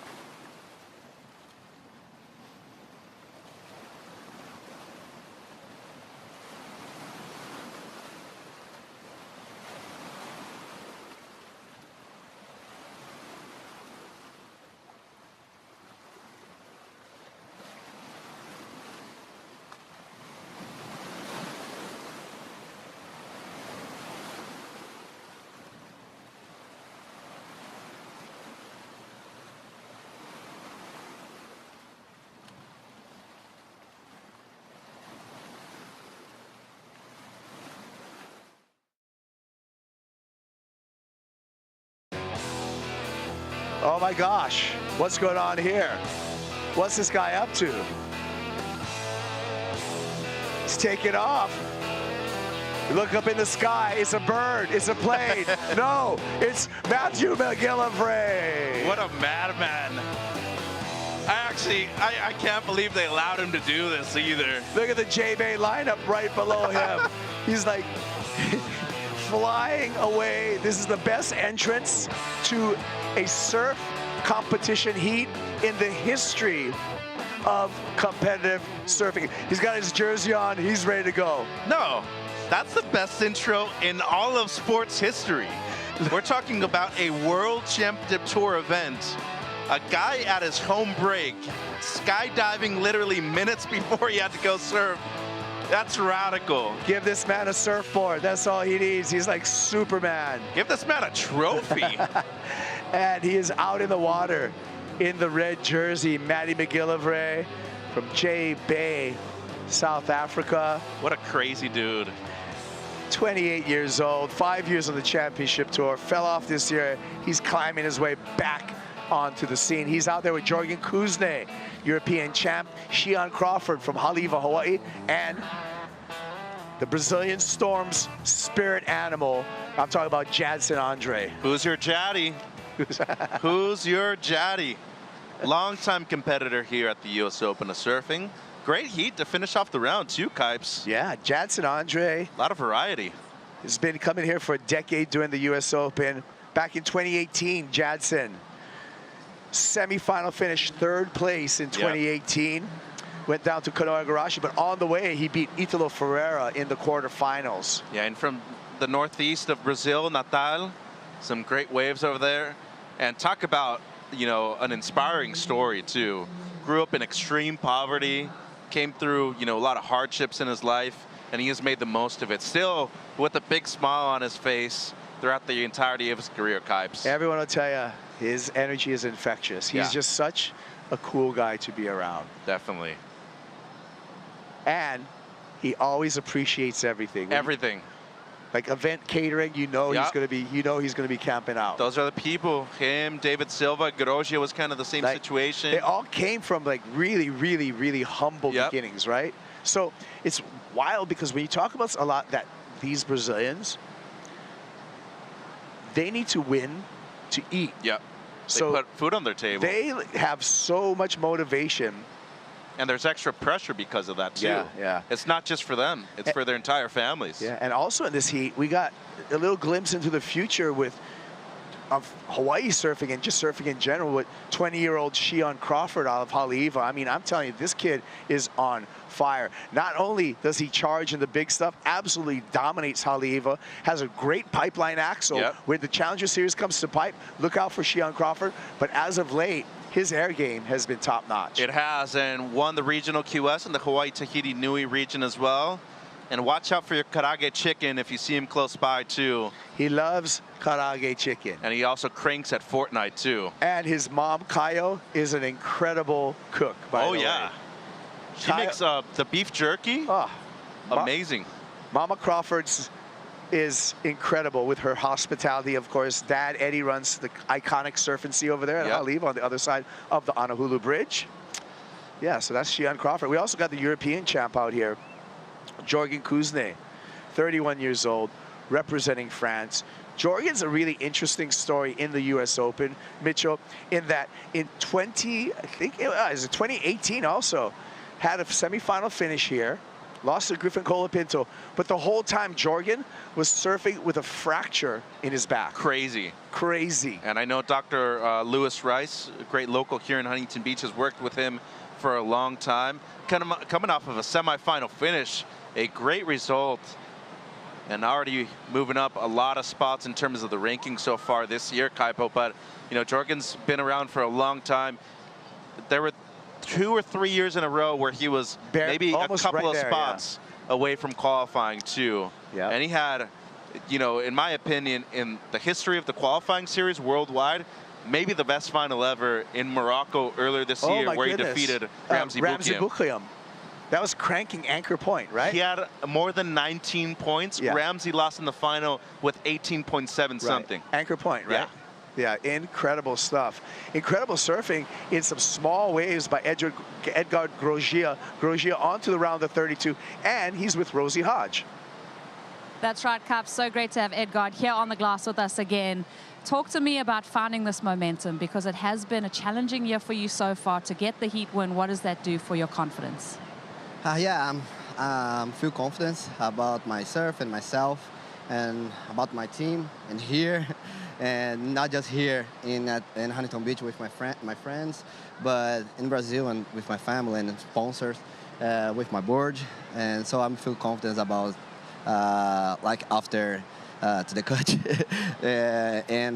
Yeah, I'm so happy about this heat because the wave's so good, like pump, but so hard, like so super slow. But yeah, I'm so happy and confident. And Edgar, a good support system, good support crew is so important, so crucial to a campaign on the Challenger Series. I know that there'll be a lot of people tuning in Brazil, a lot of people here at Huntington supporting you. Can you give us a couple words in Portuguese? Em português? Bom, eu tô bem feliz, tô com os meus amigos aqui. Na verdade, todos os anos eu tenho esse suporte não só eu, mas todos os brasileiros, né? Pô, a gente tem muito amigo aqui do Brasil, de todo canto do Brasil, que dá esse suporte pra gente, e isso é muito importante. Algumas etapas a gente não tem, essa aqui especial tem, e isso é muito, muito bom pra gente, muito importante, está sendo importante pra mim, não só pra mim, mas pra outros amigos meus, como o Igor Moraes, que avançou hoje, o Wesley Leite conseguiu fazer um bom surf ontem, o Matheus também, né? Então, isso é muito, muito bom, muito importante. E desse ano a gente fez um pouco diferente. Todos os anos eu fico na casa do meu amigo, que é o Iago Ramos, só que desse ano a gente decidiu fazer algo mais focado, um objetivo mesmo de chegar nas finais, se Deus permitir, e as coisas vão acontecendo, mas esse é o objetivo, e aí a gente está conseguindo fazer um bom trabalho, e estou feliz, estou confiante com isso, consegui fazer uma boa campanha na bateria agora, é isso que importa, e é isso, estou super feliz, um beijão para todo mundo que está em casa, assistindo, acompanhando, e vamos que vamos, né? Um passo de cada vez, bateria por bateria, e é isso. Um abração, um beijão para os meus patrocinadores que me apoiam, o Tico e o Teco lá da Silva, que pô, fizeram foguete para vir para cá, e é isso. Minha família, minha namorada, tamo junto. Valeu, Brasil. Obrigada, stoked to see you making it through. We'll send it back to you guys. Valeu. Tamo junto. Tamo junto. You want me to summarize what he said? If we got time before this Jadson Andre replay, because Jadson, I think, ripped the left. Wow. He was flying on that thing too. But, you know, Grosjean, just want to thank everybody, the support, obviously the confidence after mid-season cut too. We just want to make sure that he's still appreciating everything out there and the opportunities that he's still been given. Looking at this wave, I mean, two-time semifinalist, as you said, he was going down the line so fast. First turn critical on the outside, fit in 3. And I'm thinking to myself right here, with that board that barely has any rocker whatsoever throughout the entirety of it, makes it all the way to the inside and fits in a few more too. That's going to be a great wave for Jadson Andre to start off. Sure is. A 6.5 starter for Jaddy Baby Jadson Andre. Looking good. Why do you call him Jaddy Baby? That nickname has always made me laugh so much. That's his nickname, bro. Who's your Shaddy, Jaddy Baby? He's the dude. He's the guy. Yeah. You get the microphone. You get the power of giving people nicknames. Some of them stick, some of them don't. He's so cool. He's such a character as well. I noticed you talked about the rocker on that board, though. A little bit wider nose as well. Yeah. So it looks like he's got good projection on there. Here comes Jorgen. Jorgen already has a 3.33. This is his second wave surf. Ooh. Wow. Throws it all the way around there. It's a big brother, too. Yep. And, he got it. Wow. That's what the QS will do to you, Kipes. Know how to grind the heat out, that's for sure. I like it. I like the energy that you put into that wave. A lot of beach break events in Europe too. Anglais, Lacanau, and of course, no stranger to competing here in Huntington. First turn solid. Second one's nice. This is nuts, though. I mean, for a guy that big, turning in the pocket like that, especially bringing it all the way around, I think fins have been so essential to a lot of people's success. No Cano was riding the Future Fins Black Sticks. The 3.2s, though, just came out. Wouldn't be surprised if Jorgen's riding that right now. Somehow able to make the inside connection. And once again, this is a 6.5. Outside turn, bango right there. A lot of projection. Connecting the dots the entire time. And as you said, wider base on the nose, too. That just allows much more projection and use of speed down the line. But that board, I mean, Kaipo, that thing has no rocker whatsoever. Flat section here through the middle. And as you said, he's been able to make this inside connection, what, 1,000 times in his career here at the U.S. Open? Watch for the air. There it goes. And there he goes, Jadson Andre. He's been doing those airs since 2010, those air reverses. He actually brought that to competition. Yep. Remember that one time he actually slapped one of the pilings? Oh, no. Slapped one of the pilings at the pier, too, coming out of one.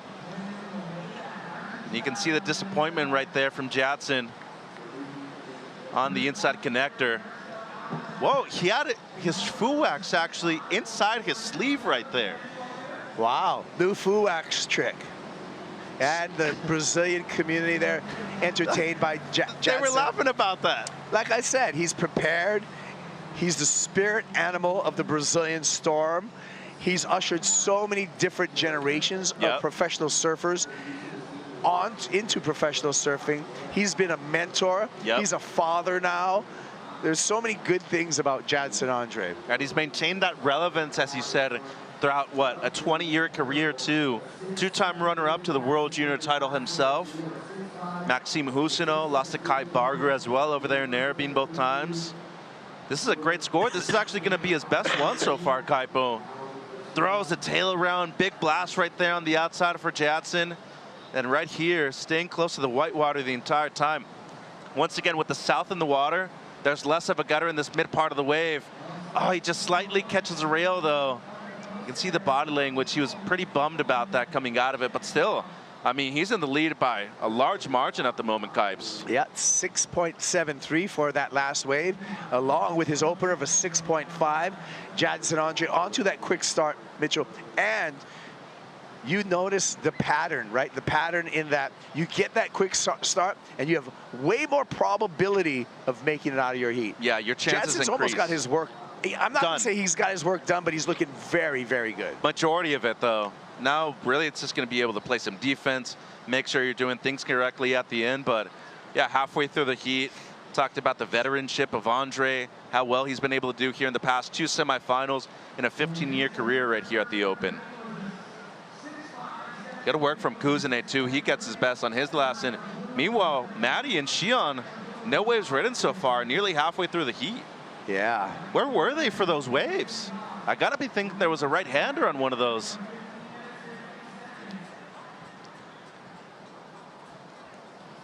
Yeah, so Matthew McGillivray right here.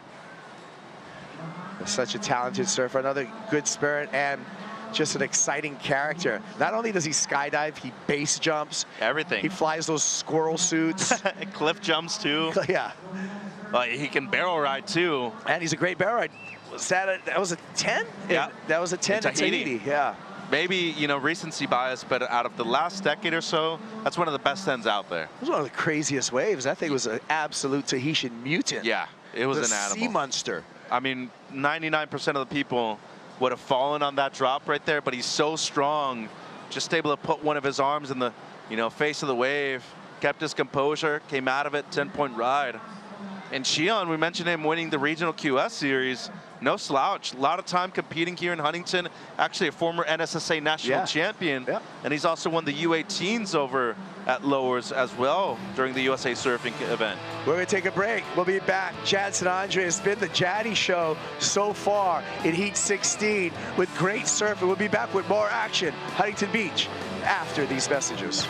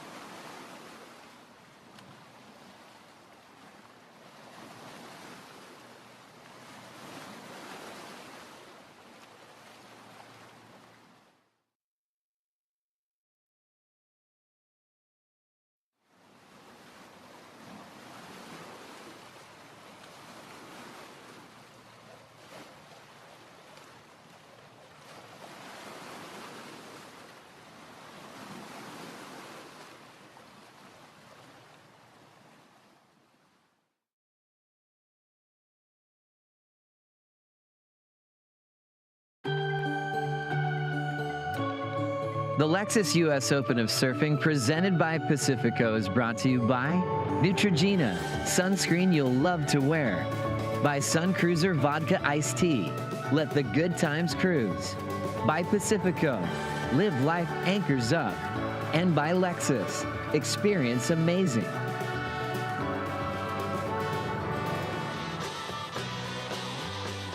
final heat of the round of 64 for the men here at Huntington Beach. AJ McCord, what do you got for us? We are here at Hogue with Dr. Courtney Martin, who is not only a brilliant doctor, but a local here at Huntington Beach, and with special ties to this surfing competition. Tell me about it. Yeah, actually, well, I'm born and raised in Huntington Beach and was born at Hogue, like so many people probably here today. And my dad actually competed in the former version of this contest back in 1967. And yeah, it's just really cool to be back here and be a part of the Hogue community. Hogue is, of course, super invested in families and building community, and I love that as an OBGYN. I get to be a part of, you know, handing people their baby and kind of investing in maternal child health, which is awesome. So we know that this World Surf League and all of the things that are happening here at this tournament are just so special, empowering athletes and people to be healthy and kind of having a big community event. And Hogue loves being a part of that, as we can show you if you go to hogue.org. It's been so cool to see Hogue activate all week long, really. We're gearing up for a big weekend. A lot of people coming down. What's the one piece of advice you want to send them from a medical perspective if they're coming down to the contest? Yes, well, of course, sunscreen. We all need to wear a sunscreen. Being a beach baby and a beach bum, I love to be tan, but I always wear my sunscreen, hats, all that kind of stuff, and drink plenty of water. And be kind, right? Being kind to people. That's important to remember when we're out at these things. Thank you so much, Dr. Martin. We'll send it back to you. Thank you, AJ. It's actually a really good message. Mitchell, you look great today. Thank you. Hey, woohoo! I was being kind to you. I know. Thanks. You look beautiful too. That was a doctor's advice. Yeah. Shout out to everybody, you know, over at Hogue. Really appreciate your support and the incredible work you do in the community as well. Yeah. They rebuilt my ankle there. And well, you got a lot to be kind for when it comes to Hogue Hospital as well. I got a lot of metal parts, Mitchell. A lot of metal parts. Maddie maybe on the right? Needs it right now. Here we go, McGillivray. Winds up, chops it off the top. Straight up, Good difficult work. section. Puts it in there, and that's all he's going to get, but at least he's getting things started. And quick paddle out right here to be able to get back out and positioning, as, you know, Kuzene also seems to have a wave coming through, just a short one though, and scores in for Shion. Yeah. This puts him back into the heat, Kaipo. A 5.43 Shion Crawford on his first effort. Here it is. As you said, you know, Jadson did his work early, but he's not safe, you know, with how good everybody's surfing at the moment. So Crawford, this is how he won his NSSA national title in the open men's. Critical surfing on the backhand. He's got a mean forehand hook too, as we all know, but just as good on the backhand, mid-range 5. And recovered priority too, so in a good rotation right here, Wow. Kibes. 9 minutes on the clock. That is a great opportunity there for the surfer in white, Shion Crawford. So gets a good score in the context of this heat, and now just needs a small 3.23 to take second and boot Jorgen out of that advancing position, as well as holding on to that priority like you mentioned, and some waves on the way, so it's going to be Shion's choice. And look at Maddie now. Got a mid-range score as well, Kaipo, so he's in the heat. Here he goes. Matthew McGillivray looking down the line. He's got an air game, but he's got no section on that one. Yeah, good read though. Didn't want to force the air right there. Come up short. Might as well kick out, reposition yourself. He is way south in comparison to everybody else too. He's close to Machado's Peak, actually, between Tower 3 and 5 here on the south side of the pier. But Crawford, once again, he don't need a whole lot to be able to move up into the top 2. Look at the distance between the other 3 surfers and where McGillivray is at the moment on the left of your screen. Paddling for another wave here. Maddie with a vicious snap there. Second snap, trying to get back in the game. Feel like we're gonna have a situation change right here. Red moving up into second, only needing a mid-3. Surfing not bad. Second turn wasn't amazing, but the first turn critical, a lot of spray. Placement of the board matters a lot in conditions like today. Make sure you get it up into the lip. Well, there you go. You predicted it. 3.67 for Matthew McGillivray, gets him into second and advancing position. And now Crawford and Kuzene, they're both needing the exact same score. Or actually close to it, I'm sorry. 5.33 and 5.43. Almost identical scores as the top ones for Kuzene and Crawford. So needing low to mid 3s at the moment, Kipes. You know, and I really want to take this moment to, you know, say my appreciation to everybody, all of our staff, our production crew, Sally Fitzgibbon's on screen. She's been coming here since she was a teen, now in her mid-30s. So Sally will be in the first heat around the 32 for the women, coming up straight after this heat, along with Ellie Harrison, Daniela Rosas, and Sarah Baum. But as you know, Kaipo, a lot goes into the production of this event. And, you know, throughout the entirety of it, you know, a lot of people benefit economically, a lot of people have jobs, and just want to say, you know, from the bottom of my heart, thank you very much for once again putting on such a great show here at the Open. Wind up there for Shion Crawford, just with that one stab.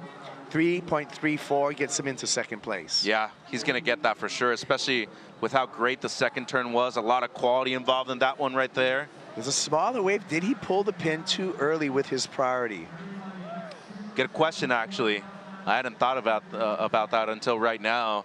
You know, there's some people, though, that just want to move up into the top two. It's a comfort thing for them. McGillivray on the backhand, swiveling through a couple of turns here. And Matty looking to make the connection. Looks like he's on a Channel Islands ECT construction as well. Tougher wave, really flat, not a whole lot of steepness on that one. I don't know if that's going to make a deal of difference right here. But it's a good question you pose right there with Crawford. Maybe he pulled the trigger a little bit too early, but what he does get is a situation change at the moment. So he actually takes second spot, Kaipo. This is a replay of a 4.07. And this is the wave you're talking about. Really just a setup turn, but the second one is explosive. It's a large gentleman out there in the white jersey right now, whipping that body around, and the board too. The McGillivray, you know, he's already had a couple of waves that are similar to this one, so I'm kind of surprised that he actually went on one of those longer lefts that don't offer up a ton of steepness.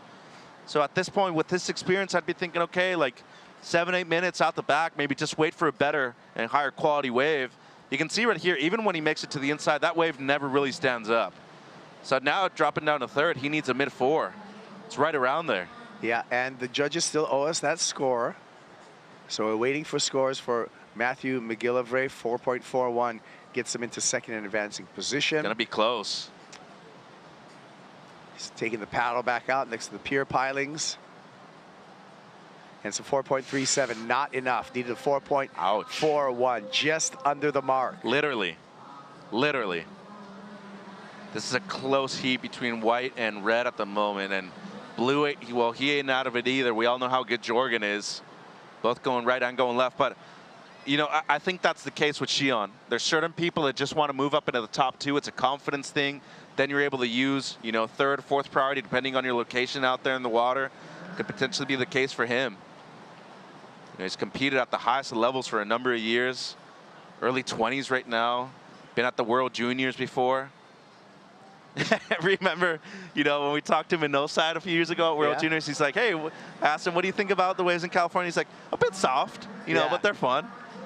6 feet and firing out there, Oceanside. I'm just like, shishi, you know, this is like the best surf weekend right here in SoCal, right? He's pretty honest. Here he goes.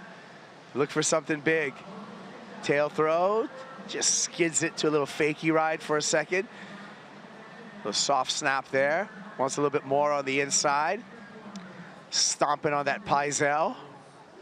Question is, will that better his 4? Creative. And you talked about him improving on his air game. Big ride here for Kuzene. Tosses it up there, unable to ride out in front for the completion. Yeah, so that's not the 4.18 that he needs. Maybe right around there, whether or not he improves. They've really been rewarding the progressive and innovative surfing out there this afternoon. Kind of a flatter section, not the steepest of waves. Comes through, it actually falls short, Kipes. Take another look at it here. And this is a 3.5, so this did not improve his situation. Yeah, and I think once again, just maybe a forced maneuver right there. It wasn't, you know, that bad riding out of it, but just don't think it had the critical section that he was looking for to be able to improve on that low 4 that he has in his score line. But got creative, got to give him props for that, especially under priority as well. And once again, quick start has been the recipe for success today. Jadson Andre, the 2 6s at the beginning of the heat. He just has a quick in and out after that. And since then, the last 10, 12 minutes, he's been holding on to priority, using his positioning well. And experience goes a long way for this guy. 2 semifinals in his 15-year career here at the U.S. Open. He's looking for a career best final or even better, a win, Kaipo. Well, Jadson said, you know, he wants to win a couple events, Pipeline and Huntington Beach. Literally. Crawford, that's the stuff that we were looking for. Quick spin for Shion Crawford. That's all he's going to get. Look at a better 4. That's a big boy, too, going through the sky right there. Yeah. Jorgen, little sticky on this one. And forced to. Bummer. After the 5, really nothing going for him. 90 seconds, though, there's a chance. And will Shion improve, too? Jadson, backhand. Vert on the first turn. A little caught up on the second one, makes up for it, gets the completion. Let's see if he can bounce his way into the shore break and onto the sand. Just 1 minute remaining. Redirects himself, loads up on the inside. One more bank off the top, and that's going to do it for Jadson Andre. That board looks perfect here for SoCal, though. It's kind of what you want any given day, standard. Wider nose, wider tail. No rocker whatsoever. Look at that thing, yeah. And the carbon build, too. I'm telling you, we've advanced so much technologically when it comes to our surfboards, the entirety of our equipment in surfing. Props to the board builders out there. So the important score here, Crawford. Is he getting up the ante for Kuzne? He needs a 4.18. I don't know. Taking their time up there right now. This is an important decision to make. Yeah, well, is blue or white advancing? I don't think that Jorgen's going to get that 4.18. Well, Shion doesn't improve. And Shion Crawford did not improve on that backside spinner. So now it's all about Jorgen Kuzne, 4.18. Well, they're thinking about it. Heat's going to come to a close, and it's going to be decided on the beach right here.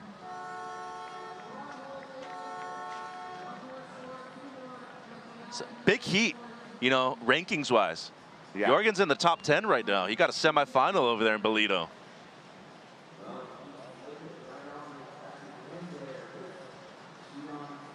Still anticipating a score from the judges for Jadson Andre, which is not going to really matter because Jadson's going to make it through this heat. Important score for this guy, Jorgen Kuzne. I'm waiting on it. 4.18. There's a couple of scores to compare to. The 4.37 of red, the 4.07 of white. Coming through at the moment, Kipes. 3.8 for Jorgen, not enough. It will be Jadson Andre, Shion Crawford on to the round of 32. Matthew McGillivray and Jorgen Kuzne eliminated from competition. Yeah, that's a tough scene right there. Jorgen absorbing that. Yeah, he puts his heart and soul into this right now, and it's going to be a tough loss for him to be able to absorb. But props to both Jaddy and Shion. They're moving through into the round of 32, Kipes. That's right. And you know what, Mitchell? We're going to move into the round of 32 for the women. After this break, we're going to see Sally Fitzgibbons, Ellie Harrison, Daniela Rosa, and Sarah Bob. Jadson Andre flying down the line.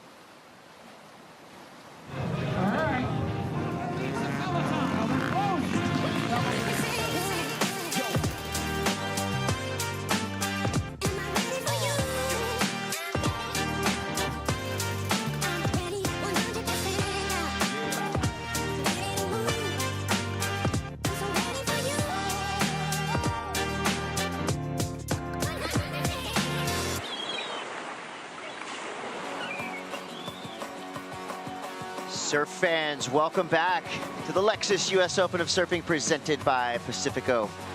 Well, Huntington Beach is shining right now. Beautiful blue skies. We're gonna flip the script from Challenger Series men to Challenger Series women in the round of 32 Heat 1. Wow, look at this lineup. Sally Fitzgibbons, Ellie Harrison, Daniela Rosas, and Sarah Baum. 2 Australians, a Peruvian, South African in the water. In the booth, you've got myself, Chris Cote, Rosie Hodge, and Tanner Gadauskas. Rosie, you would think the women have been watching all afternoon getting so amped up because they've seen big airs, massive power turns, and now it's their turn to show the world what they got. I think the common theme as we see a paddle already in this heat, the theme for today is just the improving conditions and how psyched everyone is, you know, warming up. It's been pretty dismal, so to see this kind of energy in the lineup with a big hack off the top there from the Australian Ellie Harrison. Yeah, everyone's just psyched to be surfing in waves like this. Totally, and I agree. And from a condition standpoint, it's not blown out with wind, you know? So they've had improvement in the size of waves, yet it's still glassy enough that it looks really quite fun, and they're ripping in already as we watch Sally Fitzgibbons take off on a right near the pier bowl and patented. Rosie, I mean, that's Sally Fitzgibbons' things right there. Oh man, Sally is just on fire. She knows this place so well. She's probably been coming to Huntington since she was about 15, 16 years old. So you're looking at a couple, over a decade plus of events that Sally's competed at here at the US Open of Surfing. And Ellie Harrison on her backhand, just getting whippy. Just such a flurry of action. I find when these sets come, like making the most of it. Wow, Ellie Harrison up and riding. This is that replay of that first wave that we watched, which is such a good hammer. That was a hammer, and it's true, Rosie. Like the flurries of action, it means you can make your gains in the matter of minutes. You can actually lock a heat down realistically in like the first 4 to 5 minutes of a heat, which is, it's gotta be scattering, but when it, you know, you gotta make hay while the sun shines. I mean, geez, take it easy on us. Straight from the jump, we saw about 12 waves ridden right away. Looks like, at least for now, that Sally Fitzgibbons got the best of it with a 6.5. Ellie Harrison started with a 3 and has already backed up that number with a 5.5. Sally Fitzgibbons, your 2024 Challenger Series champion, an incredible stat. Just keeps getting better and better each and every year. I mean, we could be, what, 2015, we could be in 2020. It's like, this is Sally Fitzgibbons, keeps returning to Huntington Beach and doing what she does best here.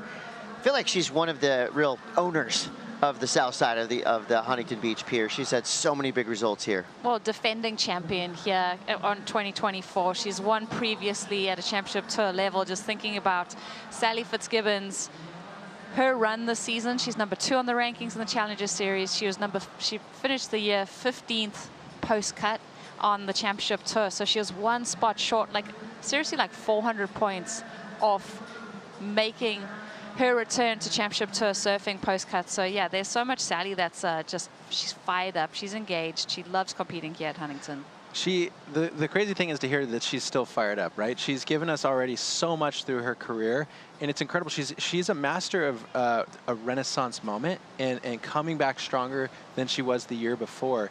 She looks like she's ready to attack, coming out of the gates with a 6.5 on that first right, which is great to see her. She's getting the rhythm set and ready for the rest of her heat. You know, 10 or 15 years from now, when Sally Fitzgibbons finally decides to hang up the jersey, that documentary about her life is going to be incredible, because she has seriously written volumes of history with what she's done in the sport of surfing, and she's continuing to do it at a high level. We've got 24-28 left to go. Daniela Rosas and Sarah Baum yet to get involved here, but Sally Fitzgibbons already has a keeper of a score, 6.5. Saw Jadson Andre in that last heat with a 12.23 total. So get yourself up into the double digits, and you'll be looking good at advancing. Stakes are already so high. This is only the 2nd day of competition for the Challenger Series surfers, and it feels like, I mean, we just kicked things off in a huge way. High stakes yesterday in tiny little waves, but today we're looking at wedges, ramps, just your typical super fun Huntington Beach day. 23:45 to go. Jadson Andre has done it again. This guy is clutch. He's on the glass with AJ. He certainly is, Chris Jadson, getting the wild card into this event here at Huntington Beach. And that heat, it looks like you wanted to prove that they gave the wild card to the right person. You just attacked those waves. Describe your mindset for me coming in here to HB. Oh yes, actually I got South America wild card for the whole challenge this year. I needed a break. A lot of things happens, and I had a really good conversation with everyone. I said, hey, you guys know me for what, maybe 20 years. I've been doing this for 20 years. I just need a little break. I just had my boy.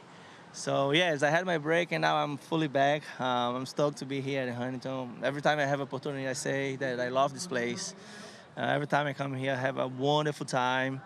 And also, I would like to say a big thanks to Steve from DMA Surfboards and also Kat. They always take such a good care of me when I'm here.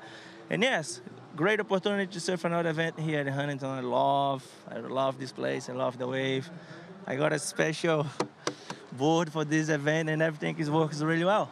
You haven't stopped hugging the board. Take us through the specs and why this board is working so well for you. It's I mean, it's a pretty wide board and pretty thick for me. It's like almost 28 liters.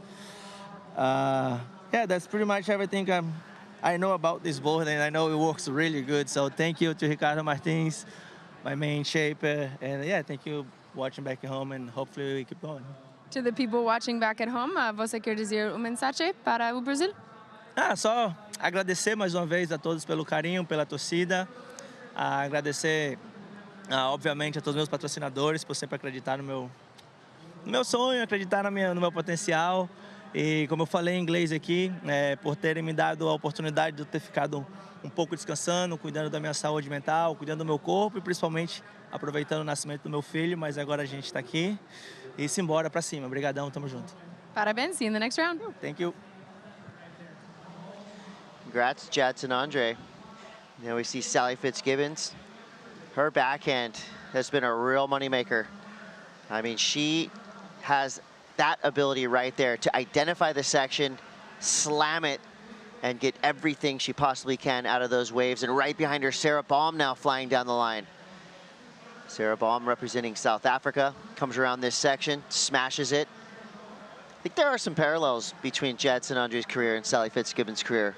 They both have been often on the tour. They're both absolute clutch performers, and they're both fan favorites, to say the least. I mean, they have legions of fans around the world. Oh, and you can tell why. That post-heat interview, such a lovable person. On a note on his quiver, you could tell in the sunlight, it's a completely carbon-wrapped surfboard. And he mentioned Ricardo Martin, who basically paved the way for a lot of the Brazilian Storm in regards to the design. That was Neko Paderets, and these guys were riding RMs. You'd always travel to Brazil and see him, and it's rad that Jadson is still loyal and keeping it homegrown with a magic board right there. Back-to-back waves here for Sally Fitz and Sarah Baum. Sally Fitz already sitting on that 6.5. It's going to be a solid number for Sarah. Her opening wave, she only waited about 9.5 minutes, but got active. Yeah, I mean, it didn't seem shaky on that one. Just touching on the equipment for Sarah Baum, she said that she's got some magic boards, sparrow shapes out of the Gold Coast of Australia, providing her equipment and just mentioning like just the right board for the kinds of conditions that they're going to see at Huntington. She's been here for a number of days, prepping, surfing every day, surfing no matter what the waves are like. Also down here supporting the South African crew from the longboarders to the shortboarders and the Challenger Series events. With how Sarah has started this heat, Rosie, she's got a 4.5 on the board. It's crazy because the heat's being 30, 35 minutes. That front chunk of them, you can spend a lot of time waiting for your first ride. Do you find like, there's different ways you can do it, obviously, but looking at how Sarah's executed a good ride, do you feel like that's a good way to start the heat? I mean, I think, you know, ordinarily that 4.5, you'd be like, okay, cool, that's a good start to the heat. But looking at the way that Sally has really initiated with the 7 and the 6.5, and then thinking about Ellie Harrison with the 5.5, you've got to be kind of eclipsing those numbers already. And I think, like we've seen, you have that flurry of action, and then it goes dead flat. Yeah. for just long periods of time. So that capitalizing on the opportunity early has been so crucial in these events. I'd like to see Sarah kind of step it up, find 2 waves in quick succession to kind of solidify her spot in this heat. Well, gosh, you look at Daniela Rosa, and she's really yet to get on the board. So you see the inertia of the top 2 riders are starting to get to that point where they're looking to close the heat down, where Daniela, she's looking to start the heat. But we have 18 minutes. We know that that's a really long amount of time here in Huntington. So, well, the wind has been on our side throughout most of the day, and it looks like that trend will continue. We're deep into it right now. It's 3:34 here in the afternoon, and take a little look back in time. Sally Fitzgibbons in 2024, all the way back to 2011, where she got a victory here. I mean, her resume is absolutely stacked. These are some of the biggest names in surfing.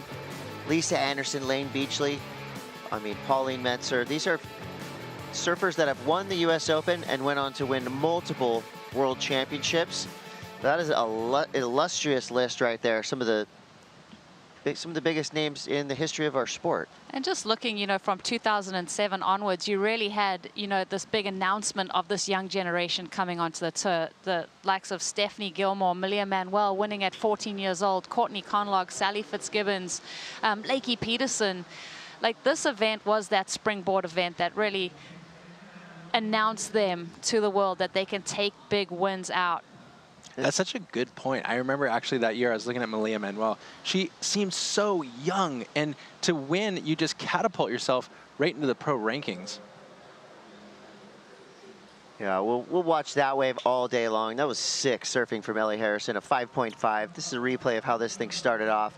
Sally Fitzgibbons, she's already got a 7 and a 6.50. This is the 7-point ride. That turn right there in the middle of this wave was probably where the bulk of the points came from. Super vertical, whippy, and quick.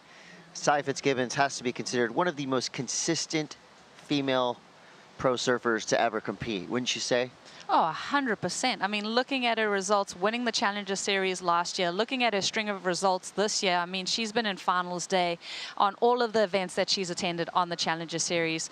Back when she entered the tour, she was consistent in the quarterfinals or better for years, and also had perfect attendance. I mean, she would suffer some pretty major injuries, thinking about a burst eardrum that she had in Fiji, and then didn't bow out of the event, decided to keep surfing, and won. So she's so tough. Duct taped her head and put a helmet on. Oh, insane. She has grit. Yeah. That's the spirit of Sally Fitzgibbons. And when you talk about the lineage and the amount of time she's been here, it makes me think of those times at Honolulu Bay. She's going against Steph Gilmore, then she's going against Tyler Wright, then she's going against Chris Moore. She's really put it against some of the greats of our sport, and she's still here. And I feel like she's even hit this extra gear. Now she's definitely incorporating a lot of aerial surfing to her competitive strategy, which is great to see. It's like, it's never too late to pick up new maneuvers and keep evolving yourself and your surfing. And that's probably why she's so engaged and inspired. Well, and right here was where she started her role to win the Challenger Series. And from the sound of the interviews that she had after her victory here, this must have been one of the most emotional wins of her entire career. You know, there were tears of joy.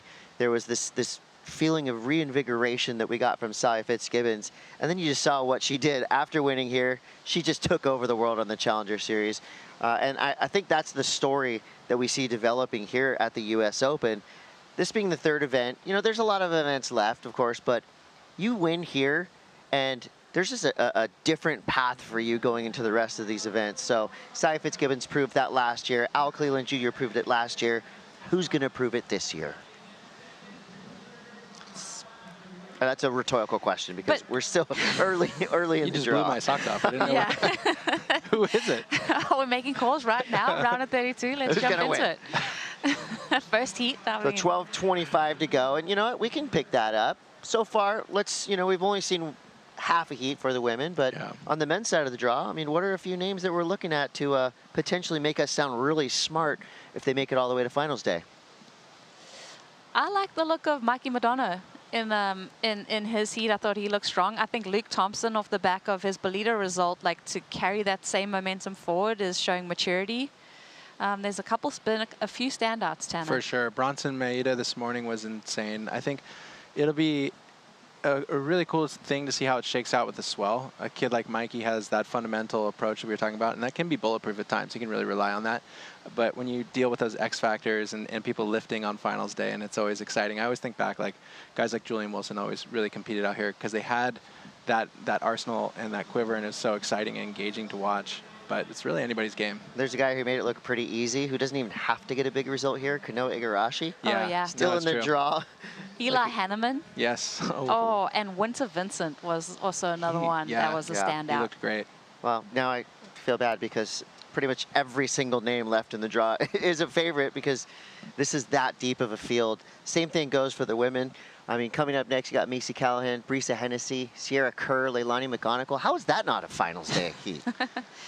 The depth of talent on the women's tour, like you said, you look at these round of 32 heats and you're like, well, that could be a final. That could be a final. That could be a final. Like, everyone is so stacked. And like I said, it's a matter of 100 points, really, that it comes down to when you think about the qualification picture for the women. It's that close. Yeah, it's a broken record, but a good type of broken record. We got 12 minutes, 42 seconds to go. Sally Fitzgibbons is in the lead for now, but a lot of time left in this heat. We're going to take a quick Bonsoy brew break, but we will be right back with more.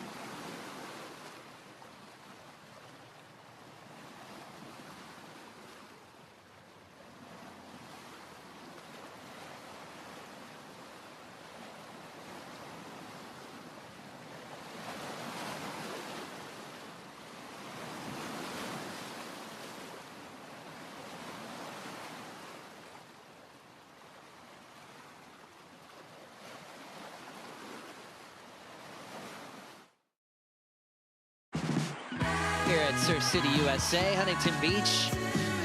The U.S. Open of Surfing is one of the most unique venues in all of professional surfing.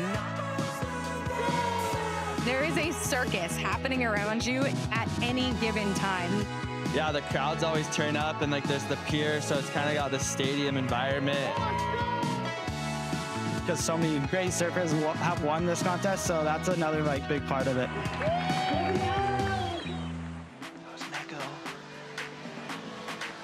We're back. It's the Lexus US Open of Surfing. It is a beautiful afternoon here, but don't let that beauty fool you. There's still some serious business to take care of. Sally Fitzgibbons is currently leading this round of 32 match with Ellie Harrison in second. Sarah Baum is in third. Daniela Rosas is in fourth.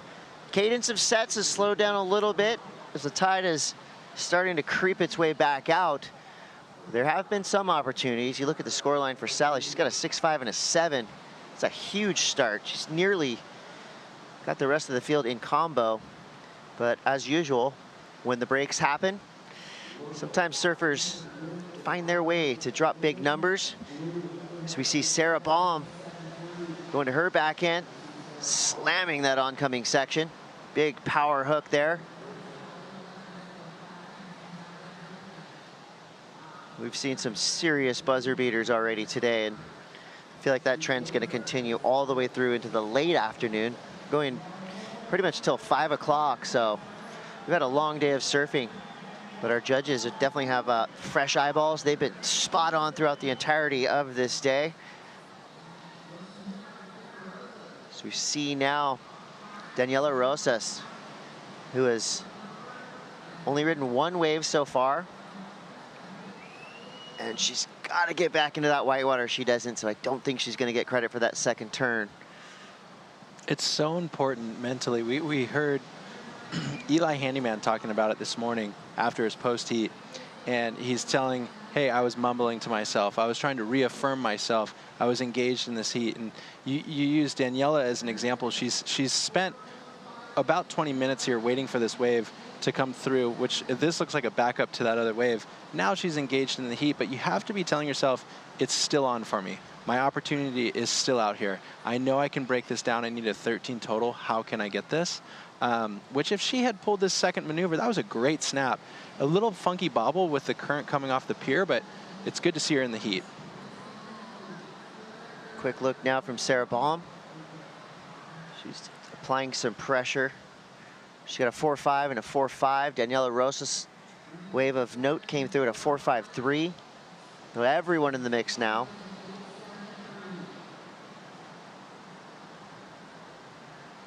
Wait for that last score for Sarah Baum. And we've been talking conditions. They've been real favorable all day long. So if you want to dig a little bit deeper, take a look at your Kraken conditions report.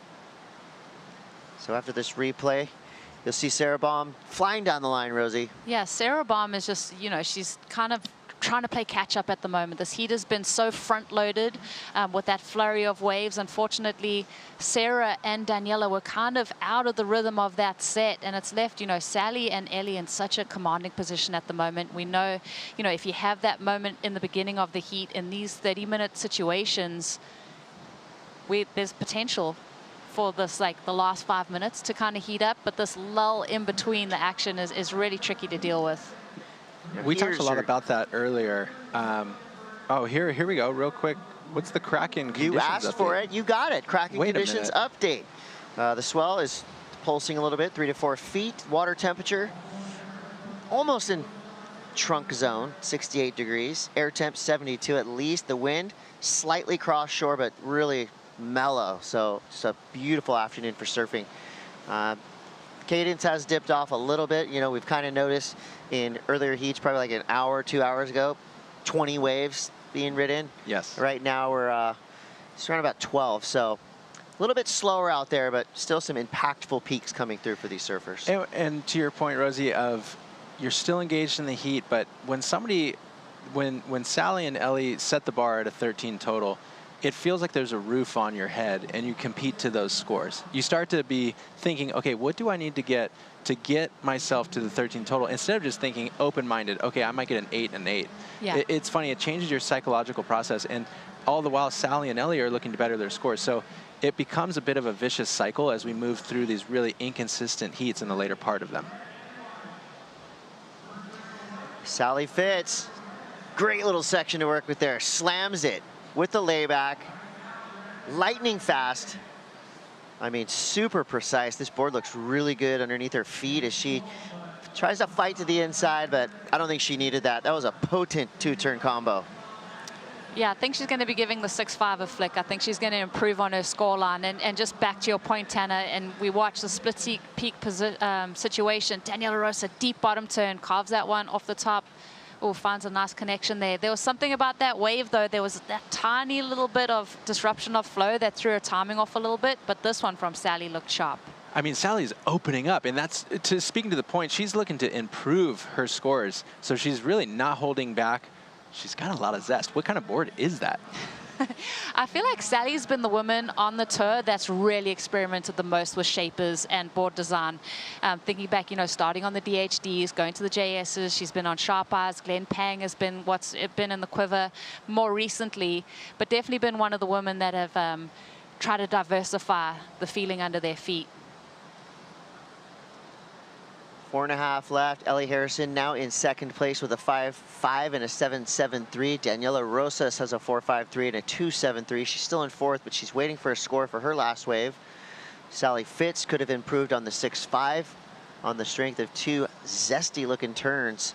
And I like that Sally's now probably feeling a little bit of freedom, right? So she can get creative with the maneuvers that she's picked. She has a deep bag of tricks, and I wouldn't be surprised if we see a big ol' Sally Fitz front three. That would be awesome. I would like that. Yeah, I'd like that little bit of progression. I'd like that from anyone. And it almost comes back to that conversation of that ceiling of the scoring that the women are surfing towards. And I think at this moment, you know, sometimes it's easier to surf for an 8 than it is for like a 3.5. Like where you're like, okay, this is my situation. Oh, the 5.83 comes through for Daniela. That puts in like a better conversation for that score. Looking for the 7.41, but I feel like in today's conditions, like I said, sometimes it's easier when you're surfing for a bigger number. I totally agree with that. Your perspective when you need an 8, when you need a 7, it's basically back to the wall, and you're going to throw your very best at the section. Sammy Pupo talked about it earlier today. He had one opportunity at the end of the heat, and he knew, I'm not even going to try to turn before this air section. I'm going to deliver on the big emphasis point. And it's true. It's funny. It shouldn't be that way where you're like, oh, I only need a 3, but then you're tight. You're tight over your board, and it's really hard to find that flow. Daniela, you mentioned the bobble in between the turns, and maybe she was feeling a little bit of that, but it's great she's got a 5.8 on the board, and she's taken what she needs and lowered it much more now to needing a 7.4. So now she can kind of relax a little bit and start to just open up if she gets that priority. You can see Ellie Harrison definitely not taking Daniela Rosas lightly. Ellie is in the priority position, so she's just going to tag along with wherever Daniela goes. Rosas right now would need a 7.41. It's a big number. That would have to be the second best wave of this heat. But she is a really strong and consistent surfer representing Peru, and she's most likely been in every type of contest scenario. You know, she's been competing for quite some time now, and still young and quickly rising through the ranks on the qualifying series and the Challenger Series. Strong backing, of course. Peru always fielding really good surfers in any division, in any contest they're in. So do not count her out. We know Ellie Harrison isn't.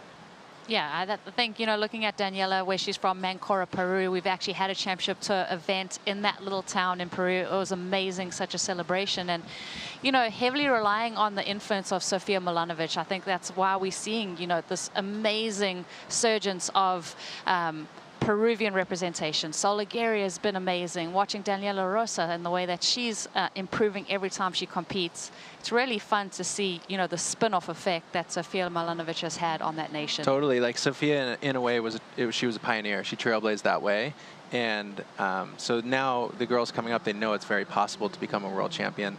And we talked a lot about that, like where you come from geographically in the world, you might unplug from a bit of the bigger surf industry when you're going home. So it's important to stay focused on your goal of qualifying, keep your head in the game, that you're really trying to level up over years of time so that you can become a world champion or get yourself to the tour.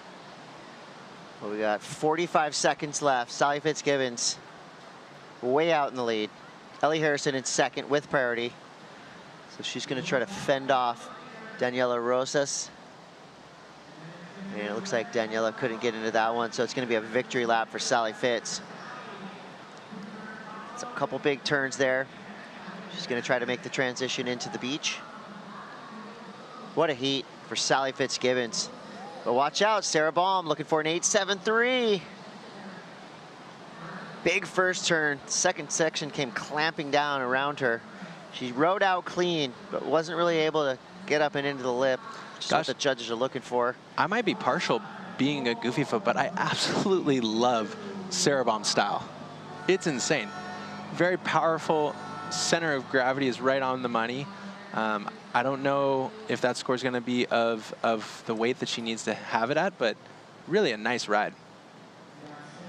I mean, that first maneuver was so high quality. It was just unfortunate she couldn't meet that section just a tad earlier, because I do feel like a two-turn combo like that has been well rewarded in previous heats. But I agree with you, just such a strong contender on the Challenger Series and such a talented surfer.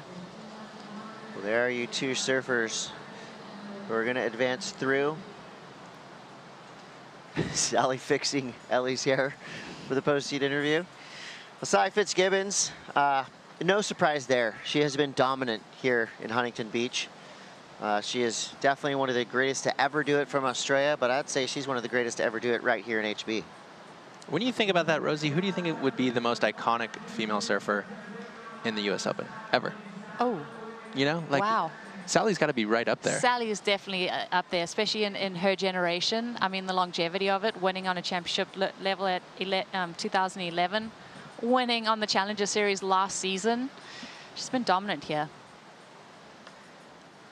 Well, she makes her way in. The results are locked. Sally Fitzgibbons gets the win. Ellie Harrison in second. We lose Daniela Rosas and Sarah Baum.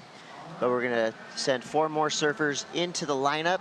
Couple more heats on the day, and they're all going to be awesome. We got Macy Callahan, Brisa Hennessy, Sierra Kerr, and Leilani McGonigal coming up next. Don't go anywhere. We'll be right back.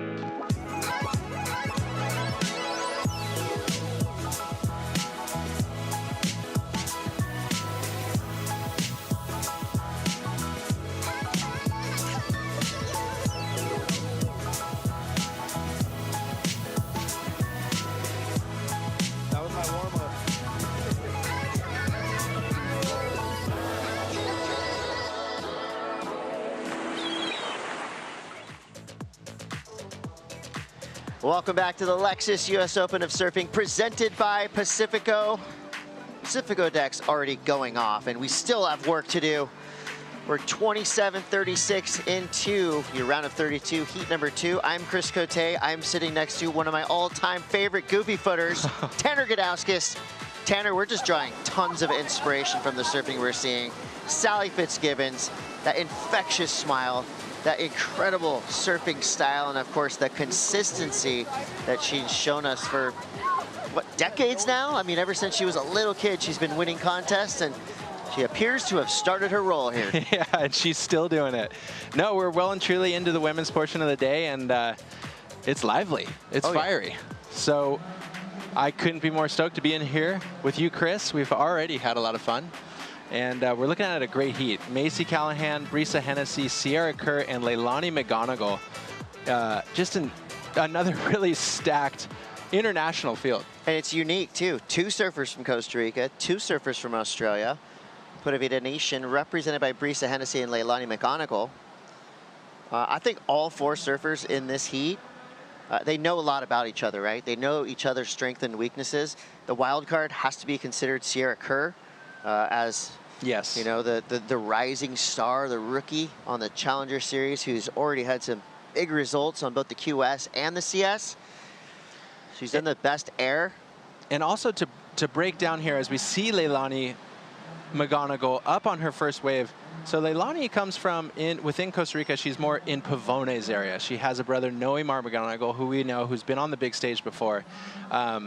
She's such a naturally talented surfer. She has such a great ability on her backside to maneuver and manufacture scores. All the while, you know, her frontside is well-tuned, being that she lives at Pavones. Really exciting surfer.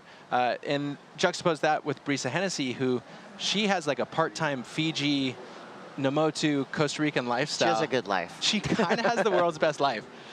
But yeah, no, this is a great heat. Well, you kind of break it down between these four surfers, right? Brisa Hennessy and Leilani, super powerful. Macy Callahan, I just think of her surfing and I just think of flow. She's got such a rad style. Sierra Kerr, explosive. She's basically skateboarding on the water. She already did a really good air yesterday. I hope we get to see the bottom of her board flying. She's just really fun to watch. Yeah, she really is so fun to watch. She was a part of that crew. You know, you could include Sky Brown, Katie Simmers, herself, Bella Kenworthy. They were a younger cropping of girls that were coming up. And Sierra, obviously with the tutelage from her dad, she seemed to spend a lot of time in Indonesia, at Chopu, and she started pushing herself in ways of consequence. She was filming a lot. She's making a lot of videos. So she's taken a bit of an unorthodox approach to where she is at now, which is really exciting because she then fuses all of that into these heats. This morning, like you're saying, Chris, or yesterday, I believe, massive air. It's just sick. It's refreshing. She's pushing all the surfers. You just kind of made me realize that Sierra Kerr, low-key, kind of followed in her dad's footsteps in more ways than one, right? So when she started off, she was skating and surfing and mainly just like filming video parts. From there, she started to just touch her toes into contests, doing smaller events here and there. Did some amateur stuff, but when she got on the QS and started doing the Pro Juniors, you saw right there, quickly won a World Junior Championship. From there, launched straight onto the qualifying series. Now we're seeing her at the CS level. It's literally going to be this year or next year where she will be competing on the championship tour. She's that good. Her consistency's coming up. She's got a great head on her shoulders, and we've seen her really just start to figure things out, right? Bringing that free surfing element into her competition mode surfing. I feel like it's destiny. It is destiny, but at the same time, that's the beauty of the Challenger Series. Nothing is guaranteed. She really does have to earn it every venue, right? Like in this heat specifically, like she's coming up against some veteran knowledge. Like Macy Callahan is a great surfer. She knows exactly how to compete. Like if she gets one of these rights that we saw Sally open up on, she's gonna be very hard to compete with. So it is funny. We're all fans, right? Like we know the profile of Sierra Kerr. We know that she's just so fun to watch, but that's why this competitive format is so beautiful, because it doesn't favor anybody specifically. You really do have to earn your spot on the World Tour. Well, 22:45 to go. A little quiet out here in the lineup. So as we have been talking about, Sierra Kerr went off yesterday. One of the highest total heat scores, and definitely the highest air done on the women's side of the draw. She went out there, and you can see it, just telegraphing down the line. She sees the section, boom. No worries. That's light work for Sierra Kerr. It's light work, but also too, a little bit of context on the day yesterday. It was so small, and that move was so electrifying. It was eye-catching because it was really outside of the box. I feel like yesterday had a bit of that monotony, and for her to just level up and over it, it really proves that she has that deep bag of tricks. And she got into the top 5 in the 805 post show, so if you've done that, you've done something pretty special. I'm excited to watch the post show. We're not quite there yet. We got a couple more heats to go, but there's going to be some really cool highlights, and I really like to see everything wrapped up in a package like that. 21:50 to go. Leilani McGonigal, 0.87, only wave ridden, but she's in the lead for now. And while we wait for the next wave to come through, let's go down to the glass. We got AJ McCord with the one and only Sally Fitzgibbons. The one and only indeed, defending event champ here from Huntington Beach. And Sally, I told you, I got flashbacks as you ran up the beach just now, because it's the same smile, it's the same energy. Last year, the event winner here at a place that means so much to you. How's it feel to be back? Yeah, I guess it's the same, because definitely me. I'm like, I don't know, I just always love showing up for this. And you paddle out there with this higher tide, and it's still like the thrill of the unknown. You're like, how am I going to get myself on, that moment or that wave? And just the unknown of that and the excitement is like, yeah, you just get your froth on, and wouldn't want to be anywhere else. And then just running through that crowd, like so much good energy stored up from last year, and just appreciating that, and know I'm here to make new memories. But it's always nice to reignite that feeling again. So take me from the unknown to the known. How did you figure it out in that heat, your points of difference? Be cool, be calm. I guess these heats are stacked. So I know 30 minutes is a long time, especially on beach breaks. So it's either like attacking like my scoreline or I guess attacking my opponents. And yeah, just kind of trying to like shake it up in the lineup and keep them guessing, and for myself, trying to utilize all my tools, like the things we work on in training. You go to sleep like dreaming of the moment of doing that under pressure. So the more times you put the jersey on and have a go at it, you know, it could be that time that, you know, you lean on that tool you've been working on for, you know, a good 10 years or something. What's the tool that you're most excited about showcasing here at Huntington? For me, HB, it always ignites like progression, especially on the air side, is something like, you know, you can do them in training and get 30 attempts, but, you know, in your heat, you get maybe 1 or 2 tries. So, yeah, trying to find that section in amongst, you know, the right timing of having some scores as well. So, yeah, I'd love to lean on the progression here at Huntington, and but, yeah, it's all... you got to put it in its box and do the scenario. So I can't wait to meet my next one. I don't know what it's going to be, but I'm super psyched for it. You get the chance for the next one. Congratulations. Oh, adrenaline's high. Talking too fast. So thanks, everyone. Thanks for waking up at home. It's breakfast time. So hey, Mom. Hey, everyone back home. Love you heaps. We love you heaps too, Sally. I mean, there's a reason why she is one of the most popular surfers in the world. It's that infectious energy that she carries with her in and out of the water. Win or lose, Sally Fitzgibbons is the ultimate ambassador for the sport of surfing. Well, you think about it in the post-heat interviews, we've seen a little gamut of emotions, right? But I don't think we've seen somebody at that peaking froth level that Sally just presented. That was definitely infectious, like you said.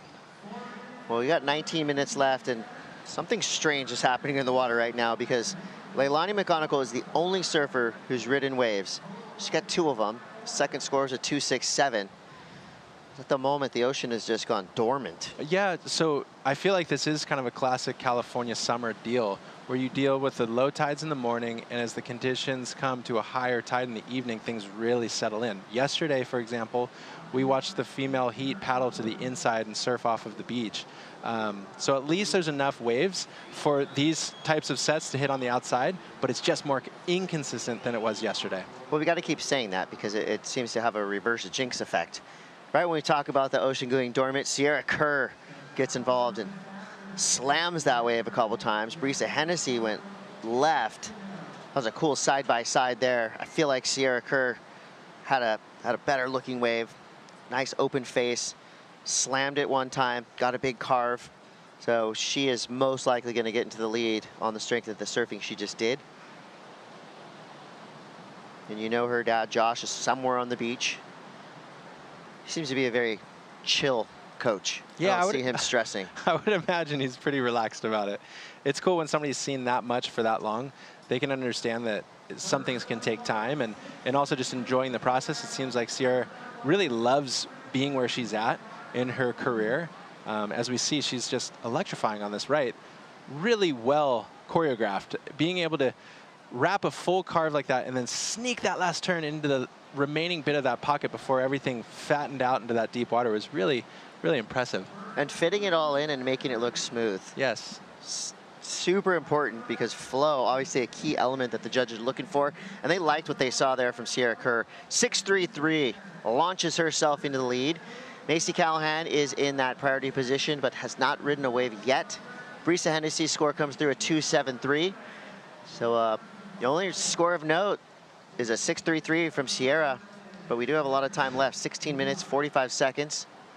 So, Chris, here's what's tricky. We're seeing Macy Callahan sit with priority, but when you deal with a peaky beach break, so priority being used like that primarily means you know exactly where the best wave of the heat is going to come because now you have the priority and you're waiting for it.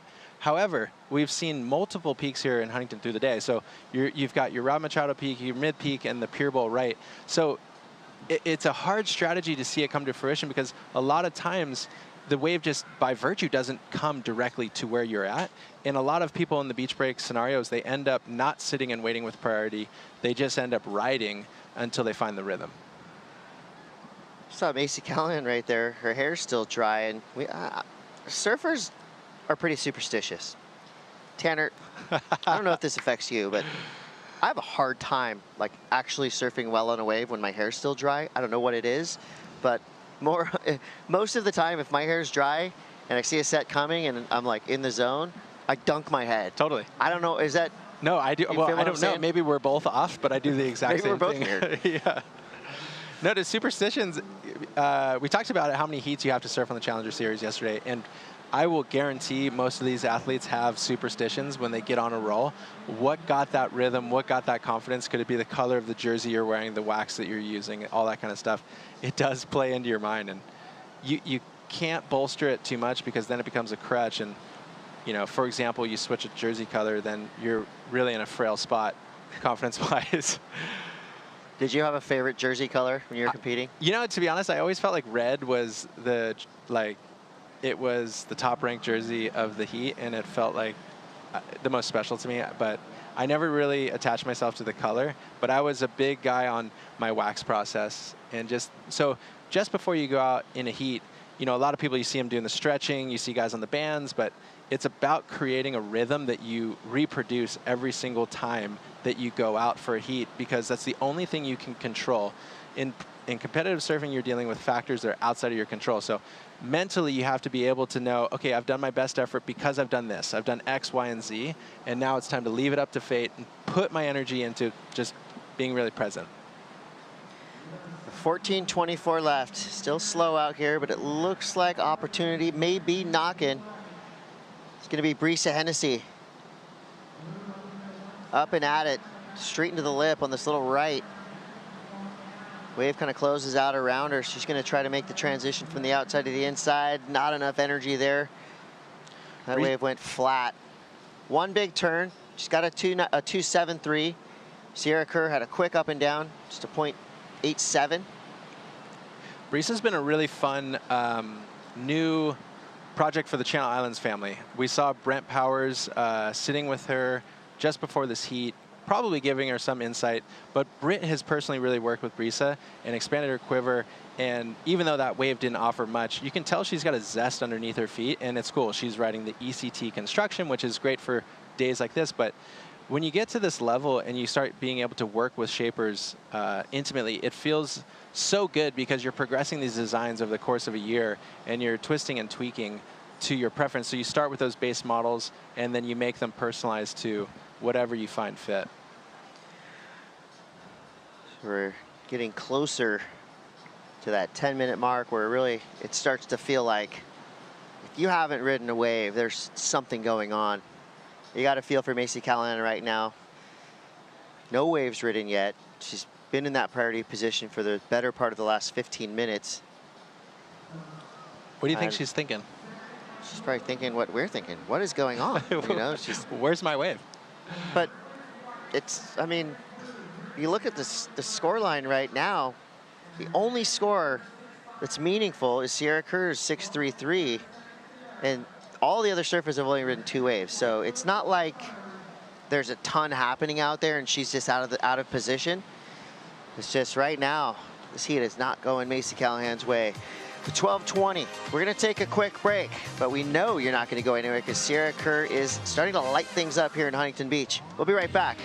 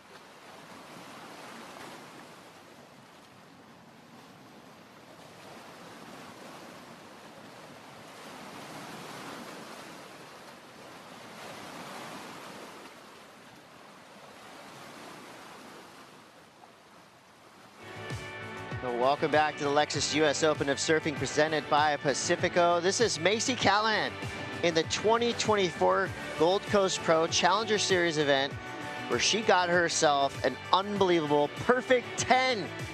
And with that 10 comes a bunch of cool stuff from Yeti. Coolers, cups, mugs, all sorts of rad stuff. I watched this in real time, and I was legitimately so blown away.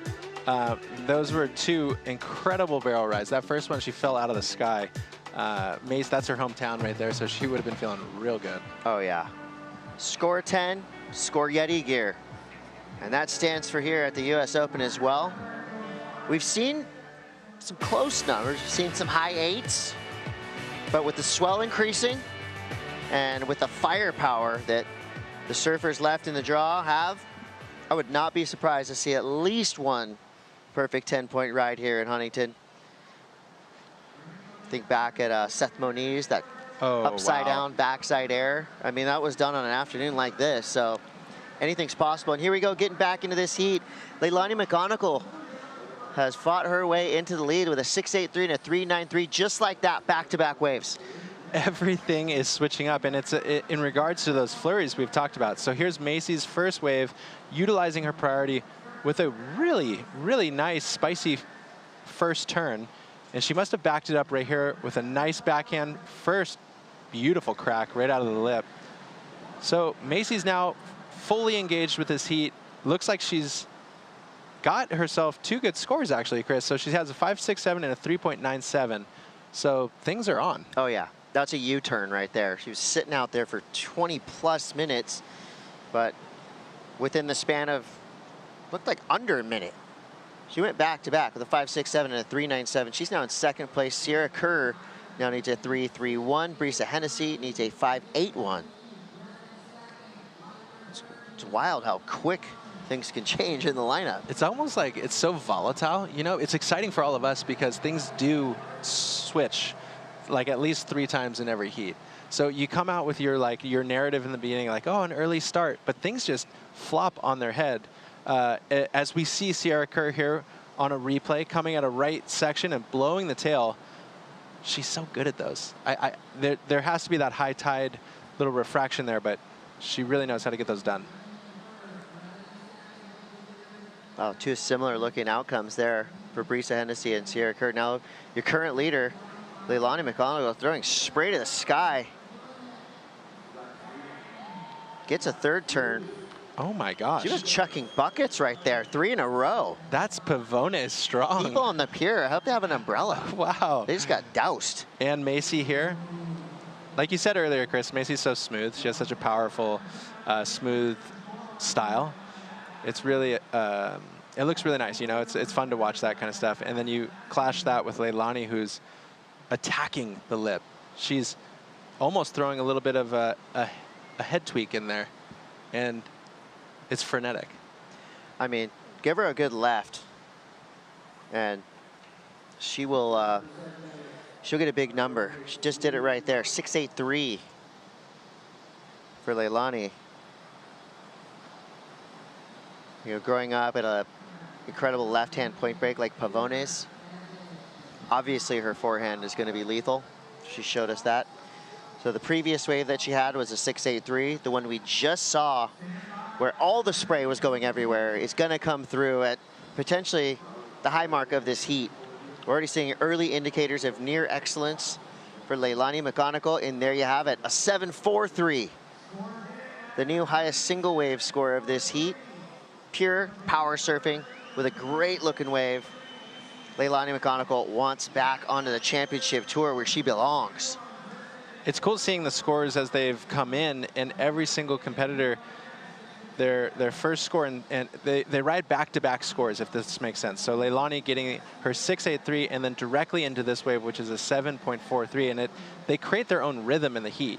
It's a one-step, two-step, and you have to wonder, she's at a 14.26 total, that it feels at this point, going into 5 minutes left, it feels kind of like a lock, right, Chris? Like, it's an inconsistent day. Having that high of a heat total feels pretty good to go. Yeah, I mean, you look at what the rest of the field has. 9.64 total, 7.20 total for Sierra Kerr. She's had kind of 2 mistakes in a row, 0.87 and a 0.87. Definitely want to delete those numbers out of your score line. Brisa Hennessy, she's hanging in there with a 3.83, but a 2.73 is not going to help you out in this situation. She needs a 5.81. The good news for Brisa is she does have priority, and we know, we've seen it. I mean, when Brisa, who is probably one of the happiest, sweetest people in the world, when she puts a little urgency, maybe gets a little bit angry, big things can happen. I loved watching her at Chopu in Tahiti with Tereva David, and they had their formula dialed, and she was grunty. She had that hunger to get over the ledge on some real gnarly big ones. But yeah, she is really, actually, truly a rainbow of a person. I saw her in the competitor area just earlier, and just sweet as pie. So it's funny seeing how she competes. She gets the dog mentality. So, Chris, 4 minutes left. We've had already a really eventful heat. Sierra Kerr is sitting with that 6.3. How do you think she's feeling going into these remaining minutes? I think she wants a ramp. Looking for a launch. Yeah, she's one of the best aerialists, if the not best aerialist in the entirety of the Women's Challenger Series field. And she almost has that, in case of emergency, break glass type of air game. As you see, coming up from underneath, a late hit for Macy Callahan, but she made a difficult section look pretty easy right there. That was cool. Yeah, that was cool. That was a unique little spice on a traditional move. Kept the flow out of this hit and pronounced that really beautifully. That's hard. That is hard. That is really hard to do. She made it look super clean. 3 minutes, 30 seconds left. She might be getting rid of a 3.97. If that's the case, Sierra Kerr's number will go up. Here we go. Can Sierra Kerr do it? Well, she didn't like the looks of that wave. That showed some maturity right there. Yes. You know, just to have the presence of mind, not only not to go on that wave, but not even to paddle for it, because our priority judges are right on top of the action. If she would have even kind of moved that shoulder a little bit and maybe had one more look at that wave, she could have had priority stripped, but she's in a good spot right now in second priority. The number's going to come through for Macy Callahan. She will improve. You know what it makes me think of is our last heat with Rosie, where she talks about sometimes getting the 3-point ride or the 4-point ride is almost harder than getting the 8-point ride. So thinking about Sierra, like, she's that perfect example. She has all the ability to throw that massive air at these sections, yet she only needs a 4.17 to turn this heat. So it'll be interesting to see what happens as it unfolds, but I'm really hopeful that at least she just gets the opportunity to put something on the board. This is like, you know, when you see the meme of all the numbers and the math and everything coming along, and the person's trying to decipher what's happening. That's what's going on in this heat. Time is starting to wind down quickly. Sierra Kerr is in second priority, needing a decent score, right? A 4.17, not an easy number to get. Everything right now is starting to look like we're going into a funnel, right? Yes. Intensity is gonna rise. You're gonna see all these surfers come right together. Macy's definitely going to try to block Sierra Kerr, but Macy's in the fourth priority spot. So she can't do much. Inside of 2 minutes now. Can Sierra Kerr do it? She needs a 4.17. And don't count out Brisa Hennessy. She needs a 6.67, which is a big number, but she has that priority, so she can take off on any wave she wants for the next minute and 40 seconds. And we've seen Brisa, with her scores, they've really realistically been on one-turn waves. So if she's able to open up and do 2 of those, now you're looking at the 6.67, very, very feasible here. It'll just be a matter of time. Like, logistically, we've inconsistent, high tide. Everybody's paddling up and back on the beach, but maybe a little ripple coming right here. Is this a right-hand wedge? For Brisa Hennessy, it is. Here we go. Deep bottom turn, cracks it, almost falls, somehow fits in a second turn. Oh my goodness. Looking for a 6.67. First turn was pretty vital. There was a little break in the flow, but she is gonna make the inside section. Yes. And she gets a 2-for-1 in the shore break. Whoa, what? I did not see that coming. That was mental. That first turn had a ton of spice on it. Be curious how that pans out, but great effort by Brisa Hennessy there. Wow, perfect time to use her priority. 37 seconds left. Now Sierra Kerr is out the back with priority. can see her motioning towards something. 25 seconds. Gosh. She's got to go here. She's just got to hope for something. You can feel the desperation here. Looking for a 417. I mean, even that, what a great competitor. See her come up, not losing her composition. She's not given much opportunity on that wave, but she stays on the board. She even shows that body language, right? Like, even for that, she's not giving us any inch whether or not she thinks she got it or not. She's just saying, hey, ride is done. I did my work. Oh, we got to listen in right here. A couple scores have dropped. Oh, yes. Brisa.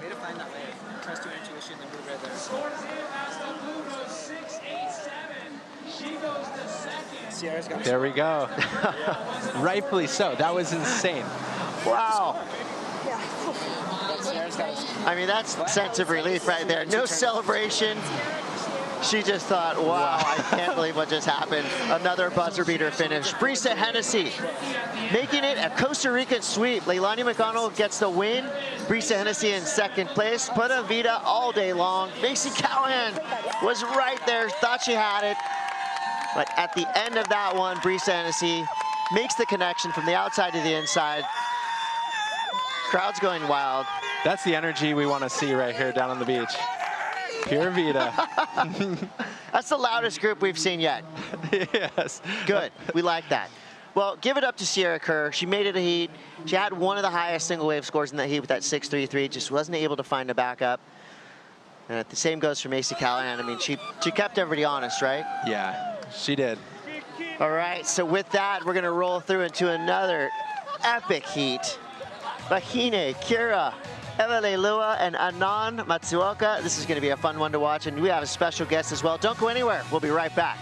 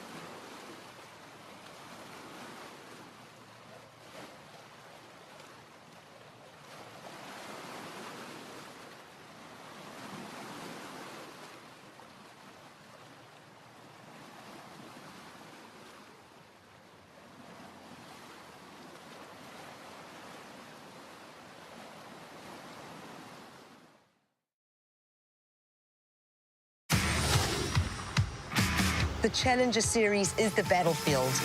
Right for me. Surfing brings me to all these places and connects us all. We're good friends, but competing is competing. Every heat is a fight for everyone's lives. She has been smashed on those rocks. The stakes are higher, the pressure's higher. The more we get heat, the more we stand up.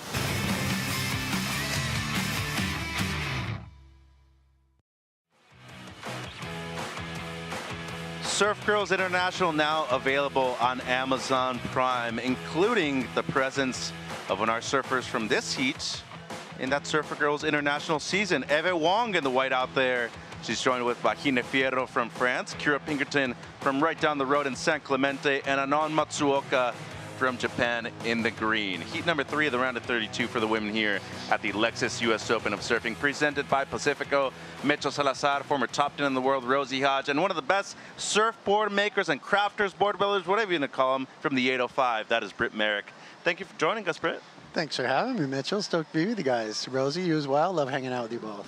Yeah, you got 2 surfers out of that last heat through that round, and a big one for yourself as we look at Kira Pinkerton now. Surfer you know very well, Rosie, part of the San Clemente Board Riders Club as well. And Kira, a former World Junior Champ. She's actually won a QS event back here in the past, the Jack Surfboards Pro. Leilani McGonigal, Brisa Hennessy moving through, a buzzer beater for Brisa. Meanwhile, Kira, well, she did win the regional QS, Rosie, once again winning the Jax Pro last year. Yeah, Kira is a phenomenal surfer. Just her strength and her power in her approach, as well as the style. And just thinking about her success here at Huntington, they used to run a junior event in conjunction with a qualifying series event, and she was a champion at this break. Yeah, and you got 2 surfers out there yourself, Britt, riding Channel Island surfboards. Vahine, former Championship Tour surfer. She's actually going to be competing next year once again on the CT. But Eve Wong out of Mililani, Hawaii, longtime CI team rider now. Yeah, Eve's great. She's so much fun. She's got such good energy, so low-key, but low-key bubbly as well. And she's ready for it. She's hungry and she's battling. And it was interesting to watch the difference in her and Vahine's sort of pre-heat routines. Vahine was real intense. She was down on the beach like 20 minutes before her heat, jumping jacks, the whole thing. Eve was kind of the last to get her jersey, and she was making jokes with her coach on the beach, and I was kind of like, Eve, maybe you should watch the waves a little bit, but she wasn't having it. She's just keeping it lighthearted, and Vahine was real intense, so it'll be interesting to see how that unfolds in this heat. Kind of describes who they are personally, right, too, Rose? Well, also their camps and who they've chosen to work with. I know that the French Federation of Surfing has been so invested in the surfers' performance here. We've got Jeremy Flores, Jean Duroux, Pauline Adu, all spending time with their athletes and really prepping them for these big matchups. Doug Silva is in the corner of Eve, and that's a cool kind of relationship that's taking shape. So here goes Vahine now. She does have unconditional right away with that top priority into the lip once. And the surfer out of Joaquine, great combo right there. That should be a solid score already with the 2 maneuvers on the outside. She's gonna make her way through to the shore break though. Might be able to fit in one more. She will. Even blows the tail out. Actually gonna get a 2-for-1 right there, Britt. So a great wave to start things for Vahine. And then Eve right behind her. So the 2 CEI team riders starting off well out there, Britt. Yeah, let's go. I like what I see there. Vahine went in attack mode. That looked great. She's riding a CI Pro in this heat, which is a pretty curvy board for, soft Huntington. Yep. Her backup board is a 2 Happy, but she opted for the CI Pro. Here we have Matsuoka now on the forehand. Wow. That was pretty radical herself, too. 24:20 on the clock. What's Vahine riding at the moment? Vahine is on a 5.7.5 CI Pro, and then Eve is on the 2-point Pro. Oh, okay. Yeah, so My mistake. Yeah. So she's opting for a little less rocker, and Eve is also on the ECT, the Eco Carbon Tech. Seems to be the standard so far today. Pinkerton has the 5.5 waiting on this score now. Rosie going right, Kira. Wow, just such a hammer into the pocket of that wave, backs it up with that carving maneuver and finishes it off strong. We've noticed today, in the rhythm that we're seeing on these right-handers, getting that 3-turn combo has been so well rewarded, and now battling that outside trough to make it through to the inside and send that one home. Really good ride there from Kira. And then Britt, Eve on the outside. Eve with a good first turn, a little hit on the second one, and I don't think this one makes a connection. Still some good work done on the outside. Jim, by the way, Kira's dad was a former national champion out here at the south side of the pier. Vahine's last though, Rosie, maybe the best of the heat so far. Just that last maneuver was so impactful. I mean, she's finishing it off and the spray's only just hitting the horizon, and even making this connection is so impressive. Finding this pier bowl, she wants it so badly, and this one bowls up for her so nicely as she hammers it again. So 3 turns for Vahine. Finds a little tag on that section right there. Best of the heat, I have to say. I mean, we might have to say we'll wait for that score of Kira as we look at Anon. She almost seems like she's getting a little bit too ahead of herself when you look at the direction that her head is facing. Instead of concentrating on coming out of that maneuver that she's doing, she's looking down the line, and I think that's one thing, to just stay over the stringer and stay engaged with the maneuvers as they happen. It's a good call, Rosie. 22:30 on the clock. Pinkerton with a strong and early lead. Looking at Matsuoka, though, number 2 in the women's QS rankings in the Asia region. in a tough region too. Quality waves over there though. They do surf a lot of Australasia Pacific region too. Nias, Krui, among those. 817, 5.5 for the heat leader though. Kira Pinkerton with a strong lead early on. Vahine Fierro, that score comes through nearly excellent, Britt. A 7.77. Now winning on just a couple of small scores, which seems to be the indication for both Wong and Matsuoka. You been to Joaquina so far, Britt? Oh boy, that's a point of contention between me and Vahine, because she's been trying to get myself and my family to go for years, and I don't know why I haven't made it. I mean, I can't say anything about the waves, but what I know really makes me want to go, and the waves are breaking in the right direction for me. And every year I promise her, this is the year I'm coming, and I don't know why I haven't made it. And you know, her family basically runs the island, so I'm going to be so well taken care of. I can't wait to get there, though. And the last of Wong, a 4.83. She's up into third place. Now needing close to a 3-point ride.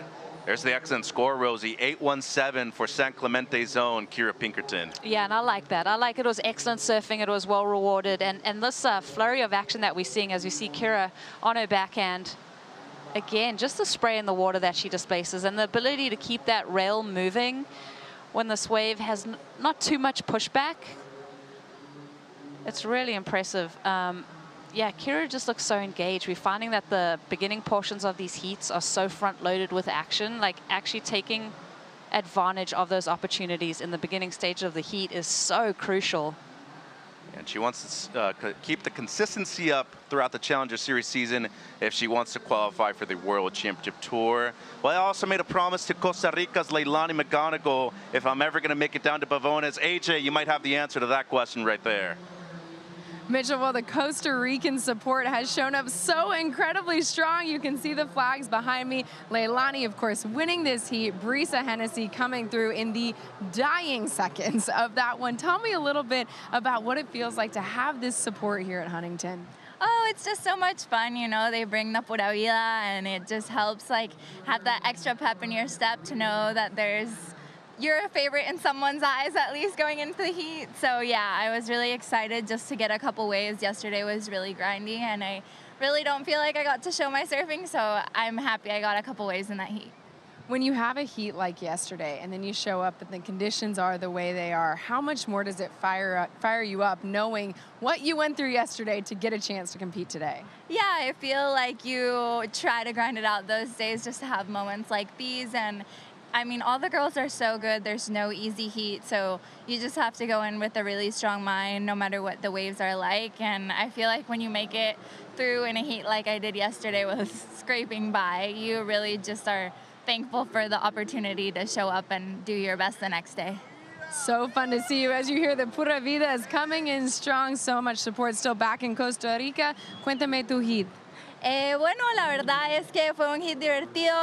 Al comienzo estuvimos esperando olas mucho tiempo, pero al final ya tuvimos un par de sets y estaba feliz de agarrar un par de olas y hacer unas maniobras, y no, feliz de pasar con Brisa también porque las dos somos chicas y tenemos un apoyo super tuanis aquí en la playa, entonces pura vida todos en casa y aquí apoyándonos. Gracias.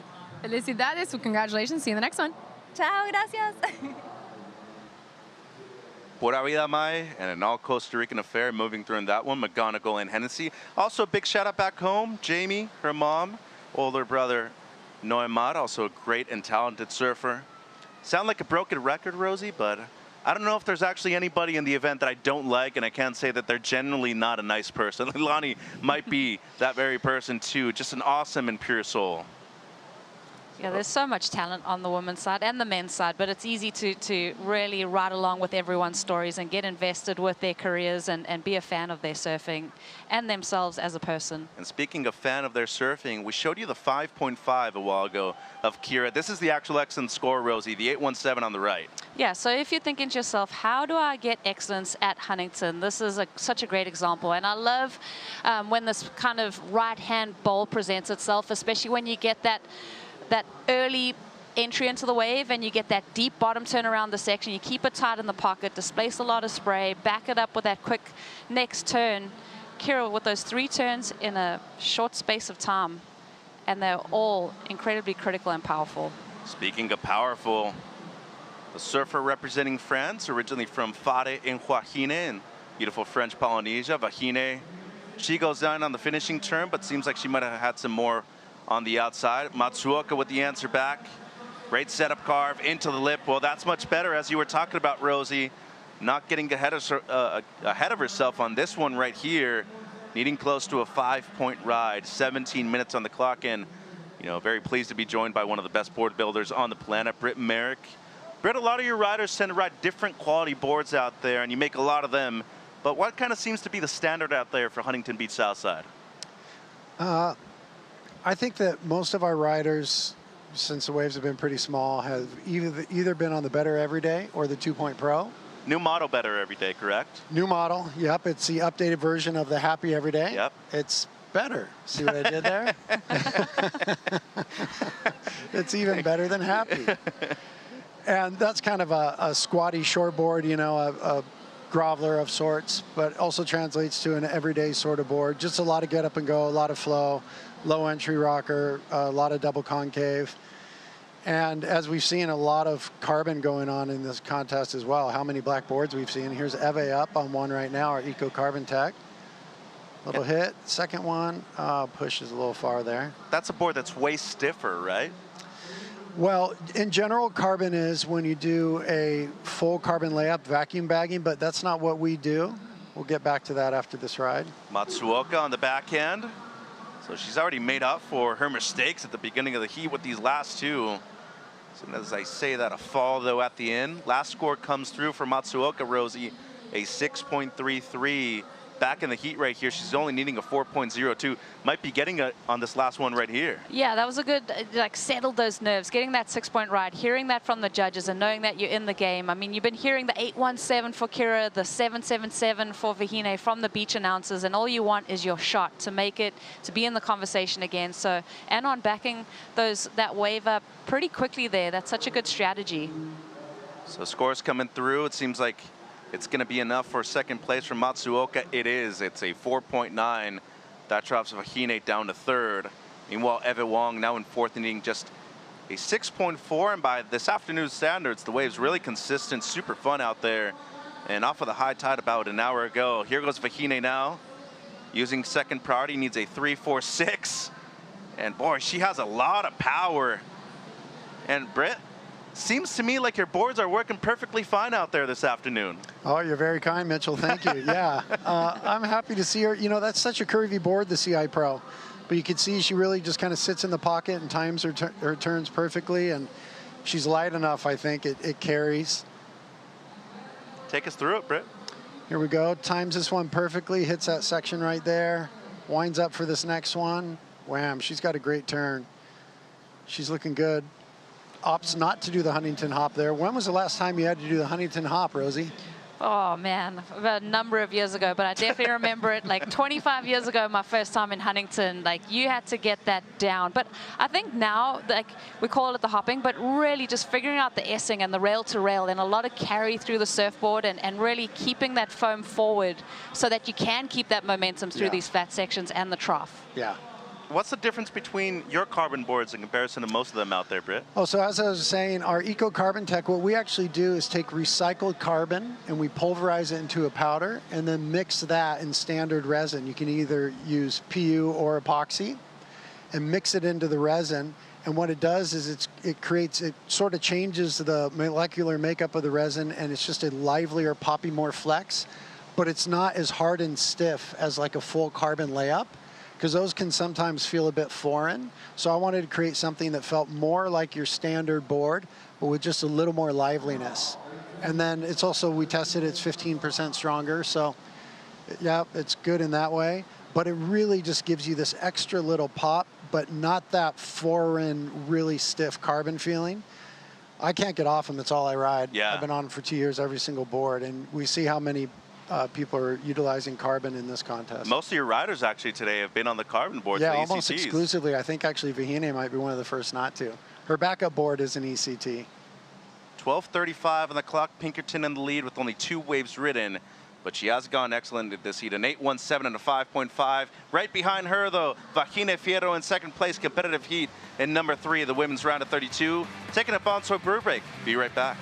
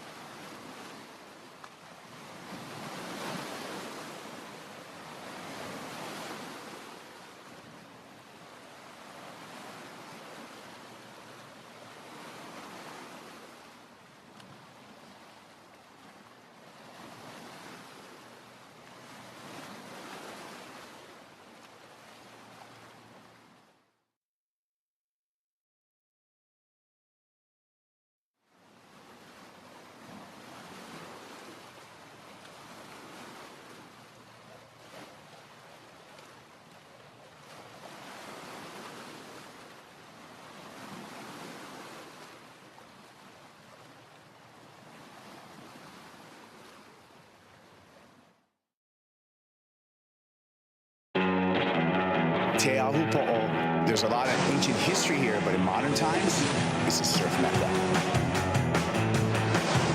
Deep on this one. Oh, big barrel. Caroline Marks drops into this one. There we go with Tyler Wright. Oh, Yago with priority. Big steep drop. Pulls up double arm drag.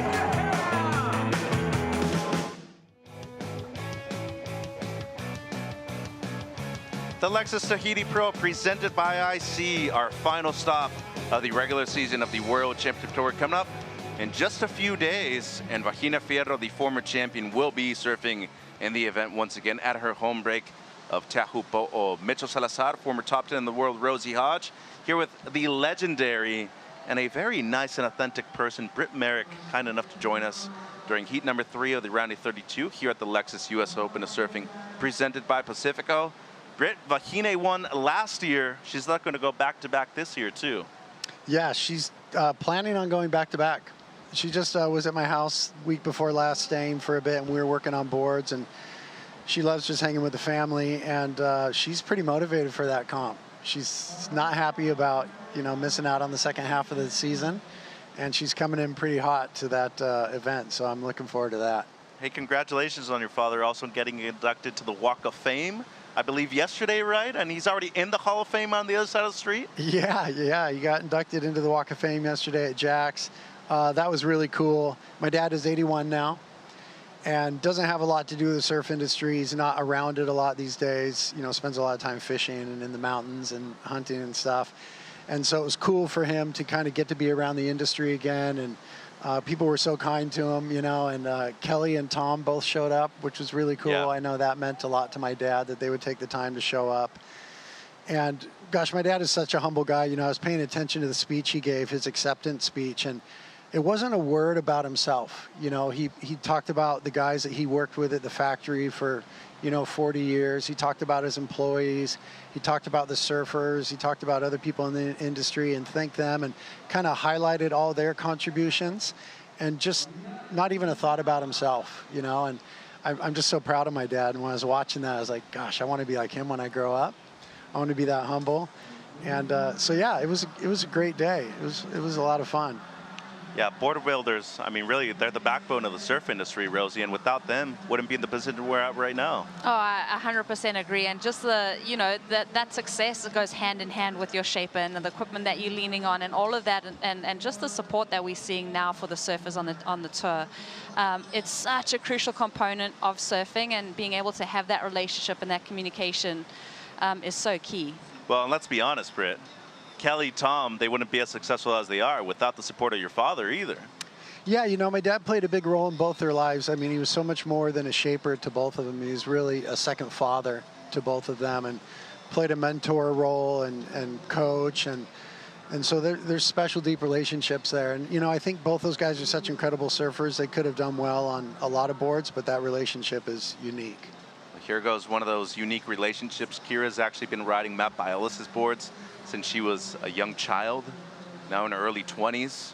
Really cool to see that bond, and you know, that strength that you mentioned. There's a lot of relationships that maintain themselves over the course of decades within the surf industry.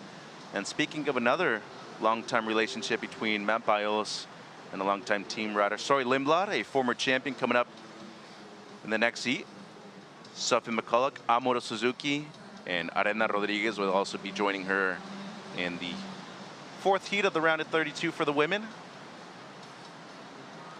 Pinkerton still in the lead, Fierro in 2nd. Matsuoka, well, she's tried, Rosie, still in 3rd place, now needing a hard mark for her in this heat of 7.32. And Eve, you know, despite the good start with the 4.83, now needing close to a 9-point ride here with 6 minutes only left on the clock. Positive thing for Eve, she's got that priority, but just thinking about Anon, I mean, she did such a good answer back, getting herself into that 2nd place position, but Vahine keeping her composure and backing her scoreline with the 5.87 and taking that 2nd place position back. It's really been a back and forth, and as we watch this heat go through the motions, you just see how important that first exchange was for both Kira and Vahine. Hey, Britt. You're 53, which is unbelievable with the way you look right now. You do not look 53 at all. But what was your first memory here of the Lexus US Open of Surfing? I believe it was the OP Pro back in that day. Yeah, it was. It was the OP Pro. And my dad used to bring the whole family down every year for it. And I think my earliest memories were coming down with Tom.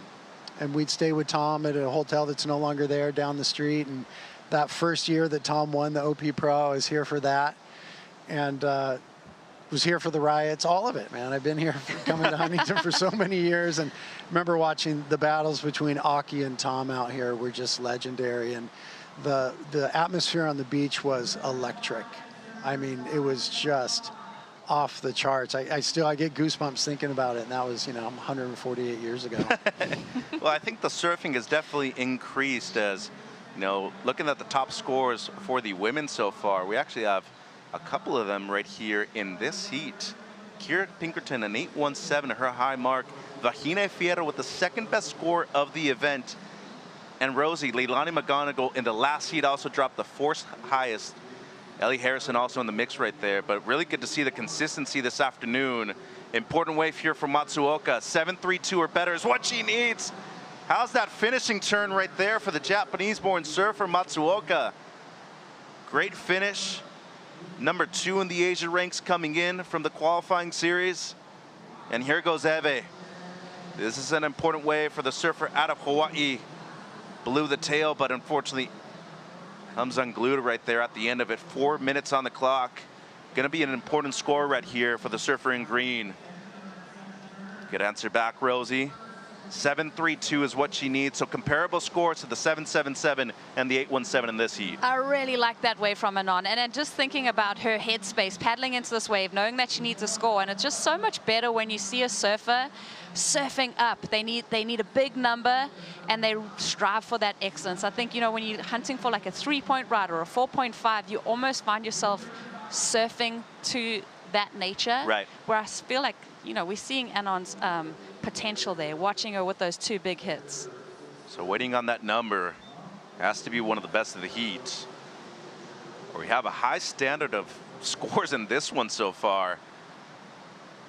And Fierro with priority. She might be needing a score to answer back. And she's paddling into this one. She's up. So still waiting on the number for Matsuoka. And Vahine comes around the corner, tags it once. She fits one more in. But that's not going to change her situation whatsoever. So going to be waiting on a number right here, and an important one. And at this point, Britt, what are you doing right here if you're Vahine? You looking for a right? You're looking for a left closer towards the middle peak? You've been here many times yourself. Yeah, if I was Vahine, this wave didn't really pan out for her, a little behind the section, and never quite got around it, and got a little soft on her. She didn't really ride out of the turn. So being at the bottom of the priority right now with just a couple of minutes left, I'd just hug that pier and look for one of those rights. Her backhand is lethal. Unreal. And, we saw the way that she surfed in Burley on her backhand. Yep. She could get one of these little right pier bowls, and it could be sort of Burley-esque there. But we're still waiting for the score to drop from Anon. You know where I was really impressed with her? In Abu Dhabi. She had a sick fade into the barrel going right, especially. And she's evolved, former world junior champion. We actually have 2 of them in the water right now, Pinkerton and Vahine. And judges making a decision. It is not enough for Matsuoka, just under the requirement. It's a 7.23, now needs a 6.42, Rosie. I mean, she threw everything at that wave. She's got to be incredibly proud of herself, but you can tell as she's hearing that number, digesting it from the judges, looking back and just recognizing she's got to be doing just a little bit more. She's only looking to improve on that, get that 6.42. She's in that 3rd priority, coming down to 90 seconds, so it's a tough situation to be in. Tight heat between the first 3 spots in this one, Britt. 13.67, 13.64. I mean, Pinkerton and Fierro basically tied, and Matsuoka just behind the 2. Wow, this has got to be one of the highest scoring heats of the day, huh? Yep, absolutely. This is impressive surfing.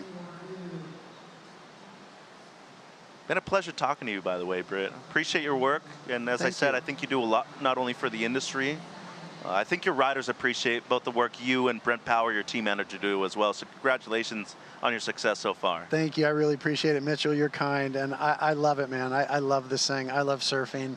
I love the community, and I especially love the surfers. You know, my dad taught me that the job of the shaper is to make surfers' dreams come true. It's not about my dreams. It's not about what I'm doing. It's about their dreams and what they can do. So, and that, you know, develops special bonds. And I think we all feel that sort of love when we're at these events. And everyone's so positive. You know, everyone's cheering for each other here. And I'm really honored to be a part of it. So thanks for having me. Appreciate you guys. Yeah, it's so true. It is such a great community that we have on hand, and there's a lot of sacrifice. I know Brett and Brent, you guys spend a lot of time away from the family. You spend a lot of time in the shaping bay, making the boards, and I mean, all of that is appreciated by the athletes, and that hard work paying off here. Watching Vahine's success, and Eve is just absolutely ripping too. So the heat leader, Pinkerton, uses priority right here, and she is just on a tear in this heat. Looking to improve on a 5.5, and the buzzer sounds. She's going to be moving through into the next round and doing so in stellar fashion as well. Still riding through to the inside, and Kira's on one at the moment. She's going to be extending her lead right there, and maybe having one of the high C totals of the event in the process too. So she's going to be taking away the win. She's going to make things official with the number once it comes through. Moving through into the next round as well in second place, Vahine Fierro. We're also going to be seeing her compete at home in Tahiti at the last stop of the regular season event in just under a week's time. So score coming through for Pinkerton, it's a 6.47, extends her lead. It'll be Pinkerton and Fierro moving through. Britt Merrick, thank you very much. Congratulations on your success, and best of luck with your team riders rest of the event. Thank you. Appreciate you guys so much. Official results on screen. Pinkerton, Fierro, Matsuoka, close third place, and Eva Wong in fourth. You can watch Surfer Girls on Amazon Prime, the new season international out right now. Britt Merrick, thank you very much. Rosie, we'll be seeing you on the 8:05 post show. And guess what, guys? One more heat to go. Former champion Sori Lindblad about to hit the water once we return to the Lexus US Open of Surfing, presented by Pacifico.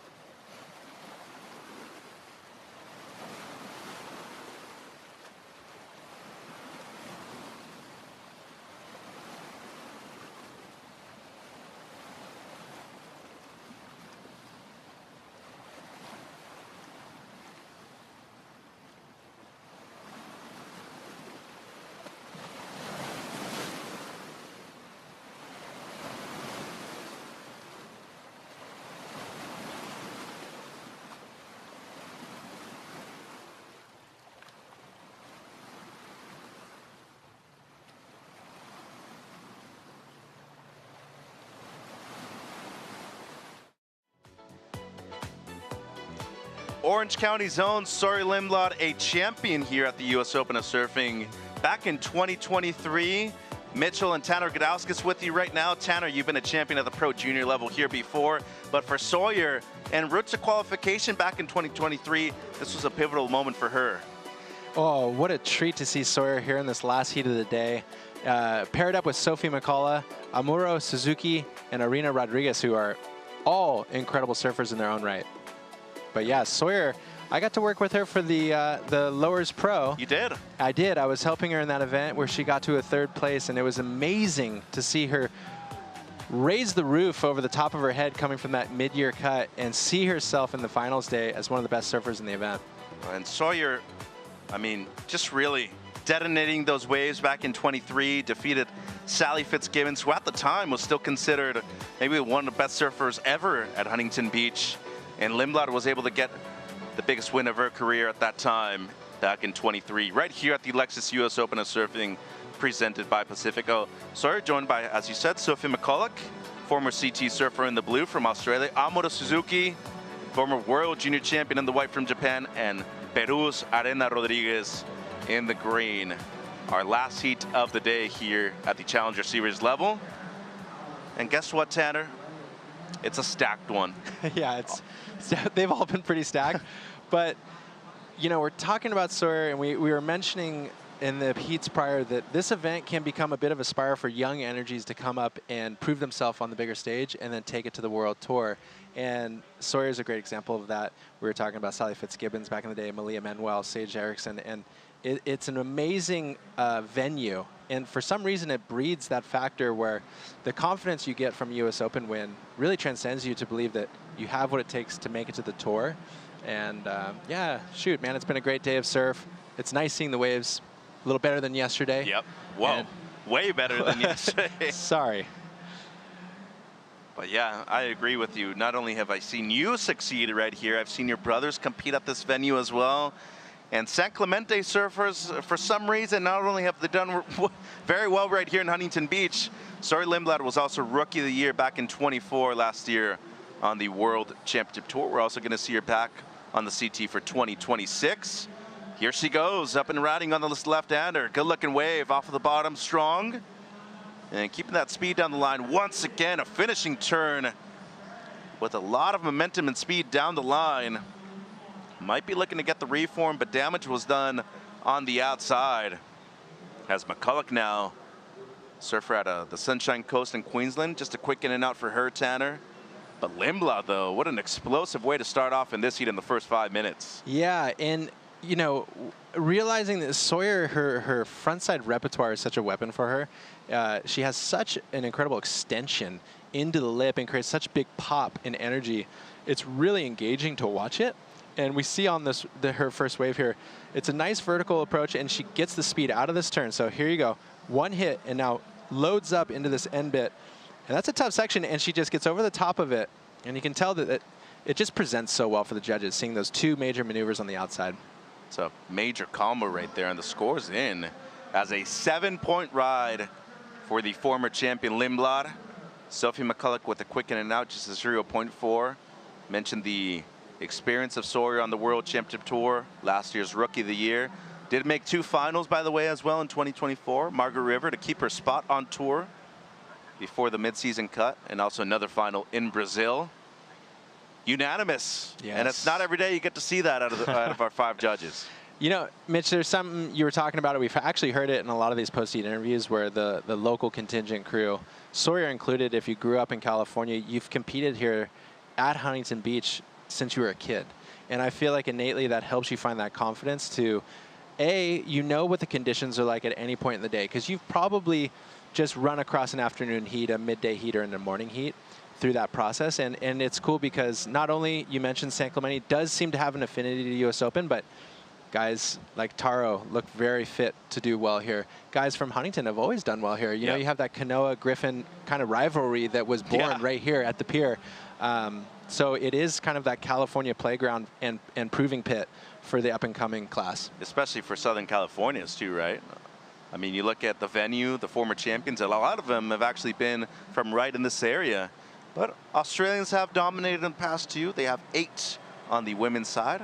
And one of them could potentially be Sophie McCulloch from Australia's Sunshine Coast. Great waves in that area, Tanner. I know you spend a lot of time in that place. Great waves in that area. And it really, when we talk about Sophie, I am such a fan of her surfing. She has such a powerful, compact base approach. And it's great, man. Like, I feel like we've seen a lot of dynamic power surfers through today executing on the outside hits, getting high scores. Mikey Madonna. You can totally become the key player of these heats by fundamental surfing. And it's kind of a different perspective that you bring up to the judges too, right? Because everybody wants to be the progressive surfer nowadays. but you know, power's never gone out of style. No, and it's such a good point. And two, even further on that, nowadays I feel like the airs are being way more scrutinized because you have to have a scale within your air range. And when you're doing really well executed, efficient power surfing, the scale is still very wide open for you to get those great scores. Amuro Suzuki, number 9 on the regional QS in Asia. 2019 World Junior Champ, actually defeated Alyssa Spencer in that final over there in Taiwan. Also a bronze medalist at the Tokyo 2020 Olympics. Great surfer in her own right. She's looking for her first Challenger Series victory in her young career. And then you also have Peru's Arena Rodriguez. Mentioned that Sofia Milanovic has been a champion here. 2006, that's back when it was a QS event. And Arena also from a great location. Number 3 in the women's QS rankings in South America. Lima, though, where she's from, plenty of waves, and most of the year you're surfing pretty good sized surf too over there, Tanner. Yeah, pretty good sized surf, diehard surf crew and community that's coming out of that area. We watched her heat yesterday, and she put it together. She has a spark and a sparkle, and I'm excited for her to get on the board. I mean, Amura and Arena, they really need to get that motion. These inconsistent heats, they've been really hard. If you can't get in the rhythm of the flurries of the sets, it can be a little punishing in the end of the heat. I can tell you who was in rhythm with the ocean out there. Kira Pinkerton, former national champion, her father, Jim, back in the 80s. Well, AJ, Kira's looking for her first CS victory. Could be happening later this week here in HB. If this first heat is any indication, Mitchell, I think she's off to a pretty good start towards that goal. Kira, talk me through the way you attacked that heat. Yeah, it's super slow, and I knew that if I had waves, I needed to capitalize. You never know what could happen around the corner, and the last like 10, 15 minutes of our heat was super slow. So to get the 5-5, just get the nerves off my shoulders, and then straight into the 8, I felt just like on top of the world, and I was like, don't get ahead of yourself now, just calm down and don't make the priority mistakes I made in that heat. So, well, casually capitalizing on that 8.17 high score on the women's side, walk me through each section and how you executed. Yeah, I was paddling back out from my first wave, and Eve was next to me. She actually had higher priority, and I saw the wave starting to come, so I darted over and kind of took off a second late, but it put me in the perfect spot for my first turn, and then I was able to just lay into the second, and it gave me the momentum to the inside, and I knew it was a good score right away. I didn't know how high it would go, but it was definitely like a huge confidence boost. We just talked about how much it's been great for you to spend some time just down the road here in San Clemente at home this year. How do you feel re-energized by that coming into this event? Yeah, growing up like 45 minutes from Huntington, we surfed so many events here, and I feel like I never spend time at home. So to have that home time before competing here, it really felt like it grounded me, and yeah, I'm super ready for all the heats I get to surf here. Cannot wait. Congratulations on the first one. Thank you. Big win for the former world junior champion, Kira Pinkerton. She's moving through into the next round in a strong way as well. 14.64 heat total. Same thing for Vagine Fierro in second place. 19 minutes on the clock right now. Outside of the 7 of Lindblad. Pretty slim pickings out there right now, Tanner. As a former pro junior champion right here yourself, you know what lows are all about here in HB. Well, got to be able to use those emotions to your advantage. Yeah, and that is such a key part of your U.S. Open experience is these lowly heats. Even if it's bombing, even if there's a lot of swell in the water, you do still come across those classic Southern Hemi lulls and flat spots. And it's about executing when the waves come in and staying confident when there are no waves. So not getting in your head, not getting rattled about your current situation, and just progressing forward. Because within 30 minutes, you're more than likely going to get your 2 opportunities, as we see Sawyer with a really nice, spicy backup score. Really smart decision for her to take off on this wave. And again, stay on her board. If you're riding a wave when it's this inconsistent, the worst thing you can do is fall off on any kind of maneuver. So she's done a really great job. That's a really smart maneuver on her behalf. I feel like you should write a self-help book at this point, Tanner. you're definitely, you know, very philosophical with your approach here in the booth. I enjoy it a lot. 7-point ride on her opener for the Saw Blade, as we call her, out of San Clemente. Older brother Taj, also an amazing surfer. Paige, her mother. Mark, her father, also talented. 7 points on her first one. This should be a good backup.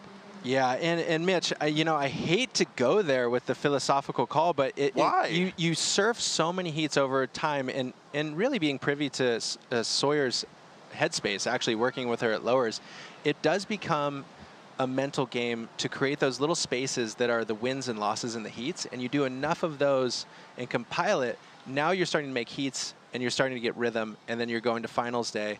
And if you do that enough times, then you've gained that confidence. It's really hard for a competitor to go from being very unconfident to now being a finals day competitor, seeing themselves winning events. And it's those small victories that you have to stay with mentally. So it all really does start between your ears, and then you apply it through what you're seeing in the water. Pacifico fan picks right there. There's a reason why she has 61% of the fans online voting for her. 16% for Suzuki in the white, 14 for McCulloch, and just 8 for Rodriguez, one of the newer names out there on the Challenger Series. I don't mind the philosophical approach. I actually encourage it. Bring it out. Yeah, because as much as possible. You've been around it for so long, right? Like, and you know that the difference of a champion versus just a really good competitor, sometimes it's not even the boards you're riding, the waves you're getting. It's really like what you're seeing in the water, your perception of things unfolding in front of you. You know, it's so crazy too. You never stop growing up, but surfing especially, the ocean humbles you every now and then. And it's a good thing, right, Tanner? Because you go to different places, you think you might be the top dog, your local spot, then you go to a different place thinking it's exactly the same. It truly ain't most of the time. Yeah, and that's the most beautiful part about being a surfer, right? Is like you're dealing with Mother Nature, and that's what makes our sport and lifestyle unique, is you're just a part of it. So I don't think you really conquer it. I think in a lot of ways you do have to be humble and have that humility to enjoy it, you know, because it's a dance. You're literally getting that opportunity to ride a crumbling piece of ocean before it hits the sand. So it is, you know, there's a lot of things wrapped up in there, but what a treat, man. Like, it's so cool. The surf community is such an amazing, vibrant group of people, and you see it in these heats too. They're global, you know. It's now we're dealing with phenomenal surfers from all over the world, and to see where the level is at and where it's going it's insane. The SoCal phenom out there, Sawyer Lindblad, with a strong lead at the moment, halfway through the heat. It's only McCulloch with a small score who is trailing her at the moment. And our last heat of the day here in the round of 32. Be right back with more action from the Lexus US Open of Surfing.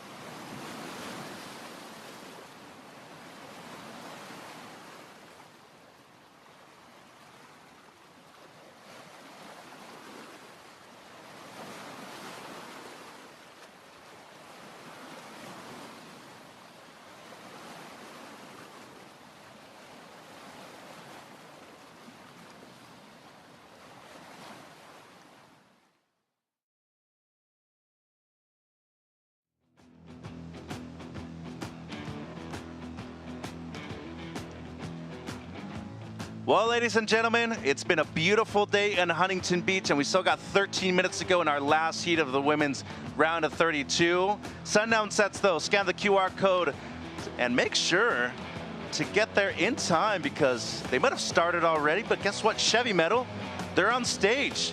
Get your tickets now by scanning the QR code on screen, and you can join us here on a beautiful sunny day in Southern California. Huntington Beach Pier, Sundown Sets, Chevy Metal. They're on stage now. Scan the QR code, get your tickets. It's been fun. Every single concert we've had for our WSL Sundown Sets. And guess what? A portion of ticket sales also benefiting the Surfrider Foundation, which works to protect and preserve the world's oceans and beaches. So also doing it for a great cause, Tanner. Oh yeah, they look like a lively group of guys as well. Chris was all frothy about it. Chevy Metal, they're on tour. Could you imagine having this as one of your venues? You know, you're like mixing it up, and all of a sudden you find yourself at the U.S. Open on the sand, literally having a sunset sundown session. It's been a slow heat so far. Outside of the 7 and the 517 for the Sawblade Lindblad, nobody else really with the wave. McCulloch has a quick in and out. And I couldn't even imagine making it through around it. You know, it can happen though. McCulloch could make it through with just the 0.4 as their one score. They did count your top 2 though. And I'm imagining that after, you know, 20-year successful career for yourself, Tanner, probably had a couple of heats like this in the past. Yeah, well, we were talking about it. Huntington, for some reason, feels like this is it's a theme that runs through where the afternoon heats can become really high tide. I mean, even think like, I'm going back in time, but the Yaden Nickel Kelly Slater final where it kind of turned off actually in the final, and it feels like in the afternoons it has that ability for it to really slow down. So it's all about, like we said, maximizing your rides, and it's great to see Arena on the board. And that is the one benefit of the higher tide, is that Huntington hop connection, which we've seen come into play in the past couple heats. Well, unfortunately, not able to get the connection, but did some work on the outside. Arena, yeah, did get to surf in the event over there in Saquarema as well, and eliminated Gabriela Bryan in the elimination round over there too. So that is, at the moment, been the biggest win of her young career so far. In her late teens at the moment, Rodriguez. Here goes Suzuki now. She was up and riding momentarily, just had a 0.43. This one gonna be way better. A dagger on the forehand for the former world junior champ, Suzuki. Looking to make the connection to the inside short break. She does. And she already started off with a great result over there in the first event of the season at Newcastle. Gonna get what seems to be one of the best scores of the heat so far, Tanner. A third of the heat remaining, just over 10 minutes on the clock. It is crazy to think you have a third of your heat and you've just opened your account, but she did a great job. Presented well, big outside turn, made the connection, and executed beautifully right on the sand, and got a little bit of the hype from the Japanese crew right there. And they've been loud all day long, actually over the course of the entire Lexus US Open of Surfing presented by Pacifico. Looking at Arena's wave first, waiting on this score right here, Tanner. Well, this wave itself didn't have very much to offer. She did great staying on her board. Even that turn, that's a really tricky section, and it's going to peter out into the fat spot. But again, sometimes it's just about getting rhythm. Sometimes it's about starting your heat and knowing, okay, I'm fully engaged now, and we got to finish strong. Then McCulloch was able to actually able to get something on the outside of 2.33 for her best. Yeah, and this was a split peak with Arena, so it is interesting. That had a lot more size on that wave, but still it looked jumbly. It looked really hard to execute those clean maneuvers. And then quality right here, Tanner. Just one, but well done for Amuro. It's eye-catching, right? Like, you're watching that, and there's spice in the turn. You know she's engaged and ready to go. I back this as a really good score for this heat, and it's hard making that connection and still staying lively enough to hit it with pop. Fit in one more on the inside shore break section as well. 9 minutes on the clock. Waiting for a couple of scores. This literally just went down, Tanner. 3.27 for Rodriguez, moves up into second, paddling back out.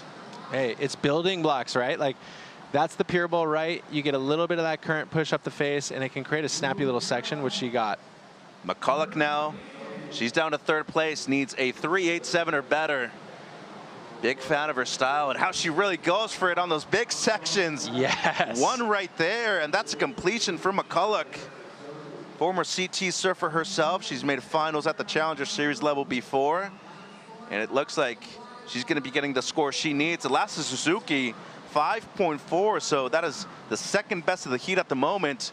This seems to be a pretty good wave, though, Tanner. You know what I loved here is how she set this up. Delivers a first great hit, and then you see all the emphasis coming into this final section, and she nails it. Comes down with the lip. It's really hard to ride out of that clean, and that's going to be a great score for Sophie. The section, the quality of it, but really the intensity of everything going into that last turn right there from McCulloch. Outstanding for her. 7:45 on the clock. Priority with the heat leader, Lindblad, waiting on the score for Sophie. Meanwhile, Suzuki down to third place, needing less than a 1 to move up into the top 2. And it's the Peruvian Rodriguez at the moment in the hot seat. looking to improve on just a 2.93 as her backup score. So interested to see what they give McCulloch right here, needing just under a 4-point ride with the quality of the section out there, the intensity of it. Seems to me like she really put in everything that didn't happen in the first 20 minutes of the heat into that specific section right there, Tanner. Totally. And again, it's about having those two rides. Sawyer's a great example of it. Opens with a 7, backs it up with a 5.17. So really, when you're looking at Arena in second place, she doesn't have that foundation. She really essentially has 2 3s. And so Amura is well ahead of that with her top score at the moment, and she only needs a 1-point ride under that to get over the top of her. And Sophie is kind of in a similar spot. Basically, she'll then be able to make a great gain if this wave comes in scored properly. 6:30 on the clock. Scores trickling through. Positive indications for Sophie McCulloch. And a couple of judges saying excellent surfing. Don't mind that at all. And it comes through as a 7.57 for the Australian, right up into second place right here. And a spread right there, 6.8 all the way to an 8-point ride. The average comes through as a 7.57 though, so a score in the upper good range. Into second place right now. Lindblad still holding on to priority. Rodriguez down to third. And Suzuki now needing a 4.51 with just under 6 minutes on the clock.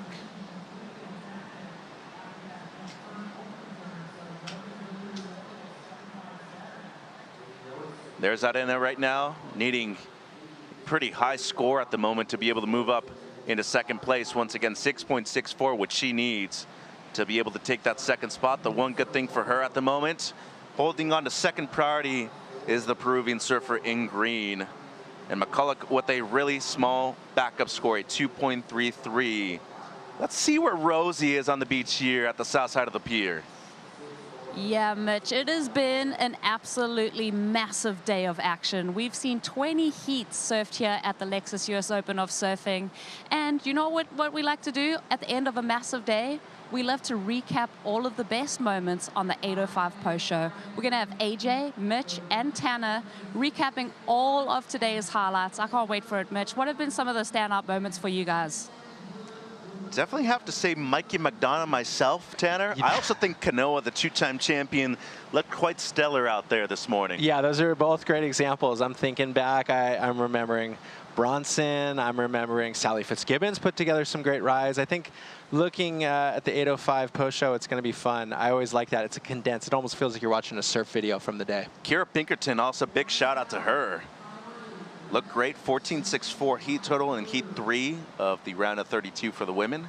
So the 805 post show coming up right after heat number 4.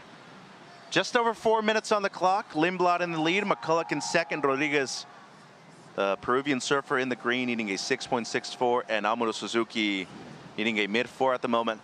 Interesting fact, Rodriguez is a first-generation surfer herself. Parents did not know anything about surfing, live in Lima. She tends to travel quite a bit with the Peruvian national team herself, but didn't really touch a board until, you know, she eventually found a surf school herself, and now her parents are slowly getting involved. Tanner, it's becoming a family affair for the Rodriguez clan. Well, that's a great thing. I mean, it brings the family in, but that's also incredible that she's at such a high level coming from a first-generation background. A lot of these competitors, you know, you're seeing, even Sawyer Lindblad's a great example. Her dad's really well known within San Clemente. He's a great surfer, and being able to tap that insight inside your household probably opens up that door pretty wide, but it proves that when you really have the drive and the hunger to improve yourself on a surfboard, you can make it all the way up to the top. That's a great story. I love that you shared that. And a great surfing nation, Peru. She was at the moment the highest rated South American surfer on the Challenger Series, surfed in the Vivo Rio Pro, defeated Gabby Bryan, who was at the moment #1 on the planet right back then. Defeated her.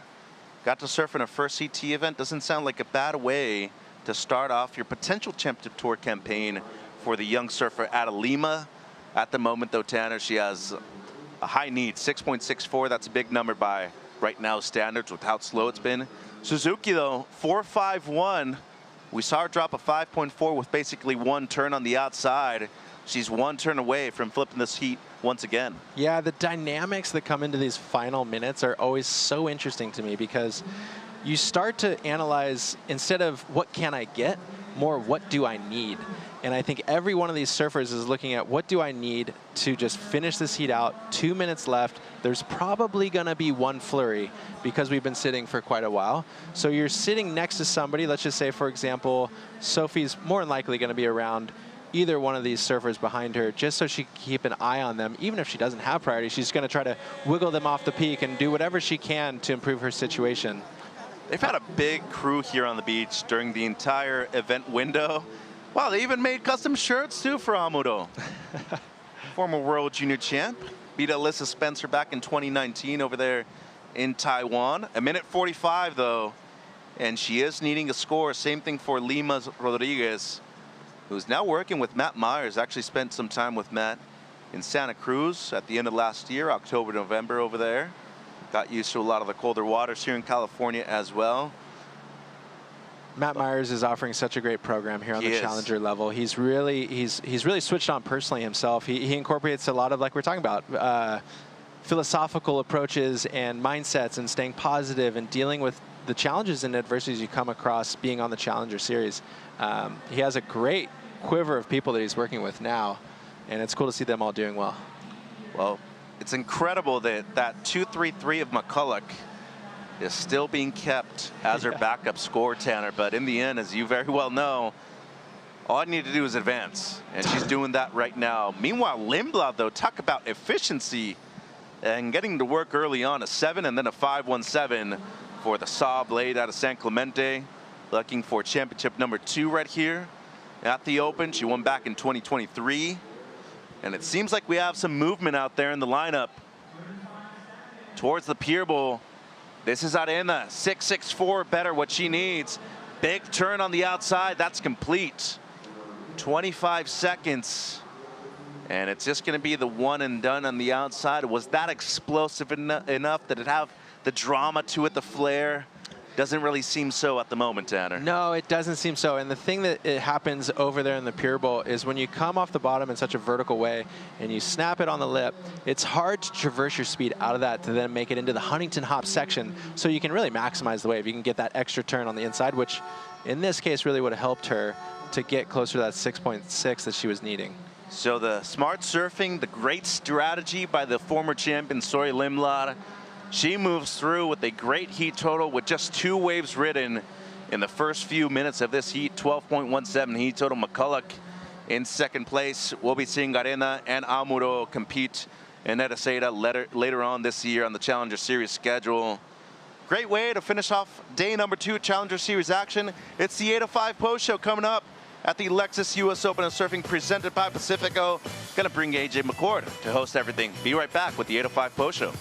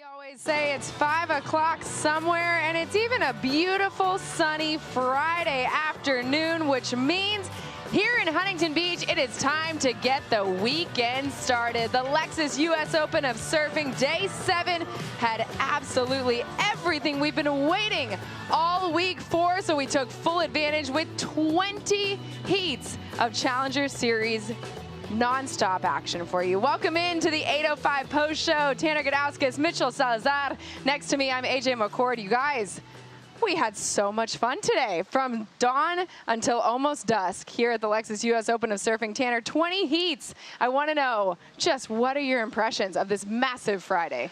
Oh, well, you know, coming after the day prior, we were all ready for the action, and today absolutely delivered front to back. I think I was calling the first heat of the day, and Mitch and I, we finished with just great heats. Like, everyone had a dynamic structure, and it was such a pleasure to be in the booth. Such a dynamic structure in the water, out of the water. Mitch, I honestly can't believe you still have a voice, because there was so much action. I heard you get so jazzed every single time. Pick one moment for me that's going to stick with you tonight. Yeah, it's hard for me not to say my friend Kanoe Igarashi, the two-time champion. Had a big come from behind win right there, and I thought he looked spectacular. Brand new fins too, Future Fins Alpha 3.2, the Vector 3.2's brand new model, and you know, I think overall a great day. Waves showed up, AJ, and I'm really excited that we got some more momentum and of course consistency out there with the waves too. Kanoa, one of those championship tour athletes that came back here to Huntington Beach to show all of us really just why they are on the world tour, and one of the best.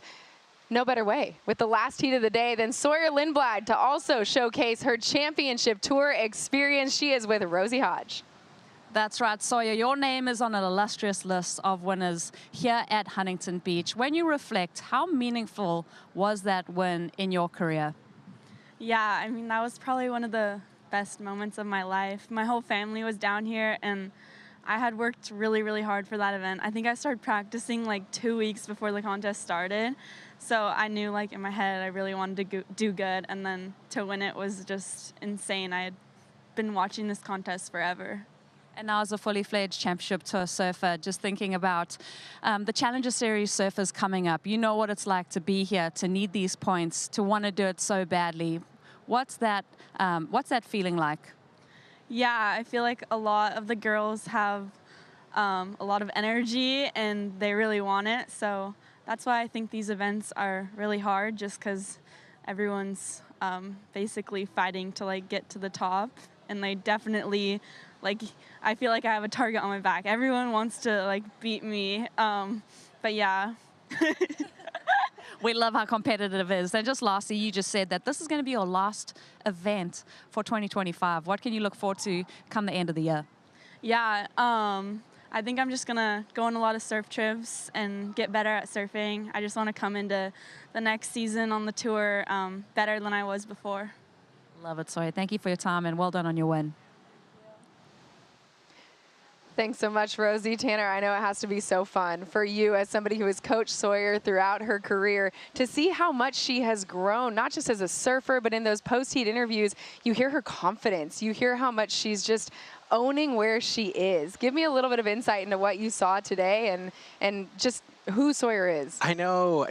I'm watching that interview. I'm just so proud of her, and I feel like she owned the moment today. She's got the confidence inside of herself, but also is just, she's confident enough to know, hey, like, I'll take the rest of this year off. I want to develop my surfing outside of the jersey and then bring it back into the tour. It takes strength to do that, you know, and she will. I mean, next year, I think we're all going to be watching to see what Sawyer does. So it's great that she's in this event. Hopefully she goes deep. I mean, she could be a 2X champ. Who knows? Would be incredible. And Mitch, she mentioned the fact that she's not going to compete for the rest of the year, which means likely we are looking at that April 2026, the start of the 2026 championship tour season. A lot of these surfers facing a longer off season than they have had in quite some time. How do you see them getting impacted by that, and do you feel like there's an element of you know, needing to take advantage of a long off season and be prepared? Yeah, well, I think more than anything, it's meaningful that you need that time off, because the format's going to change for next year. There's no cut, but you go straight into head-to-head matchups. So for a lot of these people that have been surfing those heats for a longer period of time, more than anybody else on the Challenger Series, it's important for Sawyer to be able to take that time away, regroup, and focus on what's really cool. Go surf for their friends and family, and I think in the end, that's got to be the basis of things, AJ. Absolutely. Speaking of friends and family and surfing for who's in front of you and in your corner, we got to talk about the Costa Ricans today because, oh my goodness, we had 2 women competing against each other. The Costa Ricans short up Pura Vida, Mitch. Leilani McGonigal, Brisa Hennessy moving on. Yeah, Lei looked great, especially at the end of the heat. Her wave selection was on point. She was riding that ECT board from Channel Islands, but to me, her wave selection, after doing so well here in the QS events, the smaller ones, just seems like she's found her comfort out here, AJ. Absolutely. And then, Tanner, let's talk about Brisa Hennessy, another CT surfer. So much presence and calm to get the buzzer beater. You have to love a classic US Open buzzer beater. And literally, Brisa delivered. This is the wave right here. Dynamic first turn. This is in the Pier Bowl. She was all by herself and kind of essentially snuck this ride and did so great. She executed this inside perfectly, and it was close. You know, she came to the beach not knowing how that was going to shake out, and of course, she came away with advancement. The Huntington Hop is called that for a reason. It is critical. If you want to have a good US Open of surfing, you got to perfect the Huntington Hop. Brisa doing it there, but unfortunately in that heat, with the 2 of them moving on, it means we have lost Sierra Kerr and Macy Callahan here in the round of 32. Mitch, the loss of Sierra, break it down a little for us. Yeah, I mean, she had the 6.33 really from the get-go and then wasn't able to get the backup. She fell on a few waves, and Macy Callahan, well, she won the last Challenger Series of the year in 2024, so kind of a big loss right there for Macy too, but a competitive heat, she barely lost out in that one too, so Brisa just barely getting her at the end. That was a really tough heat, as I feel like we saw all day today, and in a flurry of action, the flurry that maybe flurried the most was the one with Kanoa Igarashi. That heat had everything in the dying moments, an 8.5, a 7.7, but Gentile, Crisanto, we had so much talent in that heat, Tanner. How did Kanoa separate himself? Well, he even came in that post-heat interview and he said that the air section he knew he was going to have to lift and he was hoping for pop, but the board he was riding actually popped more than he expected, so he kind of had to go into survival mode and he pulled it off, and we all were watching. And of course, an incredible score, but this heat front to back was stacked. Like, it was so enjoyable to watch these guys just go blow for blow. Like Ian Gentile right there, that's an insane maneuver to pull off right by the pier. I actually went up to him later on, AJ, and I told him, like, hey, keep your head up high, because to me, there wasn't a loser in this heat. There were 3 surfers with an excellent score, and as we saw right there, that was the highest mark of the heat, but 2-time US Open champ, he's trying to become number 3, but a busy week ahead for Igarashi. He's been everywhere, signings, activations. I mean, he's really at home, supposedly on vacation. It's really a work week for him. It is, but for him, when he gets to surf Huntington Beach like this, I think he thoroughly enjoys it. And Mitch, touch on Nishi as well, too, because coming out of that heat in particular, so impressive. Yeah, no, I'm super impressed. 8-point ride, 6.77. The kid looks good. A lot of flow right there, especially on the forehand. At that point of the heat, he was the only person with an 8. I'm really proud of him, and I think he has a long way to go right here at the Open, AJ. I was really impressed too, Mitch, with the zest and the energy, Tanner, that these surfers brought today. I was catching up with Jacob Wilcox, and he said, you know, obviously you like the surf to show up in big ways throughout the week, but in some ways, not having it made them show up today and be so much more excited for what they were getting a chance to surf in. And now, as we look at the Surfline forecast, there's more ahead, Mitch. What are we seeing down the road here for the weekend? Yeah, well, luckily for us, I mean, the consistency not only picked up a lot today, the size did too. Still having that wind swell all the way through the weekend, which is really going to peak things up for us. It's what we want to see here in the summer times, because if not, it's just straight closeouts. But we do have that southwest picking up. More than anything, though, I think the swell period is also going to be really beneficial with that tropical activity coming, Tanner. Yeah, Kevin stopped in the booth today and he was talking about that. A little bit of a hurricane energy potentially setting up later in this event window through the weekend. And he said it's going to be promising to finish. The finals day will be in the best day of waves for the event, which is always the best way to do it. Things we love to hear. Something else we absolutely love when we come to Huntington is Rising Tides, one of our favorite initiatives here at the WSL, getting the next generation of female surfers involved and surfing with their heroes. Here's a look at what we did here in HB.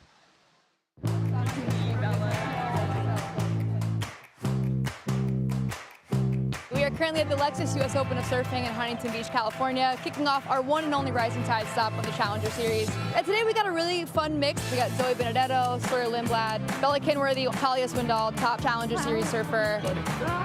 And you know Sawyer Lindblad? Yeah! This really is their first taste. They're going to meet the pros. What's your name? Probably at Calera. And I just go slow and I'm tired. Nice to meet you. So it's kind of cool. We get to kickstart their career with them, and then we get to follow them and cheer them on as they go through the draw. You want a smaller medium? The Q&A was super fun. The girls had lots of questions, a lot about surfing pumps and boards and equipment. What's the biggest wave you guys ever surfed? Probably like Sunset Beach. Actually, no, Tahiti, yeah. Chopu was the scariest wave I've ever surfed. They seem to be really competitive and serious. Let me show you how to do it. Yeah, it was my first session. And Fourth session of the day? Yes. Oh my gosh. She got my phone traction pad. I want to be a pro surfer when I grow up. Rising tides is super, super, super cool. The young energy that they bring is like really inspiring, and it's just like I remember feeling that way with the older girls when I was growing up. I think it just makes it fun because you get to be a bunch of girls who really inspire you, and one day you may even get to compete against them. Like, it's just so fun to like surf with them and get like the inside scoop. And they get the opportunity to be around the women that they've looked up to and to have kindness shared with them. I like the one at Huntington. Yeah, you gotta say I like to do I mean, surfing is a metaphor for life, right? You never know what you're gonna get, and you have to be creative, you have to be strong, support other women and other girls to get where you need to go. I grew up like being one of the little girls, and I got to like surf with the girls I looked up to, and it was just such a special day. And so I'm sure that a bunch of them will like be in the same spot, and that's just like so cool to see. Kind of created this really cool mentality around the world. Girls are watching their friends in Brazil do it, in Tahiti surfing chopu, and it's like you want to be a part of it. You want to be one of the girls that are in the program, and the world kind of gets to share in that. Once you've done the program, you're a part of the family. So it is cool. Yeah, girls are reaching out. They're asking when can they be in the next one. So we're opening it up. We want new girls to get this experience, and then be on our tours, and we get to root them on.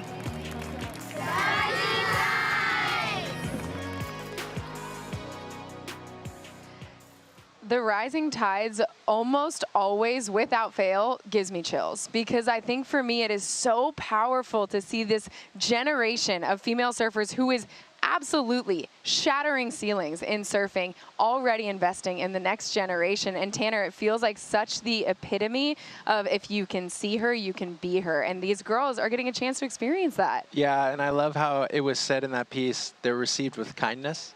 That's a big difference, you know. It breaks that barrier down, and it shows that everybody's human, and their heroes are just normal people like them. But also that community that is created there is so strong, and I wonder it must have an effect. The girls that are on the tour now are getting younger and younger. It's almost blending that line from the rising tides. It's really incredible program. Absolutely. Mitch, what do you think? I mean, being around Southern California, the QS is all around the world. Tell me a little bit about how you've seen the next generation of female surfers just getting better and better. Yeah, well, it's definitely a program that works with Rising Tides. Erin Brooks and Sori Lindblad are actually a product of this program right here. And I truly feel that the amateur events, the qualifying series within the region, the Pro Junior program is also something that they've really benefited on. But having the focus on them, we probably wouldn't have, as Tanner said, the youth that we currently have on tour, AJ. So really beneficial to them, and really cool to see, especially here in HB too. Absolutely. All right, we had 20 heats today, and I do not envy our producer, Ted Chavanis, for having to figure out the top 5 moments, but these are undoubtedly them. The Eero top 5 moments of this beautiful Friday in Huntington Beach. We're gonna start with, speaking of junior champs, Bronson Mitch. So impressive today. Yeah, our current world junior champ, and you know, he's been passing a lot of these tests with not only flying colors, been impressing me with the way he's competed too, because it's easy to get stale over there in Indonesia with so many good waves, and you don't want to compete in some kind of slop, especially when you look at Huntington. You're like, why would I go to a beach break when I have perfect waves at home? But boy, 6.33 as the backup, 7.17 on his best. He looked great out there this morning, AJ.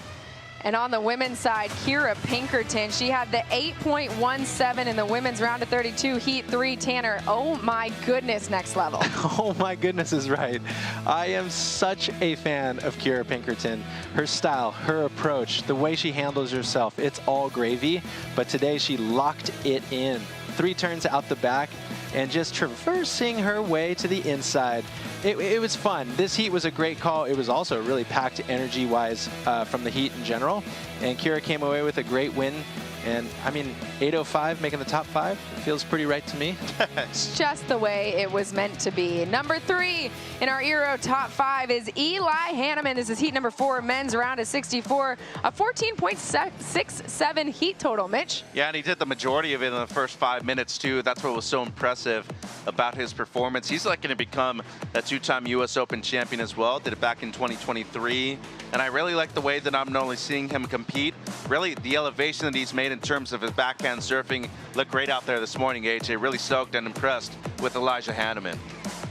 And on the number 2 spot, surfing is just more fun when Sammy Pupo is surfing the way he is right now. Tanner, the buzzer beater, 6.93 to get the win. Here we go. And you want to talk about emotion, you want to talk about passion. Sammy Pupo fully delivered today. What a great post-heat interview he gave. There's so much insight to where he's at in his life right now, and he's getting the job done. It's amazing. You can feel it here in the booth, and it was electric. Sammy Pupo, incredible surfer, really sick air today. Well, one person before he paddled out says this is as good as it gets. This man, Kanoa Igarashi, as good as it gets here on Friday. Mitchell, my goodness, an 8.5 and a 7.77. Yeah, and riding fins for the first time, too, the Black 632s, and board looked incredible to me. I think he's done some amazing work with Jason Stevenson in the offseason as well. But as you can see, tail high air reverse.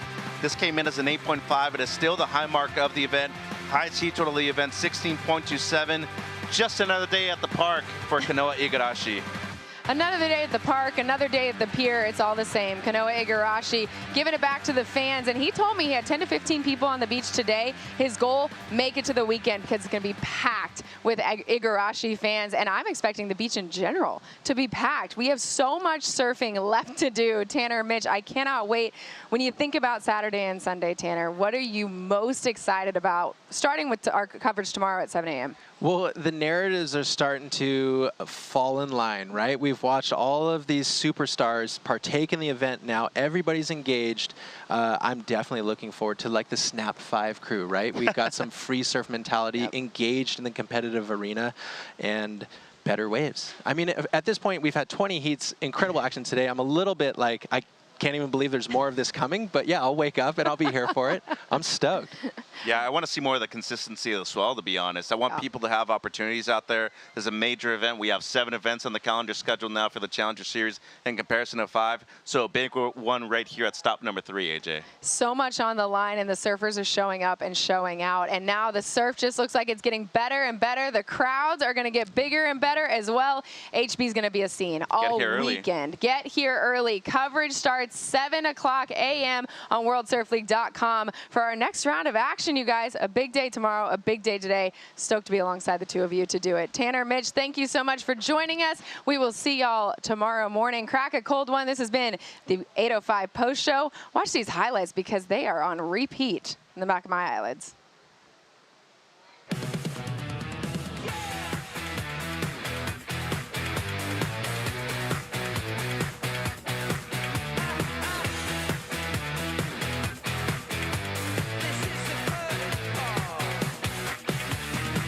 To the scene, but I flip the script. Got my tools, I came equipped. Favorite stars, it's me, they rip. Stone cold bangers, no song skips. Playing in your head like a radio jingle. Hold my coat, I'm off to mingle. Gold on my neck and the platinum single. Taking it all, gonna keep it simple. You want it, you got it. You can have it all. You want it, you got it. This is the curtain call.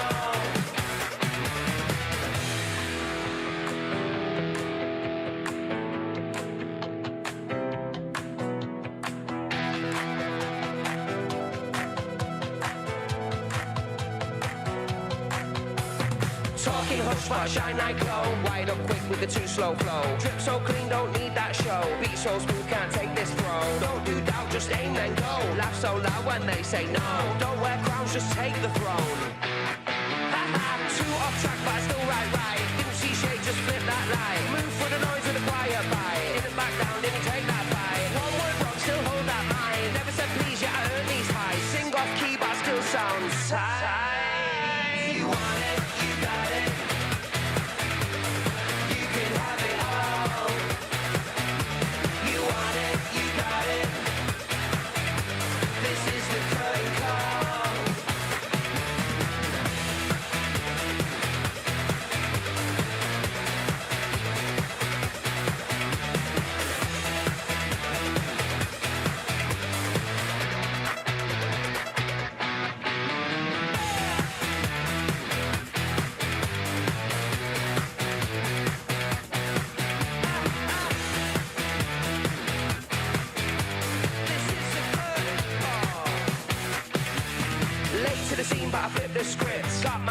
I came equipped. Your favorite stars, it's me they rip. Stone cold bangers, no song skips. Playing in your head like a radio jingle. Hold my coat, I'm off to mingle. Gold on my neck and the platinum single. Taking it all, gonna keep it simple. You want it, you got it.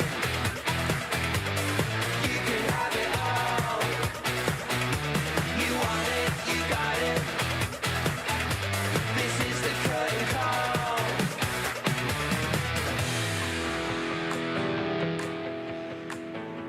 This copyrighted event broadcast is produced by the World Surf League for broadcast around the world and may not be retransmitted, reproduced, rebroadcast, or otherwise distributed or used in any form without the written consent of the World Surf League. So clean, don't need that show. Beat so smooth, can't take this throw. Don't do doubt, just aim and go. Laugh so loud when they say no. Don't wear crowns, just take the throne.